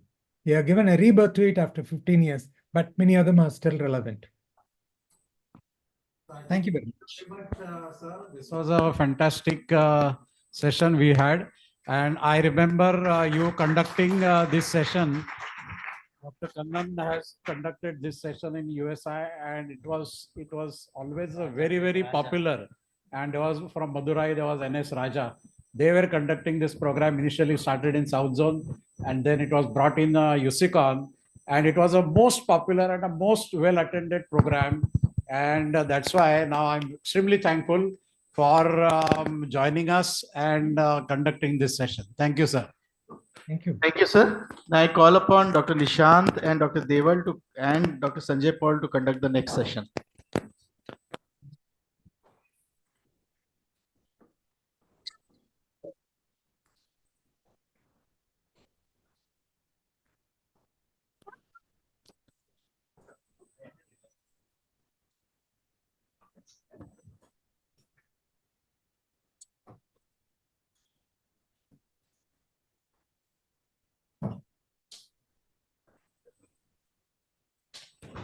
So with this, we'll start the next session out of the box.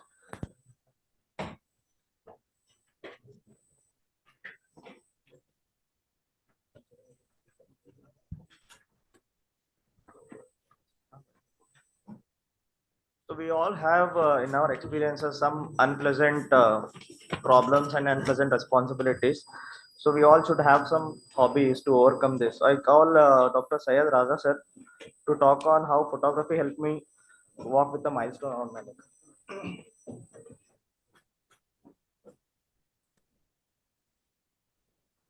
Good afternoon, everyone. At this outset, I would like to thank Dr. Abhishek Singh, the USI Council, the USI and the YOU for giving me an opportunity to talk on wildlife photography, which is very close to my heart. And that is the reason why I took the liberty to change the title. I call it the healing lens because that's what it has done to me in my life.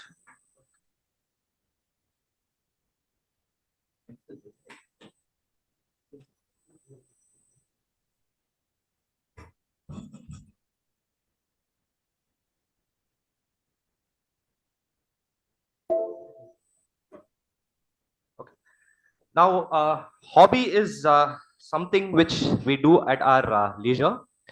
Why is hobby important at all? Now, to answer this question, I would like to quote this book. It's called Range, How Generalists Triumph in a Specialized World. Now, this book talks about two things. One, deliberate repetition, and second thing, range.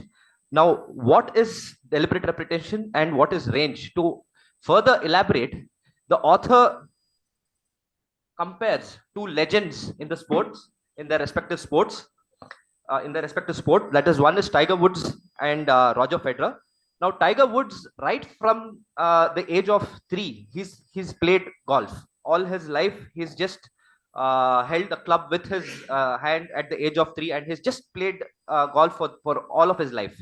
Whereas Roger Federer, he played multiple sports before getting into tennis. Now, how is it important? Now, a lot of sports scientists have mentioned that the athletes who have range in them, that if they have played different sports, they have a better possibility of reaching the peak at an early age in their career and also maintain that ace of being at the top. Now, there are other examples as well. Now, there is Vasyl Lomachenko. He is a UFC lightweight champion. He was a ballet dancer before he got into boxing. AP de Villiers, all of us know, he's played multiple sports. There again, he has range. Our very own MS Dhoni was a goalkeeper before playing cricket for Indian cricket team. Now, how does it translate into our profession? Now, with the ballooning of human knowledge, there's more and more narrow focus. Now, in our urology itself, there are subspecialties now where there's more narrow focus. And where do we get the range from? So we'll have to look at something which is outside our fraternity, and that is where our hobbies come into play. Now, this is a Venn diagram from Ikigai. I think I'm sure that many of you would have read Ikigai. Now, it's a Japanese way of living, wherein they wanted to find out what makes a person happy or what is the purpose of a person's life. Now, in this Venn diagram, they have divided a human's life into 4 things. One is if what you do, what you love. Second thing is what you're paid for. Third thing is what you're good at. And fourth thing is what the world needs. Now, if you're doing something you love and what the world needs, it's called a mission. Now, if you're doing something you love and what you're good at, it's called passion. Now, you're doing something you're good at and you're paid for, that is called the job. And what you are paid for and what the world needs is a vocation. Now, they have identified a person who's happy has to hit the center of that particular Venn diagram. Now, to get a little of all of these portions, again, the hobby comes into a picture where it not just completes it, but it contributes to your happiness. Now, my hobbies, there are a couple, but today, wildlife photography, I'll talk a little more on wildlife photography. Now, what are the benefits? Stress relief, skill transfer, empathy and perspective, discipline, and work-life balance. Now, all of us know it's proven that there is a very important point in connecting to nature, that it reduces your stress levels. The cortisol levels are low. So obviously, when I got into wildlife photography, I felt that I could connect with nature, just like this lion which I shot in Africa. And once you connect with nature, your stress levels definitely come down, and it will help you in your day-to-day work as well. Second thing is skill transfer, wherein wildlife photography is actually, it involves a lot of attention to detail. If any of you have gone to a safari, you know that tracking a tiger, it's important to have a lot of indirect points or evidence that the tiger has been there. One is the alarm calls from the chital deer, the bug marks. So attention to detail is very important. So that it translates into your day-to-day practice as well, where you start looking at things a little with more attention. Patience and timing, obviously you'll have to wait for a long time to get a particular shot. And sometimes you'll have to be very quick as well, because you might just miss a shot within a fraction of a second. Improving focus is the same thing. Again, it improves focus. Creativity. Many of us would have seen many pictures or photos taken by good photographers, and then that the creativity definitely plays a part, and then that can be translated into your day-to-day work. Now, empathy and perspective. Wildlife photography involves a lot of non-verbal clues that we can definitely translate into our regular day-to-day work, where our patients also, if we are a little more careful and if we are able to observe them, a lot of non-verbal clues we can get about their symptoms. And animal behavior is very important, because we tend to relate to these animals' struggle, and we can empathize, and we can translate to our patient's behavior as well. Now, this is a cheetah which came onto our safari vehicle, and perspective. That's my next point. Sometimes we have to change our perspective, the way we look at things. If we were scared of the cheetah, probably wouldn't have had this particular shot. So I think it is better to look at things a little different way. Not always things are dangerous. Discipline, what wildlife photography has taught me, if anybody, I think Central India, a lot of people would have gone on safari. You have to actually wake up quite early to get into the gate, because there's a lot of queue. And why you need to get in early is because there are a lot of these bug marks and then alarm calls, which will be missed out if you go in a little late. So you need to wake up early. And there is so much to be spoken about waking up early. There's another very interesting book which is called The 5 AM Club by Robin Sharma. If anybody have read that, it's a wonderful book. I think you can read it again.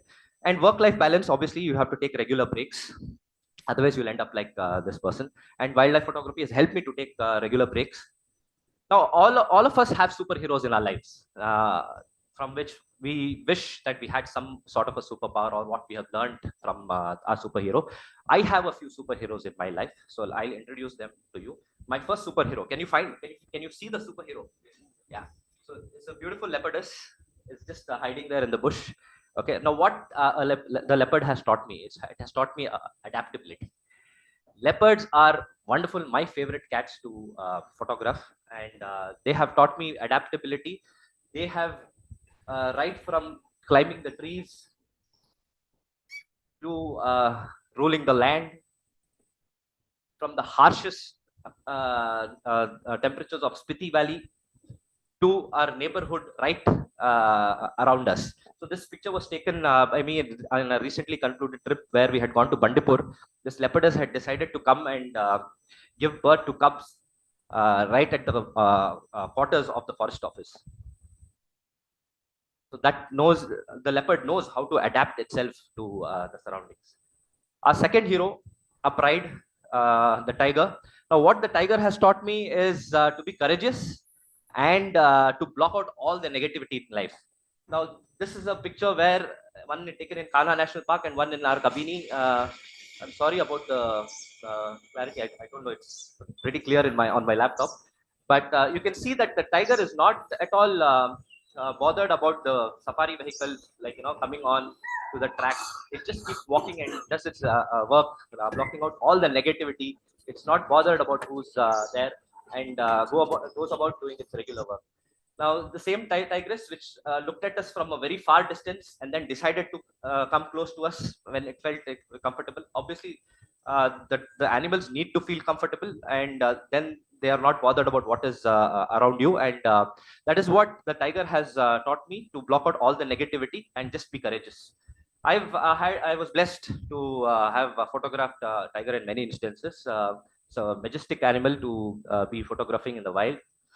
Now, superhero number 3 is the lion. Now, these are the two brothers, Olshipa and Olabor. Unfortunately, one of them has died recently.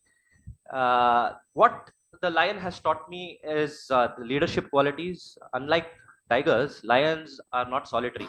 Lions live with a pride. They have to, the male lions have to make sure that the pride is safe. The female lions have to feed the pride.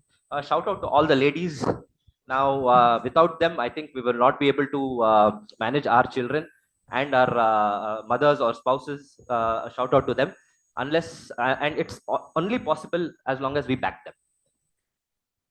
Now, superhero number 4, elephant. Again, if you want to be any animal in life, I think it would be elephant, because the elephant is an epitome of wisdom and knowledge, and also it has excellent social bonding. And there's a saying, it's knowledge to know that a tomato is a fruit, but the wisdom is you don't put it in a fruit salad. So that is how the elephants are very, very, when it comes to wisdom, they're great animals. Special mention to obviously the cheetah. It's a fantastic animal to photograph. Even I love photographing these animals. I had the opportunity to photograph them when the hunt was on progress, and it was just majestic. I'm sorry I couldn't put any pictures of that. Thank you.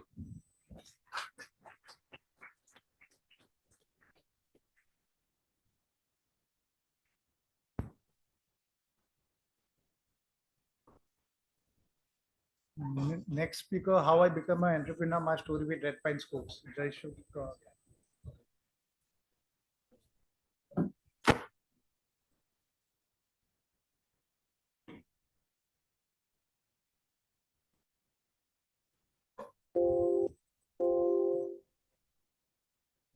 Thank you, USI, and thank you, Dr. Abhishek, and thank you, YOU, for giving me opportunity to talk on how I became an entrepreneur, my story with Red Pine Scopes. I'm Dr. Jayaramdas. I'm practicing in private hospital. My hospital is just 200 kilometers from here. It's in a Botar district and with a population of 3 lakh. So I began performing RIS in 2020. And the first scope I bought for myself because I'm in a private practice. So I wanted a reusable scope. So I bought P7, but again, it broke down a couple of times and I had to get it repaired. So I was in search of a disposable scope. Then I bought the PCPNDT. So this was in 2021. So though it had a limited time, but I thought, let me use it. And I bought 10 scopes. But again, the things did not work out well because though it was a limited hours, it lasted only 1 or 2 cases. Then I took demonstration from other companies, but things did not work out well. So in 2023, I went to Milan where I had a presentation. Then I came across a lecture on disposable scope of Red Pine.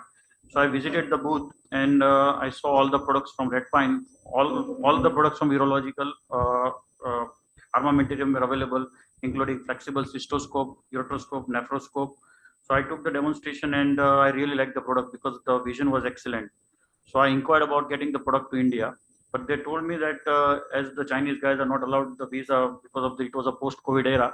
So they invited me to come to China and take the demo and meet them. So I went to China in last year and then I met them and to my surprise, the owner of this company was a urologist. He was a urologist. So he gifted me the Red Pine image processor and the scope. He told me to take back to India, try it and do demonstration and let us know the feedback from Indian urologists. So I brought it with myself and I did a couple of cases with the scope. I took the demonstration with the other urologists and everybody loved the product because of the durability, vision, and even the prices was cheap. So as an Indian urologist, what we look is like the scope should be cost effective, should be durable, and the vision should be excellent. So these all three criteria were met by the red pine. And when I inquired further to the Chinese people, they told me that whatever the scopes are coming, they're majorly coming from the China. Because Indian urologists, they reuse these scopes, so the prices are going to be little higher than what compared to what they give to Europe and America. So this was the main thing. So I thought that I'm a urologist. I know I have lost a lot of money in this scope. So I thought, let me bring down the price and let me bring this tech, because these people have a very good research and research team. So I thought, let me bring the prices down and let me bring this technology. So most of us, or young urologists, can use this technology. So why red pine? Because it is a global supplier of integrated single-use endoscopy solution. They have nearly all scopes from all the specialty, including GI, Euro, respiratory, ENT, oral surgery. So they have all the products from all specialty. And by 2025, they are going to have scopes in all different minimally invasive surgery departments. And recently, when I went to AU 2024, I saw that Coop Medical Devices, they have appointed original equipment manufacturing factory to red pine. So basically now Coop Medical Devices will get the product of red pine. So same product we will also get in India, but it would be red pine. So there will be like no change in the product design, and everything, the parameters are going to be same. Only the prices are, we are trying to get down the lower prices. So they have all range of urology products like flexible urotoscope, flexible cystoscope, and rigid cystoscope also. So it is said that by 2030, the market is going to increase of the disposable scope. It's going to go across 1.43 billion. Why red pine? Because they have a superior image quality, stable EMC performance, and even smooth irrigation via access sheath. And the scope is very durable, and it is very compatible with the flexible ureteral access sheath compared to all its competitors. The flexible cystoscope, definitely it's a single use, but in India we will definitely reuse the scope. So it is very lightweight. It is very easy to pass through, and it is very we are going to give it affordable prices also. This is a rigid cystoscope from red pine. So in this cystoscope, it's a small diameter, 13.5 French, and a very good inner diameter of 6.6 French channel. The main uses of this rigid cystoscope, it is digest and can be removable. JJ placement also can be done, and office-based cystoscopy also can be done with this rigid cystoscope. So there is even academic data regarding red pine scope, single-use flexible scope. They have compared the data with the Boston LithoView, Hussein, red pine, Innovex, and they have concluded that red pine is one of the best in single-use flexible scope. This is a flexible urotoscope from red pine. It is a high quality vision, 275-degree deflection, good durability, deflection lock handle is there. It is very lightweight, cost effective, and obviously it is marketed by urologist for urologist. This is the factory of red pine. This is the first time when I visited, and to my surprise, these people are making 1.2 million scopes every year.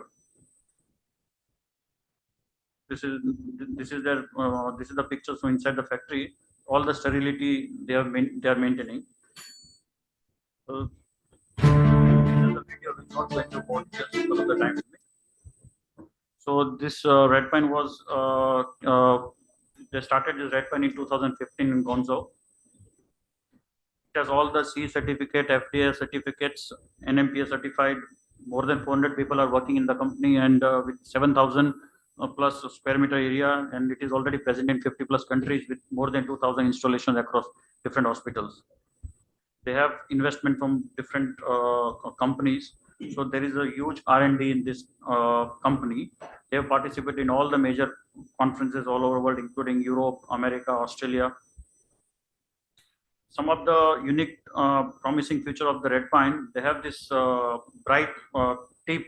The tip at the scope is transparent, so it gives brighter than whatever the other scopes available in the market.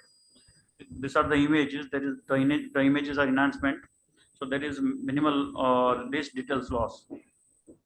So this is one of the future scopes coming from Red Pine. This is the first of its kind coming with a pressure monitoring scope.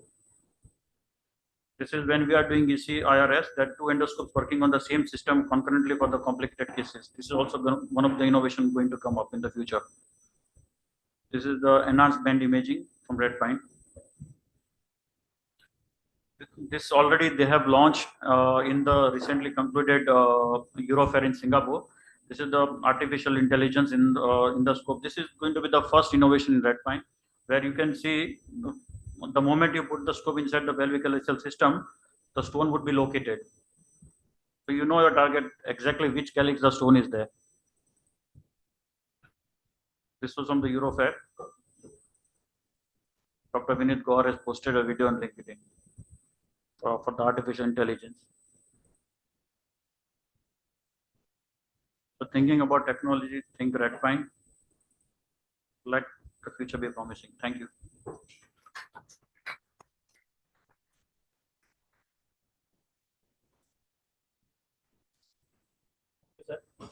And I would like to call Dr. Sneha Shah to deliver his talk on cycling by video.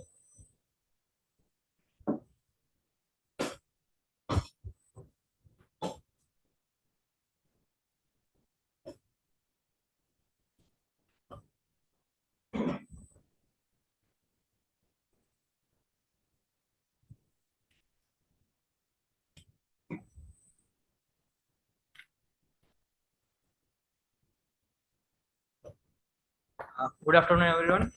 Myself, Dr. Sneha Shah from Ahmedabad. I thank Abhishek and U team and USI for inviting and to talk about my hobby or passion, cycling. So, everyone in their life must have been attached with the cycling at some point of time. Cycling is probably one of our favorite activity in the childhood. I learned cycling on 50 paisa and overland cycle way back in 1989. And in the school days, kids of 1980 must remember the split cat cycle. We used to flaunt that then cycle in the school days. Later, as we evolve in life, we move back to the move forward to the two-wheelers from Kinetic Luna to Bajaj Sunny to TVS Scooty to Bajaj Boxer bike. And after completing our DNP urology, we move forward to the four-wheeler. Then what happens and why life recycles back to the cycling? So in 2020, there is a COVID-19 MAM lockdown and life turned 360-degree for all of us. So at that point of time, my life recycled back to the cycling in 2020. So how it started? So it was the COVID days. Everybody was free, lockdown, no work, no freelancing work, kids having online school. So a lot of free time. So wife initiated, घर में बैठने से कुछ नहीं होगा, कुछ करते हैं. Then we started cycling that exactly on the day of Dasera. Dasera गोडू दौड़ी की हो गया. Like we started cycling. We started cycling with limited kilometers like 10-12 kilometers for initial 1 month. But we stick to the consistency. That was the main thing to continue the cycling efforts. Later on, exactly after 1 month, my cycling has reached to a point of 30 kilometer exactly on my anniversary. And after 2 months of regular cycling, I reached to first milestone of 50 kilometers cycling in December month. So initially, my cycling journey started with the rented My Bike. My Bike is a cycling rent app available in Ahmedabad and many other cities. Then in January 2021, I gifted myself with the hybrid bicycle in the new year. Then I started exploring the very monuments around, beautiful monuments around the Ahmedabad city like Adalat Stepwell, Sarkej Roja. There is a beautiful 500-year-old banyan tree near Gandhinagar that spreads around the area of 2 acres. There is Siddhivinayak temple near Ahmedabad with fellow urology colleague Dr. Arjun Khantekar. I started exploring the heritage, old heritage Ahmedabad on cycle. Started to connect with the nature with the cycling. Early morning, waking up and to go out on the outskirts of the city with beautiful morning breeze. Then comes another milestone in next month that I completed my first century ride, that is 100-kilometer ride on bicycle. So cycling become regular and very important part of my life. We do cycling on different occasions and festivals. Like this New Year, we made a formation of 2024 in the map. So we arranged a route such that it exactly feels like 2024. 75-kilometer cycling on 75th Independence Day in 2022. So cycling was also part of Ahmedabad Urology Association. We usually have once in a year cycling event. So in last 4 years, we have 3 such cycling event where your famous urologists and young colleagues participate in the event. So another milestone I achieved in September 2021 when I completed double century 200-kilometer ride to the very famous Modera Sun Temple, the only second Sun Temple in India after the Odisha. Then at the year end, I gifted to another new road bike to me. After the hybrid bike, I moved forward to the road bike. And then this is one of my epic ride. I climbed with cycle to the Guru Shikhar. That is one of the highest point in Western India at 5,600 feet. I participated in the BRM events, that is called Brevet de Randonneur event, that is Paris Club of Persian event, usually happens every year in India. That is endurance cycling, which comes for 200, 300, 400 and 600 kilometer in particular time limit. So this was 200-kilometer BRM that was in the Polo Forest in the northern part of the Gujarat, which has a good elevation of around 1350 meter, and I could able to finish right in time.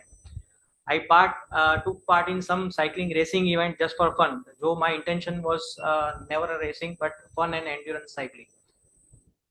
So I combined my passion for photography also with cycling, visited Thal Bird Sanctuary near the Ahmedabad and having some bird photography, enjoying the bird photography. So overall, I did 230 rides and near 8,000 kilometers cycling, 200-kilometer rides, 700-kilometer rides, and numerous 50-kilometer cycle rides.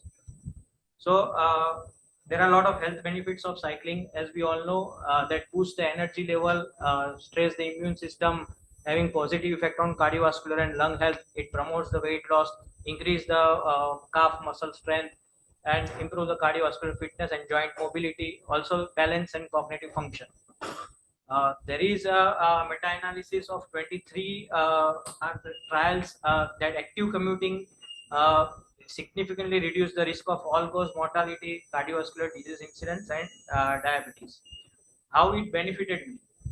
It improves the mental health and reduce the stress. Once you go wake up early, go on a cycling in the morning with fresh air, your stress level drastically reduces. It increases my work stamina also, enhance focus on my work and planning. For going for cycling on a long ride, you need a lot of planning the route, proper nutrition, proper hydration, where you take break and everything. So that works in day-to-day life also. You start planning your things accordingly. And networking, cycling helped me connect with hundreds of people of different socio-economic strata and profession. Apart from cycling, because of this physical activity, I also started having running, hiking, and trekking. Hiking we do regularly with our cycling groups. My next visa target is to Manali to Leh cycling expedition and SR title. SR title is the title given to a rider who completes the 200, 300, 400, and 600 kilometer in a single year. So I acknowledge my wife to help initiate cycling and propagate it, and my son to make this presentation. Thank you, USI. Thank you.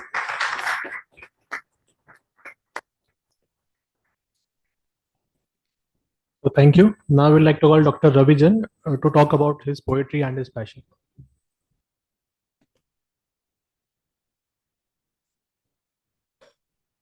Thank you, Dr. Abhishek Singh, YOU Chairman, the YOU Council, USI, for crafting such a out-of-the-box thing. We all have passion in our heads, in our minds. So, poetry is my passion. I started writing my 4th standard, and I have got 3 books till now. Straight from the Heart, Antaspurna, and Antaspurna 2, and my daughter's name is from Antaspurna, and these are some of my videos online on the poetry. Majority of them are in Gujarati, and few of them are in Hindi as well. And so I write on contemporary topics: chai, khichdi, dhabu, that is dhaba, the terrace, doctorly vedna, and wherever we post on the Gujarati Urology group, I'm always supported by the Sabnis sir, and he always retaliates in such a humorous way, and it's a lot of fun. So basically here today, I'm not going to give any presentation. I'm here to give a performance, and I want everybody of you to, we have had a lot of academics, just loosen your ties. You can unfold your shirts, and I will be doing a rap for all of you. And what I want from all of you, you just need to do like this, or you can clap, or you can do like this. So please start. Yes. देखो कैसे जी रहे, देखो कैसे जी रहे कि मर रहे, मरते मरते जी रहे, जीते जी मर रहे, सांस लेते डर रहे, सांस लेकर मर रहे, खुली हवा के लिए अब हम तड़प रहे, देखो कैसे जी रहे, हर फिक्र को तो हमने धुएं में उड़ा दिया, उसी धुएं की हम फिक्र कर रहे, उसी फिक्र का हर जगह जिक्र कर रहे, डर रहे, मर रहे, जीते जी मर रहे, पेड़ सारे कट रहे, जंगल सारे मिट रहे, नदी तालाब से मिट रहे, बादल भी अब फट रहे, धरती अपनी जल रही, बारिश प्यास प्लास्टिक को निगल रही, गर्मी से झुलस रही, प्यास अब न बुझ रही, देखो कैसे जी रहे, 24 घंटे बस कूलर एसी चल रहे, ना पेड़ की छाया है, ना सुकून मिल रहे, ना बरगद है, ना नीम है, बस धूप है, सनस्क्रीन है, सांस में घुटन है, हर घूंट में चुभन है, इंसान ही इंसान का बन गया दुश्मन है, हर चेहरे पे नकाब है, नकाब के पीछे राज है, आईने में दिखते बस खील और दाग है, रातें सारी काली है, ना होली ना दिवाली है, हर तरफ है शोर है कि धुंध भी गनगौर है, ना सुख है ना चैन है, और अब तो पटाखों पर भी बैन है। आज जो ये हाल है, क्यों इतना बेहाल है, मंडरा का ख्याल है, सुलगता एक सवाल है, आज जैसा बोएगा कल वैसा पाएगा, आज नहीं बचाएगा तो कल तू रोएगा, रोएगा रोएगा, खोएगा खोएगा, चैन से शाना लाला कैसे तू सोएगा, अपनी नहीं तो कम से कम अपने बच्चों की तो सोच ली, वसीयत में क्या उनको घंटा देकर जाएगा, अपना टाइम नहीं बेटा सबका टाइम आएगा, ये पोल्यूशन हम सबको तड़पाएगा, सताएगा, रुलाएगा, मरवाएगा, सांसें लेकर आया है, खांस खांस कर जाएगा, अपना टाइम नहीं बेटा सबका टाइम आएगा।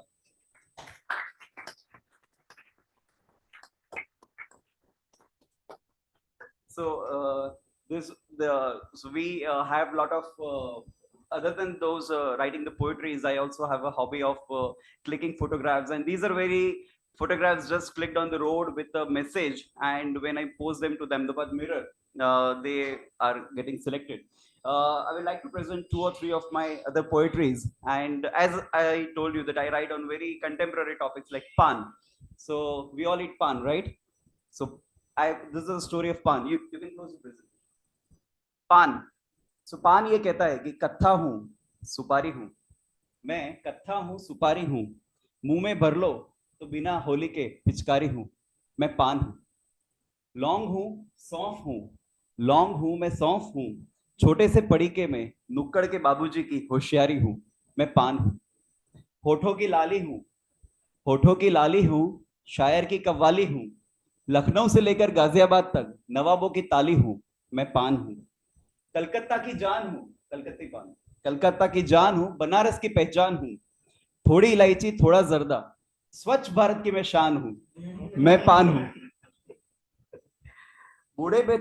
बड़े बूढ़ों से लेकर बच्चों तक किसी किसी के मैं जान हूं, मैं पान हूं, खोले ये दिमाग के ताले, बच्चन जी बोलते खोले ये दिमाग के ताले, कितनों ने मेरे लिए कर्ज ले डाले, हूं मैं एक पत्ता महज, हूं मैं एक पत्ता महज, लेकिन किसी किसी की मैं आदत हूं, इंसान की दुकान हूं, मैं पान हूं।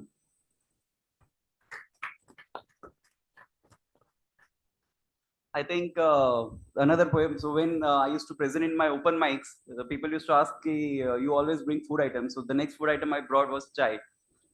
So I think everybody likes chai. I'm sure that even those who like coffee will not say कि नहीं chai. We all like chai, right? So chai, मिल जाए तो मजा है, मिल जाए तो मजा है, ना मिले तो सजा है. If you don't get it, you get headache. किसी के लिए दवा है तो किसी के लिए नशा है. कहीं कुल्हड़ में तो कहीं प्याली में, कहीं कुल्हड़ में तो कहीं प्याली में, कहीं कप सॉसर तो कुछ तो पीते थाली में. सरकार कभी प्रेशर बढ़ाती है, यस मॉर्निंग बेड टी, तो कभी कम कराती है, हाई टी। दिमाग हो या पेट, फ्रेश जरूर कराती है। सही उबाली जाए तो कड़क लगती है, वरना सिर्फ अदरक लगती है। दूध, पानी, चीनी और पत्ती घुलकर मिल जाते हैं।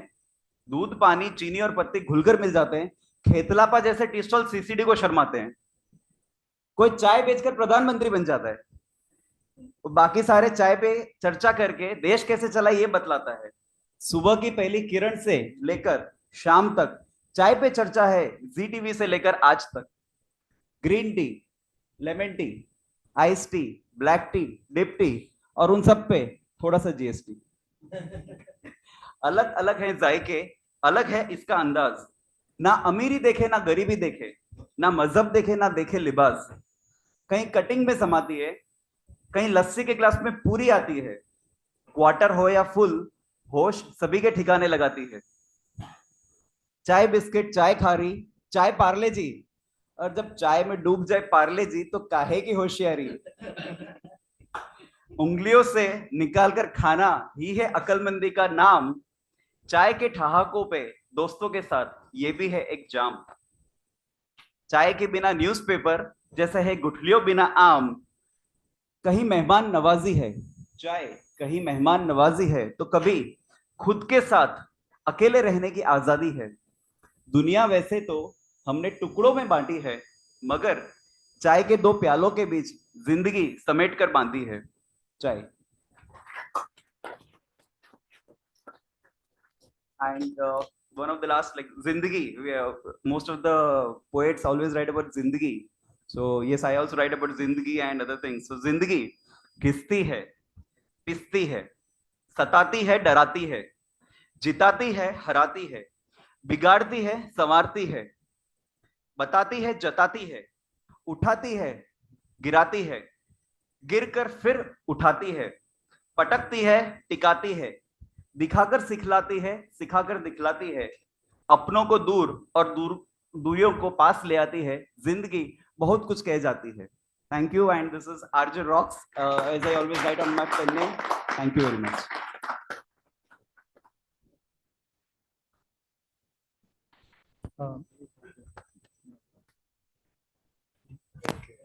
So I request you to keep sitting there and continue chairing the session. So I think the next speaker is not this. so yeah, though we close this session, but I request you to be there for the next talk. May I invite Dr. Sanjay Pandey, sir? Sir, we all know that he is heading the department at Kokilaben Dhirubhai Ambani Hospital, but to his credit is the youth in him. Always he interacts as if he was one of you. So that is the credit to you, sir. And over to you. Thanks. Abhishek, we all come to this hall only to become a student again, and I was really deeply immersed with what was done in the last session. So congrats to all of you who actually presented this, and thank you for thinking out of the box. You, Council, Professor Sabnis, Abhishek, Abhijit, everybody. I think this is a great place to be in, though we have a limited audience right now, and we'll try to wrap it up very quickly. I want to ask, how many of you use uroflowmetry in labs? Everybody uses this. Great. I don't use IPSS symptom score anymore because I've replaced it with something else. Let me give me 5 minutes to just wrap this quickly. So IPSS is not in my textbook anymore because patients wait outside the OPD for a very long time. I'm a multilinguist. I speak 9 Indian languages. So when you get a chance, I look at who's the next patient coming. It's an Oriya, Bengali, Assamese, Tamil, or it's one of those languages which I can speak. So it gets easy to ask those questions instead of IPSS. Otherwise, they're annoyed, angry, waiting, going to surely complain against you. And if you look at IPS symptom score and start reading it, it's very important for us to connect with patients around. And looking at that, a urologist should always use a uroflowmetry. Like a cardiologist will always use an ECG, and endocrinologist always use a blood sugar. I think we are probably missing out on those aspects around, and great to have our young colleagues to be taking it forward. So as we move forward on this evolution, evidence, experience, expectations of young patients, let's actually wrap it very fast because of the paucity of time. I carry greetings from this place where in a corner of the hospital I'm sitting for the last 16 years in a room, which actually was a go down. I've been promoted as the director of the Department of Urology yesterday, but I continue to be in that same room there. I enjoyed kind of thing around. So it looks very good. So I wish I wish sunshine to this council, you, and pink of health to you, your families, your patients, and take it forward to look at that. I was with youth recently. Last week was my second TEDx talk, and it was imperative that I put these pictures to give you that a passion has a purpose and the kind of passion we saw since today morning. I'm sorry I missed out yesterday. This was a great place. So let's unmask very quickly about what is LUTS in young. Very important subject, and probably it's missed out. I'm glad I'm in the Sipla session. Thanks, Sipla. Thanks, Abhishek. Thinking out of the box. But are we missing out LUTS in young men? I'll have some evidence to talk on that. Is it ignored by you, me, and the patient both? Or is it something where there's no awareness on the subject at all because there's not much in the textbooks around and you always diagnose it? मेरे काले बाल तो सफेद होने ही वाले हैं. मेरी उम्र 50 से 60 होने वाली है. We forget that there are changes happening. Those changes are very slow and progressive phenomena. They go very, very slowly. And we really can't make out our black hairs turning grey. We cut cake every year, clap for what? For us getting old by 1 more year. That's how it happens around. So there are measurement tools and we miss those measurement tools and therefore we miss out. Example, ultrasonography gives you only a post-war residue, which a man can spend some more time and empty his bladder. A uroflowmetry is like an ECG of the bladder. It tells the ECG and tells the reality about what it is. So I think we're missing out therefore, and therefore there's management dilemmas about which medicine to give and whom to treat and whom not to treat. And there's always that safety issue to look at. We just talked about this. I'm just putting this slide around because you know the dwell time matters. Time always matters. Time is money is what I've heard since morning. It's great. So dwell time in endourology is so important because if you're going to dwell long in ureter, you'll be in trouble. You'll give a stricture ureter or probably you'll have trouble around. If you're doing longer in the urethra, then you give those things which the sectoscope gives called the iatrogenic strictures. And for all young men in their 40s, 50s, until 59, I would say as young, according to the Government of India's definition, prime of the life doesn't come second time. That means apart from the coronaviruses, which somebody talked about as a prostate health, the prostate is actually getting occluded. Every patient of yours says, my prostate is enlarged, not enlarged, but you're not bothered about a 20 grams or a 200 grams prostate. Your worry is about the occlusion of the prostate, which you take on IPS symptom score, which you look at whether it's actually occluding him on a good uroflowmetry. And the jigsaw puzzle of the lower urinary tract takes it forward. So you look at young men, imagine men have no menstrual periods. Had you had a menstrual period, you would know that you are aging, your day would come, you would have a menopause or an andropause. You don't get that. So men refuse to believe that they have got changes in the male function and the urinary function. So are our young and needy progressing on LUTS and ED living with disability? Or are we going to leave the disability away and take it forward? So it's time to take this to the front row seat for all in the Youth Congress, to all who are young and who probably are suffering around. Around the 50th birthday, when men are still very young, don't have menstrual periods, so can't know their hormone levels till the test, they are failing to aim in the bed. Obviously, that's why she is annoyed, and they're failing to aim down there. So let's look at 4 people hovering around 50 very quickly. 49 years old who has got a 31 grams prostate, failing in the bed, and obviously failing in the washroom, and is being given tamsulosin, a drug which came on the day I passed my MCH examination in Pondicherry, 2000. So 24 years ago, we got the drug which has been studied the highest number of times in mankind, which gives retrograde ejaculation to young men. It's been given to him too, and he's probably not happy, still continues to do all that which you call it a hesitancy, etc. Somebody 2 years senior to him, an architect, 51 years, talks about stop and start urination, worsening at night because he wakes up with a very large bladder at that point in time and really can't empty because his prostate is occlusive. His uroflow is obstructed and he is failing in the bed. We go to a radiologist who is 53. He's a very close friend. He has no benefit on tamsulosin for last 1 year. And his prostate is only 28 grams. And all these have been told, aapki prostate to choti hai, aapki umar choti hai. And they continue to live in agony or disability and are incapable everywhere. They have residual volumes close to 100 ml plus. But their unki prostate choti hai. That's unfortunately what the story is. The last one is the youngest of the lot, 47. A teacher, he actually seen me a few times recently. He sees his cardiologist and everybody else treats urology. Other than a urologist, everybody writes tamsulosin, and now all GPs in Bombay write silodosin. So you are only seeing a tip of the iceberg, those 200 grams prostate. So this cardiologist had done angioplasty, he gives him medicines for LUTS, medicines for ED, which you and I will not give for cardiology and for neurology. So that's how it is. But at 47, he has got gross bacteria, gross obstructive wording, and on medication. He's seeking help. So he's seen me a few times just recently. And nobody is doing ECG for the bladder. They're all doing ECG for the heart. So I think this is something which is missed out and probably we need to look at the bladder. We recently presented one data and looked at, I think there was talk yesterday too on trabeculations of the bladder, which is not just an OAB. it's probably a gradually sinking ship. When my age turns 54 next year, then I won't turn 53 anymore. When my black hairs turn gray, they will never turn black anymore. So the bladder is gone, it's gone forever. There's nobody in this world, not even Chris Chappell or anybody, who is able to give an answer to underactive bladder. That story is over forever. We're sadly now doing sacral neuromodulation back at Coquelin Hospital for that. So I'll just move forward and look at a thought process on these slides, which I would like to wrap up with. So men are suffering. They're suffering on ED, they're suffering on LUTs, and Raman and Ronak will actually take this forward.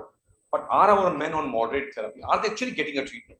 There's two evidences, one 25 years old and one 5 years old, which I will present before I wrap up. In other words, are they getting any therapy, or are they moderate therapy of the kind you saw, tamsulosin, no effect, etc., etc.? And they're all having progression of changes happening at that age. So this is progressive. It's happening to you and me too. We haven't done our own uroflowmetry. I'm scared to do uroflowmetry in my own department because I think there'll be a trouble too. And when you look at the biological plausibility of these two things changing around, which means effects happening in the lower tract of men who probably don't complain they'll wear. This is what is shining India about. Probably India is relegated to that part where young and needy are actually getting something where they present very late, because only when it's too obstructed they come to you, like the 47 years teacher, or getting a monotherapy saying that there'll be no ejaculatory erectile dysfunction, or they progress and they don't complain, they live with it and continue with bothersome symptoms. So when I draw this, I draw inspiration from Atul Gawande. I've seen him once in US. And on Hippocratic Oath, his two books should be read. One is Better and one is Complications. So let's make young men better minus complications as our modus operandi when we look at it, because the evidence is very compelling. A patient of any kind of the four you saw come with really bending you by Beckham, expectations that the flow should be as good as it should cross Jhelum and go to Pakistan, but they're still not happy about it. So you'll get that. So let me just give two examples quickly. 1997 data, that means 25 years ago. Somebody did this presentation. It was published in BJU 2004. 1997, 7 years of data. 500 Indian men of moderate and severe symptoms. That's right. They're of the age 40 to 79. So let's just curtail them down to the younger age group and look at that age group. 40 to 59, which is probably few of us will touch that in a decade or so. So they have got moderate to severe symptom score at that young age. But let's ask questions to ourselves. What happens to the younger people? The younger than the lot actually is organizing the concept. What has happened to them? If these have got moderate to severe symptom score, there's somebody who's already getting a mild symptom score. We never looked at that. So if somebody comes in 20s and 30s to you with ED, you probably give them medicine. Somebody comes in 20s and 30s with LUTs, then you probably tell them kuch nahi hota, pani piyo, ultrasound normal, etc. is what I and you may perhaps do. But there's a subset of people in 30 to 39 who may still be getting urinary symptoms and they may complain. If we probably don't see them, it's the bladder which will fight and the bladder will not be saved around. So wasn't there a smaller but significant proportion of people who actually were suffering and we did not look at them? When we did a study of only 500 people, we looked at they are suffering with moderate to severe symptoms, which means that it's a wake-up call that there are therapies required for these people who deserve. Probably they're not getting any therapies. Let me quote you one more study which is very, very touching. In other words, 5 years ago, there was a talk on monotherapy where all the 3 drugs studied best in mankind actually given to a set of people. Look at it. So Indian population of 50 years, again, very young, moderate to severe symptom scores, where IPSS is 15.6 pool data and QMAX is 12.2. Look at what happened. They're all given 3 months of one of the 3 drugs, alfuzosin, tamsulosin or silodosin. And look at what happens. They improve dramatically. The IPSS comes from 15 to 10. The QMAX increases from 12.2 to 15.4. I'm sure we all are happy. But if you look at the large picture, they can still do better. They've not yet gone out of the moderate range. They've not gone to the mild range. We've not got them out of the trouble that they are in. So they could do better and their cutoff sign could have been less than 8, which they have not reached with one single therapy, which is called as a young man's meal. Their 15.4 still could be better because then they could have gone to 20 ml per second, which will be the mild kind of symptom. So you have kept them still on moderate. So India is on moderate therapy. We can only do this much and not beyond it. So that was 5 years ago, data published out 7 years old. In other words, there's always a scope to probably improve them. And many of our patients actually, okay, let's look at one more patient. This is one more, the last one. So you woke up to a phenomenon of urgency, urge incontinence, and men wake up to this at this age, then you know that they're late. You ask them about obstructive flow, they say, kuch khas nahi, chal raha tha. And when you look at the uroflowmetry of flow, find they're all flawed. They're flat flows. The bladder is on its last leg contracting and making urine. So imagine he has seen somebody else. He's not seeing me anymore. In other words, he had 22 grams prostate, trabeculated bladder on ultrasound, PVR 75 ml, treated with mirabegon because of his complaints up there on the red. And then he doesn't improve, they give him mirabegon 50 milligrams. His LUTS is already as bad as, and then he dies as a urologist because he was seeing somebody else in the city of Mumbai. And then finally, when he comes to urologist, it takes longer to empty his night because that is what he confesses and tells. No comorbids, new onset constipation, grade 2 prostate, post-water SU is 90 ml, PS of this. And the urologist has started even serotonin 8 milligrams. That's what he did for a 49 years young friend. Review after 4 weeks, and as expected, he's happy with everything. But there is unhappy about ED, which has only worsened the reactivated dysfunction added on with serotonin. So is he comfortable? Yes. Comfortable? No. Perhaps he's not comfortable. So he has his anxiety, he has his results, which are plus and minus, and he's managing himself. 2 months later, he decides to change his consult and sees another urologist where his anxiety is so high and while he's on therapy day and night. And if you look at him, that is his uroflowmetry on the 2 drugs that he's on. And that is the real-term profile. I took a picture of him when he came around. So it's all about correlation today of men who love eating everything, and all that goes into our mouth is actually the body has to process as a poison that's going in. There's entire metabolic syndrome which is going in. So the reason I'm showing you this picture is he cannot find his organ when he has got an urgency frequency. Mirabegon is too small upon to handle him. He has to search his organ which is missing somewhere when he's standing. His uroflowmetry is unfortunately this. So what do we do when he cannot find his organ in times of need? So I called up Dr. Rupin Shah. I said, this man deserves what I'm going to do for the first time in the world. And I gave him a penile implant. He's a very happy man. He can find his organ in need and he can probably hold it, even squeeze it, reach the washroom and can pass it. I also gave him tadalafil. So I combined him with tadalafil. So this is what the jugaad that we all do, and we're known for jugads, is that combined treatment around. Can we do this? And many a times a combination of alfuzosin and tadalafil was started, and we probably stopped alfuzosin, and tadalafil alone was very good in that subset of patients. Only after this, all these came up. So I'm talking about 8, 10, 12 years ago. So when you look at the efficacious drugs around and looking at young men, I think you have only alfuzosin, which causes no significant side effects other than sometimes dizziness and fall, which young also get. And when you look at the best studied drug for the mankind, the drug of 1000 has got 2.5, 5, 10, 20, that kind of dosage is called tadalafil. And this has been combined in the Western world and in India too. So when I look at these 2 drugs, I look at the combination therapy available as fixed dose in India today.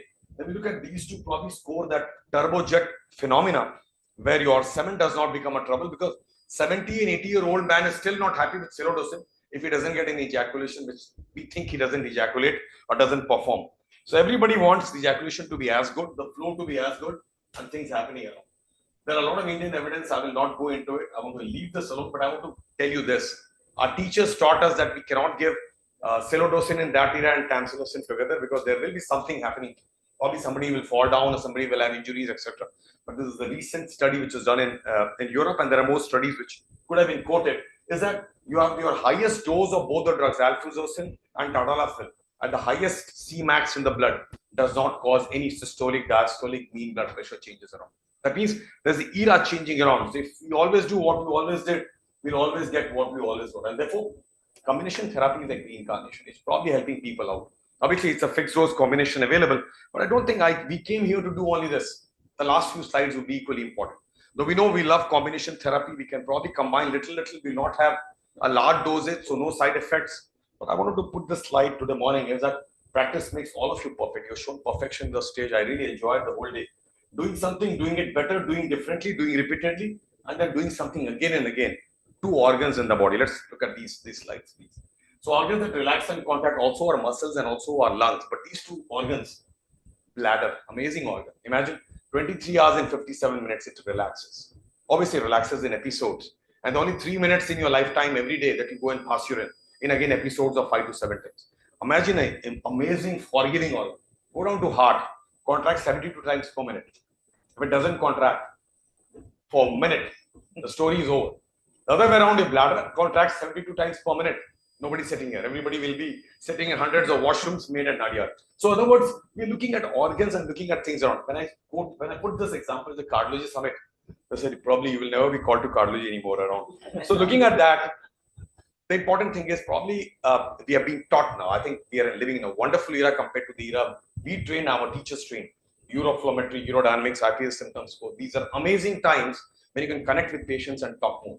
Probably I think it's communication which is probably missing out with all of us. We communicate more with patients around, I think it works around. And therefore, urodynamics, I just quoted some studies which I read day before yesterday on young men. There's so much of things happening in young men right now. I thought I was the only person doing it. And then came missed. So there were patients, 54-year, 20% ejaculation fraction, 88 years old, bleeding every day with catheter on, we had no choice. We got into mist because no anesthetist will give anesthesia, nothing was happening around. I put an editorial and now I'm in trouble. They call me for this all the time. I said, no, I do many more things around. So in other words, men are bothered by LUTs, men are bothered on medical therapy, but they don't go towards seeking treatment. Imagine only 2.6% patients get intervention overall. That's the AUA data. So when I look at this and I look at TURP for young men, the TURP for young men, 65.6% is for that indication. LUTs, which is because of lower tract obstruction. So the era is today that we treat individuals for reasons required around. I think all these cannot be stopped. I'm very thankful to Dr. Sabnis to have thought about these subsections and then a wonderful subsection called youth urology, which actually gives us an idea that we need to touch youth around. On one side, we're talking about combination therapy, which can do good to patients who are getting no therapy, whom we don't study. Other side, don't leave the bladder to continue give medicine, then the bladder burns out with trabeculation. I think there are right indications for people who need mist, the right indications of people who need something. So when I talk about this and I come to the last slide, it will be interesting because I quoted an article. So that's mist, that's probably urolift or rhizome, whatever you talk about. And then I was sitting at the best of AUA 2 years ago, where Professor Sabnis was chairing a session with Gonzalez was speaking. And he spoke about ejaculation sparing TUR. He said, you would remember. He showed videos online sitting in US. I asked him some 10, 15 questions and Dr. Kulkarni said, Sanjay, enough, please stop it. But thereafter, I've done 29 ejaculation sparing TURPs for men in their 40s and early 50s. And these are all, you know which city I live in. These are all Bollywood, Tollywood, Hollywood guys who probably would require nothing but they live on catheter or diapers. They are very good. So we have spared their, we spared their ejaculatory hood. They all are happy, enjoying with their girlfriends and with their female partners who are all Bollywood stars. And they're very happy about doing it. So this is a TURP where bladder neck can be resected thoroughly well. You've got to save your ejaculatory hoods. You can go and read it. There's these videos maybe online with Gonzalez and company. These have really worked wonders. Only when mist came in around, I stopped cutting. But then there is a right approach to right individual all the time. In other words, if I stop this slide and go to this, have a look at this paper on the right side. BPH in a 13-year-old. That means amount of hormones, no malignancy, no sarcoma. It's a benign tissue, 287 grams. So if you have an indication like this, very young patient, or if you have somebody where your 22, 24, 26 does not go in, and if you're trained in Freyers like we did at CMC and JPAC, then great. Or you have a huge prostate occlusion, then probably I'll end up doing this. I've got a 316 gram prostate tomorrow early morning at 8 o'clock. And there's no way any scope would help me to finish off in 1 hour, and I don't do whole. Either I do TUR or I keep doing this. So I go back to and probably do this. So in other words, it's all right approach to the right individual. I need to come to a close. So this is about the prostatic fossa there and the whole prostate out and our story is over. In other words, okay, I just close with this, that there are many more days in urology again, and probably I'm a part of all this and I enjoy taking it forward to the next level. But friends, we need to bring to a close. So age, young, presentation can be myriad or no presentation. And that's why I say everybody 40s and 50s should undergo a health checkup and should be a friend with a urologist in any city where he will do a data examination, do a uroflowmetry or the ECG of the bladder and help to match his expectations with the right team. In other words, save the bladder because there's no drug in pipeline. I met Chris Chappell 3 times. He said there's a drug coming up which will beat Bethanacol. It's being done in Bristol. They're working in Bristol for 20 years. There's no drug for underactive bladder and that will never come in our lifetimes. So I think let's save the bladder and thank you Youth Conclave. Thank you Abhishek. Thank you Council. Thank you everybody for giving us an opportunity.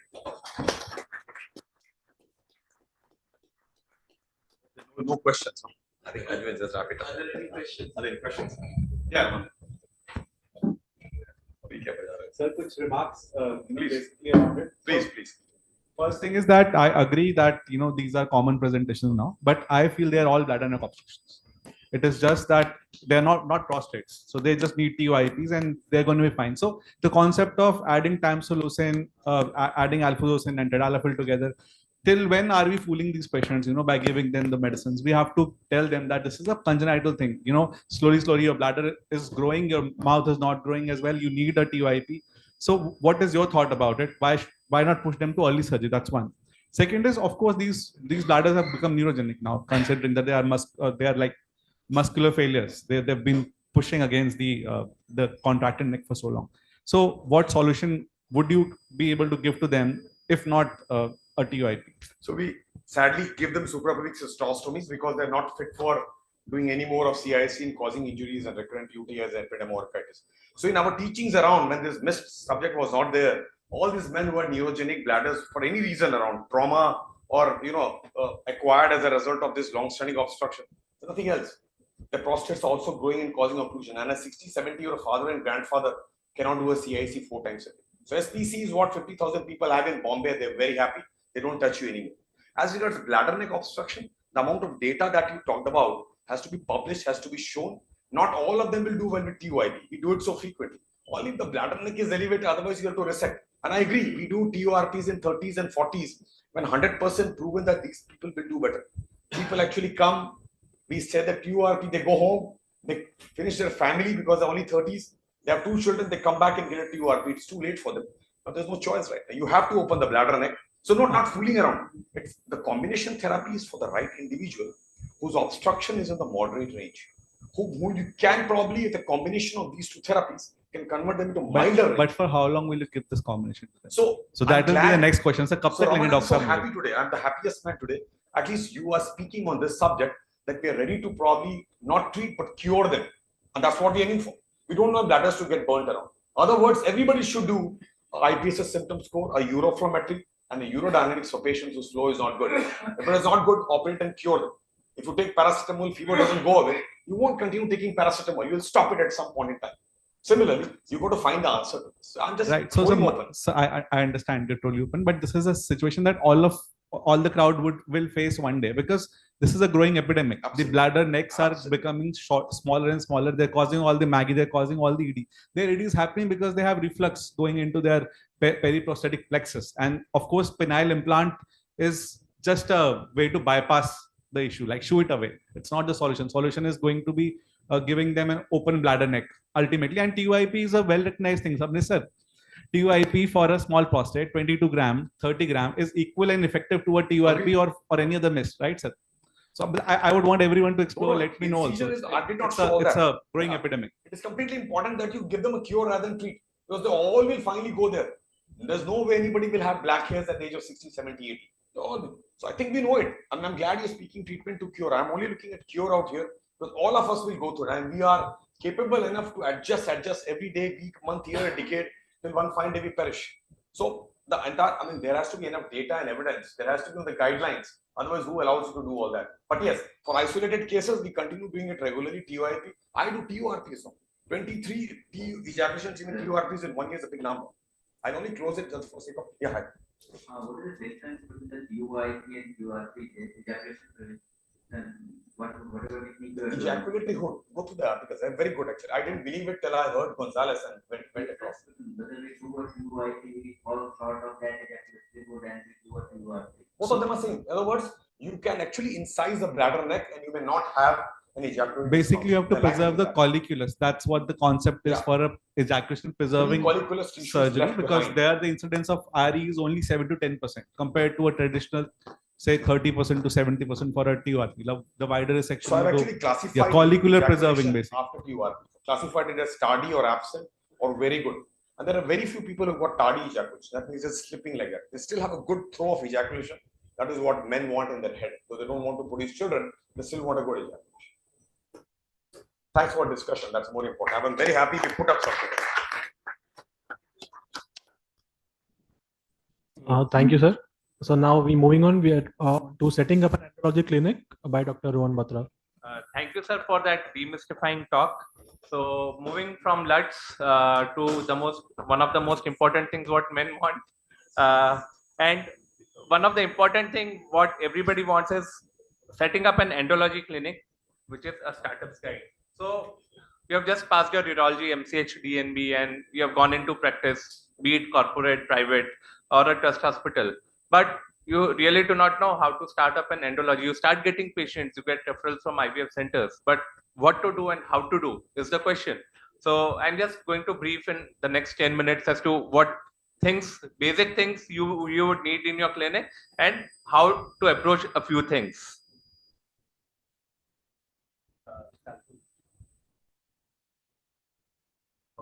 So as we know, andrology is the subspecialty of urology, which has a lot of OPD patients. You would not believe so many patients are there, and they will come with LUTs, but in the end they will ask one small question: Sir, I'm also having erectile dysfunction. Which would be his main complaint? Mind that there are lesser variety of surgeries, though urology has a spectrum from A to Z. The andrology has a very small spectrum of surgeries, but there are standard algorithms for all the treatments. So you are not going to be confused in what and how you are going to treat. But for a novice, it is always confusing. And most training institutions lack a formal approach to andrology. So how to start an andrology clinic? So basically an andrology clinic would have two things. One is the OPD setup and one is the operative setup. So whatever you are going to do, basically it will be divided into two things, OPD and operative setup. In the OPD, you are going to get basically two distinct subgroup of patients. One is the sexual and erectile dysfunction patients, and second is the infertility evaluation patients. Okay, so starting, what are the few essential accessories which are required in the clinic and how to get them? So a quick history format. The first and foremost thing you do is divide your history formats and print them. Make two formats, one for infertility evaluation and one for male sexual dysfunction evaluation. So the quick history format, like Dr. Rupin sir in his slides has already told previously, and every year he tells us, write the personal details, presenting problems. The current sexual status divided into 6 parts: libido, arousal, erection, that is rigidity, duration, penetration, orgasm, and ejaculation. And you make a printed format, keep it ready so that you do not basically forget any of the things, any of the points. Even a medical officer can take a primary history before a consultant sees these patients. The treatment taken, medical history. So quick history formats for two formats, one for sexual dysfunction and second is for infertility evaluation. Second is you should always have a Prader's archeometer to measure the volume of the testis. These are freely available on all marketplaces like Amazon, Flipkart, and all the medical surgical suppliers. They would have it. It is very essential because whenever you are going to examine the testis, you tell them, see, your testis is a 4 to 6 ml testis. The normal testis is 18 to 20 ml of testis, or up to 20 to 24 ml testis. So the discussion with the patient and the couple would be very realistic, and his expectations would come down as to why IVF or why ICSI is required. For evaluation of anejaculation, various types of vibrators are available. Again, all these are available on all marketplaces like Amazon, Flipkart, and all the surgical suppliers will have that. The good part is nowadays even generic vibrators are available on Amazon, which start from 2,000 to 4,000 rupees. So these are not very costly nowadays. Initially, these vibrators were imported from Western world and would cost very high. Second is calipers and scales. So calipers you would want to measure the testicular height, width, breadth, and to measure a stretched penile length, you would want a rigid scale. A normal foot ruler would suffice. To measure penile girth, you would want a flexible scale, so that keep this handy in your clinic itself so that you don't have to go and search for anything, and you can quickly write it in your quick history format. You should also have sildenafil and evenafil available in your clinic. Either you can dispense them or have it in your pharmacy. Why? Because all the male sexual infertility, male sexual dysfunction patients, the first test would be a sildenafil office test or an evenafil office test. So you do not want the patient to go to a pharmacy, wait there in line, get the sildenafil and then come back. You immediately dispense it, say you take this medicine and I'll see you in 1 hour, and then explain him what is to be done. And for sildenafil and evenafil test, you would want a separate room, which is a private room, so that adequate privacy can be given to the patient, so that nobody disturbs. You do not want a room where it is an examination room, a sonography is also put there, a sister is going there, oh sorry, I did not want to come in. So give a very private room to the patient where he can be at ease all the time. Now, one important question which I frequently get phone calls: how to make bimix? We really do not know bimix. The chlorpromazine is not available in the market. Largactil is not available. So how to go about? So it is very important how to make it and what are the things you have to take care. The basic ingredients are papaverine and chlorpromazine. Papaverine is freely available in the market at all pharmacy stores. Chlorpromazine, local Indian brands are still available. The Largactil has been discontinued, but you would get it if you do not get it. Give me a phone call or a WhatsApp message. I'll give you the number of the suppliers. So Papaverine is available as 2 cc ampules containing 30 milligram per cc, and chlorpromazine is also available as 2 cc ampule containing 25 milligram cc of chlorpromazine. So this is a small video as to how papaverine chlorpromazine, that is a bimix solution, is made. So take 2 ampules of papaverine, so that is 4 cc of papaverine, okay, and you want to take 0.1 cc of chlorpromazine and make a stock solution. So how do you measure 0.1 cc of chlorpromazine? So take one insulin syringe. So insulin syringe which are available in India are marked up to 0 to 40. Make sure they are marked up to 0 to 40 and not 0 to 100, because the insulin syringes available in the Western world would be marked from 0 to 100. So 0 to 40 is 1 cc. So you want to take 0.1 cc. So you want to take 4 units or 5 units, up to 5 units of chlorpromazine. So when you mix both of these two, this would become 4.1 ml of your stock solution. So take a vacuum, nothing, no EDTA, nothing, it is a plain vacuum. Okay. Take 4 cc of papaverine and 0.1 cc of chlorpromazine. So 4 cc of papaverine is already there, and now we are instilling 0.1 cc, that is 4 units or 5 units of chlorpromazine, and your stock solution is ready. Only this much has to be done, and this your bimix is ready. Okay. Now this solution is stable for 3 months at normal room temperature. You do not have to refrigerate it. So what you need, a vacutainer, you can get it from any pathologist, and a 1 cc insulin syringe which has marks up to 0 to 40. Or if you are taking an insulin syringe with 0 to 100, then take 10 units. Okay. So again, the same thing, label it when you made it, so you know you can use it up to 3 months. The refrigeration is not mandatory. The same is with trimix, that is prostaglandins are available, but if you are making trimix, then you have to refrigerate it. Okay. Again, since you are giving bimix and trimix and sildenafil office test, you would want that the detumescence is achieved in the clinic itself before the patient goes home. If it is not achieved, you have to injection phenylephrine intracavernasally, so that also has to be available with you. Also, keep your priapism letters ready, so whenever you are giving sildenafil or bimix, especially bimix injection to the patients, you give a priapism letter that he is taking intracavernosal injections. If the erection is there for more than 4 hours, then these are the contact numbers he has to do, and this is what he has to do. So all emergency and alternate contact numbers have to be given to the patient.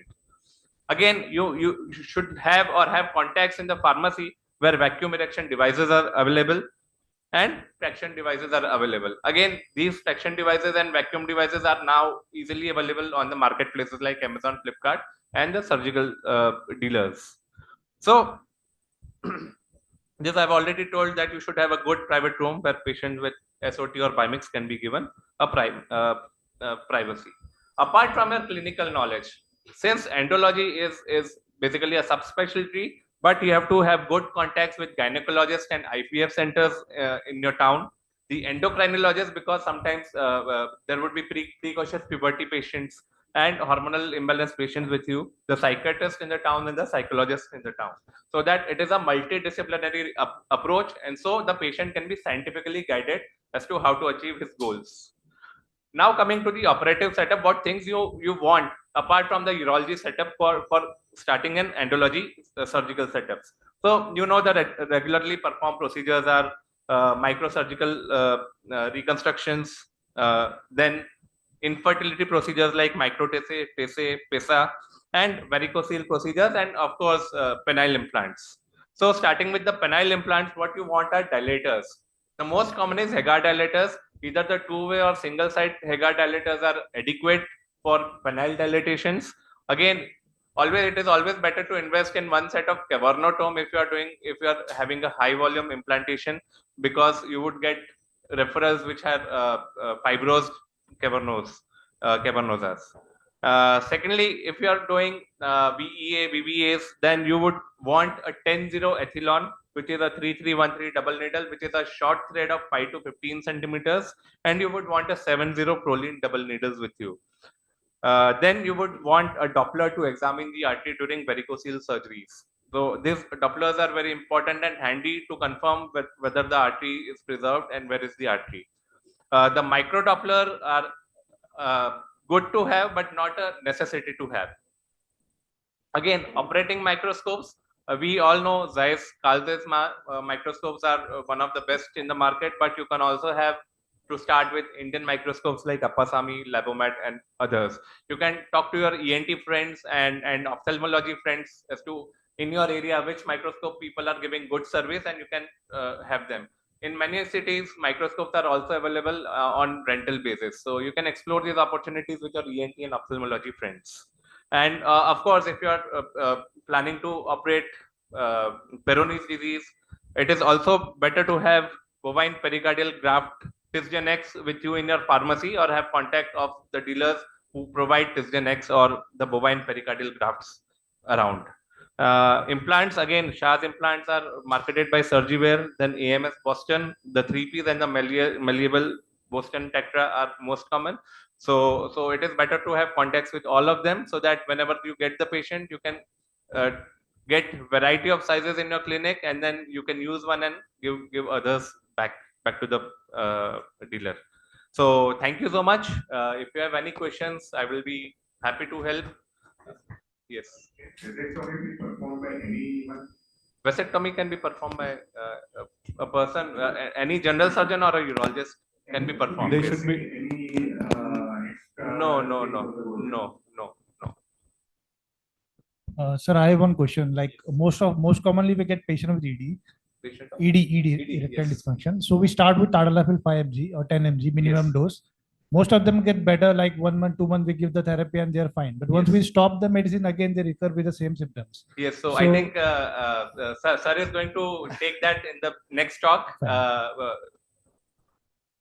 If you want to do a nose scalpel vasectomy, you will need the training. For vasectomy, it's okay. But if you need an NSV to be done, then you will need a training, basically. Somebody asked the question. For the nose scalpel vasectomy, you need a training. Sir says that we need to have You need training special from the instruments, you need special training for NSV. Yes, but then you have to give them the proper thing that 20 ejaculations or 3 months later, you have to report for a semen analysis. You are not sterile after the vasectomy. You will be given the certificate of sterility after the due compliance is done. If they want to, yeah. Use the valid contraceptive till that time. And if you want some sort of a compensation, then they have to get it done through the government, because the compensation cannot be given by you. They get a green card or something. They get, basically, different states have different policies. For example, there are certain states which give promotion in government jobs when you have a vasectomy. Some patients will be given financial incentives, 1100 rupees basically for a nose scalpel vasectomy. And certificate can be given by us. So you can give the discharge card, and then you can do a due diligence of a semen analysis after 30 ejaculations or 20 ejaculations, and then you can write that the semen evaluation is there was no sperm found, so the patient is hereby sterile. Therefore, after vasectomy, you got to send both the specimens right and left separately, labeled as right and left vas. So that just in case you find that it is unfortunately a vein or some other structure, you have to tell the patient around, rather than waiting for 20 ejaculation, that this is an incomplete vasectomy which can happen with us. Sometimes a short scrotum, those fibrous bilateral scrotum, the scrotums where the vas is not very well patterned during the general anesthesia, many a times you may do a mistake of probably taking another structure, looks like a vas or something which is needed. You will have to complete the procedure if your thing comes as negative. So very careful that it's worthy of doing a biopsy of these specimens. That's what recommendation is. It is not mandatory as per the GOI, but this is something which is good practice in private practice, basically. Okay, so thank you so much. Now I invite Raman sir to present second half. So basically, very again thinly populated. I would say severe oats right now. Looking at the semen sample, very few sperms are there. So we'll just be doing it quickly so that we can all catch flights in time. Right. So basically, this is about the bare minimum andrology that all of us should know. So of course, this is a very difficult task. I think it is impossible task, 15 minutes to talk about bare minimum andrology. But I would want to just emphasize a few points. First is that andrology is slipping away from the urologist right now. So I'm only going to talk about very, very significant topics, which are of grave concern to the society and the future of all of us as brothers and colleagues. So basically, this is why it is happening, because the patient is going to the urologist is busy. They want to do surgeries. They have a lot of skills, a lot of science, but they have no time. They have no time to give in counseling. They have no time to they have no interest in it, and probably also they have little interest now in andrology. So basically what is happening, the patient is getting a poor experience. Now when the patient is getting a poor experience, then what does he do? Because right now nobody has heard him. He's just been seen for 2 seconds and he's been given tadalafil, which he already has been told by a lot of sexologists, so-called, that it's a very bad drug, you'll get used to it, there are going to be side effects, it's going to stop working later, you'll become dependent on it, whatnot. So what is the entire community of people who want to make money out of this patient is doing is they're pushing him out of the domain of a urologist, because urologist is anyways not concerned, jai to jai, I'm more interested in my stone. So this is when he goes back to a quack. Now the quack has everything to give to this patient. He will give a lot of time, he will motivate the patient, he will counsel the patient, he will he will eventually also for placebo effects cure the patient for a little temporary time, so for 3 months or something. But then he will find there's no science in it because he's doing it with everyone. So he'll come back to you. So this kind of a rut is what the patient is going to mean. Eventually he's going to give up. But the point is that, this going from the urologist to quack should never happen. That's the purpose of my talk. That is the bare minimum that you should know. That andrology is slipping away. It has to be caught hold of. Otherwise it will be gone, just like, interest in pediatric surgery. Hello.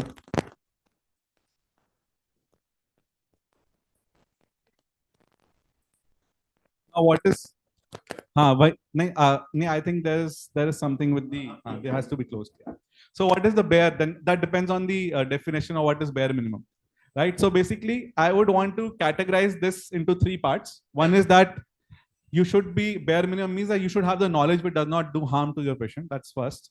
Second is being able to differentiate what is right from wrong, because I can say something standing here with authority and you will believe it's right, but it is wrong. So you should have the ability with that bare minimum knowledge to know what is right, what is wrong. And then something that prepares your patient for correct referral. Because I know that many of you are not interested, but there are many like Dr. Sanjay and me and Rohan who are interested. It is better to send it to us. Maybe you're not interested, that's okay. But you can always say that, no, this is not something that I'm keenly interested in and I don't want to, misguide you. Go to my friend. Like, this is the number, go there. So that's also good practice. So a few points around it. So basically, knowledge that does no harm. So a lot of my colleagues right now are saying that masturbation can cause erectile dysfunction. A lot of my own colleagues are saying that in scientific community in urology. I'm very ashamed to admit it, but this is what is happening for the sake of getting patients to the clinic. Now, this is wrong knowledge, and I want you to understand that there's no scientific basis for this, that masturbation can cause erectile dysfunction. Or people saying that I'm having dhaat and they're saying, oh, it's normal, in nightfall, this is normal. Dhaat is completely fine. This is wrong knowledge. Dhaat is not normal, especially when you're basically literally peeing in your pants with bite discharge. It's not a normal discharge. It's not nightfall. So you have to understand that this kind of knowledge can do harm if you just shoo that patient away. Or saying that penile massage can do a lot of good. This is happening right now and we have to stop this. So this is bare minimum andrology. That penile massage has no scientific basis. Just search for penile massage in PubMed, you would not find one paper also. Anyways, getting back to the other thing, being able to differentiate right from wrong. So this 32-year-old guy with ED, testosterone is 310. Oh, it's a little low. Give him testosterone. He's in the fertile range. He's going to come with azoospermia and small peanut-like testes. Back to you. So this is wrong. So this is bare minimum andrology. You never give testosterone to a patient who is trying to have a family. Please, that is sin. So please don't do that. Then giving nutraceuticals to patients with azoospermia. Right? So this is also wrong. This is not going to serve the patient. It is only going to serve you and your pharmacy and the pharmaceutical manufacturer. Or giving circumcision as a management for premature ejaculation. this is all wrong. Okay, so I'm just putting bare minimum for the andrologist. Or so basically there can be instances where your PME can be resolved by circumcision. I'm not denying the fact, but it is not a proven treatment for premature ejaculation. And then knowledge that prepares the patient for correct referral. So saying that, if you want better erections, try sildenafil SOS spaces, or things like there is no permanent cure for erectile dysfunction in allopathic medicine, just because you don't know what the cause of ED is and you're not working on treating it. And then saying that only penile implant is the final solution to the patient with erectile dysfunction in our pathy. So go see other pathy. Or, saying that you don't have a problem and, you should better see a mind doctor. There's nothing like ED in you. So shooing away the patient without really considering his problem is also not something that I would want to do after this talk. So basically, again, as I said, it's an injustice to me also. Okay, इतना कुछ बताना पड़ रहा है in 15 minutes, but then these are the things that are in the domain of andrology: erectile dysfunction, ejaculatory function, foreskin issues, frenulum issues, organ morphology issues, curvatures, plaques, male accessory gland disorders, orcalgia, subfertility, and genital dermatology and venerology. So I'm just putting a disclaimer कि कुछ रह गया तो भैया मुझे मत मारना. I'm just trying to be as fast as I can. So a common scenario is 25-year-old man comes with ED. There's no comorbidity. You give 2 minutes to this patient, and then you prescribe tadalafil, sildenafil, and you just say, okay, jao, let me know. The correct diagnosis is severe fibrosis. This is bare minimum andrology. You have to examine the patient. This is bare minimum andrology. Okay, and this is expected from every urologist. Other patient, azoospermia, no comorbidities. 2 minutes आपने दिया again, and you just prescribe CoQ10, and you just say testicular biopsy होगा इसमें. It's azoospermia. We don't know why it is happening. Obstructive, non-obstructive, I don't know. Testicular biopsy next week आ जाना.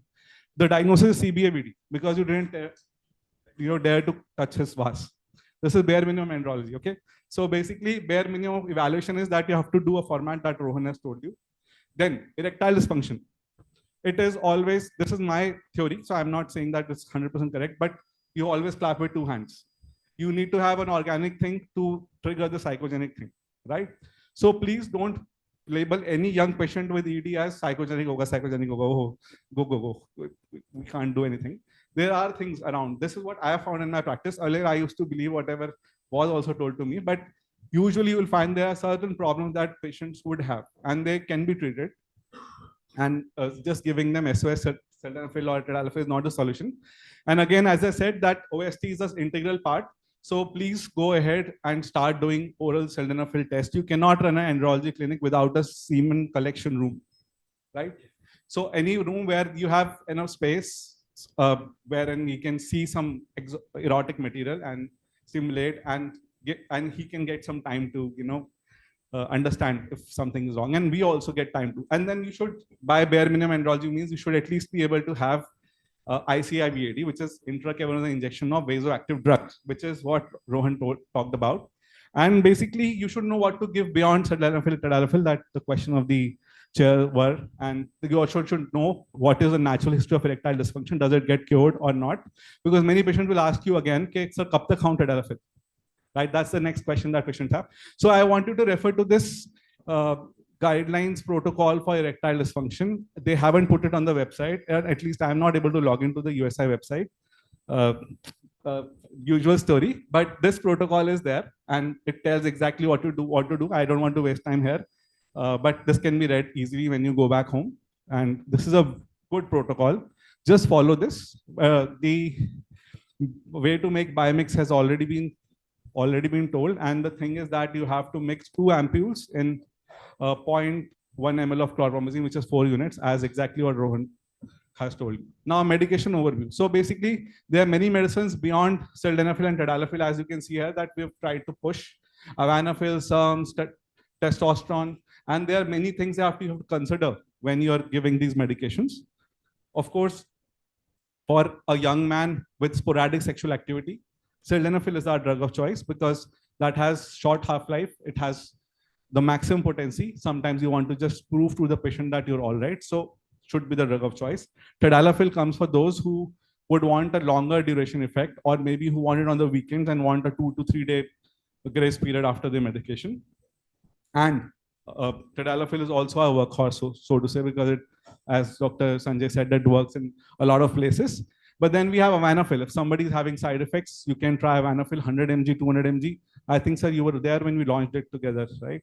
And then we have SERMs where you want to really raise the testosterone in a patient who's planning for a family. We don't give testosterone in those patients, give them SERMs like clomiphene, or if the testosterone or estrogen ratios are 10:1 or greater, then you have to basically give them an anastrozole, something like an aromatase inhibitor.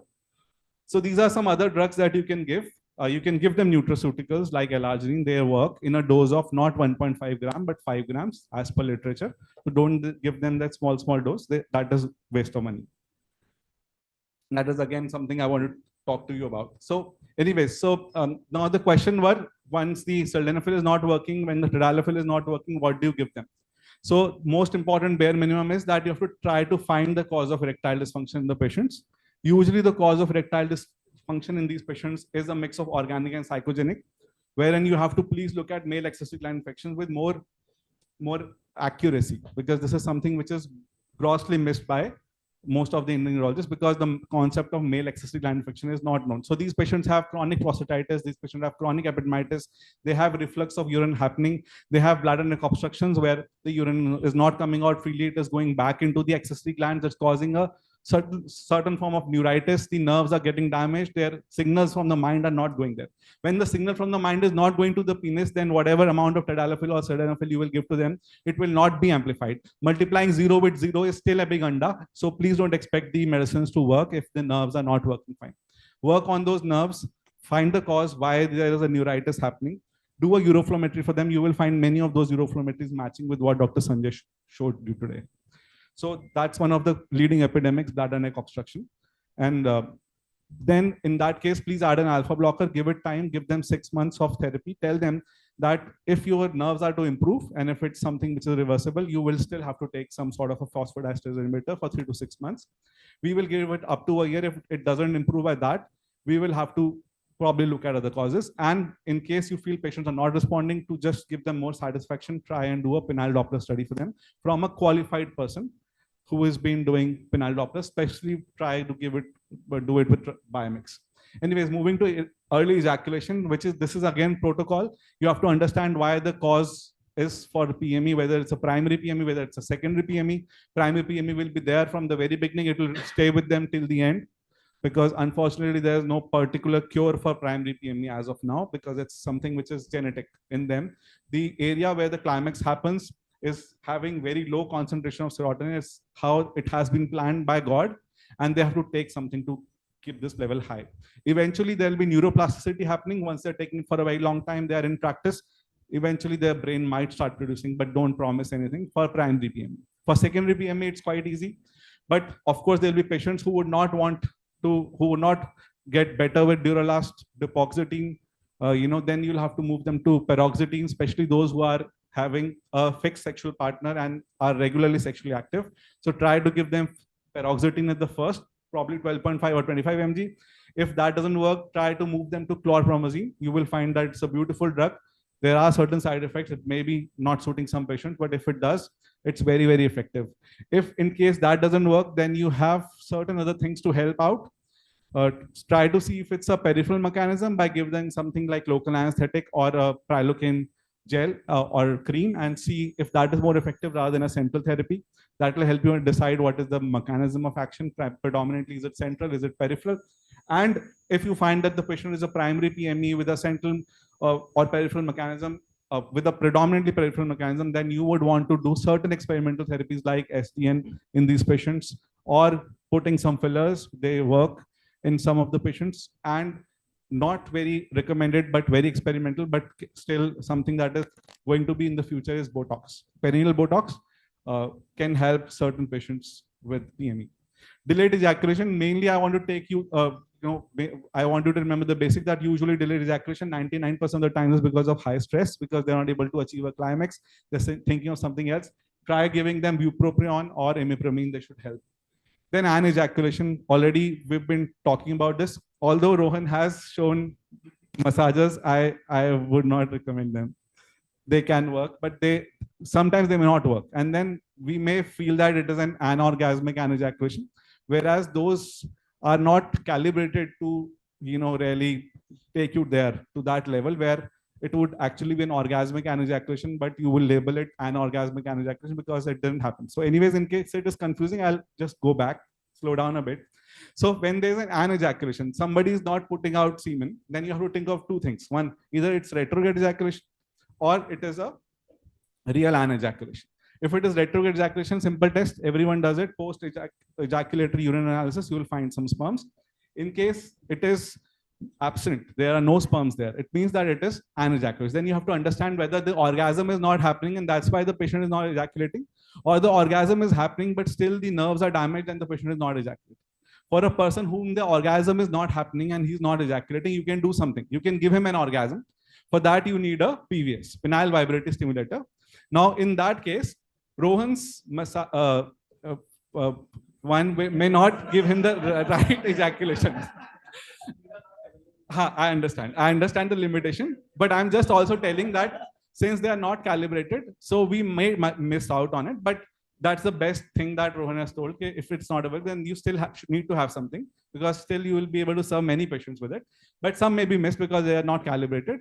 Now, in case you put this PVS on both their ventral pad and a dorsal pad, and if you stimulate to the maximum for a long period of time, say about 10 minutes, you will find that many patients will be able to ejaculate for the first time in their life because of you. And these are patients who do not have that kind of a calibration in the mind, or they have a sort of a different neural circuit. They need more stimulation. So they can either be on this and get used to getting stimulated with the help of this, which again, they will not find, I know, but if they have relatives coming from US or stuff like that, they can kind of, or maybe then try Rohan's massager as well. Okay, and then basically, in case nothing happens with the PVS also, then most likely you are likely to be dealing with a basically an anorgasmic anejaculation. So in that case, you will have to think about nerves that have gone bad. You can't really do much in that case except for electroejaculation, where you anyways find dead sperms. So better is to then go for IVF fixing. So ART is totally different. I'm not talking about ART today, but we are moving ahead. Penile morphology. So penile curvatures, usually we ask, this is one of the things that I ask them self-shoot, which means that they will send me picture or video, or they will show me a picture or video. And then depending on the curvature, only if the curvature is precluding intercourse, we would be giving them some sort of a surgery, some sort of a therapy. In case it is not precluding intercourse, we will not misguide them with ghee tail and traction devices or straightening devices. They hardly work. They are as close as placebo to work. So basically, there's no scientific evidence of using them. So basically, in those cases, we would just counsel that let it be. And if they are severe curvatures, then we would refer, or you would do it yourself, application, or all the corrective surgeries, which again beyond the basics again. So anyways, then morphology, length. Basically, many patients will come to you with length issues. So Rohan has already told you to put in a scale, poke it, and tell them that from the pubis to your glans, this is the stretch penile length. Typically, if it's more than 4 inches, just reassure them. Tell them that Indian penises are like that only, 4.5 to 5.5. You're fine. You're anyways a king if it is more than 5.5. So that's the SPL thing. So you'll find rarely there's a patient who will need an SPL division, because most of them would. They're only patients like epispadias patients, or patients with really some sort of injury and all, who will require some sort of a corrective surgery. Again, that's beyond the basics, so we'll skip that. And girth, anyways, there's no permanent solution to girth as of now. There are a few patients who I have seen who've come with sort of silicone prosthesis to be removed or not satisfied. So don't advise again something for girth. Don't promise anything for girth and length to anyone. That's the basic. Then male accessory gland infection. This is again my ikigai, in the sense because somebody talked about ikigai today. So this is the topic I like because it is neglected. It's a mission, plus it's a passion. So it forms my ikigai, but we'll talk about it later. So fertility, we have the USI guidelines again on the portal, and also they are there on the website. You can scan the QR code. You will find the guidelines. Please follow the guidelines. As far as the varicocele is concerned, only 3 conditions where you operate. One, when your testis is becoming smaller, when you have no other cause of oats but varicocele, and third is when you find that there is pain. So these are the 3 main reasons. Optional reasons are when there is a cosmetic concern because of the veins, or there's a medical examination which needs to be cleared, or when you have low testosterone. That's a very, very rare case. But this is what it is. So don't operate on subclinical varicoceles at all. That is the very basic. Now, the only reason where you want to operate on a subclinical varicocele is when there is another clinical varicocele on the other side and the patient has infertility. That is the only indication where you will touch a subclinical varicocele. Otherwise, you will never touch a subclinical varicocele. I think that's most of that. Now, this is the guideline. Again, this has been made with a lot of effort by me, but it's complicated. So read it at ease from the website. Genital dermatology. Only important thing I want everyone to know from the basic is Zuhn's Baronitis, because we see a lot of Zuhn's Baronitis misdiagnosed as congenital Baronitis, misdiagnosed as many other things, lichen planus or psoriasis or whatnot. Zuhn's Baronitis is simply happening because there is urine which is collected between the glands and the foreskin, and people are not taking adequate hygiene measures because they simply don't know how to really take the hygiene measures. So you have to give them some sort of an anti-allergic. You have to make sure that they don't let the urine collect there, and this kind of rednesses would go away. Then, of course, we know multiple vesicular lesions are the second commonest thing presenting to us, which is herpes. And then this kind of chancres, soft and hard, would be, of course, syphilis. And so that completes most of my talk. So just takeaways in 1 more minute, if the chairs allow. It's time to save andrology. So upgrade your setup. Andrology and urology are one because the passage, the penis, connects both of the things, the sperm area and the urine. And the urine often goes into the sperm area and causes a lot of trouble. So please identify that and you will save a lot of patients. Be open to refer. Don't cook the patient. पकाओ मत patient को. जब नहीं आता लिखो भेज दो किसी दोस्त के पास जो andrology करता है. That andrology person will also send you something in return. Trust me. वो भी busy andrology में, right? Follow the guidelines. Don't abuse testosterone. Don't look and try to look beyond sildenafil, tadalafil. I think this is a long part कि कैसे करना है उसको manage.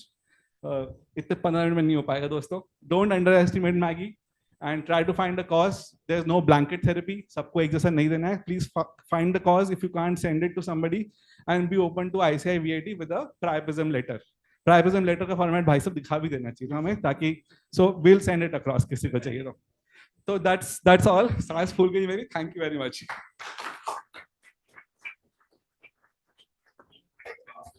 Wonderful talk, actually. Sorry, we have to rush through all this. There are only two subjects in human body. One is urology or gynecology medicine, and there's gynecology. There are part of it is inside the body, part of it is outside the body. That means penis and genitals are outside the body. Men know everything about it. They don't know what you do with the kidney and bladder. You screw it up, nothing happens. Or you touch the circumcision, में कुछ गड़बड़ हुआ. Except the total gynecology. There are two subjects like heart and bladder. But be very careful about it. All that is told, I just want a few points on this. One is a semen analysis done 90% of time is satellite urine. Men don't know that the first part of semen has to be the bottle. It spills out, the second part goes into the bottle, or whatever part goes in, and that's tested out, and that's polygraph is working. Something like the urine specimen is always contaminated. It's never an extreme keen case specimen comes out. Many of my senior and junior colleagues who write Tadala said lifelong, urine max lifelong, something like lifelong, on a prescription mode. I think you should avoid that. So to add on this good topic, it's not about writing 30 minutes before sex, 60 minutes before. Practice makes a man perfect. You want to start it with an induction to make him alternate your every day. Once he becomes a He-Man or Shah Rukh Khan, decrease his dose, make it alternative, then go to escort. Otherwise, you आज खाएगा, फिर आपके बाद में practice करेगा, फिर दूसरी girlfriend आएगी. So you will never improve. You want to get his confidence building by what he told, or what Rohan told. Give him the medicine which works for him. Once his confidence is built up, then he's the boss. He never comes. हाँ, but treat his bladder neck obstruction alongside, or जो भी और cause है. Is there any practically effective treatment for Dhat syndrome or retrograde? Dhat syndrome mostly will be first and foremost try to make sure that there is no prostatitis happening because सबसे पहले तो वो है. Then बहुत सारे fund हैं, बहुत सारे सिग्नल लोगों के seminal vesicular hyperactivity, oversympathetic overstimulation, stuff like that. उसमें counseling can help, but mainly correct prostatitis. Start on alpha blocker. 90% से ज़्यादा patient धात वाले ठीक हो जाते हैं. That's what my experience. For how long? For how long do you get? So basically, these are BNO patients. The question gets referred to the master again कि वो BNO को कब तक देना है दवाई और कब TUI पे करके उसका केस क्लोज करना है. That's a call. Heart syndrome, very people come anxious about it as if it's a suicide for them. But the heart syndrome, two different causes. One is also pathology. There's one more pathology in mind that man is not performing sexually. He's 180 to 25 or 25 to 40 years old. When Dr. Patel says, one spoon is formed every day. If you don't use a spoon, when your fingers are down, it will come out at night when you are having a spontaneous semen loss or whatever leakage. So you got to ask him the question, are you masturbating? Into the chambers and masturbating here. Number two, are you sexually active? No, my God. So these guys may have a semen spontaneous leakage, or when they sit and strain, he says when you strain around, semen comes out. Many of these patients, in spite of doing masturbation, still leak. Yeah, so they are basically pathological. That's the point. There is a normal nightfall. Kabhi kabhi ho raha hai, once in a while. That's okay. But some. They would very many army works. Some of them. How do you have to treat the pathology of them? For retrograde ejaculation, any practically? So retrograde ejaculation, typically I prefer imipramine. That does help. But again, depends on what kind of damage has been done to the internal sphincter. Sometimes it may help. If it's a widely open one, then nothing will help. Nitish.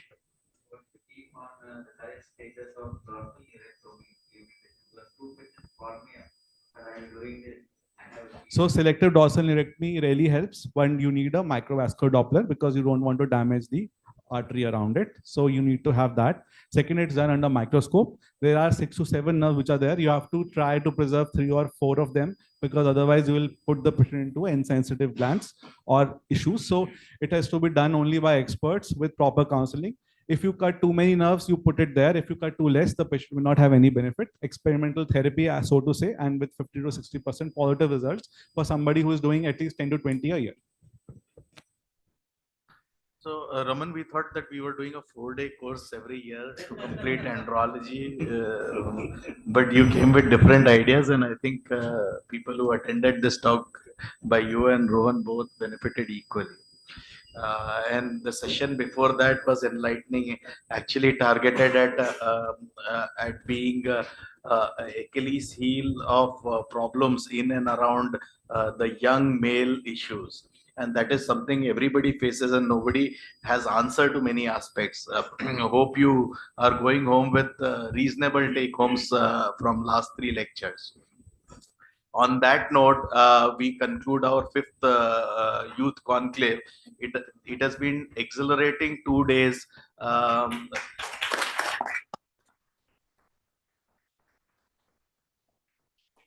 So to say, this was one meeting that we should be proud of ourselves that we've been able to put technique, clinical science, simulation, lateral thinking, put all together. So we should be proud of ourselves.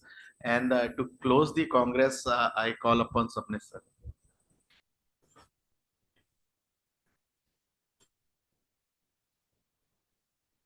First, congratulate Abhishek and the whole Youth Council for putting up a very nice program.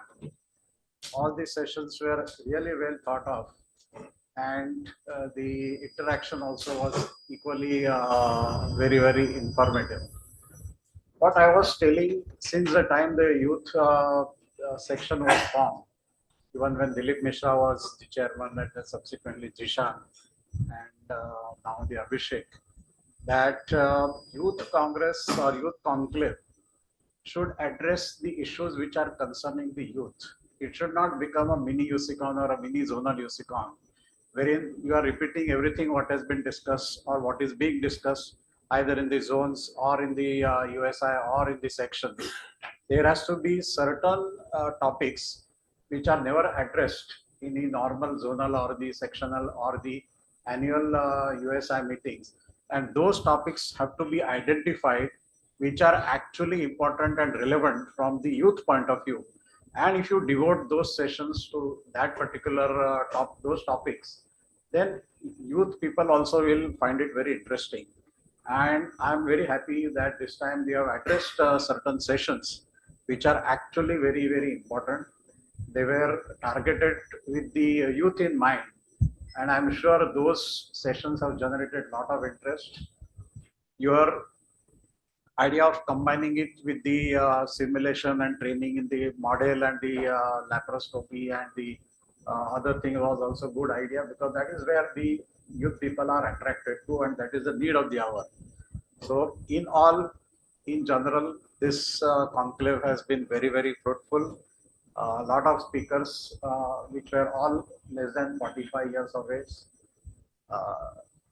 Exceptions are there, like me or somebody, but majority of the speakers and the operating faculty was youth in this. So that was a good thing. People have to understand that youth also have a lot of potential, and unless and until the whole idea when it was formed, there was a lot of discussion happening that why there is separate things are needed.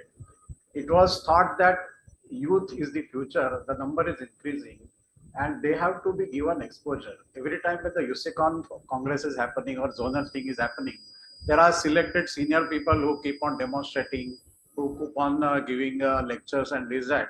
So where is the platform for the young people? And unless and until they get the platform, you will not understand their potential. And that was the whole idea. And I'm very happy that this time, and even the last time, the Youth Council put up the program, which was extremely well made. And all these speakers from the young category have done extremely well. There were a lot of speakers who we were excellent. And this is a time where you have to target them.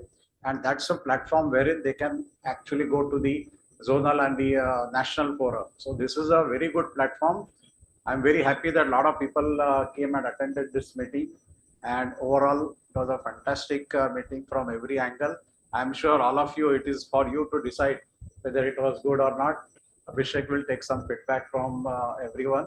But I must congratulate everybody, not only the Youth Council, all the speakers, Sanjay Pandey, Raman, they have been here, and everybody who have attended this program. Thank you very much. And I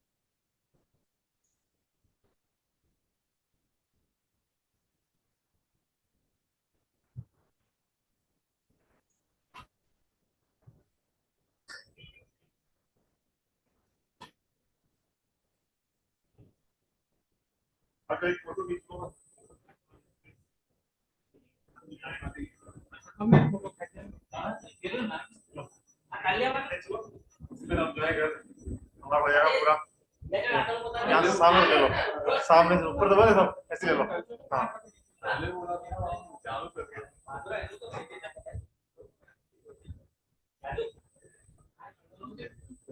Ah.